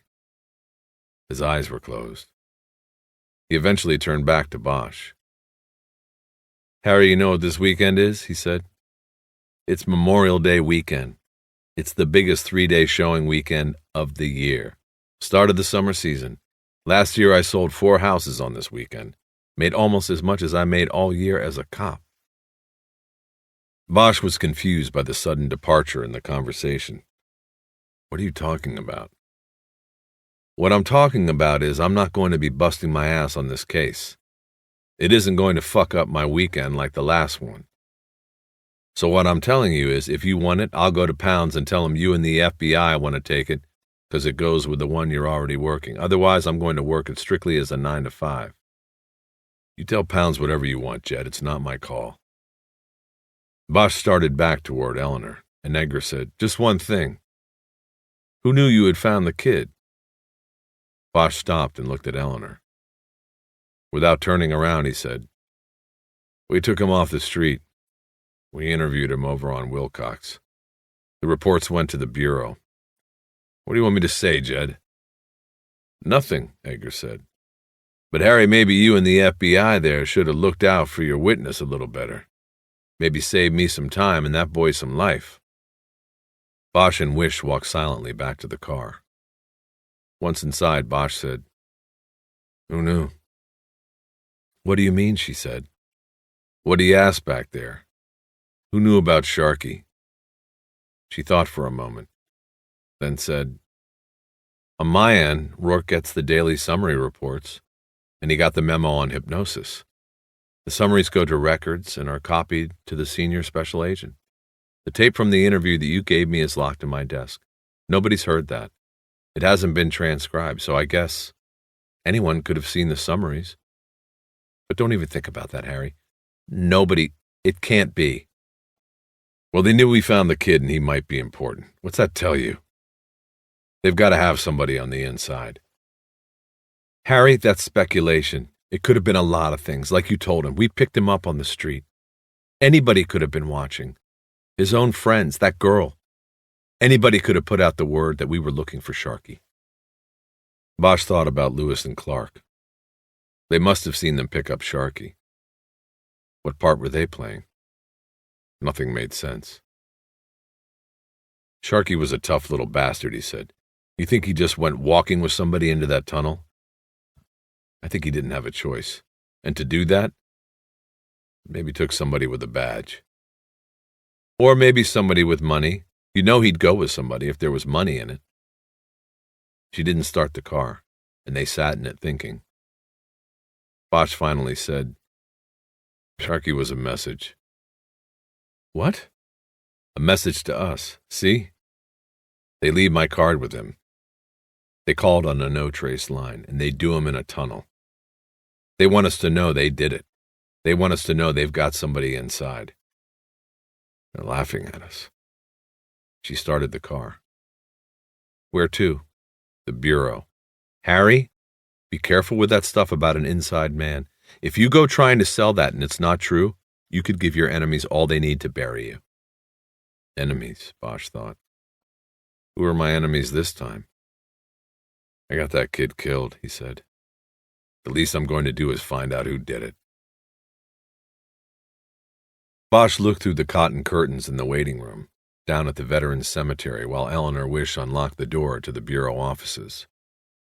The ground fog had not burned off the field of stones yet, and from above it looked like 1,000 ghosts rising from their boxes at once. Bosch could see the dark gash dug into the crest of the hill at the north side of the cemetery, but still could not make out what it was. It looked almost like a mass grave, a long gouge into the hill, a huge wound. The exposed soil was covered with black plastic sheets. "You want coffee?" Wish said from behind him. "Of course," he said. He pulled himself away from the curtains and followed her in. The bureau was empty. They went into the office kitchen, and he watched as she dumped a packet of ground coffee into a filter basket and turned the machine on. They stood there silently, watching the coffee slowly drip into a round glass pot on the heating pad. Bosch lit a cigarette and tried only to think about the coffee that was coming. She waved the smoke away with a hand, but didn't tell him to put it out. When the coffee was ready, Bosch took it black, and it hit his system like a shot. He filled up a second cup and carried both into the squad room. He lit a cigarette off the butt of the first when he got to his temporary desk. "My last one," he promised when he saw her looking. Eleanor poured herself a cup of water from a bottle she took from her file drawer. "You ever run out of that stuff?" he asked. She ignored the question. "Harry, we can't blame ourselves for Sharky. If we're to blame, then we might as well offer every person we talk to protection. Should we go up and grab his mother and put her in witness protection? What about the girl in the motel room that knew him? See, it gets crazy. Sharky was Sharky. You live by the street, you die by the street." Bosch didn't say anything at first. Then he said, "Let me see the names."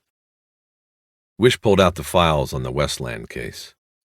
She rifled through them and pulled out a computer printout several pages long and folded accordion style. She tossed it on the desk in front of him. "That's the master there," she said. "Everybody who had a box. There are notes written after some of the names, but they probably are not germane. Most of that was as if we thought they were scamming insurance or not." Bosch started unfolding the printout and realized it was one long list and 5 shorter lists marked A through E. He asked what they were, and she came around the desk and looked over his shoulder. He smelled the apple in her hair. "Okay, the long list is like I said, everybody who had a box. It's an all-inclusive list. Then we did 5 breakouts, A through E. The first, that's A, is a breakout on boxes rented within the 3 months prior to the burglary. Then B, we did a breakout on box holders who reported no loss at all in the burglary. Then C is the list of dead ends, box holders who were actually dead or we couldn't find because of changes in addresses or they had given phony information to rent them. Then the 4th and 5th breakouts are matching lists from the first 3. D is anybody who rented a box in the previous 3 months and also reported no loss. E is anybody on the dead end list who was also on the 3-month list. Understand?" He did. The FBI's thinking had been that the vault had to have been cased by the thieves before the break-in, and that was most likely accomplished by simply going into the bank and renting a box. That way they had legitimate access. The guy who rented the box could go inside the vault any time he wanted during business hours and have a look around. So the list, including anybody who rented a box within 3 months of the robbery, stood a good chance of also including the scout. Second, it was likely that the scout would not want to draw attention to himself after the robbery, so he might report nothing stolen from his box. So that would put him on the D list. But if he made no report at all, or had given untraceable information on his box rental card, then his name would be on the E list. There were only 7 names on the D list and 5 on the E list. One of the E names was circled, Frederick B. Isley of Park La Brea, the name of the man who had bought 3 Honda ATVs in Tustin. The other names had check marks next to them. "Remember," Eleanor said, "I said that name would come up again." Harry nodded. "Isley," she said. "We think he was the scout. Rented the box 9 weeks before the burglary. The bank records show he made a total of 4 visits to the vault during the next 7 weeks. But after the break-in, he never came back, whoever he was. Never filed a report, and when we tried to contact him, we found the address was phony." "Get a description?" "Not one that would do us any good. Small, dark, and maybe handsome was about as good as the vault clerks could do. We thought this guy was a scout even before we found out about the ATVs. When a box holder wants to see his box, the clerk takes him in, unlocks the little door, and then escorts him to one of the viewing rooms. When he's done, they both take the box back, and the customer initials his box card. Kind of like at a library. So when we looked at this guy's card, we saw the initials. FBI. You're a man who doesn't like coincidences? Neither did we. We think somebody was having fun with us. Later, it was confirmed when we tracked the ATVs to Tustin. Harry sipped his coffee. Not much good it did us, she said. Never found him. In the debris of the vault after the burglary, we were able to find his box. We printed it and the door. Nothing. We showed the vault clerk some mugs. Meadows was in there, and they couldn't make anybody. We could go back to them now with Franklin and Delgado, see if one of them was this Isley. Yeah, we will. I'll be right back. She got up and left, and Bosch went back to drinking coffee and studying the list. He read every name and address on the list, but nothing jogged his memory, aside from the handful of names of celebrities, politicians, and the like that had safe deposit boxes. Bosch was going over the list a second time when Eleanor came back. She was carrying a piece of paper, which she slid onto his desk. I checked Rourke's office. He already sent most of the paperwork I turned in over to records, but the hypnosis memo was still in his box, so he must not have seen it yet. I took it back. It's useless now, and it might be better if he didn't see it. Harry glanced at the memo, and then folded the page and put it in his pocket. Frankly, she said, I don't think any of the paper was out in the open long enough. I just don't see it. And Rourke, he's a technocrat, not a killer. Like they said about you at Behavioral Sciences, he wouldn't cross the line for money. Bosch looked at her and found himself wanting to say something to please her, to get her back on his side. He could think of nothing, and could not understand this new coldness in her manner. Forget it, he said, and then looking down at the lists, he added, How far did you people check out these people who reported no losses? She looked down at the printouts where Bosch had circled List B. There were 19 names on the list. We ran each name for criminal records, she began. We did a telephone interview and later a face-to-face. If an agent got weird vibes or somebody's story didn't play well, then another agent would come by unannounced to do a follow-up interview. Kind of get another opinion. I was not part of that. We had a second crew who handled most of the field interviews. If there is a particular name that you're interested in, I could pull the interview summaries. What about the Vietnamese names on the list? I count 34 box holders with Vietnamese names. 4 are on the no-loss list. 1 on the dead-end list. What about the Vietnamese? There's probably a breakout if you look for it on Chinese, Korean, whites, blacks, and Latinos. These were equal opportunity bandits. Yeah, but you came up with a connection to Vietnam and Meadows. Now we have Franklin and Delgado possibly involved. All 3 were MPs in Vietnam. We've got Charlie Company, which may or may not have a part in this. So after Meadows became a suspect and you started pulling military records of tunnel rats, did you do any further checking with the Vietnamese on this list? No. Well, yes. On the foreign nationals, we ran their names through INS to see how long they'd been here, whether they were legal, but that was about it. She was quiet for a moment. I can see what you're getting at. It's a flaw in the way we handled it. See, we didn't develop Meadows as a possible suspect until a few weeks after the robbery. By then, most of these people had already been interviewed. After we started looking at Meadows, I don't think we went back to see if any of the names on the list fit in with him. You think one of the Vietnamese could have somehow been part of this? I don't know what I'm thinking, just looking for connections. Coincidences that aren't coincidences. Bosch took a notebook out of his coat pocket and started making a list of the names, DOBs, and addresses of the Vietnamese box holders. He put the 4 who reported no loss and the name from the dead-end list at the top of his own list. He had just finished the list and closed the notebook when Rourke walked into the squad room, his hair still wet from his morning shower. He was carrying a coffee mug that said Boss on the side of it. He saw Bosch and Wish and then looked at his watch. Getting an early start? Our witness. He turned up dead, Wish said. No expression on her face. Jesus, where? They get somebody? Wish shook her head and looked at Bosch with a face that warned him not to start anything.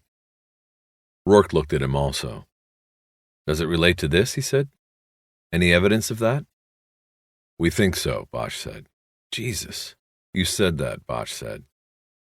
Should we take the case from LAPD, add it to the Meadows investigation? He said this looking directly at Wish. Bosch was not part of the decision-making team here. She didn't answer, so Rourke added, "Should we have offered him protection?" Bosch couldn't resist. From who? A strand of wet hair dropped out of place and across Rourke's forehead. His face flushed deeply red. What the hell is that supposed to mean? How'd you know LAPD had the case? What? You just asked if we should take the case from LAPD. How'd you know they had it? We didn't say. I just assumed. Bosch, I resent what that implies, and I resent the hell out of you. Are you implying that I or someone, if you are saying there is a law enforcement leak on this case, then I will request an internal review today. But I'll tell you right now that if there was a leak, it wasn't from the Bureau. Then where the hell else could it have been? What happened to the reports we filed with you? Who saw them? Rourke shook his head. Harry, don't be ridiculous. I understand your feelings, but let's calm down and think for a minute. The witness was snatched off the street and interviewed at Hollywood Station, then dropped off at a public youth shelter. And lastly, you're being followed around by your own department, Detective. I'm sorry, but even your own people apparently don't trust you. Bosch's face grew dark. He felt betrayed in a sense. Rourke could only have known about the tale through Wish. She had made Lewis and Clark. Why hadn't she said anything to him instead of Rourke? Bosch looked over at her, but she was looking down at her desk. He looked back at Rourke, who was nodding his head, as if it were on a spring. Yes, she made the tale on you the first day. Rourke looked around the empty squad room, obviously wishing he had a larger audience. He was moving his weight from one foot to the other, like a boxer in his corner impatiently waiting for the next round to begin, so he could deliver the knockout punch on a fading opponent. Wish continued to sit silently at her desk, and in that moment, it seemed to Bosch to be 1,000,000 years ago that they had held each other in her bed. Rourke said, Maybe you should look at yourself in your own department before running around making reckless accusations. Bosch said nothing. He just stood up and headed to the door. Harry, where are you going? Eleanor called from her desk. He turned around and looked at her a moment. Then he kept walking. Lewis and Clark picked up Bosch's Caprice as soon as it came out of the federal garage. Clark was driving. Lewis dutifully noted the time on the surveillance log. He said, He's got a bug up his ass. Better move up on him some. Bosch had turned west on Wilshire and was heading for the 405. Clark increased his speed to stay with him in the morning rush hour traffic. I'd have a bug somewhere if I'd just lost my only witness, Clark said. If I'd gotten him killed. How you figure? You saw it. He stuffed the kid in that shelter and went his merry way. I don't know what that kid saw or what he told them, but it was important enough for him to have to be eliminated. Bosch should have taken better care, kept him under lock and key. They went south on the 405. Bosch was 10 cars ahead now, staying in the slow lane. The freeway was thick with a stinking, polluting mass of moving steel. I think he's going for the 10, Clark said. He's going into Santa Monica, maybe back to her place, probably forgot his toothbrush. Or she's coming back to meet him for a nooner.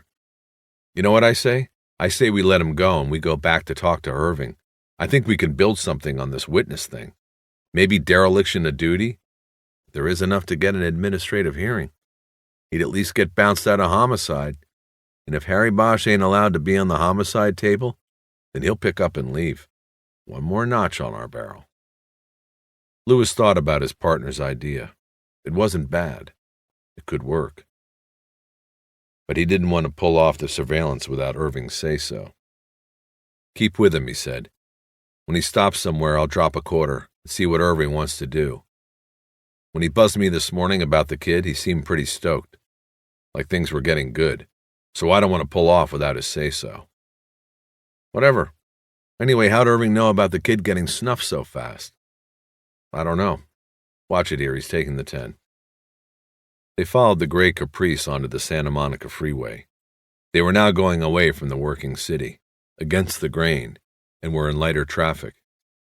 But Bosch no longer was speeding, and he went past the Cloverfield and Lincoln exits to Eleanor Wish's home, staying on the freeway until it curved through the tunnel and came out below the beach cliffs as a Pacific Coast highway. He headed north along the coast, with the sun bright overhead and the Malibu mountains just opaque whispers ahead in the haze. "Now what?" Clark said. "I don't know. Hang back some."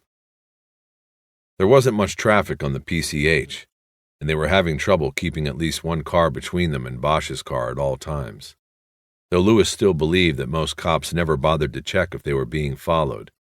Today he was making an exception to that theory with Bosch. His witness had been murdered.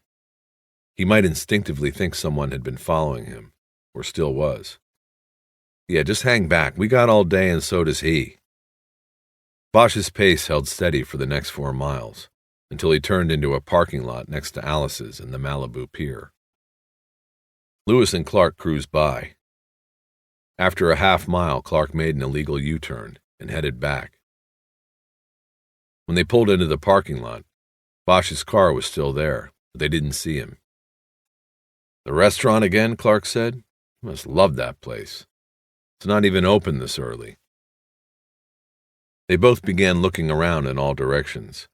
There were 4 other cars at the end of the lot, and the racks on top of them said they belonged to the cluster of surfers rising and falling on the seas south of the pier.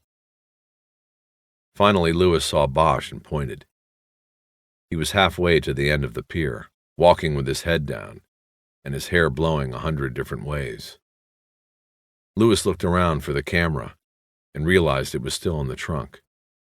He took a pair of binoculars out of the glove compartment and trained them on Bosch's diminishing figure. He watched until Bosch reached the end of the wooden planking and leaned his elbows on the railing.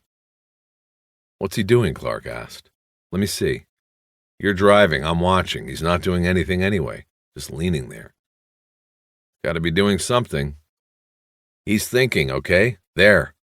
He's lighting a cigarette. Happy? He's doing something." "Wait a minute. What?" "Shit. We should have had the camera ready." "What's this we shit? That's your job today. I'm driving. What's he doing?" "He dropped something into the water." Through the field glasses, Lewis saw Bosch's body leaning limply on the railing. He was looking down into the water below. There was no one else on the pier as far as Lewis could see. "What did he drop? Can you see?" "How the fuck do I know what he dropped? I can't see the surface from here. Do you want for me to go out there? Get one of the surfer boys to paddle over and see for us?" "I don't know what he dropped." "Cool your jets. I was just asking. Now can you remember the color of this object he dropped?" "It looked white, like a ball, but it sort of floated." "I thought you said you couldn't see the surface." "I meant it floated down. I think it was a tissue or some kind of paper." "What's he doing now?" "Just standing there at the railing. He's looking down into the water." "Crisis of conscience time. Maybe he'll jump, and we can forget this whole damn thing." Clark giggled at his feeble joke. Lewis didn't. "Yeah, right. I'm sure that's going to happen. Give me the glasses and go call in, see what Irving wants to do." Lewis handed over the binoculars and got out. First he went to the trunk, opened it, and got out the Nikon. He attached a long lens, and then took it around to the driver's window and handed it to Clark. "Get a picture of him out there, so we'll have something to show Irving." Then Lewis trotted over to the restaurant to find a phone. He was back in less than 3 minutes. Bosch was still leaning on the rail at the end of the pier. "Chief says under no circumstances are we to break off the tail," Lewis said. "He also said our reports sucked ass. He wants more detail and more pictures. Did you get him?" Clark was too busy watching through the camera to answer. Lewis picked up the binoculars and looked. Bosch remained unmoving. Lewis couldn't figure it. What is he doing? Thinking. Why come all the way out here to think? "Fucking Irving, that figures," Clark suddenly said, dropping the camera into his lap to look at his partner. "And yeah, I got a few pictures of him, enough to make Irving happy. But he's not doing anything, just leaning there." "Not anymore," Lewis said, still looking through the binoculars. "Start her up. It's showtime." Bosch walked off the pier after dropping the crumpled hypnotism memo into the water. Like a flower cast on a spoiled sea, it held its own on the surface for a few brief moments, and then sank out of sight. His resolve to find Meadows' killer was now stronger. Now he sought justice for Sharky as well. As he made his way on the old planking of the pier, he saw the Plymouth that had been following him pull out of the restaurant lot. It's them, he thought. But no matter. He didn't care what they had seen, or thought they had seen. There were new rules now, and Bosch had plans for Lewis and Clark. He drove east on the 10 into downtown. He never bothered to check his mirror for the black car because he knew it would be there. He wanted it to be there. When he got to Los Angeles Street, he parked in a no-parking zone in front of the U.S. Administration Building. On the 3rd floor, Bosch walked through one of the crowded waiting rooms of the Immigration and Naturalization Service. The place smelled like a jail. Sweat, fear, and desperation. A bored woman was sitting behind a sliding glass window working on the Times crossword. The window was closed. On the sill was a plastic paper ticket dispenser, like they use at a meat market counter. After a few moments, she looked up at Bosch. He was holding his badge up. "Do you know a 6-letter word for a man of constant sorrow and loneliness?" she asked after sliding the window open and then checking her nail for damage. "Bosch. What?" "Detective Harry Bosch. Buzz me in. I want to see Hector V." "Have to check first," she said in a pouty way. She whispered something into the phone, then reached to Bosch's badge case and put her finger on the name on the ID card. Then she hung up. "He says go on back." She buzzed the lock on the door next to the window. "He says you know the way." Bosch shook Hector Villabana's hand in a cramped squad room much smaller than Bosch's own. "I need a favor. I need some computer time." "Let's do it." That's what Bosch liked about Hector V. He never asked what or why before deciding. He was a let's-do-it type of guy. He didn't play the bullshit games that Bosch had come to believe everybody in his profession played. Hector rolled his chair over to an IBM on a desk against the wall and entered his password. "You want to run names, right? How many?" Bosch wasn't going to bullshit him either. He showed him the list of 34 names. Hector whistled lowly and said, "Okay, we'll run them through, but these are Vietnamese. If their cases were not worked out of this office, their files won't be here. I'll only have what's on the computer, dates of entry, documentation, citizenship, whatever is on the computer. You know how it is, Harry." Bosch did, but he also knew that Southern California was where most of the Vietnamese refugees made their homes after making the trip. Hector started typing in the names with 2 fingers, and 20 minutes later Bosch was looking at a printout from the computer. "What are we looking for, Harry?" Hector said as he studied the list with him. "I don't know. What do you see that is unusual?" A few moments passed, and Bosch thought Hector would say nothing was unusual. A dead end. But Bosch was wrong. "Okay, on this one, I think you'll find he was connected." The name was No Von Bin. It meant nothing to Bosch, other than it had come from the B list. Bin had reported nothing stolen from his safe deposit box. Connected? "He had some kind of pull," Hector said. "Connected politically, I guess you would call it. See his case number has the prefix GL? Those are files handled by our Special Cases Bureau in D.C. Usually SCB doesn't deal with people from the masses. Very political. Handles people like the Shah and the Marcoses, Russian defectors if they're scientists or ballerinas. Stuff like that. Stuff I never see." He nodded his head and put his finger on the printout. "Okay, then we have the dates. They are too close. It happened too fast, which tells me this case was greased.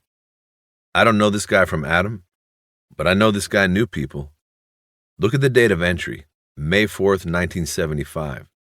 That's just 4 days after the guy left Vietnam. You figure the first day is getting to Manila, and the last day is getting to the States. That leaves only 2 days in between Manila for him to get approval and get his ticket punched for the mainland. And at that time, man, they were coming in by the boatload to Manila. No way in 2 days unless it was greased. So what that means is this guy, this Bin, already had approval. He was connected. It's not that unusual because a lot of people were. We got a lot of people out of there when the shit hit the fan. A lot of them were the elite. A lot of them just had money to pay to make them elite. Bosch looked at the date Bin had left Vietnam, April 30th, 1975. The same day Meadows left Vietnam for the last time. The day Saigon fell to the NVA. And this DOD, Villabana said, pointing at another date. Very short time to receive documentation, May 14th. That's 10 days after arrival. This guy gets a visa. That's too fast for the average Joe. Or in this case, the average no. So what do you think? Hard to say. He could have been an operative. He could have had just enough money to get him on a helicopter. A lot of rumors still floating around from that time. People getting rich, seats on military transports going for 10 grand. No question visas going for more. Nothing ever confirmed. Can you pull the file on this guy? Yeah, if I was in D.C. Bosch just looked at him, and Hector finally said, "All GLs are there, Harry. That's where the people that people are connected to are. Get it?" Bosch didn't say anything. "Don't get mad, Harry. I'll see what I can do. I'll make a couple calls. You gonna be around later?" Bosch gave him the FBI's number, but didn't say it was the FBI. Then they shook hands again, and Bosch left. In the first-floor lobby, he watched through the smoked glass doors, looking for Lewis and Clark. When he finally saw the black Plymouth turn the corner as the two IAD detectives finished another circuit of the block, Bosch walked through the doors and down the steps to his car. In his peripheral vision, he saw the IAD car slow and turn into the curb while they waited for him to get in his car and drive off. Bosch did as they wanted, because it was what he wanted. Woodrow Wilson Drive winds counterclockwise around and up the side of the Hollywood Hills. The cracked patchwork asphalt never wide enough at any point for two cars to pass without a cautious slowing. Going up, the homes on the left crawl vertically up the hillside. They are the old money, solid and secure, Spanish tile and stucco. To the right, the newer houses fearlessly swing their wood-frame rooms out over the brown brush arroyos and daisies in the canyon. They are balanced on stilts and hope and cling as tenuously to the edge of the hill as their owners do to their positions at the studios down below. Bosch's home was fourth from the end on the right side. As he drove around the final bend, the house came into sight. He looked at the dark wood, the shoebox design, seeking a sign that it had somehow changed, as if the exterior of the house could tell him if something was wrong with the interior. He checked the rear view then, and caught the front end of the black Plymouth nosing around the curve. Bosch pulled into the carport next to his house and got out. He went inside without looking back at the tail car. He had gone to the pier to think about what Rourke had said, and in doing so, thought about the hang-up call that was on his phone tape. Now he went to the kitchen and played back his messages. First there was the hang-up call, which had come in Tuesday, and then a message from Jerry Edgar in the pre-dawn hours today, when Edgar had called looking for Bosch to get him out to the Hollywood Bowl. Bosch rewound the tape and listened to the hang-up call again, silently chastising himself for not having picked up on its significance the first time he heard it. Someone had called, listened to his tape message, and then hung up after the first message beep. The hang-up was on the tape. Most people, if they didn't want to leave a message, would simply hang up as soon as they heard Bosch's tape-recorded voice saying he wasn't in. Or if they thought he was home, would have called out his name after the beep.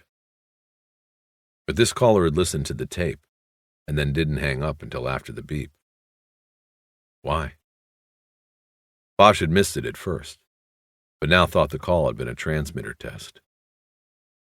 He went to the closet by the door and took out a pair of binoculars. He went to the living room window and looked through a crack in the curtain for the black Plymouth. It was a half-block farther up the hill. Lewis and Clark had driven by the house, turned around and parked at the curb, facing downhill and ready to continue the tale if Bosch came out. Through the binoculars, Bosch could see Lewis behind the wheel, watching the house. Clark had his head back on the passenger seat and his eyes closed. Neither of them appeared to be wearing headphones. Still, Harry had to be sure. Without taking his eyes from the binoculars, he reached over to the front door and opened it a few inches and closed it.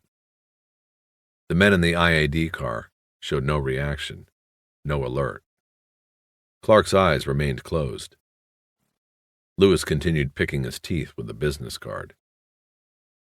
Bosch decided that if they had dropped a bug on him, it was transmitting to a remote. It was safer that way. Probably a sound-activated mini-reel hidden on the exterior of the house. They'd wait until he drove away, and then one of them would jump out of the car and quickly collect the reel, replacing it with a fresh one. They could then catch up the tail on him before he got down the hill to the freeway. He walked away from the window and made a quick survey of the living room and kitchen. He studied the underside of tables and electric fixtures, but he didn't find the bug, and didn't expect to. The smart place, he knew, was the phone, which he was saving for last. It already had a power source, and placement there would provide sound intake of the immediate interior of the house, as well as any conversations that came in through the phone. Bosch picked up the phone, and with a small penknife that was attached to his keychain, he popped the cover off the mouthpiece. There was nothing there that shouldn't be. Then he took the cover off the earpiece. It was there. Using the knife, he carefully lifted out the speaker. Attached behind it, by a small magnet, was a small, flat, round transmitter about the size of a quarter. There were 2 wires attached to the device, which he knew was sound-activated and called a T9. One wire was wrapped around one of the phone's receiver wires, piggybacking power for the bug. The other wire went into the barrel of the handset. Bosch gingerly pulled it, and out came the backup energy source, a small thin power pack containing a single AA battery. The bug ran off the phone's juice, but if the phone was disconnected from the wall, the battery could provide power for maybe another 8 hours. Bosch disconnected the device from the phone and placed it on the table. It was now running off the battery. He just stared at it, thinking about what he was going to do. It was a standard police department wire. Pickup range 15 to 20 feet, designed to take in everything said in the room. The transmission range was minimal, maybe 25 yards at most, depending on how much metal was in the building. Bosch went to the living room window again to look up the street. Lewis and Clark still showed no sign of alert, or that the bug had been discovered. Lewis was through picking his teeth. Bosch turned on the stereo and put on a Wayne Shorter CD. He then went out a side door in the kitchen, into the carport. He could not be seen from the IAD car. He found the tape recorder in the first place he looked, the junction box beneath the DWP electric meter on the back wall of the carport. The 2-inch reels were turning to the sound of Shorter's saxophone. The Nagro recorder, like the T9, was wired to the house current, but had a battery backup. Bosch disconnected it and brought it inside, where he set it on the table next to its counterpart. Shorter was finishing 502 Blues. Bosch sat in the watch chair, lit a cigarette, and looked at the device as he tried to form a plan. He reached over, rewound the tape, and pushed the play button. The first thing he heard was his own voice saying he wasn't there, then Jerry Edgar's message about the Hollywood Bowl. Then the next sounds were the door opening and closing twice, then Wayne Shorter's sax. They had changed reels at least once since the test call had been made. Then he realized that Eleanor Wish's visit had been taped, He thought about that, and wondered if the bug had picked up what had been said on the back porch. Bosch's stories about himself and Meadows. He grew angry thinking about the intrusion, the delicate moment, stolen by the two men in the black Plymouth. He shaved, showered, and dressed in a fresh set of clothes, a tan summer suit with pink Oxford shirt and blue tie. Then he went to the living room and loaded the bug and recorder into the pockets of his jacket. He took another look through the curtains with the field glasses. Still no movement in the internal affairs car. He went out the side door again and carefully climbed down the embankment to the base of the first stilt, an iron I-beam. He gingerly made his way across the incline beneath his house. He noticed along the way that the dried brush was sprinkled with pieces of gold foil, the beer label he had picked at and dropped from the porch when he was with Eleanor. Once he got to the other side of his property, he picked his way across the hill, going under the next 3 stilt houses. After the third, he scrambled up the hillside and looked around the front corner into the street. He was now behind the black Plymouth. He picked the burrs off the cuffs of his pants and then walked casually into the road.